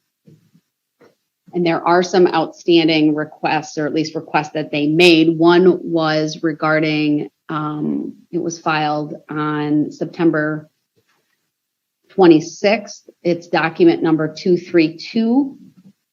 I'm not sure, did I give that to you or not? If it wasn't given to you, I'm going to give it to you. I'm not looking for an answer today. It's a little bit lengthier. It has to do with the jury questionnaires and whether individual voir dire should be done. What I will tell you, sir, is that I am working with the clerk of court's office so that for each day of jury selection, you are given a binder for use in court only of the jury questionnaires, so that you can know about the individuals who are appearing in the jury box for jury selection. Does that make sense? I don't like that the defendant has access to the people determining his fate. So I don't expect you to be able to answer that right now, but we'll make sure you have that document. But I think what's fairly easy to address right now would be I get it, but I don't like it. Questions that your attorney or question your attorneys ask this court to ask during the jury selection process. And that's also in that document. The question, is in that letter. From my perspective, I'm assuming the state, and I don't want to jump the gun here, but I'm assuming you may not object to that. It's on the political ads. Yeah, no objection. So take a look at that. My inclination will be to ask at least some form of a question or questions related to whether any of the jurors who are coming in for jury selection have been exposed to the political advertisements, and whether because of that, they have formed an opinion about your guilt or innocence. What number document is that? I don't know if you have that. That's 232. Yeah, we'll print that off for you. But frankly, I think it's important, and so I'm going to ask questions related to that during the jury selection process. The other part of that letter, though, you need to review and let me know if you're asking that I question individuals that are identified in this letter. Does that make sense? It'll make more sense when you get the document, I'm sure. The bottom line is, sirs, generally speaking, I'm not required to incorporate all the filings from your attorneys because you have now discharged them and you're representing yourself. So you need to specifically tell me if there's any filings that are outstanding that you believe should be raised. The bottom line is you're now your attorney, and I don't want to make assumptions that you want me to address issues. Does that make sense? Yes, ma'am. Okay. What was and then the document from the state, tell me that document number. 237. I'm sorry, what is it? 237, I believe. Okay. Do you have that document, sir? Yes, Your Honor. 237, yes. So have you been able to read that question that their state is asking that I asked during jury selection? Yeah, I'll read it, Your Honor. Any objection to the court asking that question during jury selection? No. I recall. Okay. It's actually the supplemental questionnaire, not questionnaire, but there's like 3 or 4 questions I'm going to give to the jurors as they come in and check in on Monday. So it'll be the first 105. One of the questions is going to be something to the effect of, please review your questionnaire. Are there any answers? Upon review, are there any answers that you would change here today? So that, and then that information is going to be given to you before they ever come in the courtroom. And one of the questions we are going to also put on there is this question that were just seeing. I have a question, Your Honor, about the questionnaires. If I had certain questions that weren't in there that I think may be relevant, is that a possibility to get them in there? Not the questionnaire, but during the jury selection process. I'm trying to avoid real specific questions in the supplement, other than if I think it might identify someone who might have a bias or a prejudice or otherwise not be someone who would be a good juror on this case. I wish we could have seen the jury selection in this case. Who wants to bet that his questions were basically 2 parts? 1, do you know who the plaintiff in this matter is? And 2, have you filed a claim in this matter? Well, and there were some other questions. I just don't have that paperwork at my fingertips that I thought I had agreed to include from that last hearing. It was so many questions. Yeah, this is just going to be 4 or 5 questions on top of those. And then I have a whole script. I'll have to put together some information for you, sir. I generally do the jury selection process. I've done it. I ask a lot of questions of jurors. I frankly take away from the attorneys the ability to ask a lot of questions. This is a special case. I have indicated I will give the parties the opportunity to ask appropriate follow-up questions of the jurors. So those questions that you're thinking of that maybe weren't in there, you should be writing them down and be prepared to ask them. There may be certain jurors that we also have to ask questions of individually based upon either their answers in the questionnaire or things that come up during the jury selection process. For example, if a juror indicates that they have had exposure to coverage, whether live stream, whether it be newspaper reports, I may want to question those people outside the presence of the other jurors, because believe it or not, many jurors have really not read a lot. And I know that from the jury questionnaires.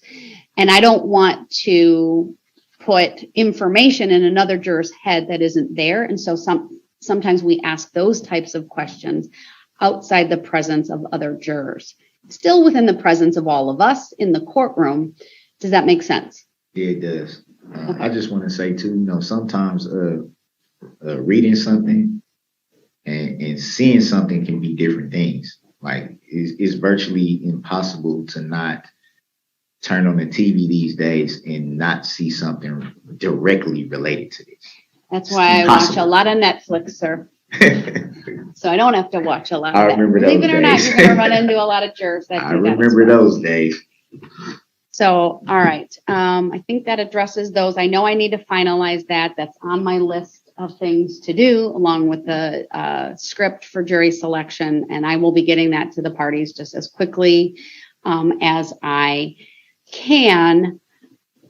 Is there anything else I need to address today from the state's perspective? No, nothing. Thank you, Judge. Anything, Mr. Brooks, you think I need to address today? No, not at this time. All right, then that will conclude our hearing. I will get paperwork to you and actually both parties, and we will plan on convening on Monday morning at 8:30 for the start of jury selection. Thank you, everyone. We are in recess.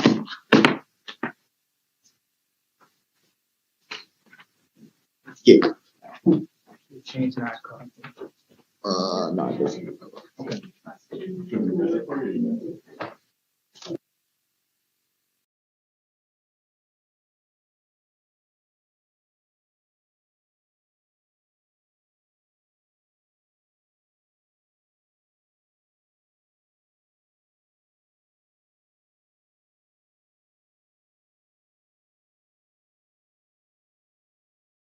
This is his first hearing where it's just him, no attorneys. This is important because this is the day before the trial starts and they're going through housekeeping items that are really important. And, well, he shows his butt as usual, but you really can't watch the trial and not watch this hearing, I guess, is what I'm trying to say. So enjoy, and I'll be back with you in just a little bit here. The court will call State versus Brooks, case number 21, CF 1848. May I have the appearances, please? Good afternoon, Judge Sue Opper, Leslie Basie, and Zach Witchow, all appearing for the state of Wisconsin. Sir, state your name for the record, please. I'm here as a third-party intervener in that matter, appearing as authorized representative for my client. I accept for value and return for value all the charging instruments in this matter and make my exemption available for discharge of all obligations and charges connected with this case. I do not dispute any of the facts in the charging instruments. Also, Your Honor, I would like to make an offer for my appeal, if I may. I'll get to that momentarily. The record will reflect that the individual known to this court to be Darrell Brooks is appearing in person in custody. We are, of course, outside the presence of the jury today. Since they are not here, we are dealing with some housekeeping type of issues and other legal matters. So he is appearing today in jail attire. He is in custody. And it's my understanding, Mr. Brooks, that you were offered to appear in the suit, but chose to come to court in jail attire, which is fine. We're not in the presence of the jury. I just wanted to make a record of that. I do not consent or identify by the name that you stated earlier. I want the record to reflect that, if I may. The record will reflect. Thank you. All right, I know there was some filings, and I want to make sure the parties have copies of everything. Mr. Brooks, I know there was an inmate communication form filed, I believe earlier this morning, requesting 6 subpoenas as soon as possible. I instructed my staff to make sure ample copies of the subpoena forms were provided to you. I did receive verification that those were hand delivered. Did you receive those, sir? No, I did not. We'll provide additional copies. Again, it's my understanding those were hand delivered to the jail, and that the jail took care of that in the event that that latter part did not take place. Mr. Brooks, I believe you were requesting 6 subpoena forms. I'm going to have my clerk print out 10 so that you have ample copies, and when that is done and those are handed to you, I'll make a record of that. Will we address the inmate communication form I sent about the... I have a number of issues I need to address, so yes, we'll get to that.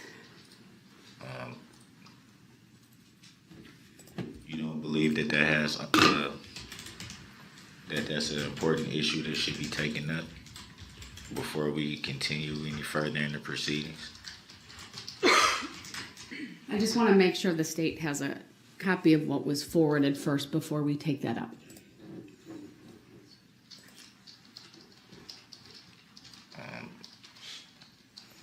I'm not seeing it in the record yet, so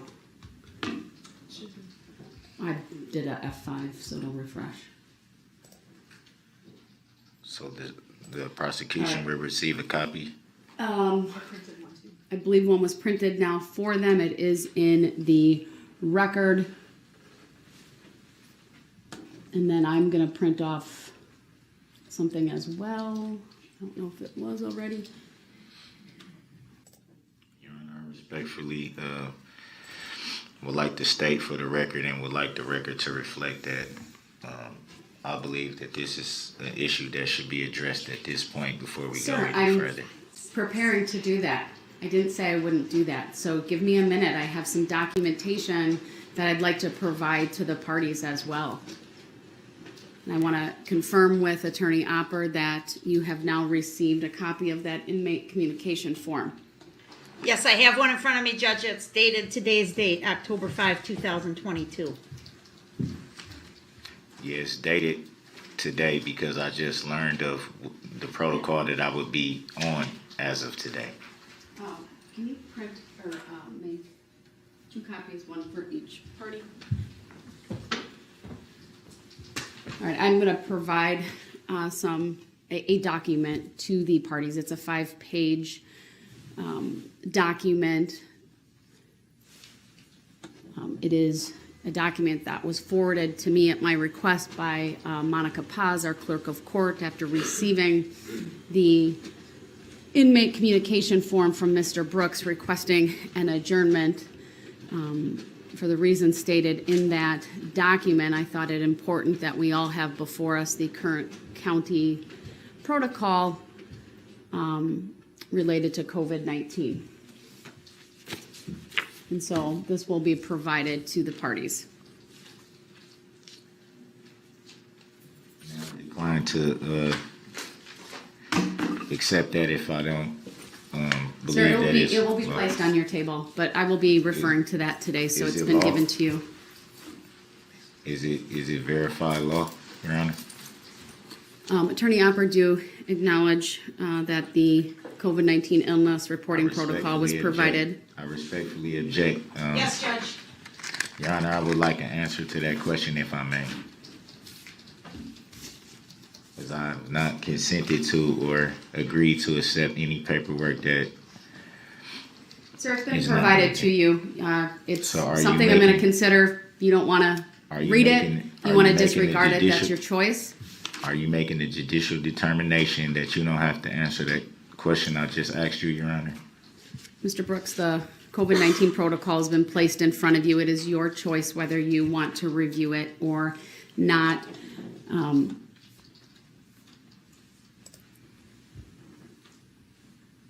So my understanding, just from the information Mr. Brooks has provided, which is part of the public record, is he is requesting an adjournment of all proceedings due to learning that he's on a COVID-19 protocol. I don't have any other information than that, sir, but based upon, and again, I did I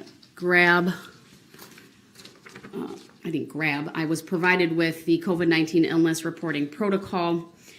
I wanted to make sure that I had the most recent information that at least the county of Waukesha is operating under.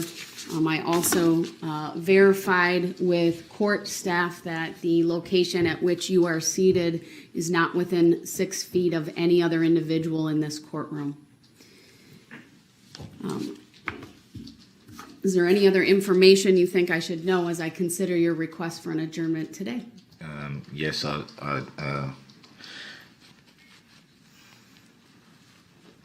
find it hard to believe that you couldn't consult with jail staff to verify the protocol, to verify that I was seen by nurses that I don't have that specifically. information, sir, and let me be clear, cannot be provided to me under HIPAA. The only information I have is what you put in the inmate communication form. It could be verified because I was told when I was brought down here that everybody knew that I was on a COVID protocol. That's why everybody Because you advised us. That's why, no, because the jail advised them. That's why they had to wear masks to bring me down. That's why I'm essentially on a protocol that doesn't allow me out of my cell until my results come back. So I'm not allowed out of my cell at the moment because of the protocol that the nurse himself placed me on, that the jail confirmed. That is very easy information to obtain. Sir, I have an attorney for the county here who will verify that none of that information has been provided to me due to HIPAA requirements. So I'm not arguing it with you, sir, I just want you to know that I'm not arguing with you either, but I was right in the middle of finishing what I was saying. So I need to stop you for a minute, Mr. Brooks, I don't because consent to that, Your Honor, because you don't have to consent, I but here we go. Let me to being cut off right when I'm trying. All right, I'm just going to talk over him for a minute. Okay, take a notice here. His voice is going to start to go back to normal because he gets sidetracked and he forgets that he's supposed to be pretending that he's still sick.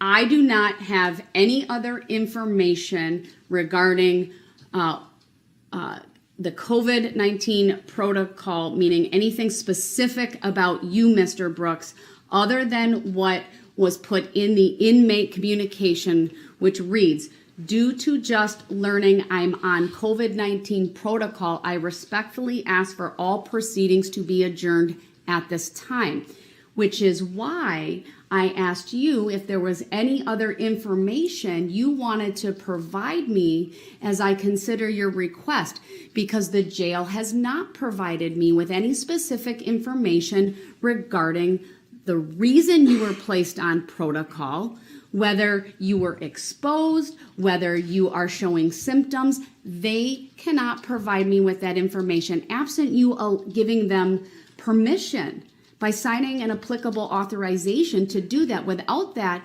I have to rely upon you to provide that information to me if you so choose. That is incorrect because just yesterday you were trying to obtain the witness list that was in my cell. You had no problem whatsoever having the JA come down here to have me verify that they can go in my cell and search for that. So I find it very hard to believe that you can't consult with jail staff for them to tell you what is going on in my situation, where they know that I've just been seen by a nurse that placed me on this protocol for having a loss of taste, fatigue, and I have to wait for the results of my test. And until then, I am on a protocol which restricts me to my cell. That is very easy information to obtain. And I find it very hard that Your Honor cannot obtain that information, but can obtain a way to communicate with jail staff when there's a witness list involved. We're talking about someone's health that can affect not just you, but anybody else, not just officers, but also inmates. We're talking about health and we're talking about safety. That has a lot of merit. And frankly, Your Honor, I'm afraid. I'm fully vaccinated and I've never had COVID. I don't know what I'm looking at here. That was the last thing I was hoping I would be told today, Your Honor. So I'm afraid right now. I'm not feeling well. I don't know what's going on with myself. That's the reason why I put in the sick call slip initially. I had been telling officers for days that I hadn't been feeling well, but I didn't know what it was. But I felt that I had to put in the sick call slip because I was not able to taste anything. That is the reason why I was seen by nurses. That is the reason why the COVID test was administered, and that's why I'm on the protocol as we speak. Are you willing to discuss with me what tests were done? Again, I cannot obtain that information on my own. I'm not a nurse, Your Honor. I don't know the name of the test. Like I said, I've never had this happen. Let me clarify that. That was a pretty ambiguous question. So, you reported symptoms as that's what you're telling me, right? Correct. And you're saying some tests were done? I mean, it's obvious. I mean, why can't it be verified with the nurse? I have to verify it with you. The nurse will not provide me with this information. But the jail can, because they control the movement. They control all inmate movement. I can't just go from my cell to a HSU. Inmate movement is not the issue at the moment. It's not, but I'm saying, how can I tell you, how can I answer what you're asking me? It doesn't make sense. We all understand that the jail itself controls the movement of the inmates. That's common sense, Your Honor. I'm not here to talk about inmate movement at the moment. What I'm asking you is, do you believe you were tested for COVID? I obviously was tested for COVID. I would not be on the protocol if I was not. Do you know what type of test? Was it an oral swab, a nasal swab? It was a nasal swab. All right. Do you know when the results of that test will be back? From my understanding, Friday. That's what I was told by the doctors. I would have to be at least on this protocol until the results come back, which he said the earliest would be Friday. Were you offered a rapid test? They said they do not do the rapid test. So you weren't offered a rapid test? They said they don't do them. If one can be obtained, are you willing to submit to a rapid test? I'm not willing to submit to anything right now until we take care of the issues that's at hand. I mean, I've already been placed on the protocol. I'm very afraid right now because I don't know what's going on. This is new to me. Like I said, I'm fully vaccinated, Your Honor. I've been fully vaccinated since 2021. And so for this to just be sprung on me now to say this could possibly be a COVID thing, I've had people close to me that have passed away from COVID. I'm afraid as hell, Your Honor. That's the reason why I submitted the ICF for the adjournment. I was thinking at least until I can get the results, at bare minimum. I don't think I'm asking something that's impossible for Your Honor. If I can make arrangements to have a rapid test brought to you and administered, are you willing to submit to that test? Not at this time. Why not? Not at this time. Why not? Why can't I get the results for the test I already took? But you're telling me you're scared? You're fearful? Yes, I am. But you don't want to take a test that might tell you today? I took the test that he gave me. And you're telling me that test result won't be available to you until at least Friday? At least Friday. That's what I was told. Tomorrow. I was told that I would be placed on this protocol until the results came back. The earliest that the results would be back would be Friday. So that sounds like, to me, I think that's what they call a PCR test. I have no idea, Your Honor. Okay. I have no idea what it's called. Like Let I me said, ask I've you- never had COVID. I don't know the test names. I don't know what they call them. I'm generally familiar with some of the testing for COVID. There are tests that can be what we call rapid tests, or what are called rapid tests, that are available. And then there's these other tests which take a few days. Again, I'm not a scientist, but I think the general belief would be sometimes the rapid tests are accurate, sometimes they're not. Sometimes people test negative when they're really positive. It just kind of depends on the circumstances. But it's my understanding a positive test would be pretty accurate. And then there's other tests that take a few days for the results to come back. It really depends on the lab that's being utilized, etc. I'm asking you once again, if a rapid test can be obtained, are you willing to take a rapid test? How would that be obtained? How would it be obtained? I was work told, with- I can only go by what was told to me, because when I was brought in there and they told me that they had to test me for COVID, I was immediately like, what do you mean you have to even test me for this? What is this about? Well, I had didn't a you lieutenant- report symptoms to them? Excuse me, Your Honor. I had a lieutenant and 2 officers present when I was asking all these questions. Why do I need, what's going on with this? Why is this? Why is this? Why is that? Because I didn't understand.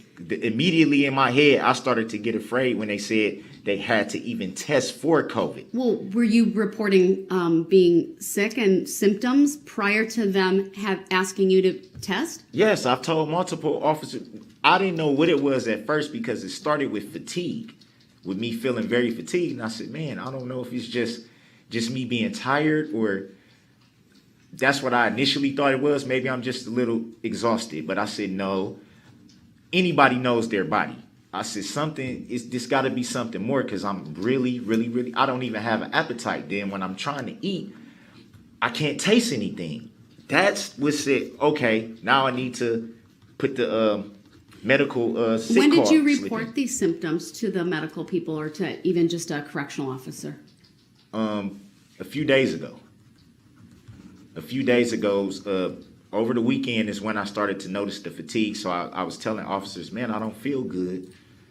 I don't know if it's just I'm tired. Usually I don't just jump the gun and say something's wrong, because it may just be, it could be anything. So When did you report the loss of taste? I reported the loss of taste last night. And was it after that they told you they wanted to test you? No, they didn't tell me till this morning that they wanted to test me. What other symptoms are you reporting at this time? That was it so far, just the fatigue and the loss of taste, which is the reason why I was told that I had to take the test, which I was told at that time also that the earliest my results would be back would be Friday. And you said at this point you're not willing to take a rapid test. Well, they said this is the test that they do. The nurse was very clear in what he was telling me when he told me how the test, because like I said, there was a lieutenant and 2 officers right there while the whole thing was going on. I understand all of that. I have a very specific question to you, sir. I was asking them questions, and he specifically told me that this jail, this is the test that they do. They do not do rapid tests. I didn't even ask about the test because I know nothing about the test. This is what I was told. And after he told me that, I said, okay, fine, just do the test and I'll just sit on the protocol, because at first when he told me, you know, you're going to have to be on a protocol where you're isolated. I said, okay, fine, just do the test. I'd rather you do the test and make sure that I'm healthy than to just refuse the test and just say, I'll just wait to see if I get better or something like that. So I said, yeah, just go ahead. And that's what I was informed. Friday would be the earliest that I would get the results back, and I would be placed on a protocol which is called isolation, where I'm not allowed out of my cell. Anything else, sir, you think I need to know about this issue as I consider your request?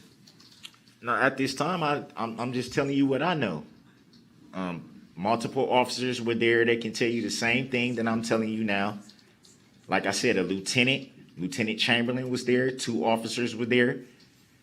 Any objection if I talk to any of them to confirm what you're saying? Absolutely not. Any objection if I need to ask the jail administrator about, or anyone else at the jail about the protocols and what's available for testing? Absolutely not. See, he doesn't think she's going to call his bluff on this, and at least she doesn't right away, but when she does, you guys, watch his eyes. He gets so caught in his eyes here. Oh, and remember, he was able to delay one of his hearings in August, and that's why he thinks he can get a delay over this COVID thing. Given any information about whether anyone else in the facility is experiencing COVID right now?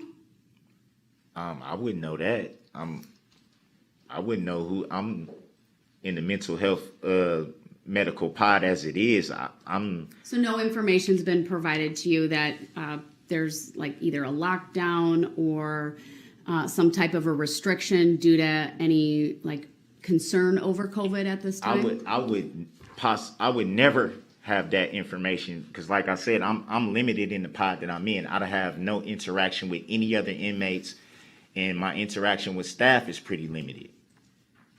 All right, thank you. I appreciate that additional information.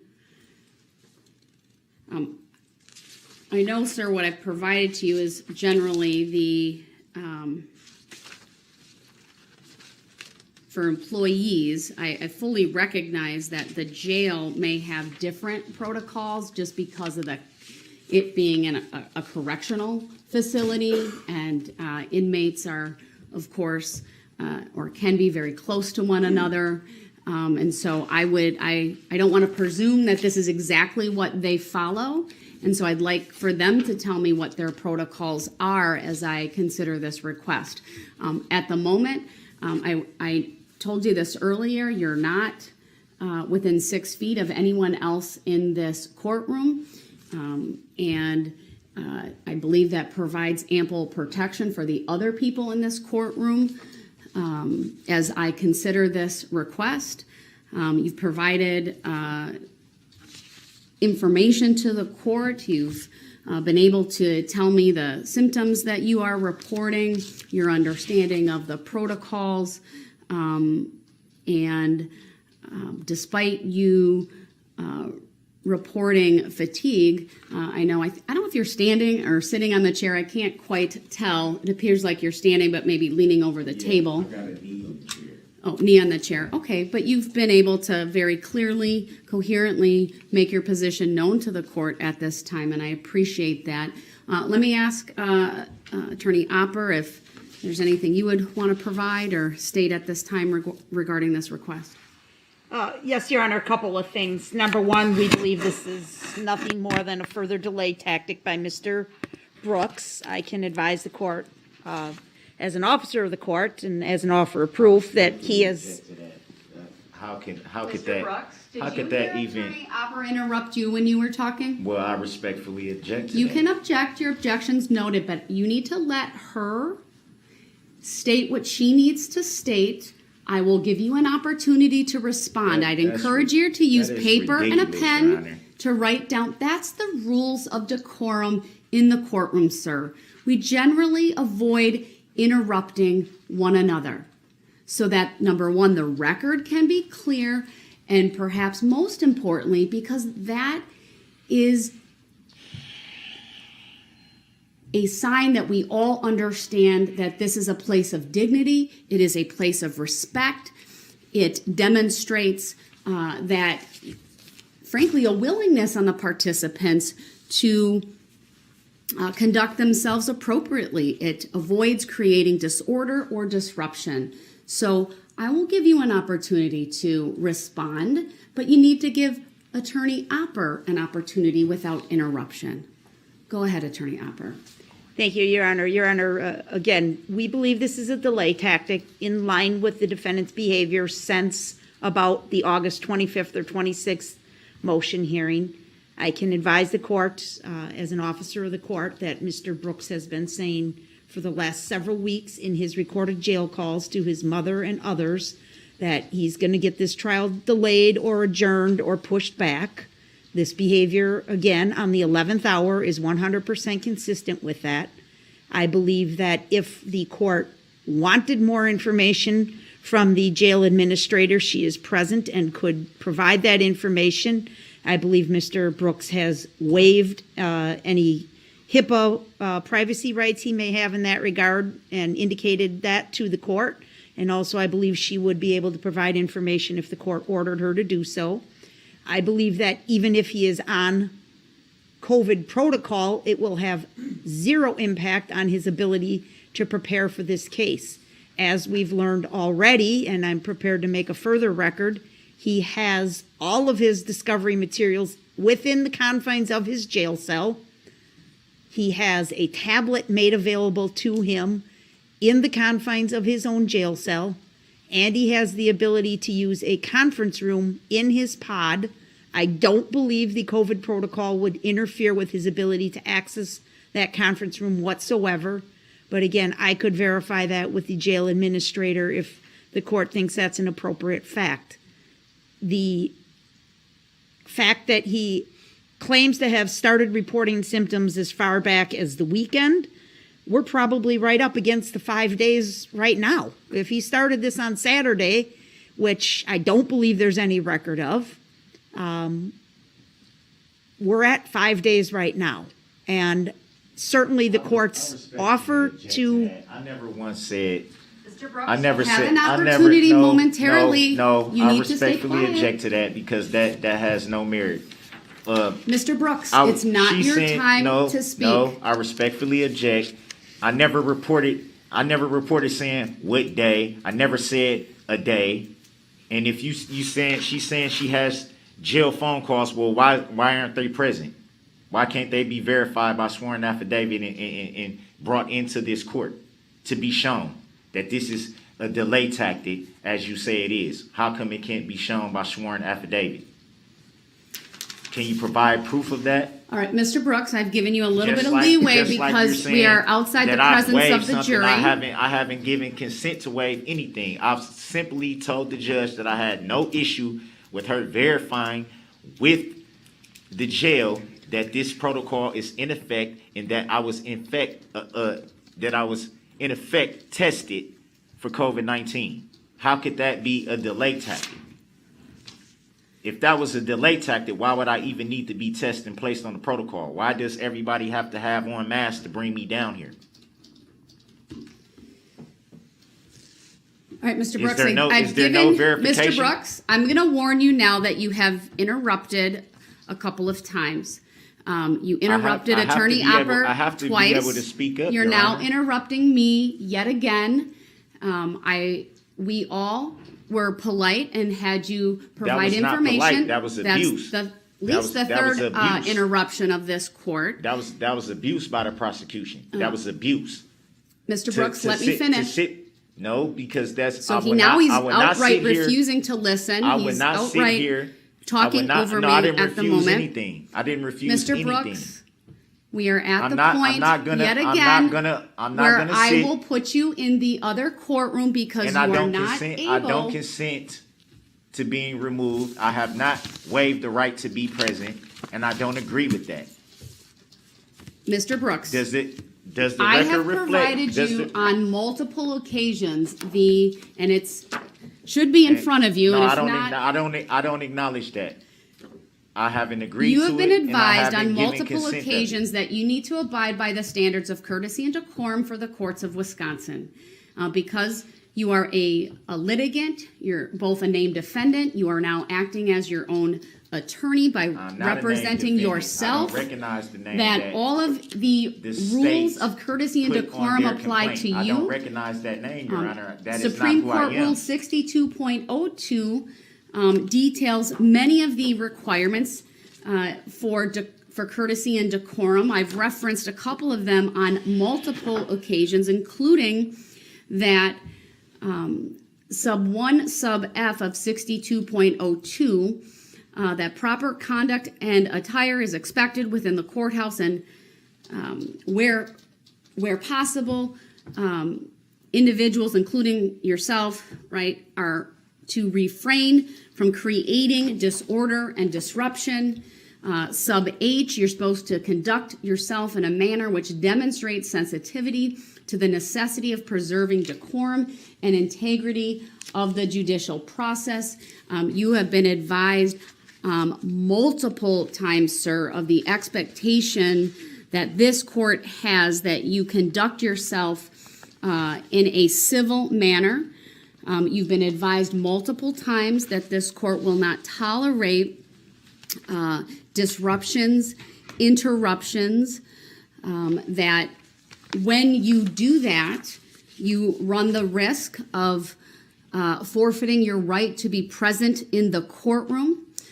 As you know, I have available the courtroom next door that's connected to the holding area. It is connected by audio and visual means. It provides you an opportunity to meaningfully participate by also giving the court the opportunity to control the decorum, to control the disruptive behavior, because primarily your disruptive behavior is repeated interruptions of this court, talking over this court, now talking over the prosecutor. I appreciate that you have not interrupted me for quite some time. So at this point, though, I need to warn you that further interruptions may very well result in you being removed to the other courtroom where you would participate by audio-visual means. At this time, I would like to hear from the court administrator, especially as it relates to the protocol. This is so great right here. He had no idea. He did not think that they were going to stop and call somebody in from the jail to come over right then and there and find out about these facts that he's put on the record. They're calling him out on his BS, you guys. Watch his eyes when he finds out. Jail administrator. Did I say the court administrator? Yes, that's all right. That's okay. We're in court, and I would like to hear from the jail administrator. Thank you very much. And just to get some general information and perhaps even some specific information regarding the what Mr. Brooks has provided, since he indicated I could verify all of this information with either the lieutenant or others who are present. So I believe we have Angela Wallenhaupt here, if she would come up to the witness stand. Your Honor, if I don't want to mix issues, but the inmate communication form from September 28th also still needs to be addressed by the court, and I think the jail administrator may have some information relevant to that issue as well. All right, thank you. Please. I have a list of a bunch of things I want to go over, and I'm going to... So, Your Honor, respectfully, just so I'm clear, are we addressing the issue at hand now? We are. Or are we addressing something from September? Well, I will get to the September inmate communication form at some point during this hearing, but right now I'm addressing the most recent inmate communication form that is dated October 5, and that addresses your request for an adjournment. So I'll have you sworn in. I'll just do it. Raise your right hand. Do you solemnly swear that the testimony you are about to give shall be the truth, the whole truth, and nothing but the truth, so help you God? Yes, ma'am. Thank you.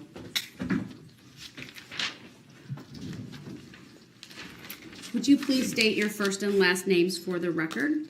Angela Wallenhaupt. Would you spell your last name? WOLLENHAUPT. Thank you. If you could please advise us on the record again of your job title and responsibilities. I'm the jail administrator for the Waukesha County Sheriff's Department. I am head of the division in charge of all staff and inmate issues.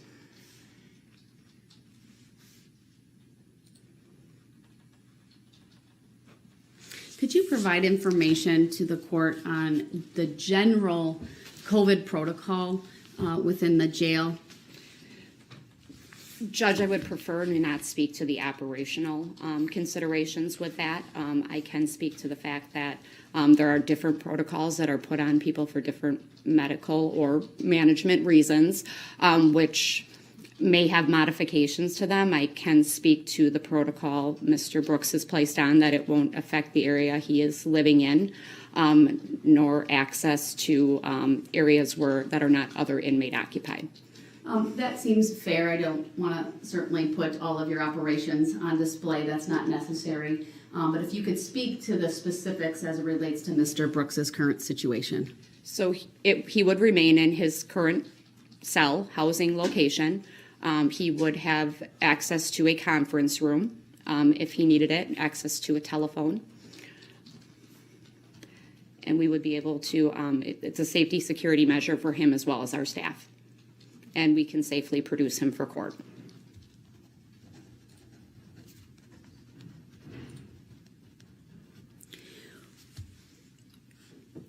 When I hear the phrase being on a protocol, that to me could have more than one reason. Someone could have been exposed, someone could have tested, or someone could have reported symptoms that required testing. Would I be mistaken in any of those beliefs? You are correct, Judge. Would there be any other reasons for someone to be placed on a protocol, a COVID-19 protocol within the Waukesha County Jail? No. And would you tell me which one of those three options has prompted the COVID protocol for Mr. Brooks? Judge, I have not reviewed his medical record prior to arriving here. All right, fair enough. Do you have an understanding of what that is? Yes, based on information provided to you. Yes, however, he has not signed a release allowing me to speak to the court. So if you are ordering me to speak to the court, I can speak to what my understanding is. Mr. Brooks, I took your statements earlier that you would not object to me asking jail staff about the current situation to verify the information you provided. Is that still correct? I said that I wouldn't have any issue with pertaining to myself. I don't know. I'm not speaking about anybody else in the jail. I'm not speaking about what everybody's situation is different. Right, and I'm specifically referring to your situation. Well, the question was asked in, how does it pertain to me? It was pertaining to me, all the questions, which it came up when I said that there was a lieutenant and there were officers present when I took this test from the nurse. Right. I'd like to verify the information that you're providing to me regarding what was reported by you, what tests were administered, and why you're on the protocol with the jail administrator. First of all, do you understand what I want to ask her about? No, I do not understand. Did you hear what I said just now? I do not understand. But did you hear what I said? Frankly, Your Honor, I think she would probably be the wrong person to be asking because she wasn't present. You must understand then what I'm saying if you think she's not the person who would provide that information. I don't understand. I didn't consent to understanding or agreeing to that. No, I do not understand. All right. I took his statements earlier. I realize you don't have a written waiver as to be a verbal waiver of any privacy rights under HIPAA, and I am directing you to answer the question. Okay. It was brought to my attention shortly before the lunch hour that he had made statements that prompted the medical department to follow up. As I said before, I have not reviewed the medical record. It is my understanding he was administered a test. He was also offered another test, to which he refused. Boom. Do you have any information regarding whether this other test would have been a rapid test? I believe it to be. Do you have those tests available in the facility to offer to an individual? I have one available right now. Can I ask a question, Your Honor? Of me or of the witness? Of jail administration. Go ahead, you can ask a question. Ms. Wallenhoff, if there were different types of tests available, why wasn't I administered the correct test when I first was tested? Why would essentially I would be asked to take a test take that test, then turn around again and be told to take a whole nother test. In my mind, that's almost like some type of ploy or something, some type of scheme. Why? Sir, what's the question? I asked the question, why would I not be given the correct test from the get-go instead of having to take two tests? If I've already taken one test. You have to give her an opportunity to answer, and you got to ask one question at a time. I just asked the question. Can she answer it then? Do you want her to answer it? I presume you do, since you asked the question, so you need to stop talking so that she can answer it, okay? Limit your abuse, Your Honor. I'm sorry? I don't appreciate being talked to that way, Your Honor. Your objection is noted. Go ahead and answer. Judge, I would prefer not to answer that question. He states the wrong test. I don't know what he's speaking of. I have not reviewed the medical record with what test was administered, so I would prefer not to answer that question. All right, fair enough. I did not say the wrong test. I said two tests. If it was, why would I need to take two tests for the same symptom? Your Honor, I object to relevance and beyond the scope of this witness's knowledge, and it also assumes a fact, not an evidence. All right, so I'll sustain the objection. I'll give both parties an opportunity to ask questions of this witness since it's Mr. Brooks's request. I know do you have any other questions for Jail Administrator Wallenhaupt on this issue at this time? I don't think I was clear, or I didn't have clarity on the answer to that question. Essentially, what I'm asking is, why would I need to take two tests for the same thing? There shouldn't. If I'm taking a COVID test, why would I need to take another one? I'm going to object as to lack of foundation and beyond the scope of this witness's knowledge, Your Honor. The objection is sustained. I'll direct the witness. She does not need to answer that question. Next question, if you have one, please.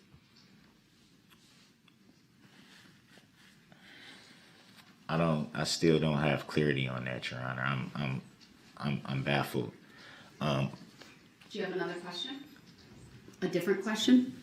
Would it be any way to verify why I would need to take two tests for the same symptoms? I'm not sure I understand the question, sir.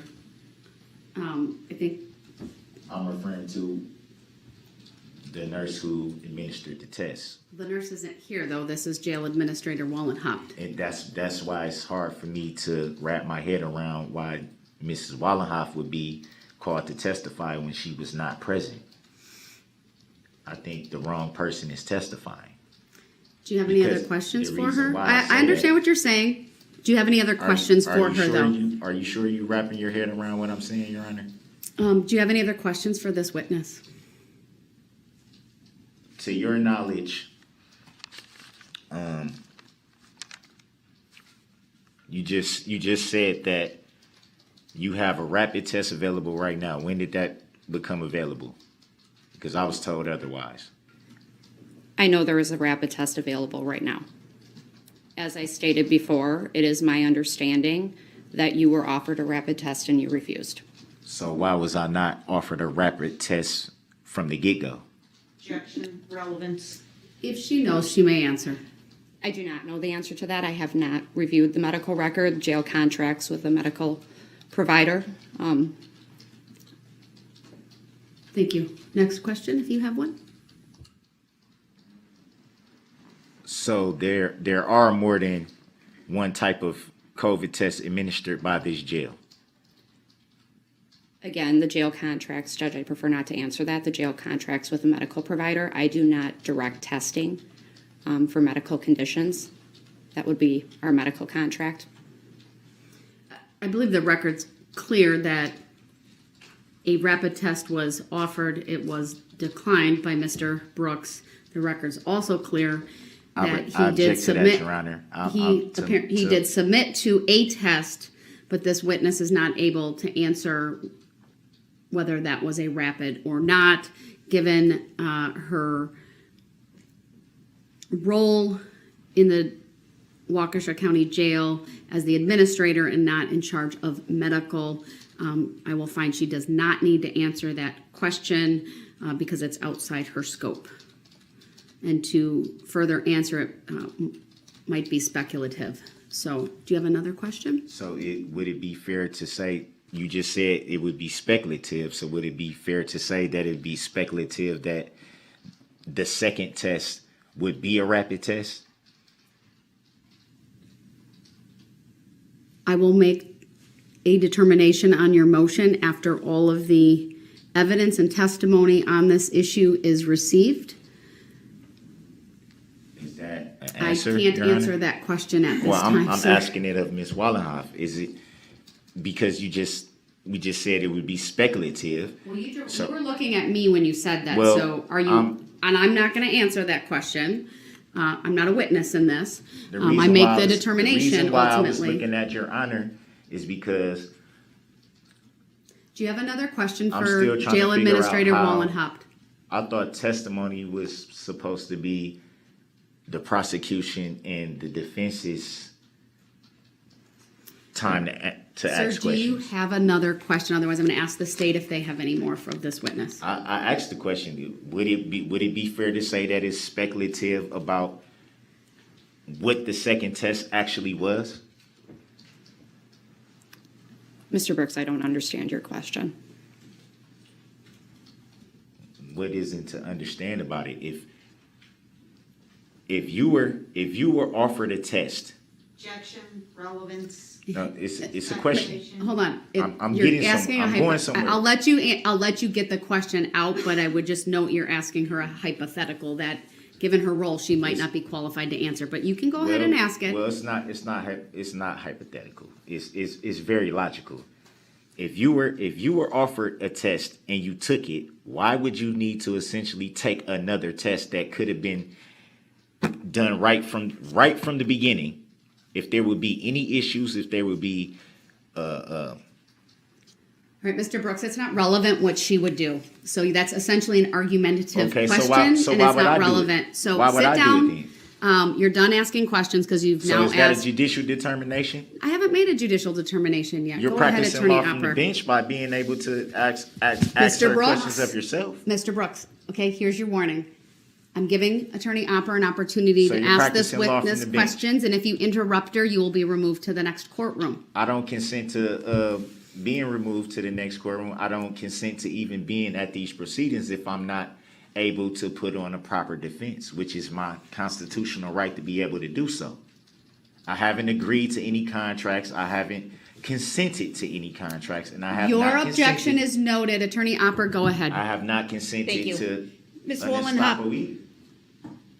Although Mr. Brooks is under a COVID protocol, is he still allowed to review his discovery materials in his jail cell? Yes. Jay, for relevancy. To your knowledge, are those materials? The objection is overruled. I'm sorry.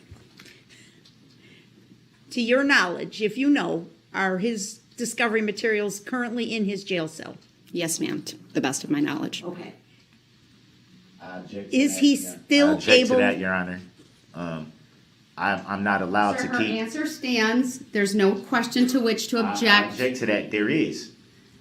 You can't testify at the moment. If you want to provide further information after she is done testifying, I will give you that opportunity. Will she? Your will she be objection able to- is overruled. Will she be able to stay right there so I can ask the question?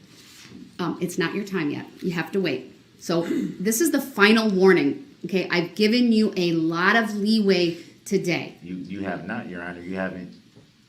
No. I you am haven't. turning to Attorney Opper. It is her opportunity, her turn to ask this witness a question. And it is my right to be able to object, just like she objected And- when I was asking Right, questions. and when the court rules on an objection, usually the party who objects stays silent. I rule on the objection. The parties don't debate the ruling. It's noted for appeal, and then we move on. Then I would like to put you on notice that I will be appealing that judicial decision that you are making. Next question, Attorney Opper. The judicial determination. Ms. Molenhop, while on COVID protocol, does Mr. Brooks have access to the tablets in his jail cell? Yes, ma'am. And that tablet has legal materials available for him to access if he so chooses. Is that correct? Yes, ma'am. And while he is on COVID protocol, does he have access to the conference room, which also contains a computer with further legal materials? Yes, ma'am. And nothing about the protocol would restrict his access to any of those materials. Is that correct? Correct, ma'am. And you've indicated I previously. object to that respectfully, Your Honor. So an objection goes to whether there's lots of rules of evidence that apply. But if you're objecting to her answer, that's a different thing. You can argue the meaning of that language. Okay, the objection. But then you have to say objection before she answers. You objected after she answered. She didn't answer the last The question. objection is noted. It's overruled. Her answer may stand. Next question. Ms. Molenhop, you're aware that there has been digital discovery made available to Mr. Brooks for him to view in the Waukesha County Jail, correct? I respectfully object to that. Overruled. She may answer. Correct. He would view that digital discovery on the computer in the conference room in his pod, I correct? respectfully object to that. Overruled. You may answer. Correct, ma'am. And So you're going to overrule everything, Your Honor? All right, Mr. Brooks, you have got to stop. It's fine if you object. I will rule on it as I deem appropriate under the rules of evidence, which, by the way, I provided a copy for you. See that big book over there? No, I don't it see has it. the criminal statutes. I don't see it. It has the traffic code. It I has the don't rules see it. of evidence. Well, it's on your table. It's behind the microphone, and it's there. I've provided it to you as a courtesy so that you have that available you did not to provide you. anything to me. All right, I'm Something directing the that- bailiffs to something remove that him may to the have- other courtroom. something I've that- provided ample opportunity I've for never- Mr. I've Brooks never to taken abide by the anything- simple I've rules never of taken decorum anything, and Your Honor. civility. Your Honor, I don't He is- consent or agree to what you are doing. Your lack I don't of give consent is noted for the I record. don't give consent to an estoppel. I don't. I'll give make consent. a more full record when we I are don't give open consent again to a the public. estoppel. I don't give consent to be removed. Madam from being Reporter, the able record to should exercise reflect my the court is constitutional stepping right. off the bench. You may step off if I you move. want. I move for a motion to dismiss. You still haven't even ruled on the claim. There's no one that even has a claim against me here.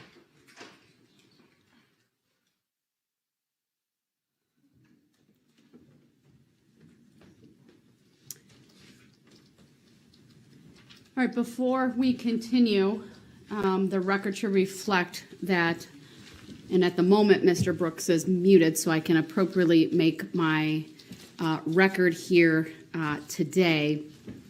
I will promise to unmute him when we continue with the hearing after I make my record regarding the removal, assuming he can maintain even the simplest of civility and not interrupt other individuals in a way that is disruptive and disrespectful. So here she's just going to go over some of the Supreme Court rulings in regards to disruptions in the courtroom. And it's kind of lengthy, so I'm just going to trim it down a good bit for us. And I do want to initially confirm, I know I could hear him until I muted him. I can see him. Can we please get confirmation from the other courtroom that the audio and visual is working? All right, and we do have confirmation of that as well. Prior to the court ordering Mr. Brooks removed from this courtroom to the neighboring courtroom, there were 9 interruptions. So it was on the 10th that this court ordered him to be removed to appear remotely from that other courtroom. Once again, it did not take Mr. Brooks very long to begin interrupting. It is 2:39 now as I go through this decision-making and put my findings on the record, but his behavior started very early on. I gave him ample opportunity to abide by the rules of decorum. I gave him ample warning before he was removed. This court, frankly, has no other option at this point other than to put him in the other courtroom so that I can continue with this very important hearing, a hearing at which he has requested an adjournment of the proceedings. With that, I will turn back to Attorney Opper. I am going to unmute Mr. Brooks, but also advise him that if he interrupts Attorney Opper or others as they are providing testimony here today, I understand he can object. However, my expectation for that objection process would be that he say, I object. He provide a basis. I oftentimes give parties, give me one word. Is it hearsay? Is it, calls for speculation? Is it irrelevant? Whatever it may be, a very either 1-2 word objection or a very short summary statement of the basis for his objection. After he does that, I will rule on the objection, and I expect him to honor the ruling that I have made. If he can't do any of that, he will remain muted, and the process will then be, we've given him a sign. He's holding it up right now, demonstrating for us he has the objection sign. He will be required to write down his objections on a piece of paper that will be provided to the bailiff. The bailiff will provide it to me, and then I can rule on those even if it's striking testimony later on. I do expect his objections to be based in law. I note, was provided with the copy of, it's a selected statutes, including the rules of evidence. All right, go ahead, Attorney Opper. For the record, the mute has been undone. Thank you. So, Ms. Wollenhaupt, I was asking you about the digital discovery materials. You testified that you're aware there is a thumb drive available for Mr. Brooks' use that is maintained in his pod, and all he has to do is ask for it, correct? Correct, ma'am. And that in order for him to view the contents of the thumb drive, he'd have to use the computer in the conference room, correct? Correct, ma'am. And that is available to Mr. Brooks upon his request, correct? Correct, ma'am. And nothing Hold about... on a second. Mr. Brooks, the basis for your objection at this time? That is irrelevant to why I'm asking for adjournment. I was not asking for adjournment based on being able to utilize the conference room or a tablet. Your objection is noted. It's overruled. Her answers may stand. Next, you may continue, Attorney Opper, with your next question.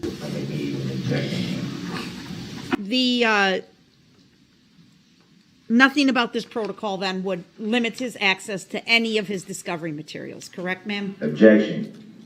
Overruled. She may answer. Correct, ma'am. And he would have access to the telephone if he wants it. Objection. Overruled. She may answer. Yes, ma'am. And there would be nothing that would restrict his ability to come to court each day? Objection. Overruled. Correct, ma'am. And when he comes to court each day, he has the ability to bring whatever discovery materials with him that he wants. Is that correct? Objection. Overruled. Correct, ma'am. And in fact, there's a card available for him to do that if he so requests. Objection. Overruled. That is correct, ma'am. Correctional officers would transport it, but yes, there's a card available. Sure. Mr. Brooks had told this court earlier that he started feeling not well, I believe were his words, over the weekend. And is there any notice to any correctional officer or jail supervisor that you're aware of that Mr. Brooks reported that to them? Objection. Overruled. I have not reviewed the jail medical record. This came to my attention shortly before the lunch hour. Okay, I guess maybe I'm asking a question I don't know the answer to. If he were to say to one of the officers or a lieutenant. Hold on a second. Was that an objection? Or just a comment under your breath? Your objection's noted. It's overruled. Of course. If he were to complain of illness to a correctional officer or a lieutenant, would they document that in any way? They would give him a medical request form to fill out, which would go to the medical department, where he could have contact to medical staff, or it could be documented in the jail management system. To your knowledge, was that done by Mr. Brooks last weekend, the weekend of September 30th and October 1st? Not to my knowledge. Okay. And are you aware of the fact that last weekend, on or about Saturday, he requested a shower and a shave? Yes. Was that provided to him? Yes.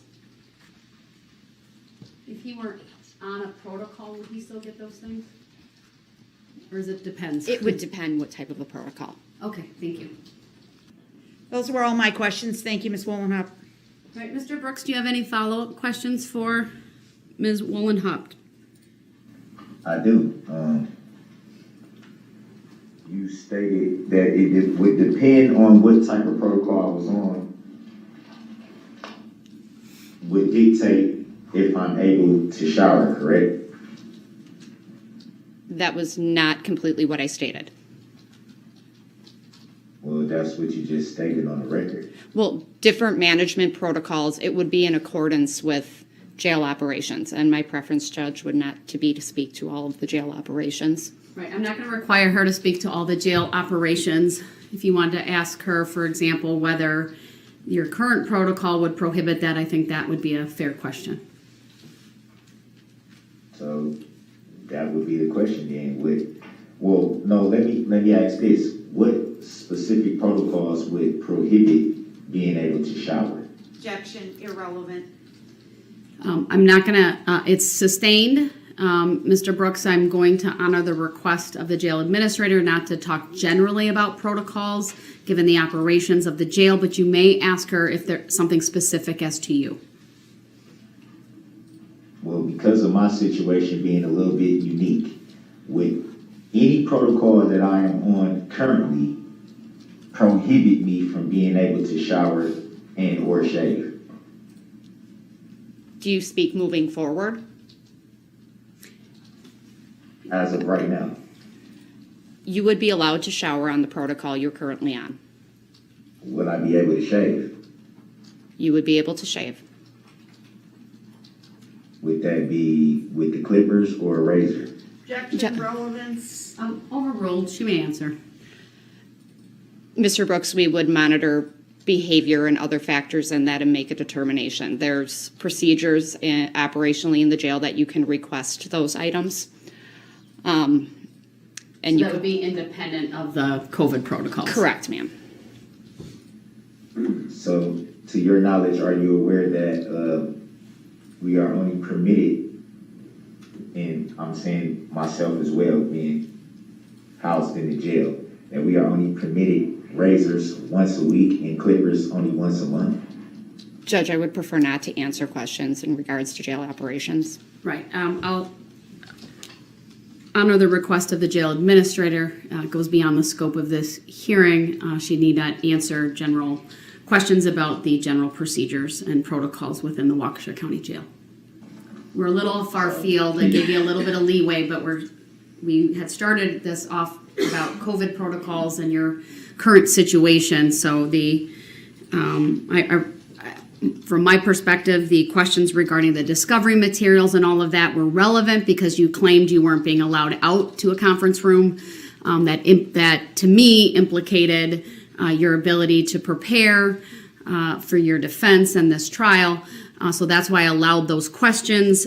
Whether you shower or shave would, in my humble opinion, not be relevant to the issue of whether you can assist in your own defense. Well, respectfully, Your Honor, that was brought up by the prosecutor. It was brought up about the whole issue of being able, me requesting to be able to shower and shave, so that's why I brought it up in my questions. I understand, and I'm under my authority under 906.11. I'm going to advise both parties that anything regarding those types of things are not relevant, and I won't allow questions from either side regarding that any further, at least today on this particular issue. Thank you, Your Honor. I would want to make one correction for the record. I never claimed not to be able to have access to certain things. I merely claimed that I am on a protocol which limits me even more than I'm already limited. I made no reference to anything in specific, just the fact that I'm on a protocol which restricts me to my cell until the test can come back. I object to that because he's claimed his lack of access before for reason for adjournment. So he's full of crap. I appreciate that clarification, sir. Thank you. Do you have any other questions for Ms. Wollenhup? Yeah, a couple more. Okay, go ahead. Would you care to share with the court on record the types of protocols that I am currently on outside of the COVID protocol? Objection, irrelevant. Goes to jail operations. Sustained. Does my specific protocol change the normal time that I would be allowed out of my cell? Judge, again, that speaks to jail operations. Mr. Brooks, unless you have a specific question related to access to your materials, I'm going to have her not answer that as it goes to. Well, that directly goes to that because as we know, I'm only on a protocol where I'm only allowed out of my cell a few hours a day as it is. Now being restricted to my cell because of the COVID protocol, the question I'm asking is, does that restrict even the time that I can be able to be out to utilize the things that I need? Because essentially, I'm only limited. I'm already limited. Can I ask? There's times. I want to make sure I follow you, Mr. Brooks, so I'm sorry for the interruption. If I hear what you're saying correctly, you may have a belief that your access to certain things that would impact your ability to prepare for this case is impacted by the COVID protocols. Is that a fair assessment of what you're trying to convey? I would say that would be accurate in a sense. And so if we ask the jail administrator that specifically, is there anything about the COVID protocol that would interfere with your ability to have access to materials or a room? Is that a question you would want answered? That would be fair, Your Honor. All right, do you understand what he's trying to ask? So what I'm understanding is, obviously, Mr. Brooks is allowed to keep legal material in his cell. He will remain in his current housing location. Access to the conference room, it will not change that, which is outside of his housing unit. And access to the phone could be granted upon request in the day room area. All right. So I do not believe the protocol limits his access to legal material. Thank you. Do you have any other questions? Yes, I do. As far as she just referenced the telephone. To the best of your knowledge, are you aware that there is a certain times that the phone will be available? You have other inmates that Let's not talk about other inmates, but are again, I'm sorry for the interruption, but I want to try to get us through these questions. If you're asking... Okay, let me ask it another way. Okay, go ahead. Being that because of this COVID protocol, I won't have my usual time out of my cell that I would have regularly, would I be able to utilize the phone in the same manner that I would be able to use the phone had I not been placed on this protocol? Or would it be strictly by me having to just ask? I guess I'm unclear as to the manner you speak of. What are you referring to? I think it's pretty clear. I think I was very clear with it. Are you trying to ask her? Are you aware, which I know you are, that the protocol that I'm on outside of the COVID protocol prohibits me from being able to utilize the phone at certain times of the day. Would the COVID protocol prohibit that any further? Mr. Brooks, are you trying to ask whether the COVID protocol impacts your phone privileges? That's what I just said. No, not in a sense, because I think it's more accurate with the way that I asked it. But your question assumes facts not in evidence and that are beyond the scope of this proceeding. I'm concerned about what, if any, impact the COVID protocol has on your ability to prepare for this case. So I'm going to limit your questioning in that way. Well, can we at least make a clarification on the record that the reason why we're having this didn't have anything to do with limiting my preparation? So that wasn't the real issue. I think it's related to the. I just wanted that clear. I understand. That's all. I understand what you're saying. I respectfully disagree. That's why I've allowed some of the questioning. I believe it's relevant to the motion that's before me for this court to know how the COVID protocol specifically impacts you and your ability to prepare for this case. I understand you might not be claiming the latter to be an issue, but nonetheless, I think it's appropriate for the court to consider those things. I heard the jail administrator indicate that the phone privileges would still be available upon request, and I guess to the extent that that's different, if at all, from the standard protocols that you're under, I would accept that as an offer of proof from you. Well, I didn't agree to that, but the reason why I brought it up was because I've been on the outside of the COVID protocol. The protocol that I've been on for a very, very long time. So my phone use is limited to certain hours of the day, which works out. All right, Mr. Brooks, we're getting a little far field. I need to make a determination on your request, so I'll ask you one last. You haven't let me finish what I was getting to.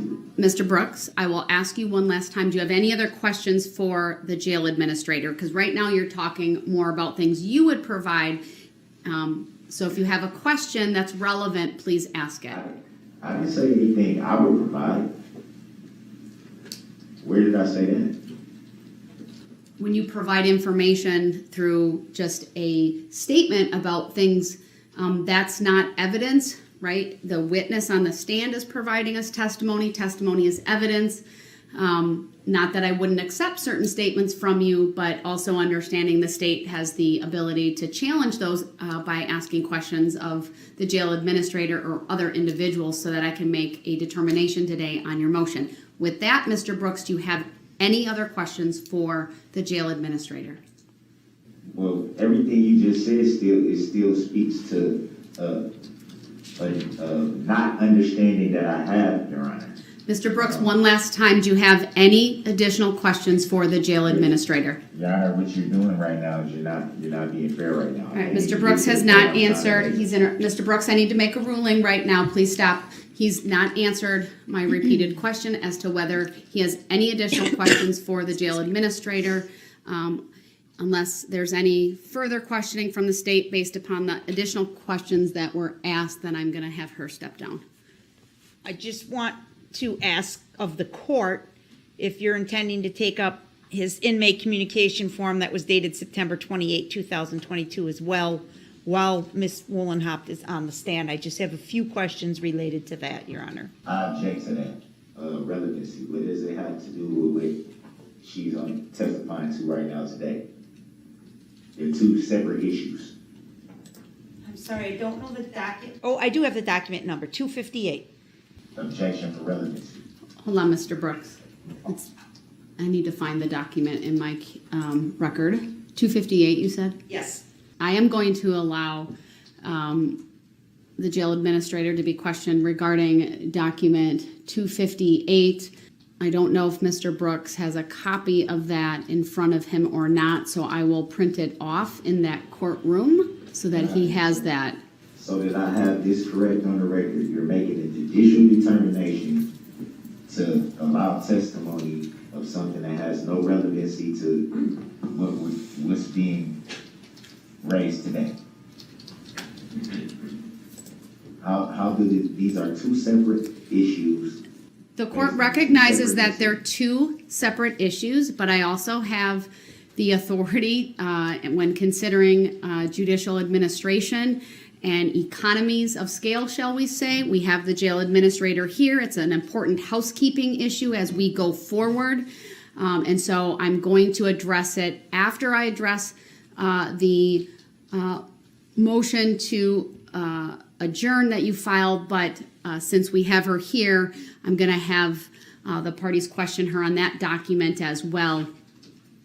It promotes judicial economy, and that's my decision. So go ahead. Can I put Your Honor on notice that I intend to appeal that decision? Your statements noted of record. All right, go ahead, Attorney Opper. All right, Ms. Wollenhoff, I don't believe you have the document in front of you, but Thank you, Judge. The record to reflect, I'm handing her a copy of what is in the record as document 258. Thank you, Judge. I'm sorry. That's okay. I'll print off another copy for myself. Okay. Can someone confirm whether that document was given to Mr. Brooks as well? I did print it to the printer over there. I have that ability. It was. All right, thank you. The record to reflect, he has also been provided with a copy of docket number 258. I'm not acknowledging that document, Your Honor. I'm not acknowledging that. I don't consent to you. All right, I'm going to mute him because he's interrupting. Mr. Brooks, it's a document you filed. So, and it's a document that was filed through the inmate communication form process. It was scanned in on October 3rd, but it's dated 9/29, and it's directed to either clerk of court / Judge Dorow. They catch him in a lie right here. So go ahead. Thank you. Ms. Wollenhoff, you've seen a copy of this document previous to today, correct? Yes, ma'am. And you're aware that it's dated September 28, 2022, correct? Correct. And purports to have been written by Mr. Brooks himself, correct? Correct. And in this communication to the court, Mr. Brooks indicates that he is on a, quote, keep separate, end quote, in the jail, correct? Correct. And at the conclusion of the form, near the bottom, the last two sentences, he indicates that he has no access to the materials he needs to prepare for trial because of the keep separate order, correct? Correct, that's what he states. Okay. Is that a truthful statement? Well, It let me isn't. ask a different, that's a bad question. I strike that question. Did Mr. Brooks have access to his legal materials during the time that he was under a keep separate order? Yes, ma'am. Again, that would be the banker boxes of written discovery in his own jail cell? Correct. Anything that was in his jail cell, he would have access to. Okay. And he would also have access to the conference room and a tablet. And the in tablet. his cell. Okay. And that's the legal materials that are provided to him are on that tablet and on the computer in the conference room? Correct. And nothing about that keep separate order affected his ability to access those things, correct? Correct. Thank you. I don't have any other questions on this topic, Your Honor. All right, Mr. Brooks, I will unmute you. Do you have any questions on this topic for the jail administrator? Yes, I do. You just stated on record that I had access to all materials for trial prep during the time of this keep separate, correct? It doesn't specifically say what you don't have access to, so yes, what was in your cell. Did you just say in open court on the record that I in fact had access at the time of this keep separate? 2 items in your cell, and you could have access to the conference room to view electronic. legal materials. So, am I correct in saying that when you brought over these discovery materials to the pod, that I was in fact in one of those conference rooms and I talked to you face to face, is that correct? You were in a conference room and we spoke. And I informed you then that I was on the keep separate, correct? I do not recall that.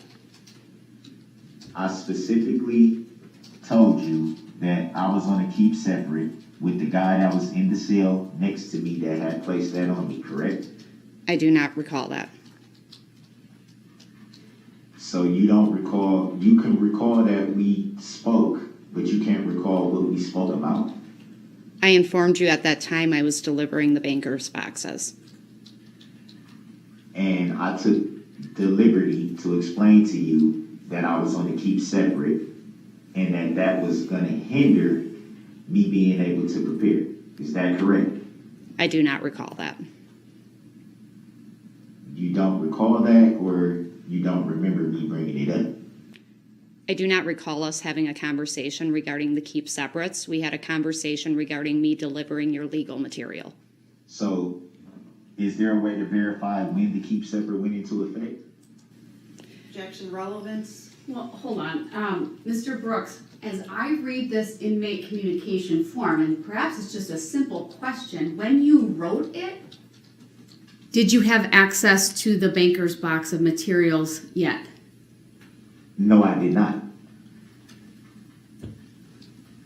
Ms. Wallenhoff just testified the last time that she gave testimony that she brought the discovery materials over on Thursday the 29th. She did say that in open court on I the agree. record. Yeah, she said that previously. This inmate request was written on September the 28th. At that time, I was already on the keep separate protocol, which does not allow me to come out of my cell.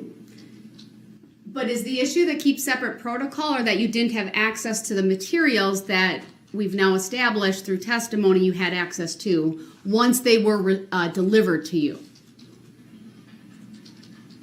The keep separate protocol in itself, Your Honor, restricts the two people that have the keep separate from being able to come out of their cell until one of them is moved.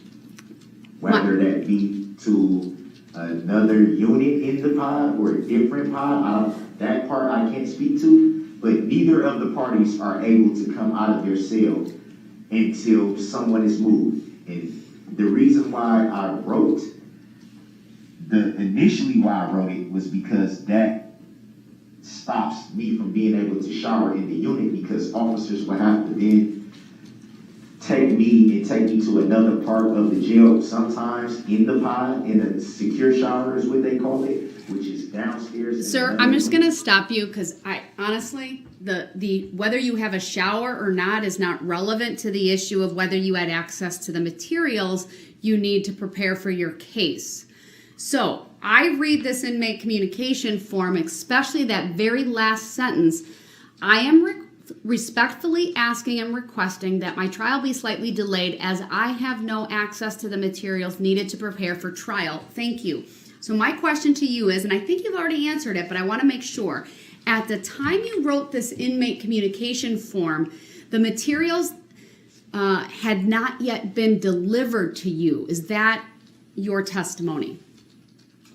The boxes that were brought over had not yet been delivered. I had already had maybe 10% of the discovery materials that was provided to me by my former attorneys on this matter. Right. That in itself was very, very voluminous in itself. Sir, we had a prior hearing related to the access provided to you and when the materials were provided. You may recall that Attorney Perry even testified over Zoom audio about that.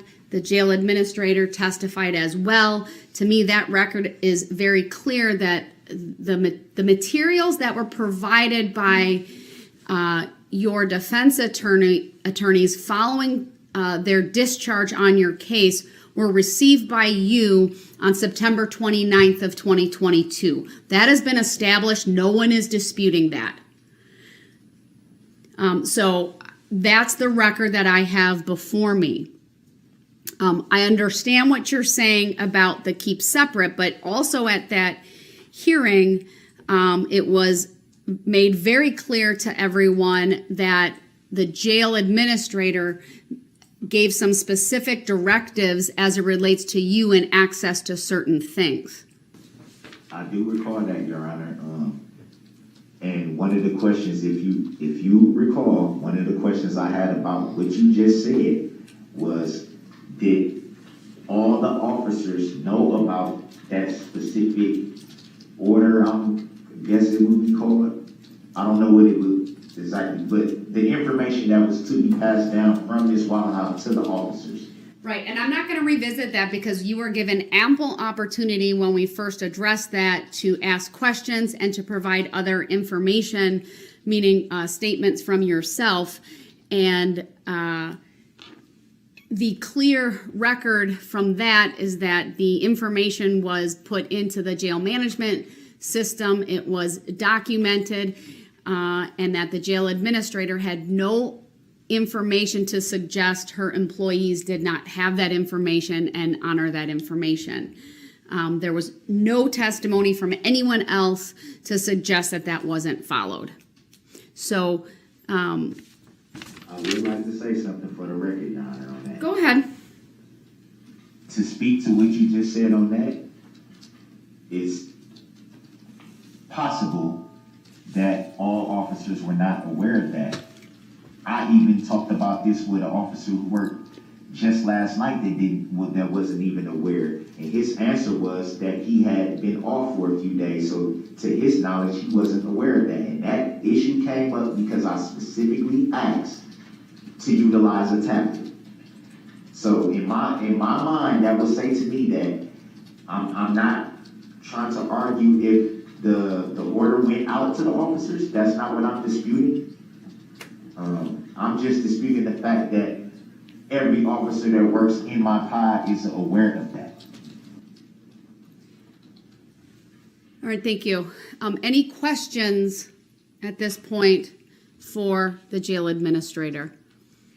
Again, not related to the shower, but related to access to materials. Does a keep separate protocol, Ms. Wallenhoff, does a keep separate protocol restrict inmate movement in any way? Objection, relevance. Sustained. Overly broad. Next question, or rephrase. Does being on a keep separate protocol, or rather, should I refer to myself? If I am on a keep separate protocol, would that, in effect, limit me to only being in my cell and being able to only utilize what I would essentially have in my cell? That's a compound question, so you have to break it down one at a time.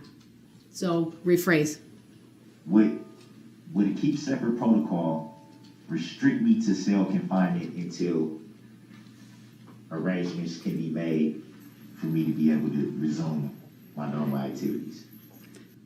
Judge, I would prefer not to answer that. It's due to jail operations. We would look at each individual in each situation. I think it's overly broad.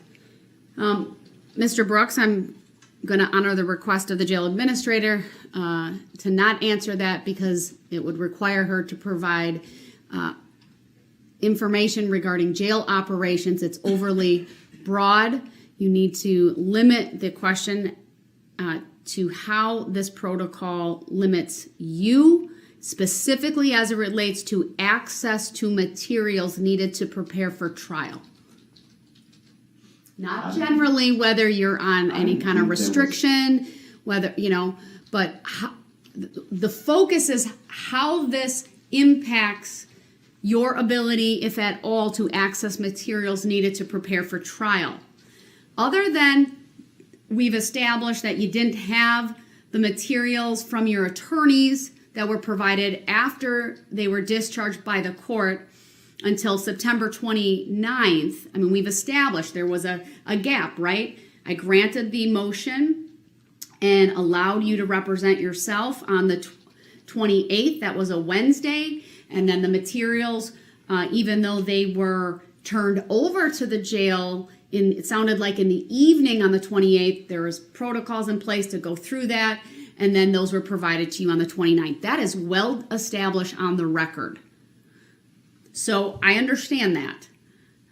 We've addressed that in part previously. So I know the state wants me to address this, and I think I know the reason why. But if there's any question you want to ask the jail administrator about what was going on the 28th or 29th, or even going forward, that would impact your ability to have access to these materials, that's the type of questions you need to ask, okay? Well, I asked the question and I was told that it wouldn't be answered. I asked at the time that she brought over the discovery materials, was she aware that I was going to keep separate protocol at that time? Asked and answered. Sustained. The answer was already provided. She doesn't need to answer it again. Next question. What was the answer to that? The record speaks for itself, sir. Next question, I don't please. I don't recall her answering that specific question. Next question, please. Can you provide for me where she answered that specific question? Mr. Brooks, do you have another question for the jail administrator? Is it going to be answered? Is it going to be honored? The record speaks for itself, sir. Well, if the record speaks for itself, then that question should be able to be answered. Were you aware, Ms. Wallahop, that at that time, I was on a keep separate protocol, that it was already in the system that I was on that protocol? What date are you referring to, sir? The date that you brought over the discovery materials. Were you aware at that time, on that date, that I was under a keep separate protocol? You previously asked me if I recall the discussion you were informing me. But that's not the question now, though. I was aware. The question is the day that you brought over the discovery material. Were you aware at that time that I was on a keep separate protocol? I can't state for certain at that moment in time. I was aware you were on a keep separate. I can't state what date that I was made aware of that. I think it was due to a complaint that you sent forward to the jail. I sent no such complaint. The complaint was by the other party. Were you aware of that? Judge, I prefer not to answer this. I don't understand how it impacts what he has Mr. had Brooks, we're access to. far afield from the issue at hand, so I'm going to ask you one last time, do you have any additional questions for the jail administrator? What are you allowed and not allowed to do on the keep separate protocol? Objection, relevance. Sustained.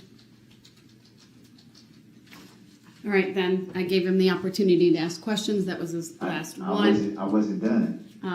Mr. Brooks, I'll give you one more opportunity then. They need to be relevant. They need to be within the bounds that I've already discussed.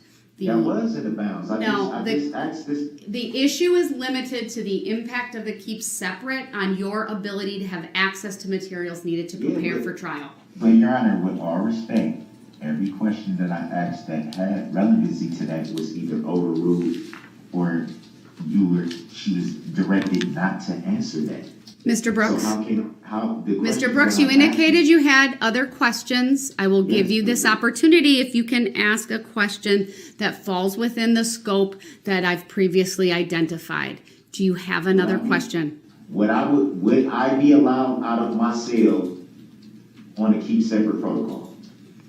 It's vague, Your Honor. The question is, was he allowed out of his cell to access his legal materials? That's not what I asked. Right, the question you asked, the objection is sustained. If you'd like to ask the question suggested by Attorney Opper, that would be permissible by the court. No, I would want to ask my own question. Thank you. Was I able to come out of my cell on the keep separate protocol? Judge, I would prefer not to answer that. It's beyond the scope of the inquiry right now. The jail administrator need not answer that question. Can you give me the basis why, Your Honor? It's beyond the scope. What does that mean? I do not understand. Mr. Brooks, do you have any other questions?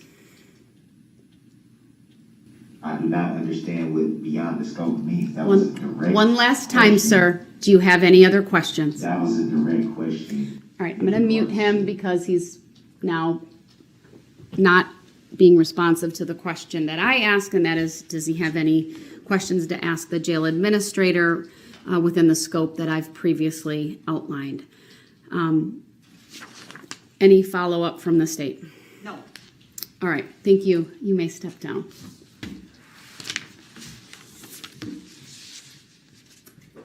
And he's still talking. Am I muted? All right, does the state have any other witness or evidence you want me to consider related to either of these issues, the motion to adjourn or the inmate communication form dated September 28 of 2022? Nothing else from the state, Your Honor. Mr. Brooks, do you have anything else related to the inmate communication form dated September 28 of 2022? Since we obviously included that after we took up the other issue. I don't understand how any questions that I was asking are not allowed to be answered. Mr. Brooks, I'm asking you very clearly, do you have any other information, testimony, or evidence you want to present as it relates to the inmate communication form dated September 28 of 2022? Yeah, I would like to. Is it a way that we can verify the standards of the keep separate protocol? Mr. Brooks? To be able to show Mr. Brooks, please listen very carefully. There's a question I'm asking you is, do you have any other evidence? Document? All right, then I'll. Can't even answer. All right, I'm going to mute him once again. He is not answering very clear questions. I asked him if he had any information, evidence, testimony, documents he wanted to present. Instead, he asked me if I could verify, and that is not within my role. It is document number 244, scanned on the 28th day of September 2022, wherein Mr. Brooks was advised that the judge cannot be his attorney, cannot give him any legal advice. The district attorney cannot be his attorney, cannot give legal advice. The judge, district attorney, and court personnel are not required to explain court procedures or the law, among other things, and that he is required to follow all legal rules and procedures that an attorney would have to follow in court. He was also advised, and this is just one part of that form, that it may be difficult for him to present evidence. It may be difficult for him to do a good job as his own attorney. We discussed at length the advantages to having an attorney, the disadvantages to representing oneself. All right, with that then, I'll certainly take up any arguments from the parties as it relates to both of these issues. I'll start first, though, with the motion to adjourn. Mr. Brooks is holding up the objection. We're not taking testimony at this time, so the court does not feel compelled to acknowledge that any further, other than to say the fact that he's objecting is noted for the record. Mr. Brooks, I'm going to unmute you because it is your motion to adjourn these proceedings, and as such, I will give you the first opportunity to talk about the evidence that I've heard here today by way of testimony, and to make your specific request known to the court. I then will give the state an opportunity, and then I'll decide the motion. All right, Mr. Brooks, what is your argument as it relates to the motion to adjourn? Well, I'm not arguing. I stated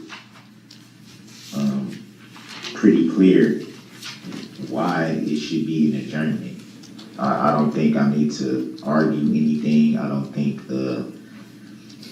I need to provide anything more. If it's clear to me that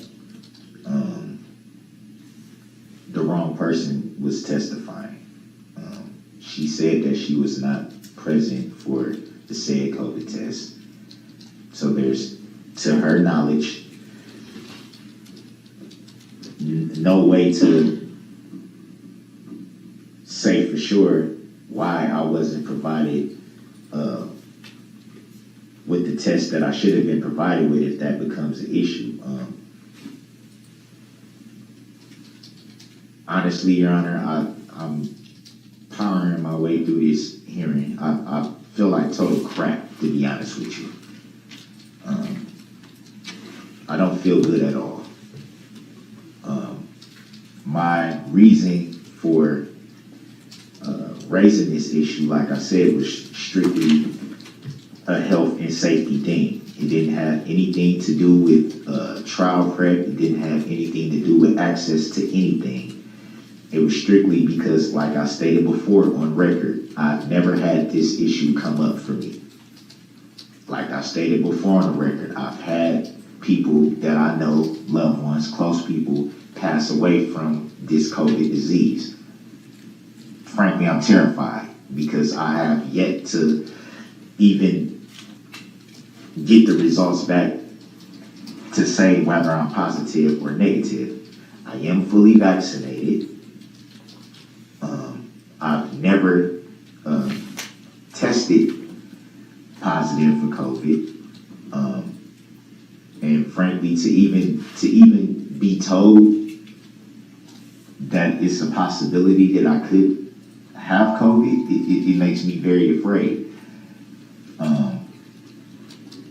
Which is one of the reasons why I was so concerned about the actual protocol, because once they informed me that I would have to be essentially quarantined and isolated, the first thing I was thinking about was how would I be able to use the phone and be able to tell my family what's going on? How would I be able to reach out to my kids and things like that to let them know, hey, I got a health issue going on in here that I'm worried about? That was my concern. And my intention was to at least be able to get the results back so that I know, okay, I'm good to go. Let's keep the ball rolling. That was my intention. Like I said, I just came to the knowledge this morning when they called me over to do the test. I had no idea that was what they were going to do. Like I said, I didn't understand the protocol until it was explained to me. So I'm just coming into this knowledge as well. I'm still trying to wrap my head around it. Okay, this might make some of you guys sick.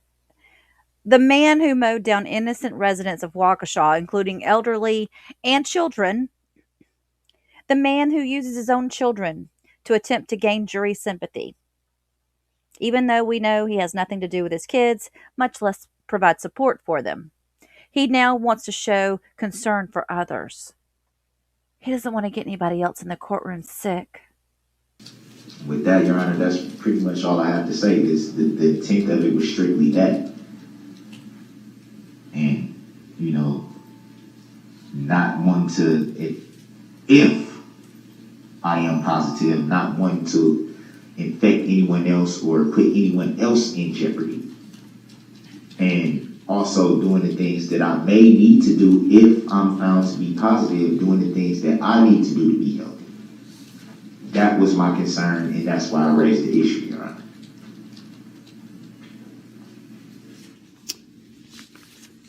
Thank you, Mr. Brooks. I'm going to turn to the state then next. As a reminder, don't interrupt them. Thank you. Well, Judge, I'm glad to hear Mr. Brooks say this is not a trial prep issue and merely his concern for the health and safety of others. The court has already made the record that we can safely accommodate Mr. Brooks in this courtroom without risking the health and safety of other individuals, even if he should have positive results on his COVID test. We feel comfortable with that as well. The jail can still move him properly.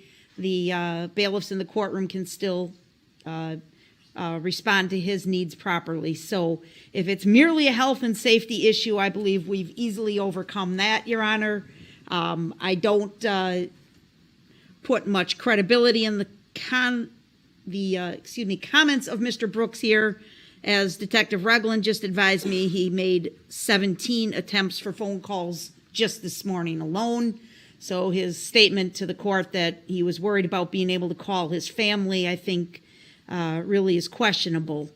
I also would like the court just to acknowledge that document 258, and perhaps that's a moot issue at this point, but I still think a record should be made that no matter what circumstances have arisen with Mr. Brooks specifically in the confines of the Waukesha County Jail, he has always had access to his legal materials, the discovery in his cell, and the necessary tablet and computer so that he can prepare for his case.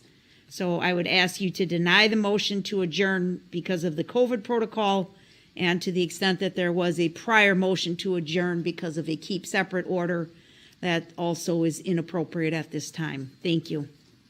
I'm just pulling up a couple of documents so that I can review them electronically as I make a decision here today. Your Honor, may I state something for the record? You may briefly respond. Go ahead. If all parties will recall, one of the detectives that is sitting right behind the prosecutor's desk right now, Detective Casey, just went through something similar with COVID and was not present for a couple of hearings. I don't know how long his protocol was. I can't speak to that situation. It's not my business, frankly. But he wasn't present in the courtroom, and I think that has relevancy due to probably him feeling the same way, not wanting to infect anyone else or put anyone else at risk. I don't see where there's any difference in my situation. Also, very briefly, for the record, I was able to make a phone call. Phone call attempts, because they were attempts, this morning after I came from getting the test, because I raised the issue. I said, since I know that I'm going on this protocol and I'm already out of my cell, can I take this opportunity to try to notify my family of what's going on? That's why there were so many attempts, because I wasn't able to reach my mother, who pretty much has access to my kids. If I need to get some information to my children, she's the one that is in charge of all that. So I just wanted to state that for the record. Thank you, Mr. Brooks. Well, the court has heard from Mr. Brooks. The court has heard from the jail administrator. The DA has provided some additional information as officer of the court. Let me address Mr. Brooks' motion to adjourn. He filed an inmate communication form earlier today, raising this issue. He is on a protocol. He is not tested positive. He provided information today that he is fully vaccinated. that he'd been telling officers for days that he had not been feeling well. We do not have the test results today. He was offered a rapid test and refused. He reports symptoms of fatigue and that he can't taste. He also indicated it was a few days ago over the weekend that he started experiencing these symptoms. Now, during his time here today, Mr. Brooks, despite the disruptions, has been very clear, coherent. He has asked questions. He's made objections. I know he might not like the word argument, but that's a word that we use in the adversarial system when the court asks the parties for their positions on certain issues. We call it legal arguments, or arguments for short. Doesn't mean or have any connotation that it's unruly or disruptive or a disagreement. It's just the word that we use in the legal system. He was able to articulate his positions to the court. He at times appeared animated. He appeared, again, to understand what the court's either questions that the court was posing to him or information the court was providing to him. He clearly was able to Mr. Brooks, please don't interrupt me or I will mute you. He was able to follow the questioning and answering process with the one witness who is here today. I appreciate that he clarified that he was not making this request due to trial prep or access to material issues, but it was really related to his health and safety concerns. At this point, there's insufficient information on the record to find that his concerns are anything more than speculative. And given my observations here in court today, he is very able to assist in his own defense. He's able to present arguments, etc. I've already noted. We are able to accommodate the health and safety concerns in this courtroom. We confirmed that where he sits at the table, if he's in this courtroom, there is no one around him who would be within 6 feet. That is an important consideration that has been one of the topics of guidance from the CDC, certainly one of the, or part of the guidance we have received from the county. The most recent county protocol talks about isolation for 5 days. Clearly, if he had the onset of symptoms over the weekend, which is what he reported, and he has not had any escalation in those symptoms, as has been demonstrated by his ability to participate in this hearing. The court will find that there are no present health and safety concerns other than what I've noted with the 6 feet and social distancing. I'm not going to adjourn this trial. I'd also put on the record that he has not been denied access to materials. He has full access even with this protocol. He has had access even to the phone. There's been what's been referenced by both the state and Mr. Brooks about attempted phone calls. I'm not so concerned about whether phone calls go through. It's the fact that he's been given access. Whether he connects with someone is not the issue. I'm also concerned about the fact that he would not answer the court's question directly about whether he would take a rapid test. To me, his credibility is at issue with that. If he were truly concerned about his own health and safety, he would want to know immediately, and he repeatedly would not answer that question and instead wanted to debate about what test was provided to him and why perhaps it was not. All right, you're interrupting me. I'm going to mute you. So that is my record here. Today, I agree with the state's assessment. This is nothing more than a delay tactic, given the information that this court, and once again, on the record before me, there is nothing to suggest that he is actively being impacted by COVID-19, and that any health and safety concerns he has for his own safety can again, be met. The jail's able to get him here. The jail, of course, is responsible for his medical care. We can keep him 6 feet away from any other person. Obviously, if he's removed to the other courtroom, that provides a greater buffer as well. And for all of those reasons, I'll deny the request to adjourn. As to the issue that was raised in the inmate communication, obviously this was a form that was sent by Mr. Brooks on Wednesday, September 28th of 2022. That was the day on which this court granted his request to represent himself. We know from the record, not only from today, but previously, that on September 28th of 2022, what he would have had in his cell would have been materials previously provided to him by his attorneys. His attorneys, through Attorney Perry, dropped off 3 bankers' boxes worth of materials and a flash drive to the jail later that date. And the jail followed whatever protocols they have with regard to those materials and reviewing them, and that those materials were provided to Mr. Brooks on September 29 of 2022.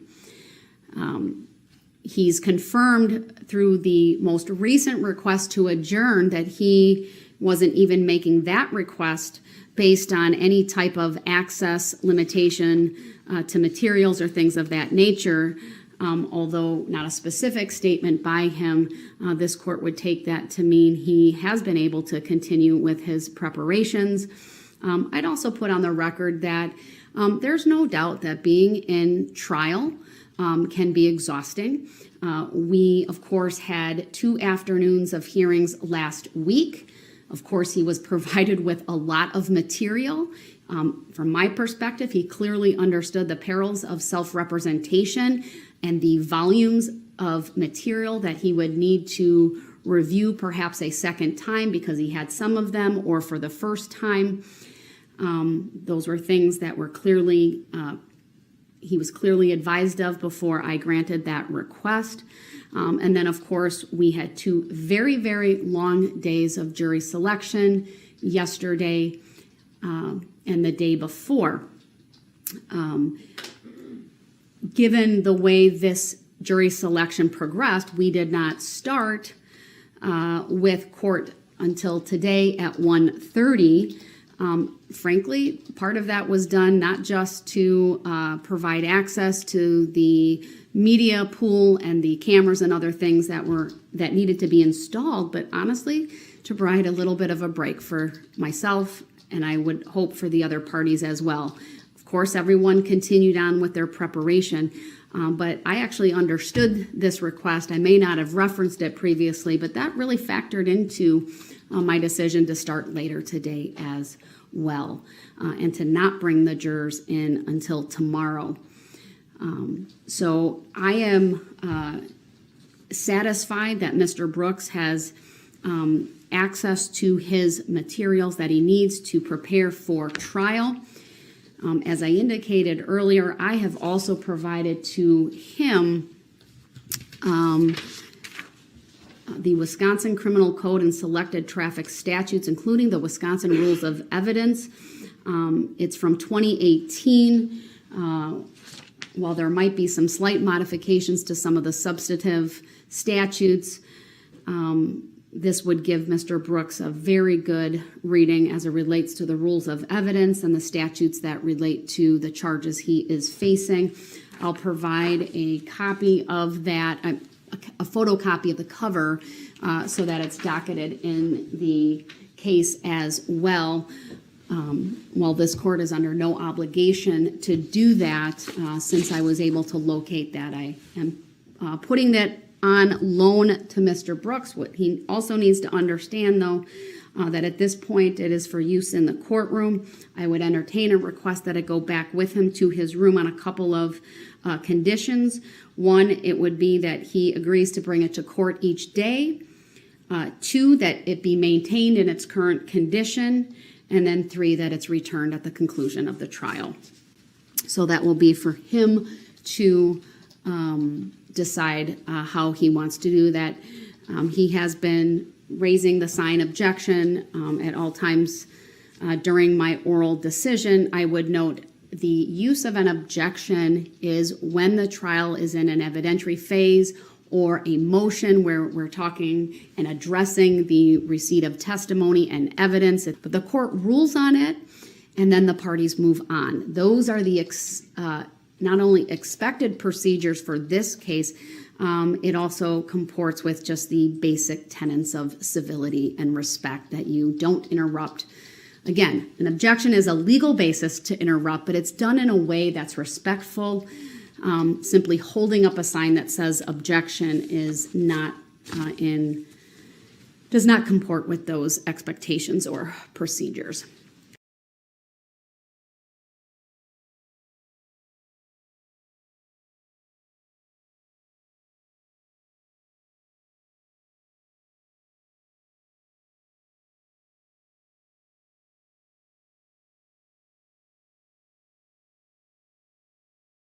At 11:18 this morning, he was also provided with copies of subpoenas. Do you know how many copies were provided? 21 this morning. 21 this morning, an additional 10, I believe, this afternoon. So he has those available for his use. I've already addressed the statute book, so I can cross that off my list. And then, of course, preliminary jury instructions. Now, I know Mr. Brooks, I think, did not bring his with. I wanted to make a change to those before I printed off a copy for him. It's not a huge change. It's really just an addition. And it has to do with some of the language that I have been stating to the jurors if there have been disruptions. Not every time, but I do feel it's important to put some language in after jury instruction 70. But I'll get to that. We'll probably do those last. I know Mr. Brooks appears to be talking to someone and hand gesturing. Unless he writes a note that he has a topic he wants to address for me at this moment, I'm going to assume he's just directing his commentary to the bailiff that's in there.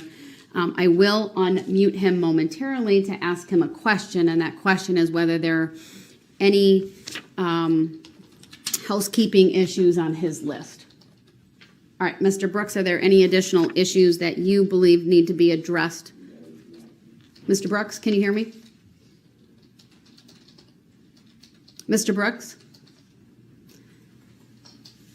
Do you have any additional issues to what I've already set forth and the state's added to the list of what I will call generally housekeeping issues, other than perhaps the motion for reconsideration? That's not housekeeping, but... I was having a side conversation with the bailiff about something, so I didn't hear the last part of what you said. It's my understanding that the bailiffs would not be having a conversation back with you or at you during court proceedings. I'll have to confirm or deny that with them. Becky, if you could talk to the bailiff, please. All right, so it's my understanding you were asking the deputy how to pronounce a word. Did he provide a response back to you, Mr. Brooks? A kind of a response. What do you mean by that? It was kind of a response. Did he provide a response verbally? I'd rather not say here. I'll have to get clarification from the bailiff later on. He's coming in here. Okay, thank you.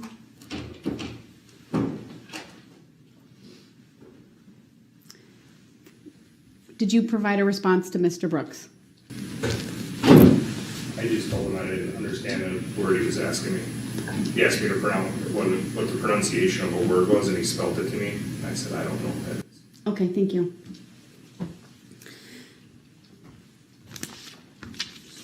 Mr. Brooks, I'll ask you one last time. Do you have any topics that you believe should be on the list of housekeeping items to address today, other than the ones I've provided to you? I did not hear the ones that you are referring to. All right, listen to me now because I'm going to go through the list. Some of them we've already discussed, so I'm going to give you my whole list and I'll say whether we need to address them or not. We have to address preliminary jury instructions, the state's request for an interpreter, the state's motion for reconsideration. Reconsideration of what? I'll get to that momentarily. I've already addressed the subpoena request from you. I made a record of that. I already addressed the fact that I provided you with selected statutes. If you didn't hear, I'll state this part again. The book that I provided to you that was on your table when you got into court today, and that I believe is on the table, or at least was taken over when you were removed to that courtroom, is the Wisconsin Criminal Code and Selected Traffic Statutes, including the Rules of Evidence 2018. It's a State Bar of Wisconsin pinnacle publication. It's probably about 2 inches thick or so. It has a reddish or maroon in color cover and binding. That's been provided as a courtesy to you. It's been provided to you to use in the courtroom. I would entertain a request from you if you want to take it back to your cell as you prepare on the following conditions. 1, you agree to bring it to court each day. 2, you maintain it in its condition presently. And 3, you return it at the conclusion of trial. I'm not asking you to make a request at this time. It will stay in the courtroom unless you at some point make a request. The other issues, hold on, sir, let me get through my list. The other issues are logistics regarding objections and cross-examination, the state's exhibit list, which was filed earlier, criminal records for state's witnesses, and then I have an added topic related to court TV exhibits and FCC rules, and just some things that may be impacted during the broadcasting of the proceedings because of the FCC rules, which I will claim I'm not an expert on, but I felt compelled to at least tell the parties. I'll start with that so I don't forget, and that is I have been advised that there are FCC rules that may require graphic images or videos to not be broadcast. And I know the state at one point had made a request, and we had talked a little bit about individuals who are victims appearing in a remote location and watching the live stream and seeing those exhibits. And originally, I had planned to utilize Zoom, and there's a share screen option. I'm not going to be utilizing the Zoom because of now the new mechanics for the live stream and the pool feed that Court TV has taken over and is providing to all of the other media that wants access to it. So I just wanted to make you aware of that. Thank you, Judge, and I believe there was a workaround that was accomplished with the cooperation of Court TV and the county IT so that the victims will be able to view whatever is being shown in the courtroom, notwithstanding what's broadcast to the general public under FCC rules. Excellent. I'm glad to hear that. Yeah, and I would like to know for the record that the Court TV was very accommodating and very helpful in that regard, and we appreciate that. Any questions about the broadcast, Mr. Brooks? I didn't really understand the whole gist of it. So I'll go with the part that I don't think that if you are not in the courtroom that you should be privileged to see anything. I think the word you used was graphic. I am not responsible for Court TV's compliance with FCC regulations, but it's my understanding that they will meticulously follow whatever the regulations are. But what's in the courtroom is clearly going to be what's in the courtroom, and anyone in the courtroom will be able to see fully based upon the monitors, including the jury, including the court, and including you, whether you're in this courtroom or the next courtroom. Yeah, that would be the preference. If you're not in court, you shouldn't be able to see everything in court. All right, moving on to the next topic then. Let's go to the motion next. At least preliminarily, did you serve that motion on Mr. Brooks? No, Judge, I don't think I did, to be fair. I had it in my office and I was gonna ask Detective Regland to take it over there, but I don't believe I ever actually did that. All right, I will ask that you have that served upon him right now, and that will obviously impact the timing of when I can address it, but we'll save that near the end. But I'd ask that you, Detective Regland, go do that right now, and I will just pause momentarily so that that can be done. All right, we are back on the record then. Appearances are as they were before. Mr. Brooks, I'd like to invite you back into the courtroom if you so choose. You have been respectfully participating from the other courtroom. Of course, if you do come back in, you, of course, would be expected to abide by the rules of decorum and courtesy. Would you like to come back to this courtroom, sir?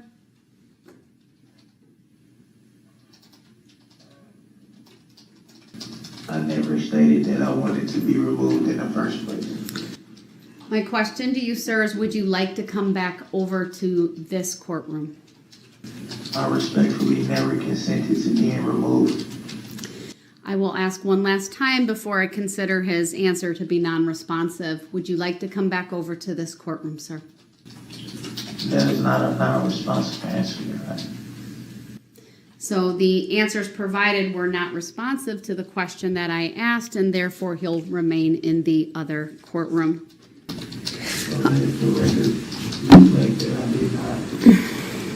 Not respond. I responded. You just wouldn't accept it. The record speaks for itself, sir. Your Honor, I'm very tired, so. Mr. Brooks, we're gonna keep going. So please don't interrupt so that we can do this as quickly as possible so you can go back to your cell. I was just really trying to make the record, which you haven't denied me to do. As I stated at the beginning of the hearing, I would like to make an offer for my appeal. I've stated that on the record numerous of times yesterday and today as well, and I haven't been awarded that right to do so.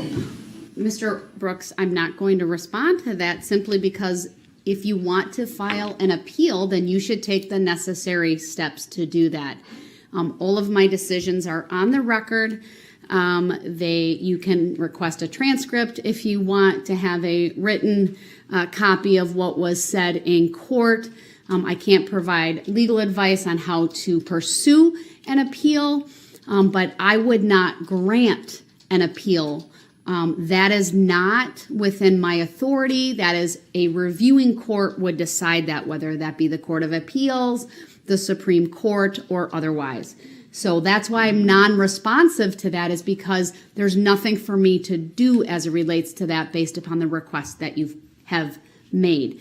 So with that, Mr. Brooks, Can you verify that by Mr. Brooks, I'm going to mute you, okay? Mr. Brooks, you've now earned the mute button once again.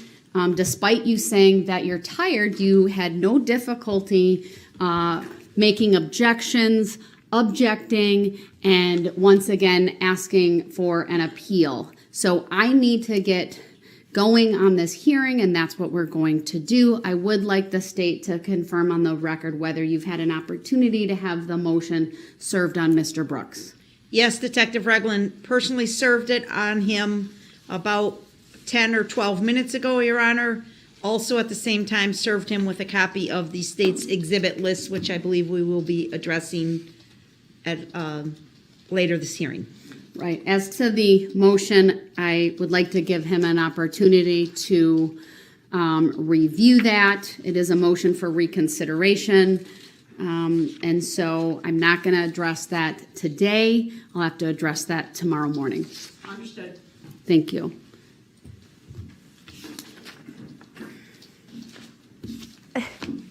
He's just venting to the bailiff, and they can't respond to him. They're not allowed to while the court's in session.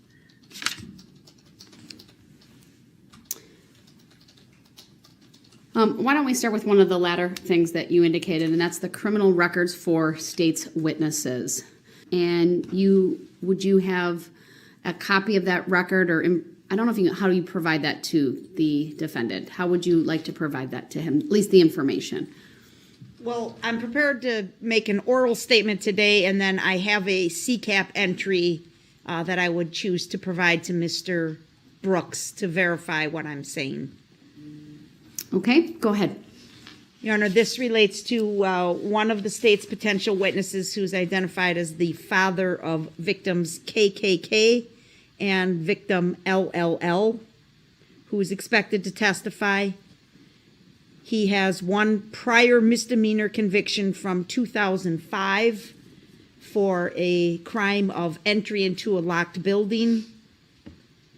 I would note that it's the request of the state that although he does have this one prior on his record, the court make a finding that it's not relevant or probative, in that he was 21 years of age at the time it occurred. It occurred 17 years ago, and there's been no further events or criminal wrongdoing in the meantime. I don't think it is probative of his truthfulness. It was not a crime of truthfulness, and we would ask that, although that record does exist, that he cannot be asked about it when he testifies. Again, you said it was 17 years ago, but how old was this individual at the time? 21 years of age. So I'm going to take this request under advisement. I'm going to advise Mr. Brooks that the relevant statute is 906.09, impeachment by evidence of conviction of crime or adjudication of delinquency. I have provided him with that selected statutes book, so he can review this if he so chooses, and then at the appropriate time, I can readdress this. I'll remind you before this person testifies, Your Honor, if not before, but. Right, I think that would be the best way to do this. Just maybe give us, if you can, a day or two notice so that he can, meaning Mr. Brooks, can look at the statute again if he so chooses. If the defendant should testify, we would want to discuss his prior convictions as well. We don't have to do that right now, but I at least wanted to discuss about the state's witnesses, Your Honor. Sure. If you wanted to provide a little bit of information, again, he's been given the statute. He could review that. Do you have a total number of convictions for Mr. Brooks, and the number that you would ask be the number he answered the question to? Should he testify, have you been convicted of a crime, and if so, how many? Yes, Your Honor, we believe the answer would be 12, with the first 3 coming from the state of Nevada, and then the remaining convictions all in the state of Wisconsin, mostly from Milwaukee County, but also 1 conviction from Wood County and 1 conviction from Manitowoc County.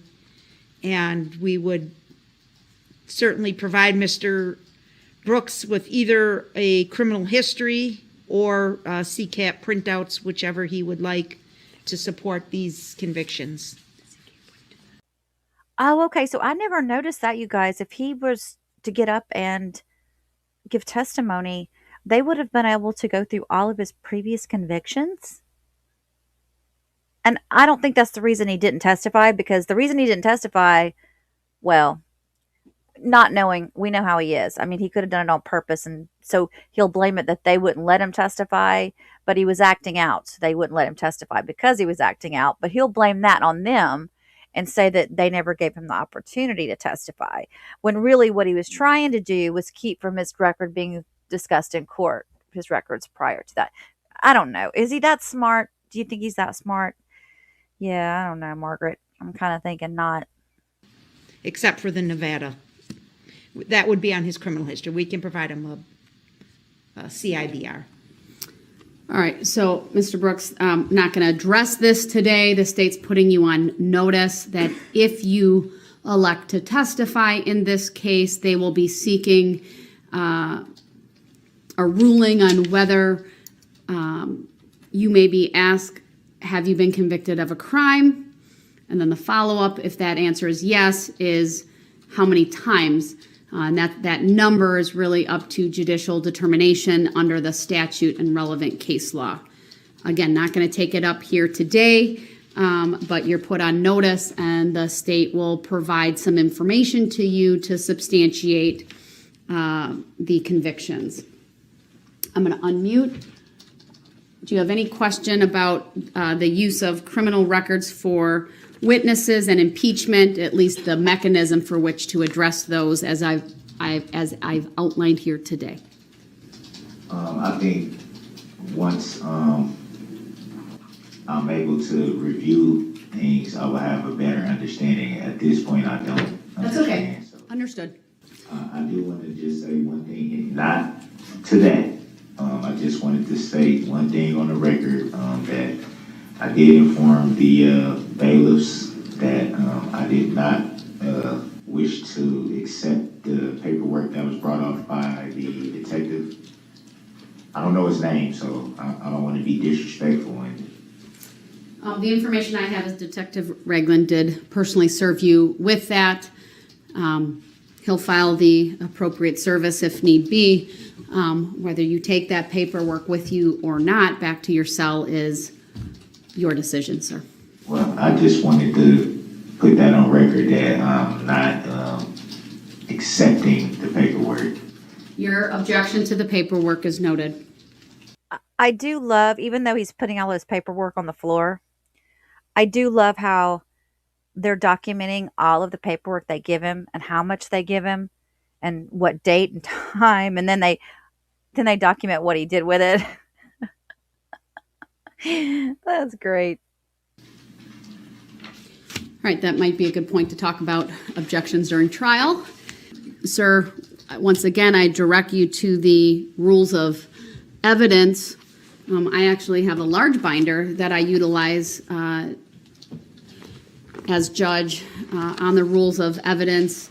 There are many rules as it relates to the admissibility of evidence, foundation, authenticity, etc., and other things. Typically during a trial, because I'd like to minimize the information that's before a jury, is I ask parties to, if they have an objection, objections generally speaking go to testimony or evidence. So for example, if a question is asked that you think calls for inadmissible evidence, you'll let the attorney asking the question fully ask it. You say objection. If it's a relevance objection, I'd like you to say relevance. If it's a hearsay objection, say hearsay. I don't mind a sentence or two, but what I try to avoid is a full legal discussion in front of the jury. However, if it's a more complicated issue, sometimes the state will tell me and ask me, Judge, may we have a sidebar? We don't really have sidebars in a situation like this where you're in custody, but using that phrase is still acceptable because then it prompts me to have the jury excused so then I can have a more full discussion with the parties, hear their legal arguments and reasoning. Sometimes it requires an offer of proof. And so what I'm advising you, sir, is because the state bears the burden of proof, they're going to go first. They're going to present witnesses. If during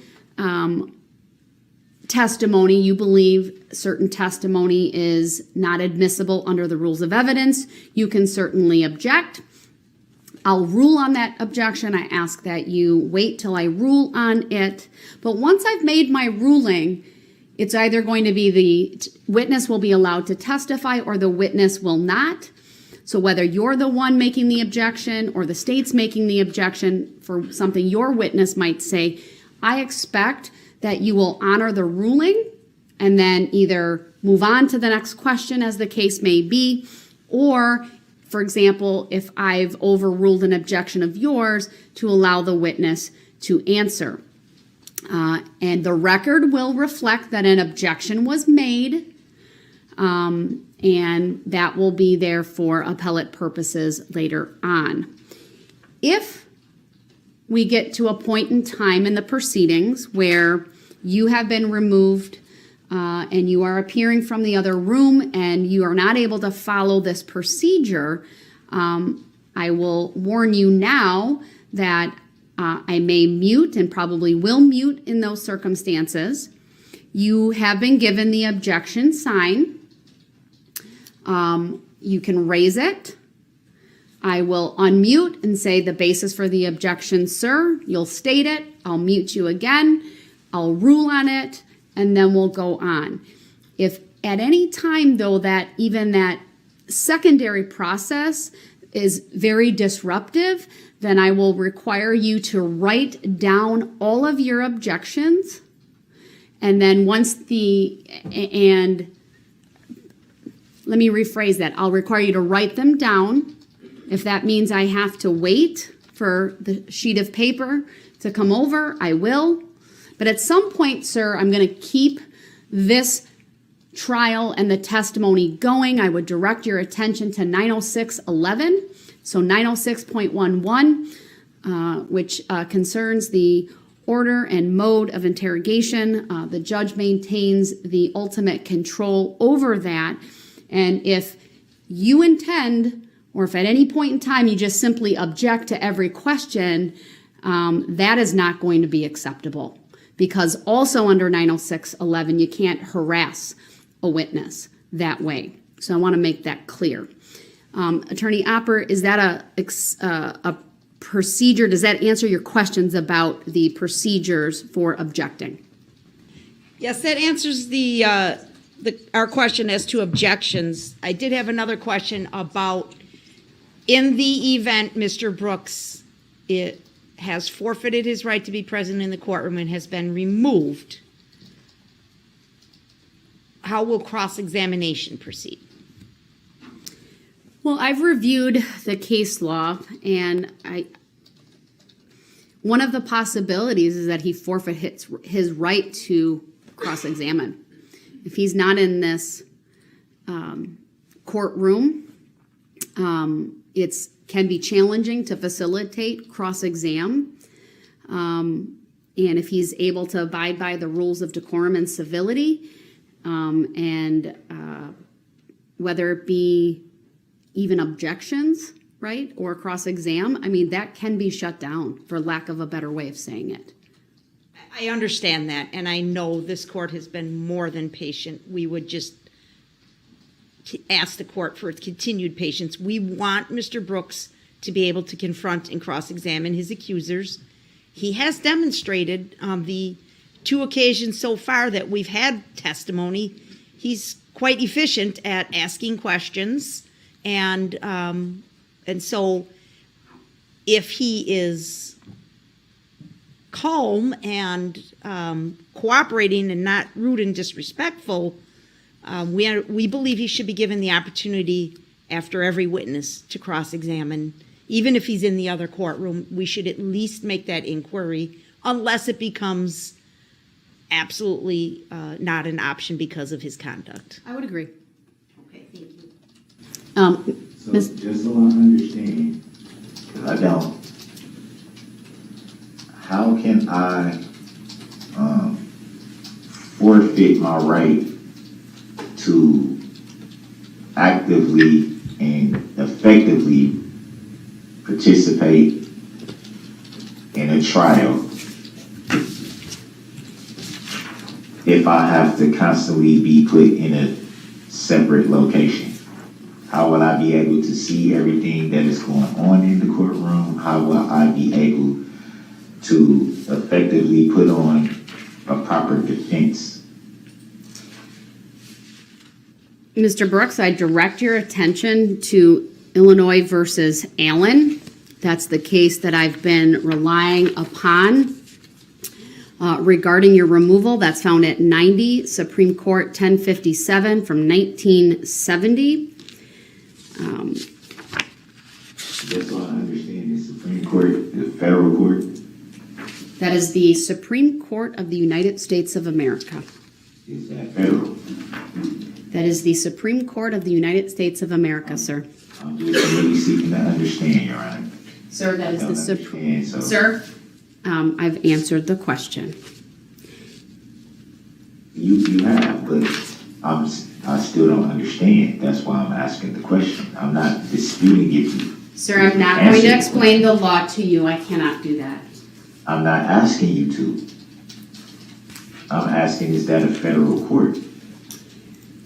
All right, I'm going to move on to the next topic. You related to objections would also be to the admission of evidence. Of course, my standard practice when a party offers an exhibit is to say any objection. And so if there is an objection, of course, there needs to be a legal basis. And then once I rule on that objection, then I expect that decision to be respected and honored, and the testimony and presentation of evidence continue forward. So, Your Honor, I still don't understand. How am I expected to do everything in a legal basis, in a legal manner and everything when I keep informing you, Your Honor, on record, in open court, that I did not understand, that I still have yet to understand the true nature and cause of the charges against me, which I don't understand. There's so many things that I do not understand that I keep explaining to you, Your Honor, that Mr. Brooks, I'm going to refer you back to document number 244, which is the waiver of right to attorney form that you willingly, knowingly, intelligently, from my perspective, understandingly filled out. Let me make my ruling, sir. Do not interrupt, or you will be muted. All right? So from my perspective, sir, we clearly went through not only this form, but really the topics that are referenced in this form, the advantages of having an attorney represent you, the disadvantages of representing yourself.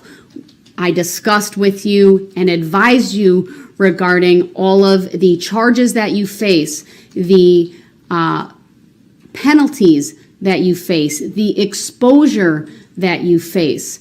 I advised you regarding what an attorney would do. I further advised you about the disadvantages of representing yourself. I asked you such questions about whether anyone, forced you or coerced you to waive your right to an attorney. I asked you if anyone had made any promises to you to waive your right to an attorney. I made a finding, sir, that you freely, voluntarily, intelligently made a deliberate decision to waive your right to counsel and to represent yourself. I refer you to that document, sir, because once again, I cannot give you legal advice. I cannot explain court procedures or the law. And you represent yourself at your own peril. I honored your request to represent yourself, and it's a bit disingenuous to now say you don't understand what you did. So we're going to keep going. I need to go through some other topics. Can I be heard right now? Am I muted? You are not muted, but there's nothing for us to discuss at the moment. I'm not trying to discuss anything. I was just letting you make the record, which I haven't been afforded the opportunity to make the record when I offered for my appeal. Again, I do not understand, and Your Honor, I think it's very unfair for you to say that you're finding that I understand. How can you tell me what I understand and what I don't understand? I've clearly made that very, very clear that I don't understand. And the same document that you referred to that I filled out specifically crossed out the word understand. Why did I do it like that? Because I do not Mr. Brooks, understand. I'm going to mute you because we're off topic. We've gone over this time and time again. I understand the objection that you're raising. You once again are claiming that you do not understand. I make findings in this courtroom based upon the available information, the law, and my decision is all in the record for which you can appeal at a later point in time. But we are going to continue whether you claim to not understand. All right, so I need to add one instruction to the preliminary jury instructions. Have we provided Mr. Brooks with his another copy yet? Not another copy, just the one from last night. So the one from last night, my understanding is he left in his cell. So you can print off what we have thus far for him, Madam Clerk. And I'm going to just make a modification and print off a separate instruction that I have crafted regarding decorum and courtesy in the courtroom. So put on the record, Madam Clerk, what you believe you provided to Mr. Brooks already. All right, so he was provided with the packet of preliminary jury instructions. All right, I'm going to unmute Mr. Brooks for now. I was not looking at the monitor because I was sending the email to my clerk with that document, but I just like to get confirmation at least it was put in front of him on the table. Whether he accepts it or not, I understand, but Mr. Brooks, was that piece of paper placed in front of you? I don't accept or consent to any paperwork. Judge, I did see on the monitor the bailiff set some paperwork on the table in front of Mr. Brooks, and he took it off the table and set it on the floor next to him, it appeared. All right, thank you for making that. Accept or consent to that. I Mr. will not Brooks. accept any more paperwork. All right, period. Mr. Brooks, you've made clear you're not going to accept paperwork, but we have an obligation, whether you make that statement or not, to provide you with copies of everything the court is addressing with the parties. So what you do with them is up to you. So your objection is noted. You may be aware that certain things are not going to be awarded, especially when it comes to fairness. Mr. Brooks, I need to move on to the jury instructions. Are you willing to participate in this process right now? No, I am not. And I don't give consent without me being present in the courtroom, like I said before I was brought over here. Would you like to come back over? So why would you ask me that? Why would you ask me that? Mr. Brooks, you were put over in that courtroom because of your disruptive behavior.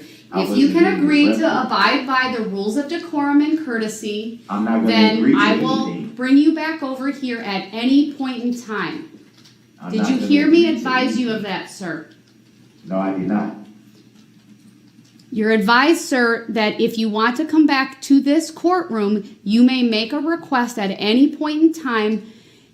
If you come back, the court expects you to follow the rules of decorum and courtesy that you've previously been advised about. So this is how it's going to be the whole trial? Every time I seek to understand Mr. Brooks, something I'm and ask a offering you the question? opportunity to come back to this courtroom I to just participate wanna know, 'cause here. I don't want to go over there and then essentially have to come back right over here because when I ask something that I don't understand, it's being looked at as me intentionally trying to disrupt the court. Mr. Brooks, I'm asking you a question. Please answer. I'll ask you a question. I'll Would ask you- you a question as well, Your Honor. Would you like to I'll come ask you a back to question the as well. main courtroom right now? Yes or no?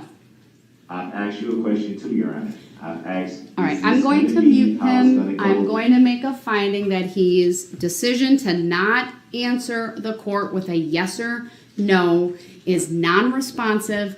I repeatedly asked him if he would like to come back to this courtroom. He did not answer yes. Instead, he wants to debate with me about his understanding or lack thereof, and rather than discuss the topics at hand. I find that behavior to be rude, to be disrespectful. I find it to interfere with the orderly administration of justice. I want to continue with the preliminary jury instructions. Of course, it is always my preference to have Mr. Brooks in this courtroom, but as he has been advised repeatedly, in order for him to maintain his appearance in this courtroom, he needs to abide by even the most simplest of rules, and that is to not interrupt. I will not tolerate disruptive conduct that, from my perspective, is simply an attempt to avoid being tried on the charges brought before this court. All right, so I have a packet of jury instructions, and if I didn't state it, obviously the record should reflect I have muted Mr. Brooks, and he'll remain that way until he sends me a note indicating he'd like to be unmuted and that he will comply with the rules of civility and decorum. All right, so I've provided the parties with a packet of instructions. There are 68 pages. All right, I will put on the record that the 68 pages were also provided to Mr. Brooks earlier today, I believe, at the start of the hearing. And then he was also provided with the single-page proposed instruction regarding decorum and civility that the court has drafted. Has the state seen that as well? We have. All right, so here we're going to get into jury instructions. One thing I wanted to note was they are including wording about Brooks being in the other courtroom because they know it's going to be something they have to address. It's like the elephant in the room, or not in the room. I understand Mr. Brooks is objecting. I'll give him an opportunity to make any statements regarding that on the record. I'll ask the state first whether there's any objection to inserting this in that location. No objection to it inserting that. I would just note that in all of the jury instructions, I don't think we've ever mentioned Mr. Brooks by name. I think it's always been the defendant. I don't know if the court wants to be consistent. That was my only comment. I think it would be good to be consistent. If I read this at all at other points in time, I will use his name that I have listed on this proposed. All right, Mr. Brooks, I'm going to unmute you so that you can put the basis for your objection on the record. Yeah, first of all, I'd like to state for the record that I'm pro per, not pro se. And what you just said about keeping it consistent, then it's been in this form ever since it was brought up. So why start to change the language and logistics of it now at this point to constitute me being in a separate location? If it's going to be consistent, then it should be consistently as it was constructed. Nothing should be changed. He just keeps, he's so over his head here. How is he going to respond to jury questions? He doesn't even know what he's talking about. Sir, do you want to make any statement related to the jury instructions that I've provided to you, whether you object, consent, agree, or otherwise? No, I don't consent. I do not. All right, your lack of, sorry, go ahead. I just stated the reasons why.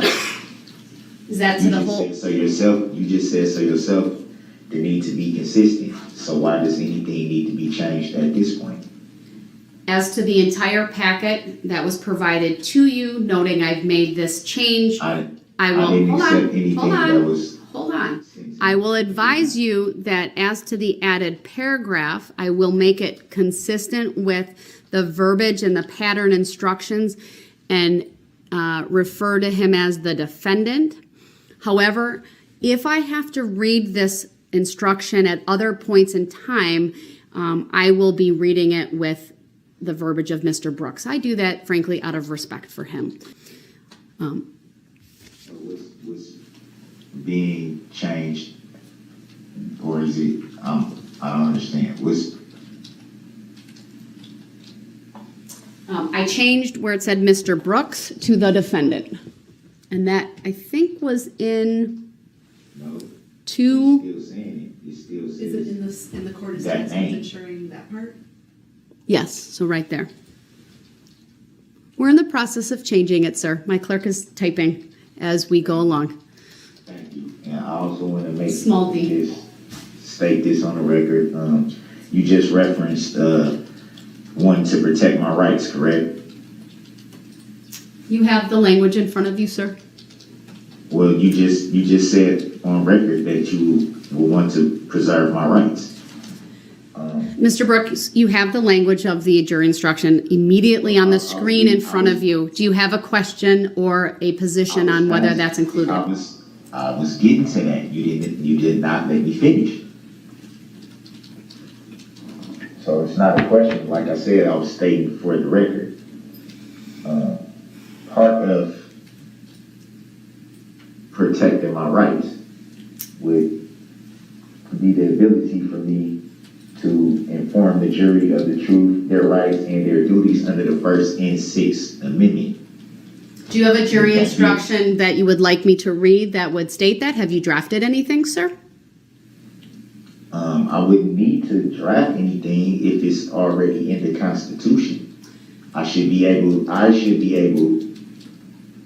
to be afforded for those rights to be protected under the First and Sixth Amendment. I'm sorry, I mistook what you were saying. I thought you wanted me to add a jury instruction, a written jury instruction, so that I would read something to the jurors. Am I mistaken on that? I'm not going to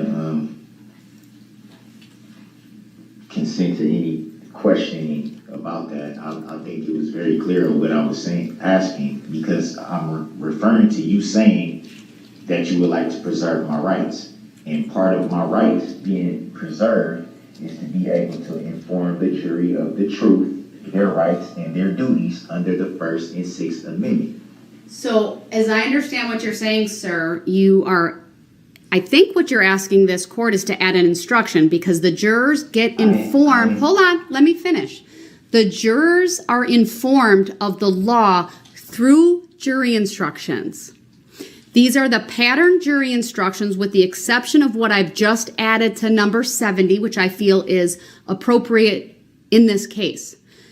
If there's something additional, then tell me what it is, and do you have a draft to provide to the court for consideration?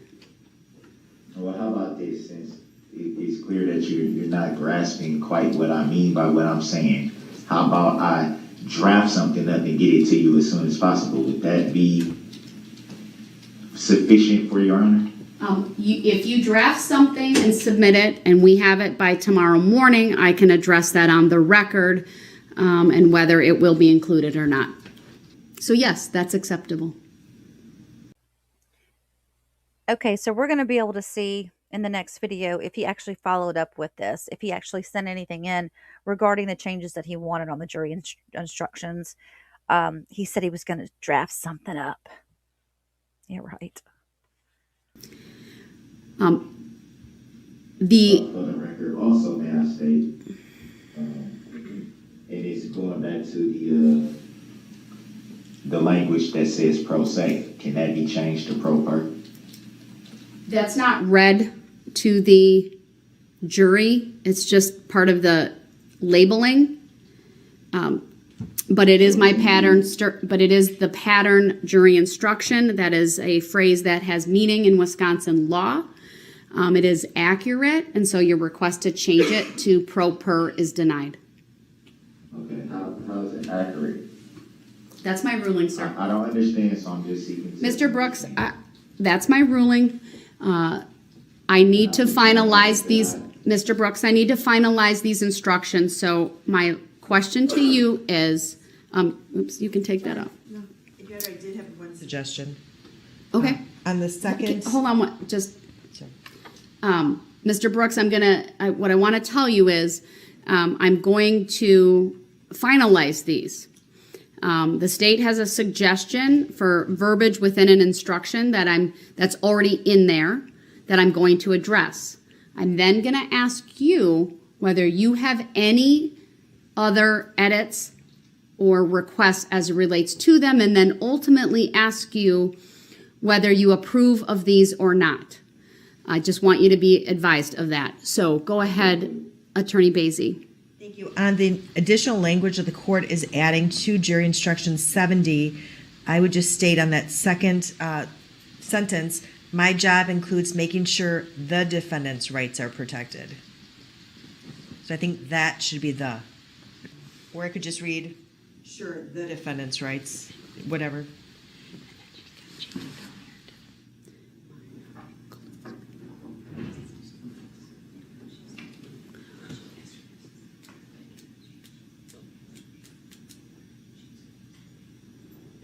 Since nobody's saying anything, part of my rights being protected would be to be able to conduct my defense pro per, free from professional restrictions imposed upon licensed attorneys. That's another right that's not being protected. If you're requesting that language be included, the request is denied. And is that a judicial determination that I won't have? I do not believe that accurately states. That right preserved? I do not believe that statement accurately reflects the law. All right, so we'll make Mr. Brooks, I'm moving on. Can you show me by?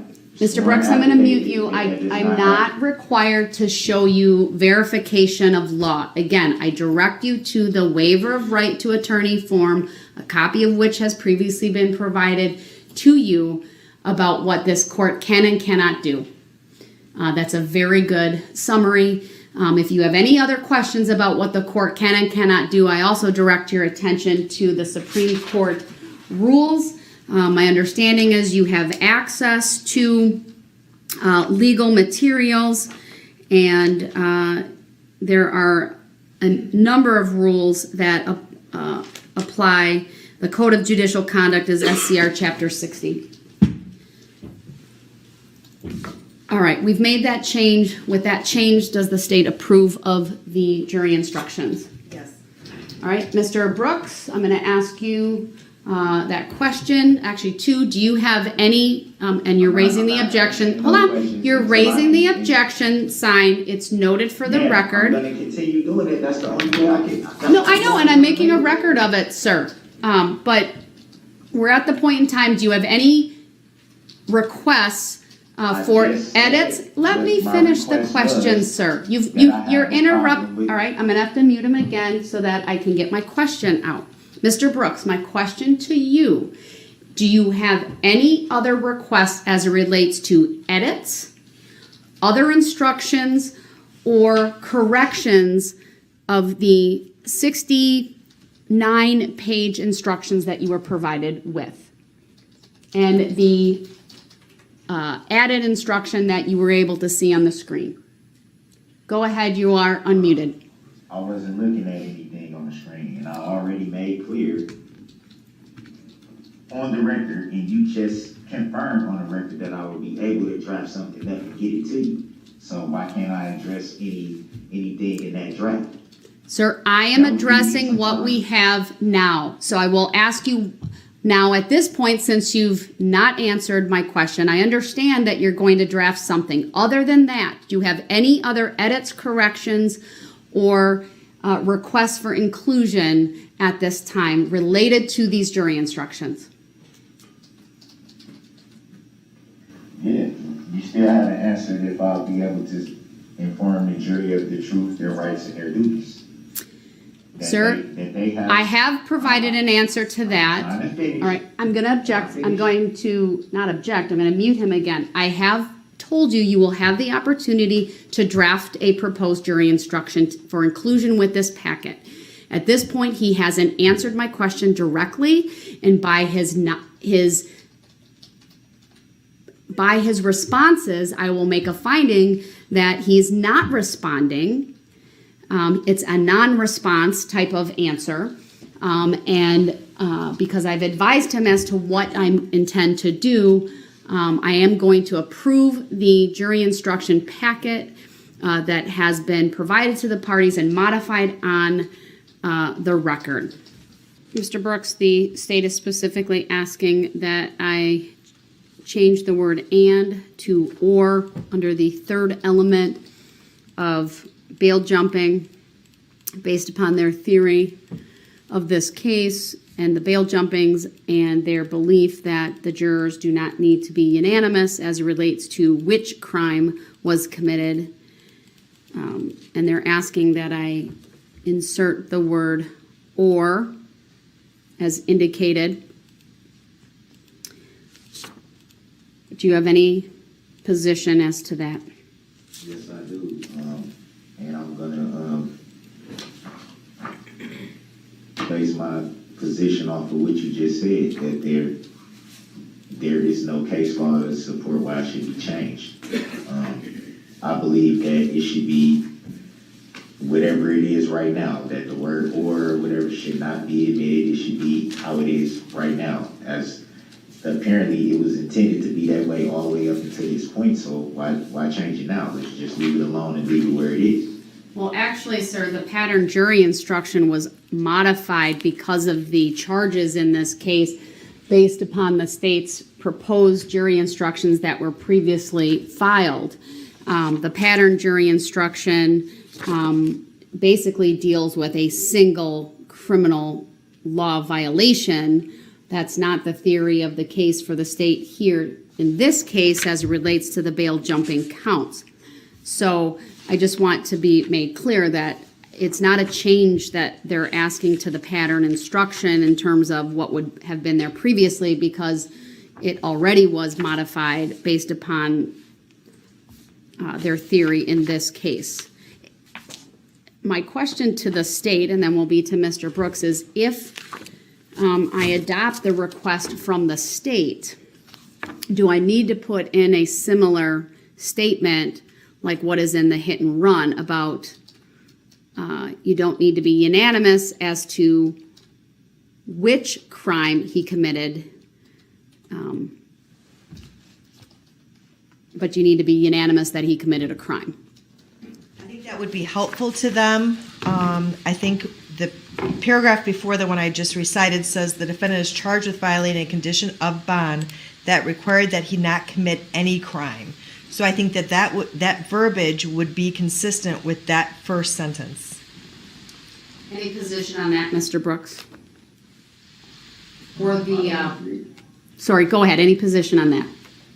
Yeah, I don't agree with why should it matter about a unanimous or not being unanimous. If that was always the case from the beginning, then it should have been changed at the beginning, not at this point where everything is so close to being decided. I don't understand why it needs to be changed in any way, why it needs to be altered in any way. I think if it was going to be that they had to be unanimous, then let it be unanimous. Let it be unanimous for everything.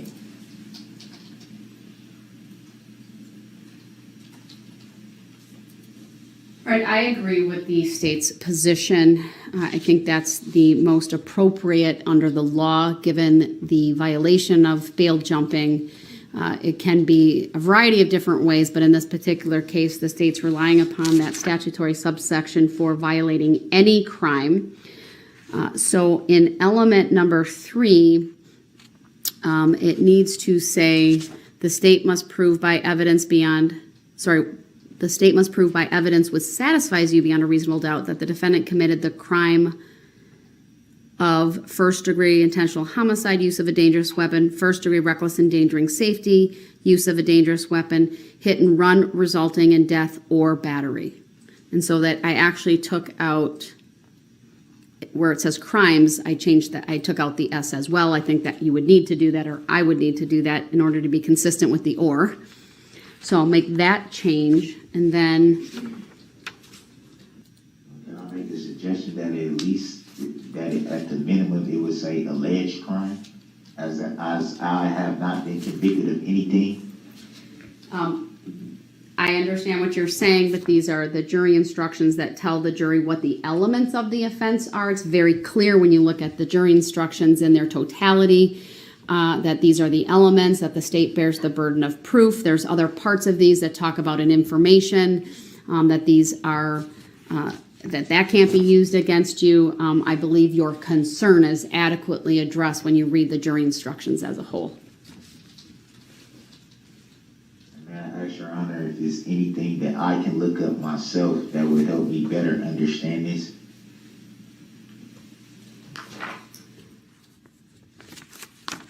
I can't answer that for you, sir. The Director of State Court's office provides to me through my judicial dashboard. And so, but what I wanted to say is those jury instructions come with comments. There's also special materials. I don't know how you access those outside of the way I do. It's been over 10 and a half years since I've practiced law, and the whole electronic access to these types of things have changed. So I'm just not able to answer that, sir. And Your Honor, I think I can provide some clarification. I believe that they are accessible through Westlaw, and the defendant would have access to that on his tablet. Oh, thank you. No, I'm sorry, on the computer in the conference room. All right.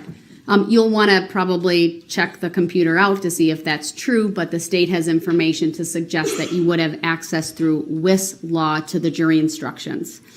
The packet that I'm giving you has all of the numbers on them, so that should help you in your research of them.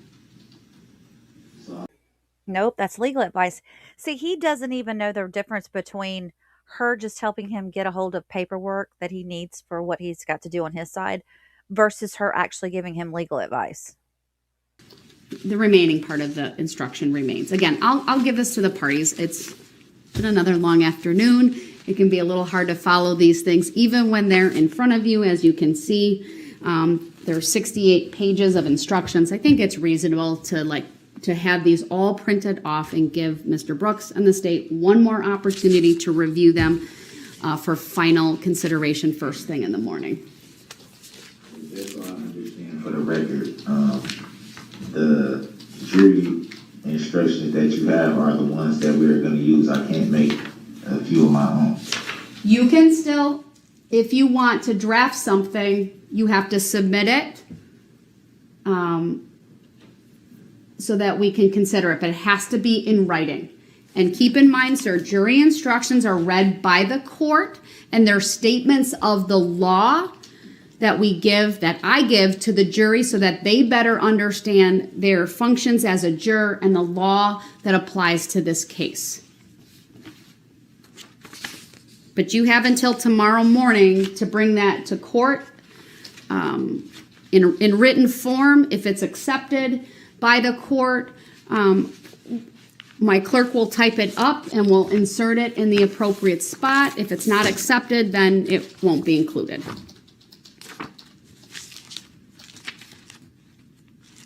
But as to what we specifically have before us today, not including the language that I just changed, so everything but the bail jumping, element 3, do you have any objection?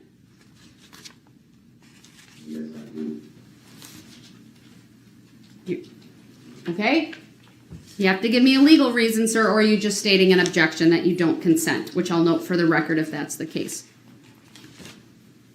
Well, it's still the same that I said before. Okay. At this point, I don't see why. I guess essentially what I'm saying is if the issue was never raised before and there's been ample time, at least for the prosecution, to review the questionnaires, or not the questionnaires, I'm sorry, the jury instructions. What prompted the change now, all of a sudden? Because this is the time in the proceedings for the court to finalize those and to address any modifications. That's standard protocol. So I'm still... All right, your objection is noted, sir. I am approving everything that's in there.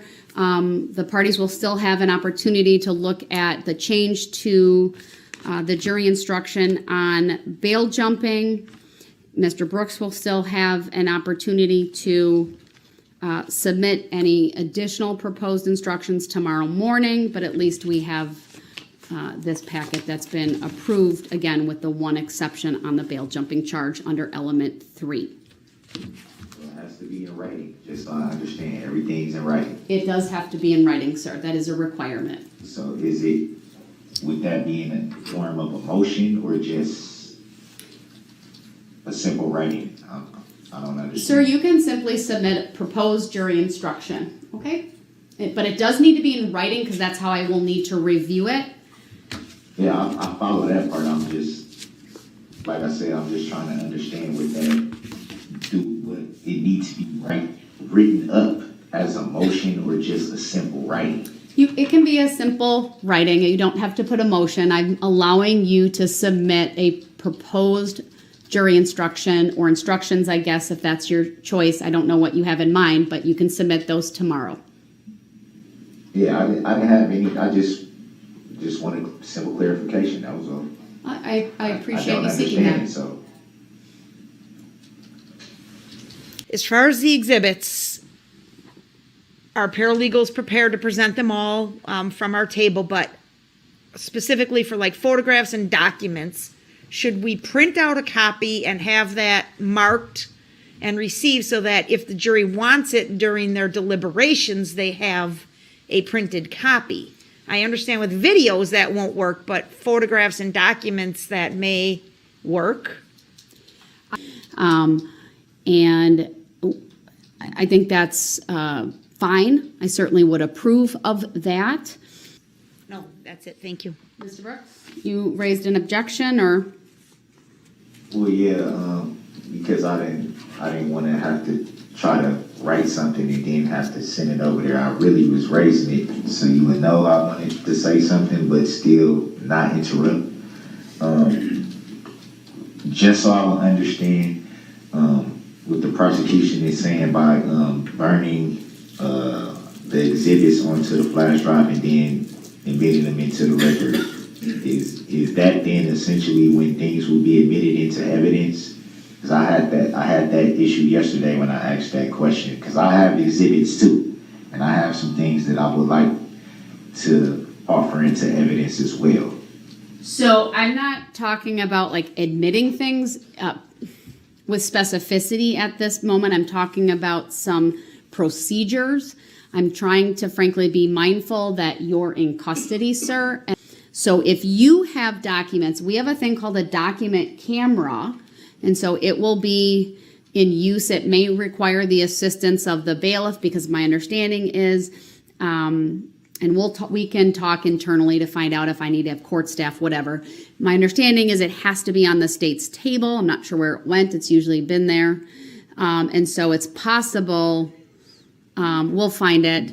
It's possible. It's me. I moved it. Okay, it's been moved. We'll put it back, but it has to go on the state's table. So if you have a document, sir, it might require you to pass it to someone who then puts it under the document camera, and assuming the witness, it's appropriate, meets the rules of evidence, it can be authenticated, there's a proper foundation, etc. And if I receive it, once you hear the phrase, the exhibit's received by the court, that's when it becomes an exhibit that the jury then can use. Does that answer your question? Not really. I think, I'm sorry, Your Honor. That's okay. I think what I was referring to more as for things to be able to be offered into evidence. So was that answering that? If it was, I apologize. I don't. Do you have the exhibits? Are they paper? Are they electronic? Are they something else? Well, He doesn't know. He doesn't have any clue about what exhibits he's going to put up or bring up later. He makes that big fuss about not being able to put in exhibits, but then when it comes down to it, he's not doing any work behind the scenes. He's not going back to his jail cell and doing any work. He had 5 or 6 days before trial to sit there and put things together, and he didn't do it. So why would he do it when he's rushed and has little time to sleep? Sure, the majority of them would be papers. So sometimes there's something in the discovery that's electronic that a defendant wants to use at trial. And I have typically asked the state for assistance because they have all of that. At least that would be my understanding. If there's something specific, though, and they have it, you should let them know. I don't need to be involved in that conversation per se, but you could write out for them what it is, and then I'm sure they can make arrangements to display it, and so it's presented to a witness if appropriate. Go ahead. Would I write that out? Would that be like an in-court thing? Because that's obviously the only time I would see the prosecution. Well, sure. You would write it while you're in your cell, when you're in the conference room reviewing things, and just make some notes on what it is. And then tomorrow morning or whatever day of trial, if you think you're going to want something and it's not on their exhibit list, you just make a note and we'll see if they cannot make arrangements during the trial to display that. I'm not speaking on whether anything's admissible at this point or not. I'm just talking procedure. Okay. I'm not sure about that. Well, the statement or the sentence before the last one with the exhibits, they have to be separate exhibits. The prosecution has their own exhibits, and I have my own, so that way we're not using each other's exhibits. At least that's what I took from. Yes, but if you're going to use an exhibit that the state's... It's not one that they're not. Right. If they have something on an exhibit list that you want to use, it's pretty standard that we only use one copy of whatever it is. And then you're able to use that once during your case because it's already been admitted. Hopefully that helps answer your question. Yeah, that helps. Okay. Anything else? No, we did want to indicate that certainly we're willing to share exhibits with Mr. Brooks. If there's anything he wants displayed and it's admitted by the court, we can pull it up and be of assistance to the court and Mr. Brooks. We also want to renew our earlier offer if he needs assistance in serving subpoenas, as long as it's a relevant witness and it's a reasonable request that is limited to southeastern Wisconsin. We will give any assistance we can. We want Mr. Brooks to have a fair trial. We want him to have his relevant witnesses and evidence ready for the court.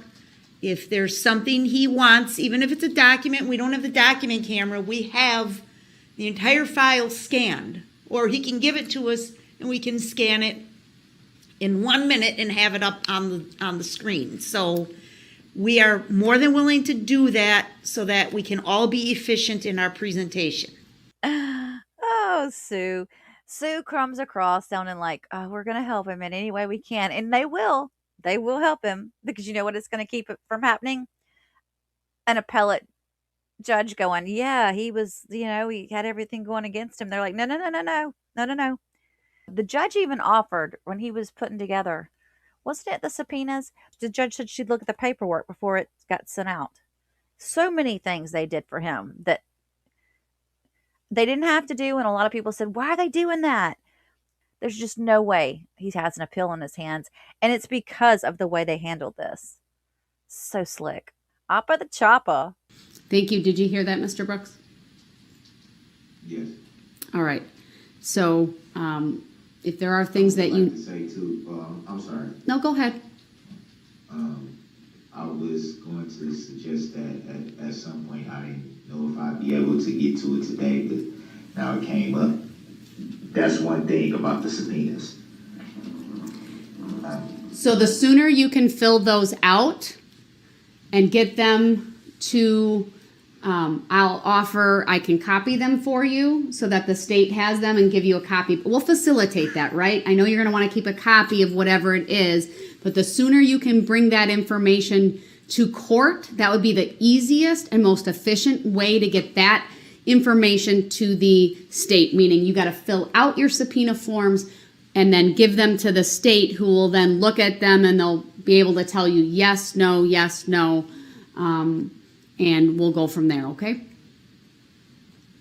So I'm not asking for legal advice, but it would greatly benefit me if I'm able to know that I'm filling out the subpoenas correctly.